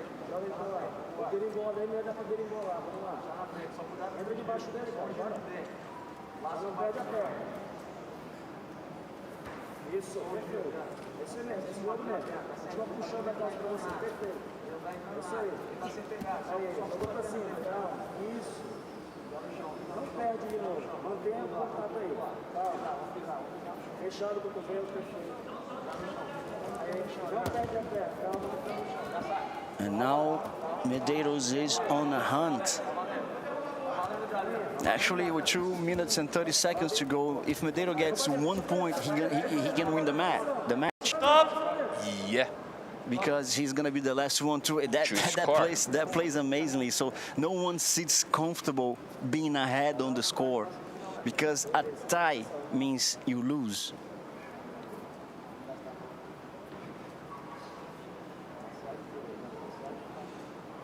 I can feel the tension for here. I'm very tension for that one. The both athletes move a lot. Fight! Hunting from the points.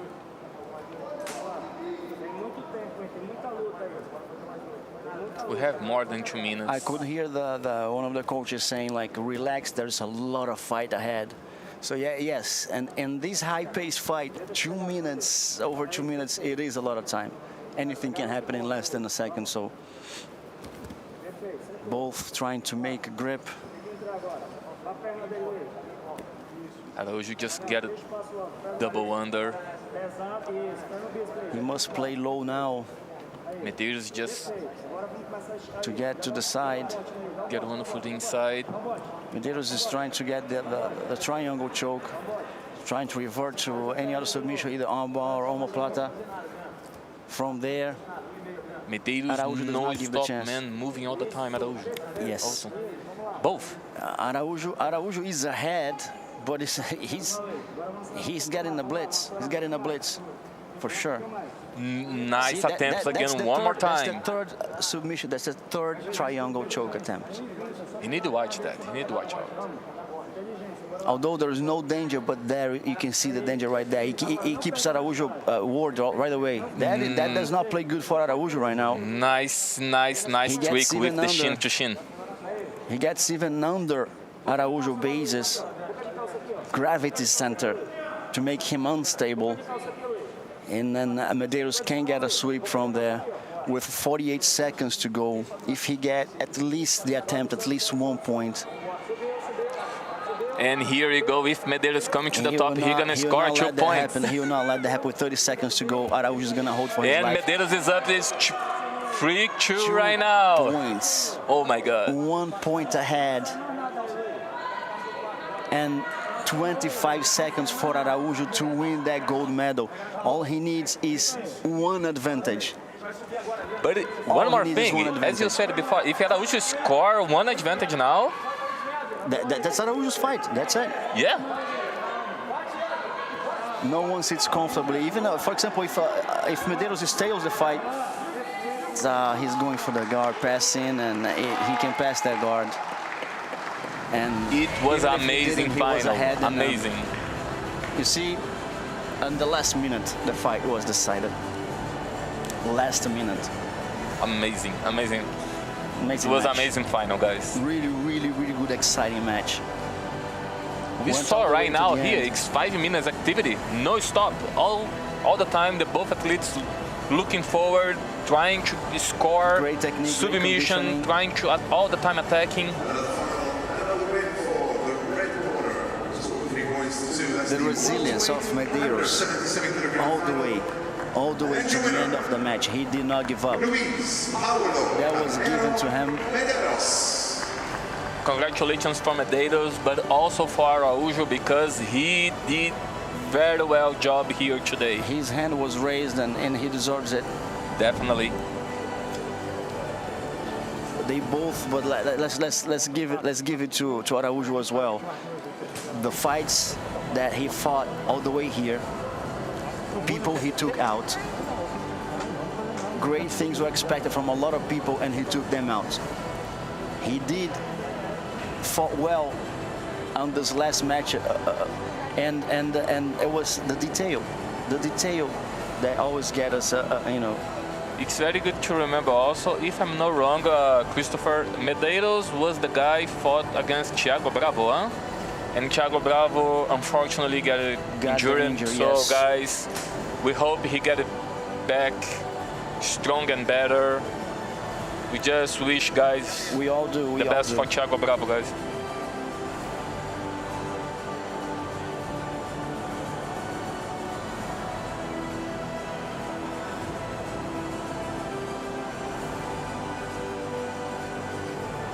A great shout out for my friends there from the CTI Itaguaré, São Lourenço. A lot of people, including great athletes, trained there. Itaguaré, São Lourenço. Shout out to you guys. So guys, in the YouTube, a lot of people asking for Isaac, but Isaac, he's coming right now for the match.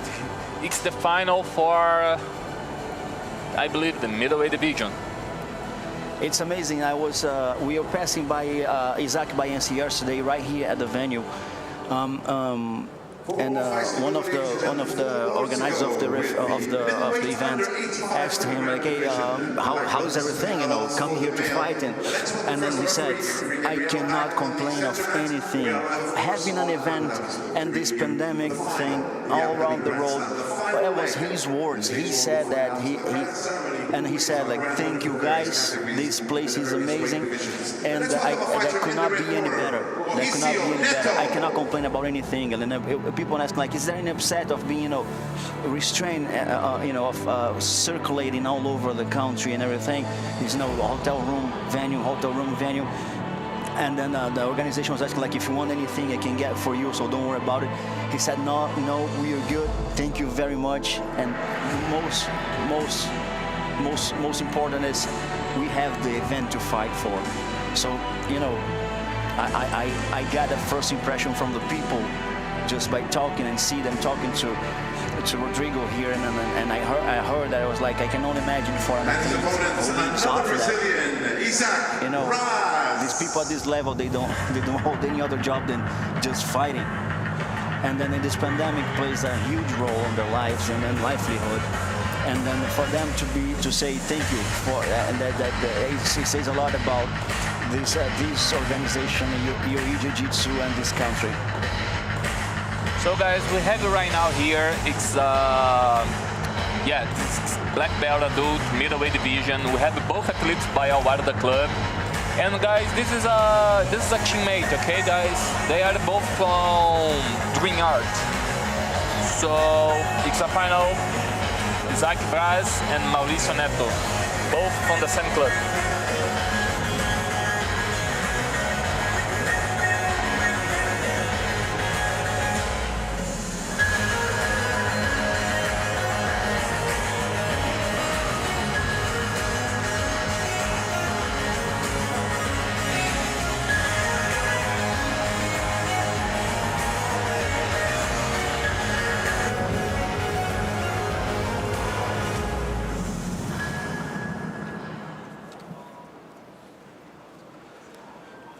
And here we go, Isaac Baense versus Mauricio Neto. Mauricio Neto wearing the red belt, Isaac Baense with the white kimono. Pull guard by Neto.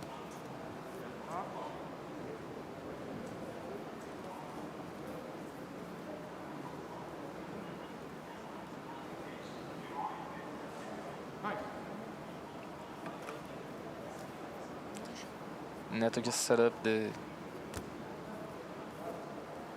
he trying to set up the reverse de la Riva, but Braz managed very well to avoid and change that.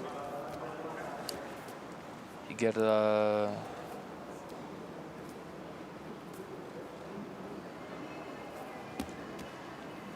Isaac trying to go for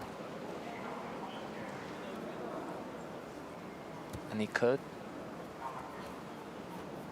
Very nice. And we can see there is no head coach there.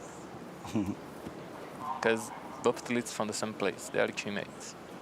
Yeah. Coach sit this one out to not be unfair to anyone. So Neto trying to come to the top to score and get 2 points. And he got it. 2 points for him.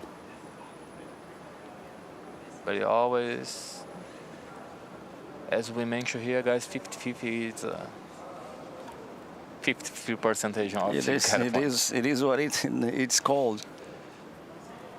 It gives them both the opportunity. Nice, and now Isaac Baense, he needs to put him down. He puts him down, flats himself to grant him 2 points. Now it is a tie, and as it stands, Isaac Baense gets the victory. But there is still a lot of fight to go. Nice knee in the thigh to escape. And he passed that guard like butter. He was liquid between the legs, and and he passed to the side, of course, and he transitioned to the back take with her seatbelt. Now he got the back. Isaac Bayens, it is, as Bruce Lee said, be water. Isaac Brass. Now 7-2 to Isaac with 2 minutes and 10 seconds to go. Neto has been doing a very great job also. He's holding close to the triceps to defend the choke, but Isaac just got the transition for the armbar and he went for the choke and Neto tried to get out, but he left the arm as I think Isaac was expecting, of course, because when you go for submission, we all have this second option. For example, if you go for a triangle, the guy pulls it out, you go for a omoplata, you know, vice versa. We work that way around. Of course, Isaac had that too. Middleweight final. Your winner in the blue corner, Isaac Raz.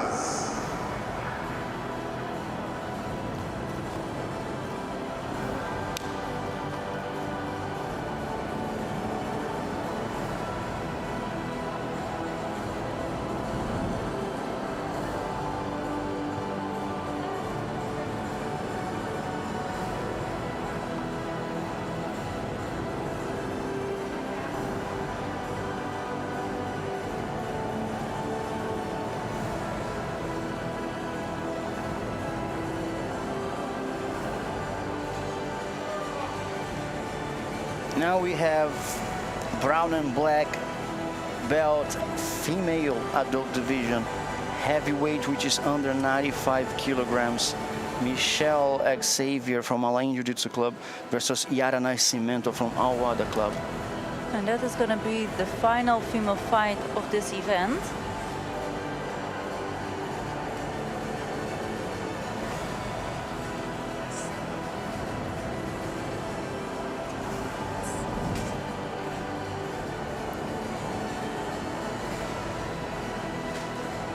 Michelle Xavier from Alain Jiu-Jitsu Club and Yara Nascimento fighting for Al-Wada.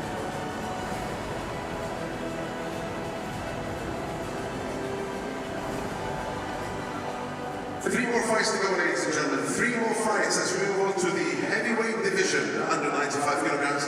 This is for the ladies. Introducing first, in our red corner, Michelle Xavier.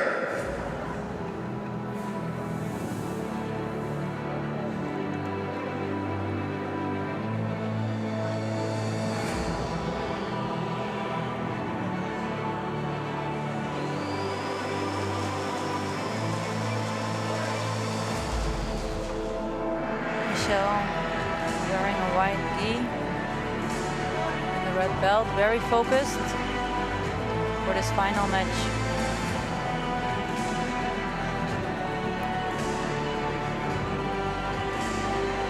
And her opponent, fellow Brazilian, Yara Nascimento.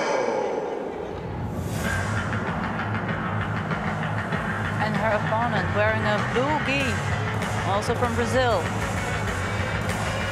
representing Al-Wada Club.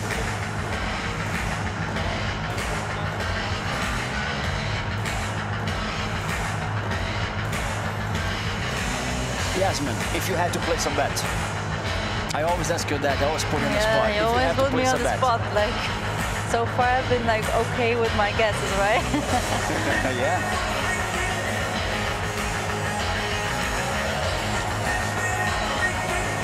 You've been pretty accurate.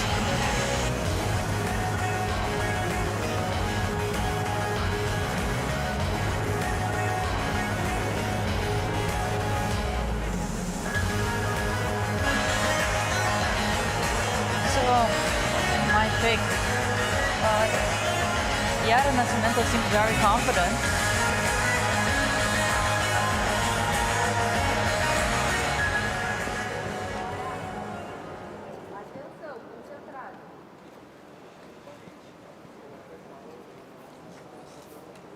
Fight.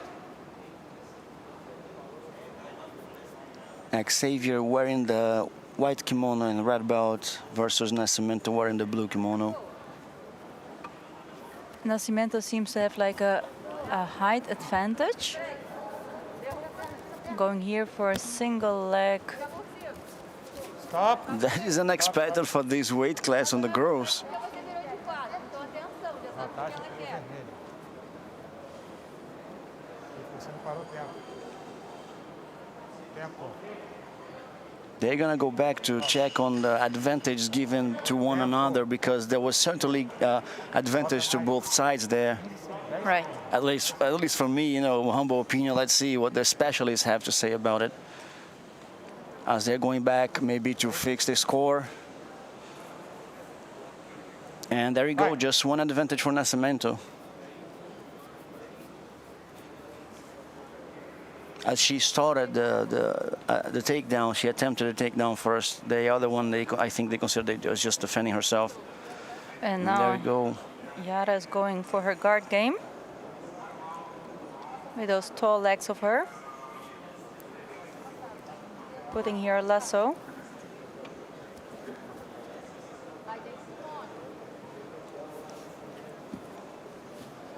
Now Xavier is trying to go for a leg attack. Você vai soltar a mão, mas vai voltar para pegar, tá? Esticar seu braço. Referee stopping the fight. Levanta a perna, tá? Prepara. Fight. Cuidado na hora de raspar, tá? Isso pra frente.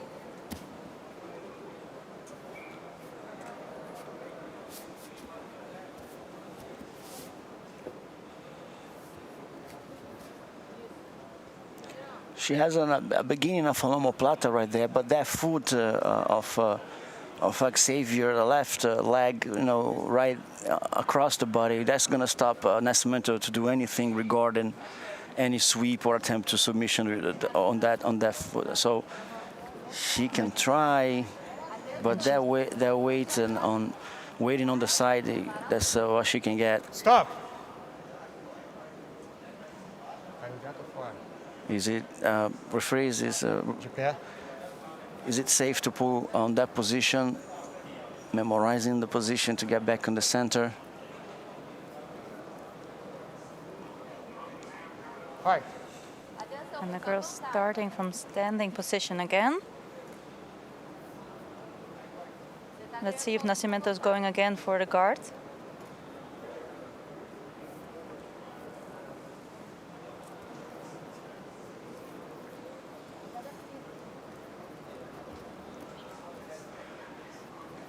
Actually, she was It is going for a leg.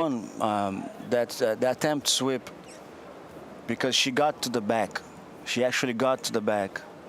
Nascimento got to the back of Xavier.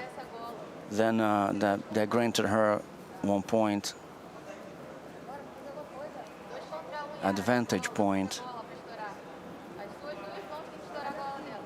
2 minutes and 40 seconds to go.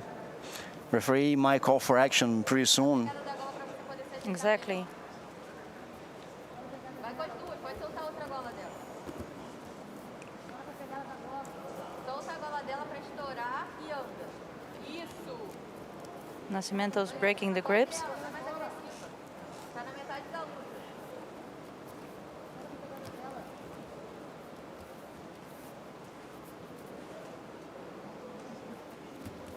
There's quite a high difference between the two fighters. Nascimento now pulled the guard, the close guard.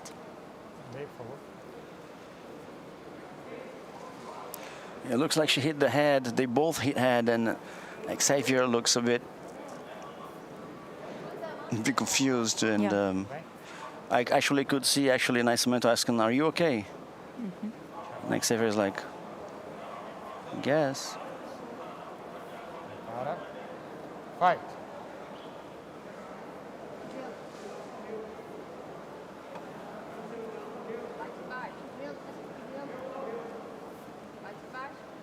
So now Xavier, she's trying to open the close guard of Nascimento by standing up. That exposes her, of course, her legs, her arms are going to get stretched, and that exposes her for armbar triangle as Nascimento's hip is high, you know. Yeah. Right now, lasso. Going to the side. Nascimento in a little bit of trouble right now as she loses the balance, but she's placing herself right on top.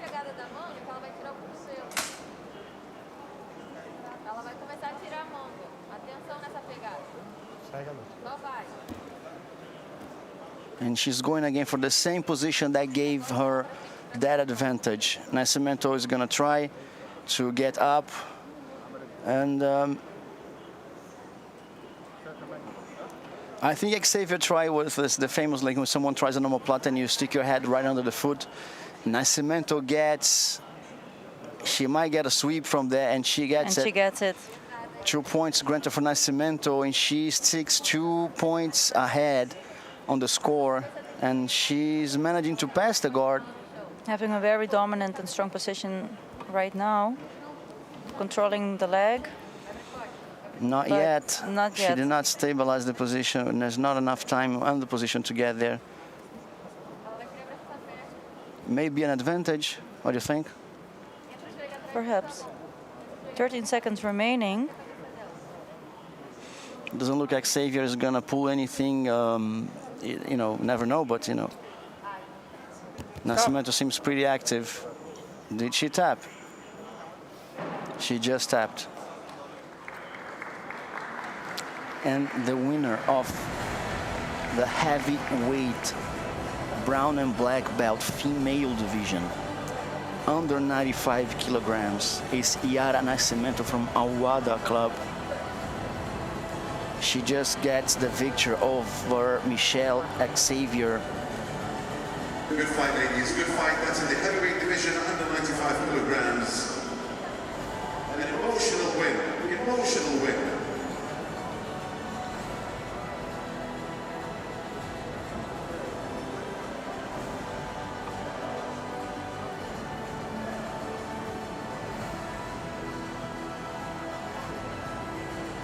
It was definitely a challenging match. From the blue corner, Yara Nascimento. Good fight, ladies. Good fight. Congratulations, Yara Nascimento. The champion of the heavyweight female brown black belt division under 95 kilograms.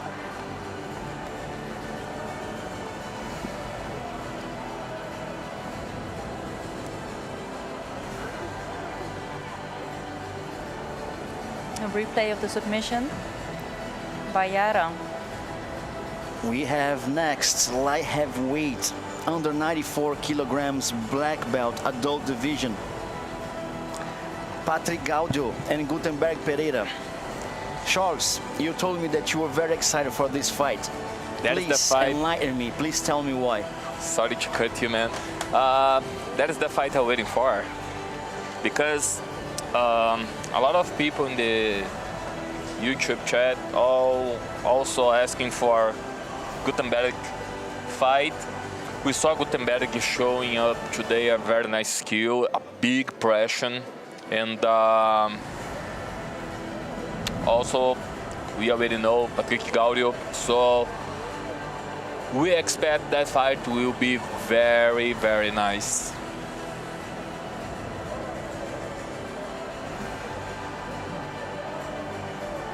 And what do you think about that one?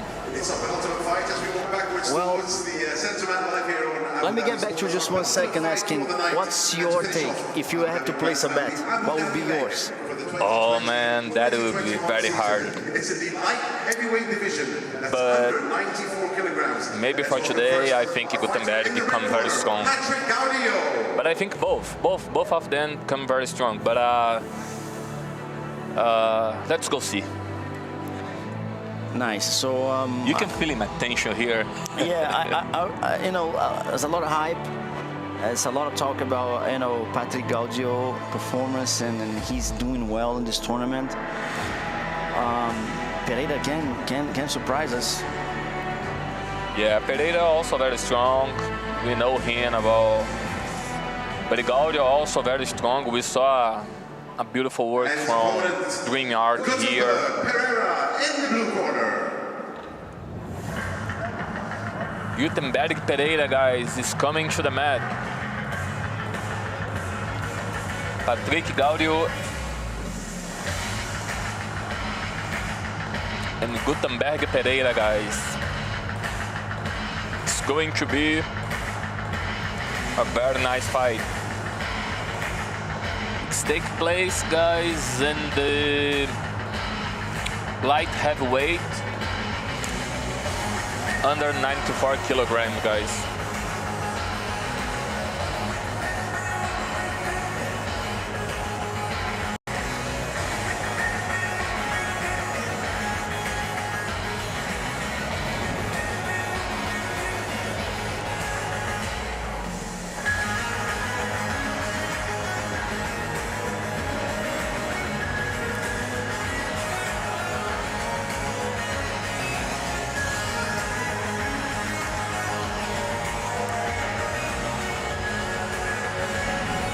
Here we go, guys.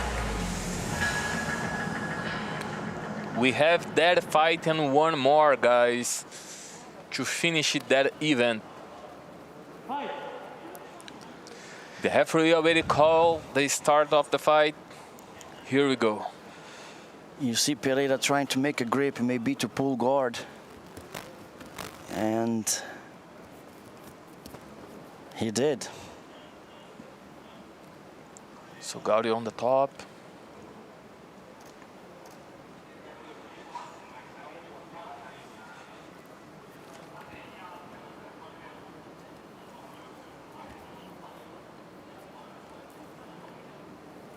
Pereira trying to get some grip.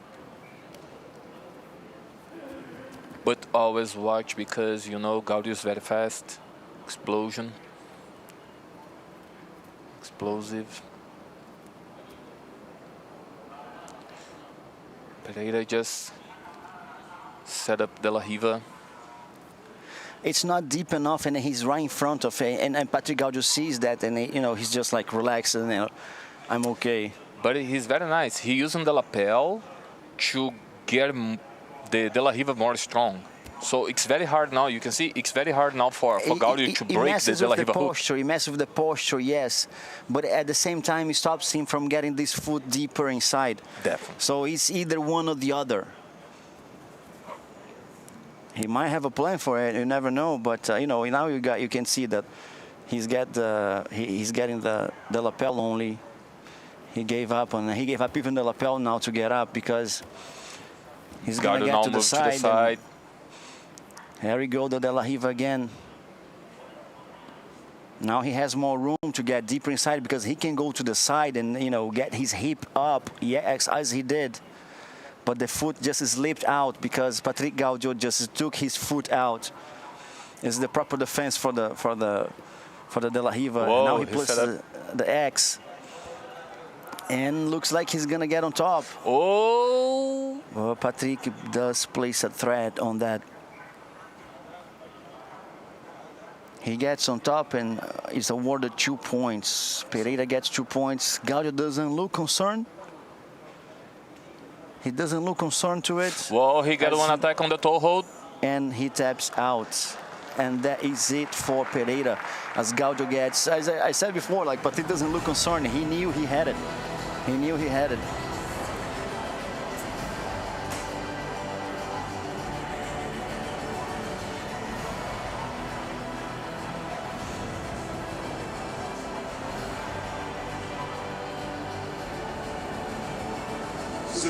Very nice by Gaudio. Tonight in our finals, that was the light heavyweight division. The 94 kilograms for the black belts. Your winner in the red corner, Patrick Gaudio, guys. He's the champion for the light heavyweight. Coming next, guys, we'll have super heavyweight right now. Roosevelt Souza against Anderson Muniz.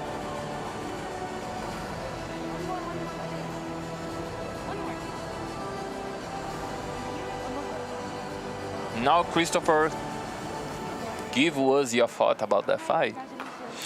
Yeah, because I've been following Roosevelt and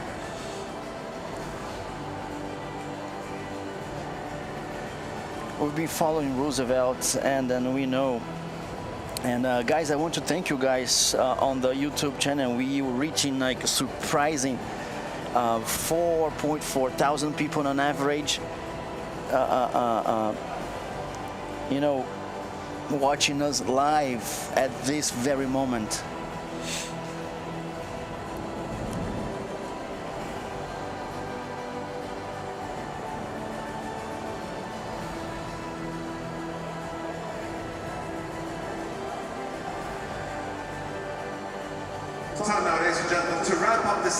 Galera, eu queria agradecer vocês aí, são mais de 4.000 pessoas nesse exato momento assistindo a gente.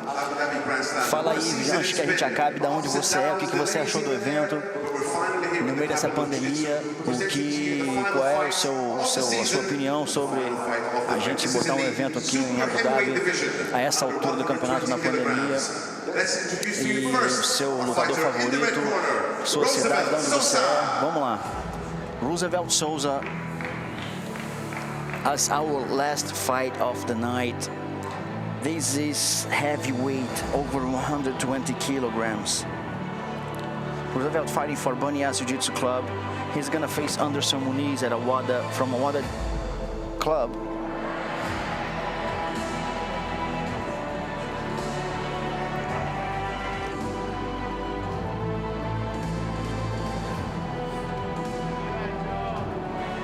This is a greatly expected fight. The prospect, he was doing everything on the brown belt. Roosevelt did everything on the brown belt.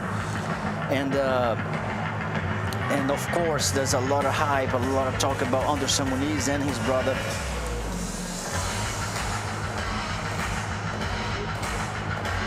A lot of talk about this fight coming up, and let's see what is all the hype about. As we can see, both fighters.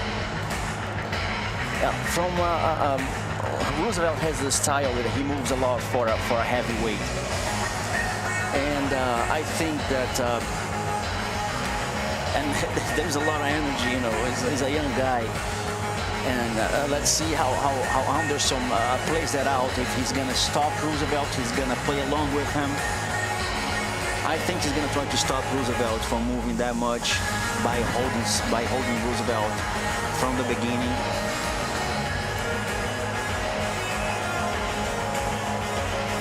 A great shout out for our people in Berimbau, Bahia, Brazil. A lot of people saying that's going to be Muniz. Some other people saying that's going to be Roosevelt. I don't believe the referee is going to take the decision for that fight. Definitely, we're going to have a great fight here. Here we go, guys. We have Souza in the white gi and Muniz in the black. We got a double pull. And Muniz gets up first, and he gets maybe the point from the advantage. Should.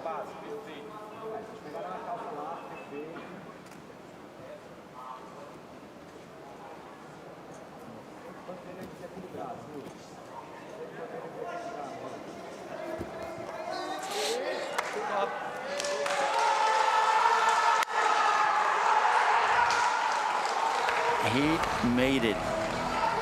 I am speechless. They are trying to look, and that was not over.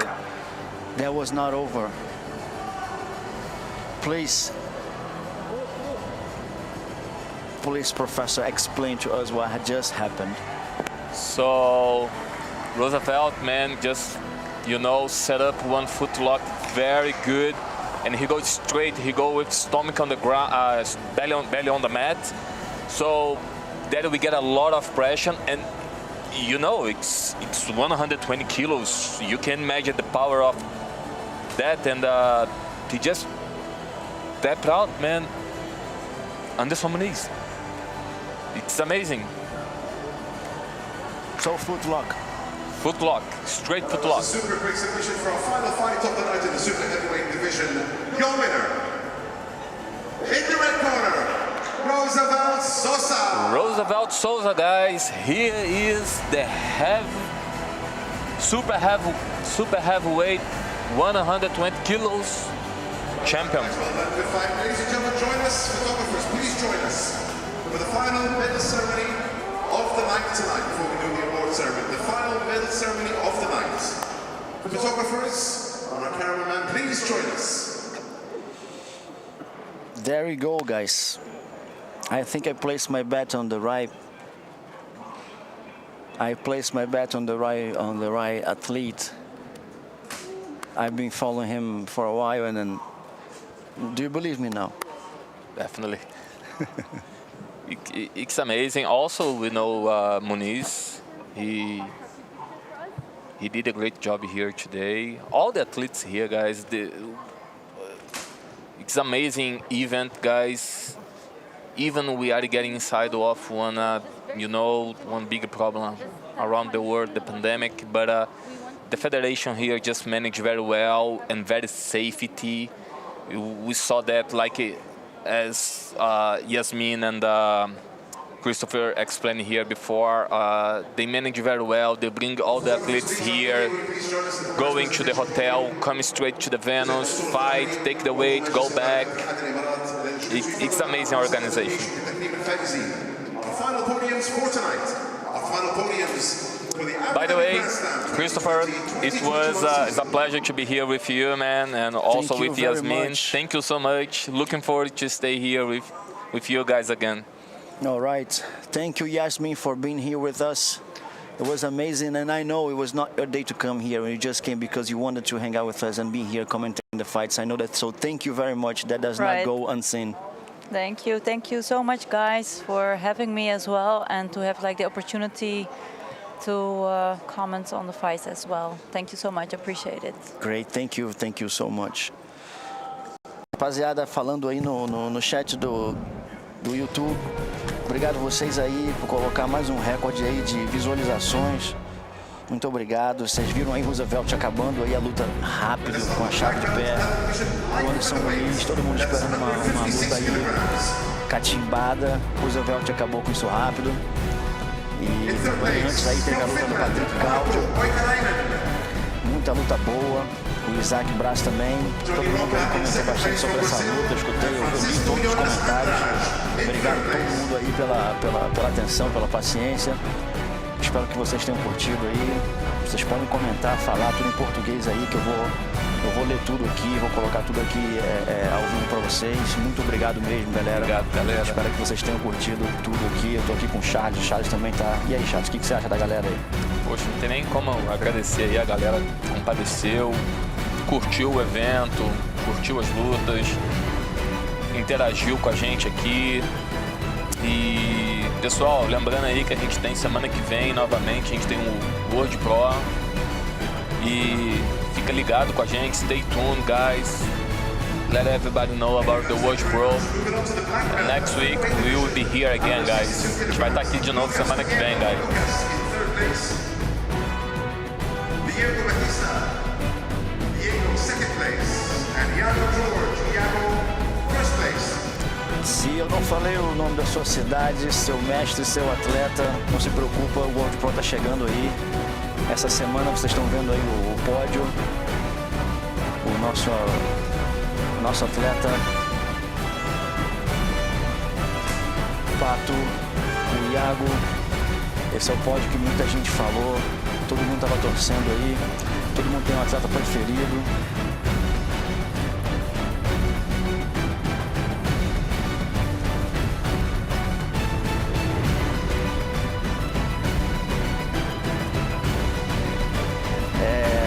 Muita gente aí torcendo pro Mika. Pena que o Mika não lutou hoje, né, galera? O Mika lutou ontem. Fez 2 lutas, deu show. Ganhou. Tem muito fã do Mika aí. Quem é fã do Mika aí, levanta, dá um oi aí. Escreve um oi, quem é fã do Mika. Que eu tô vendo bastante. Pessoal aí da Malásia. Obrigado aí, Thiago. Transmissão top. Valeu, cara. A gente tá aqui pra trazer o melhor pra galera aí. Nossa, Edmilson. Professor Lagarto, BJJ Salvador. O Cláudio aí mandando um oi pro Mika Galvão. Aí, ó, cheio de gente, ó. Como falei, pra mandar um oi. Quem for fã do Mika, manda um oi. Tá cheio de oi aí, ó. Olha lá, ó. Todo mundo.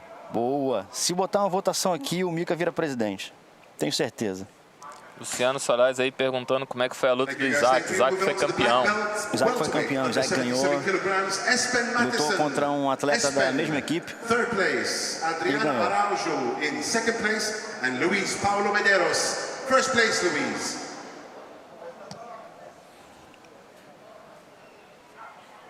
Obrigado aí, André Luiz. Um abraço ao pessoal de Goiânia, equipe Mineirinho Jiu-Jitsu.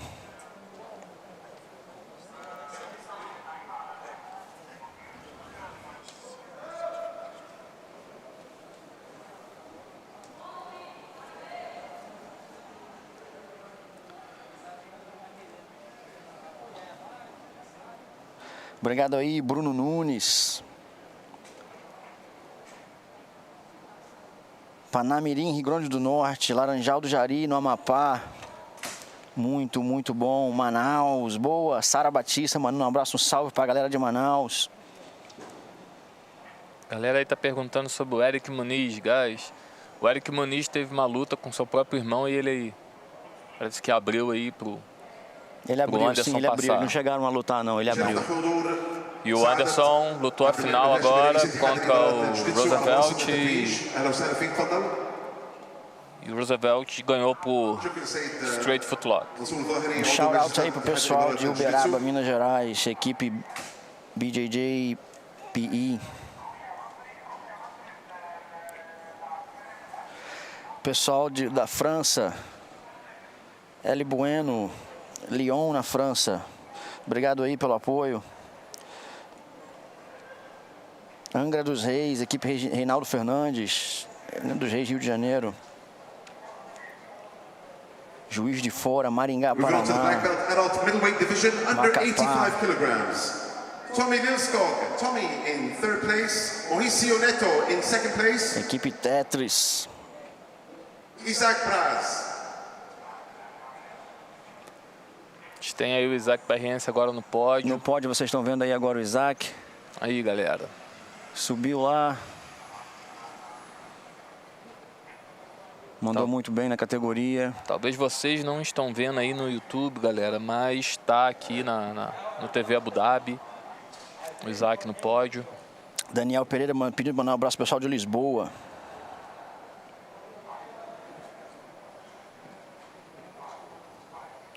CT Araruama Fight Team. Grace Barra, São Luís. Muito bacana, galera. Muito obrigado pelo apoio de vocês. Vocês estão vendo aí o troféu, o pódio.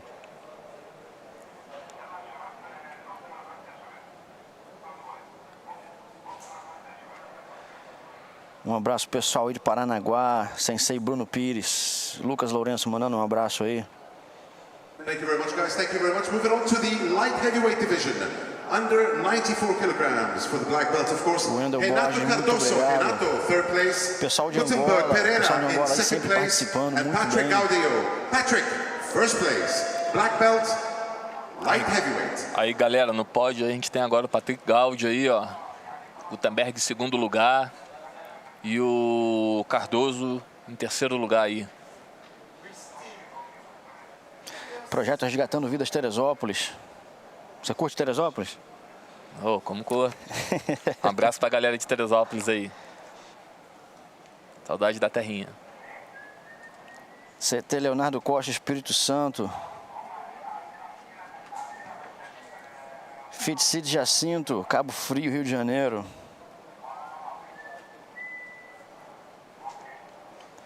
Manuel Vaz de Portugal. Os Tibiri Fight, Paraíba. Caxias do Sul.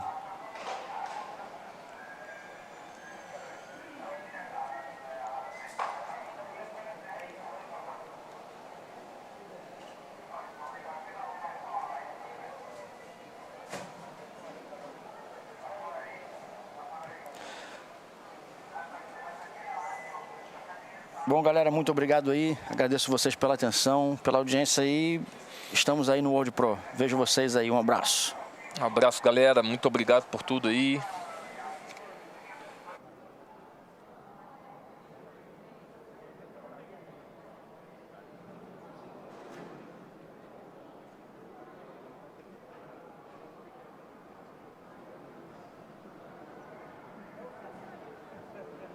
Moving on to the black belt, super heavyweight division under 120 kilograms, Eric Muniz.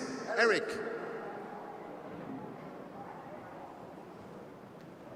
Anderson Muniz in second place, Anderson. And Roosevelt Sosa in first. Roosevelt first place. That's the super heavyweight under 120 kilograms.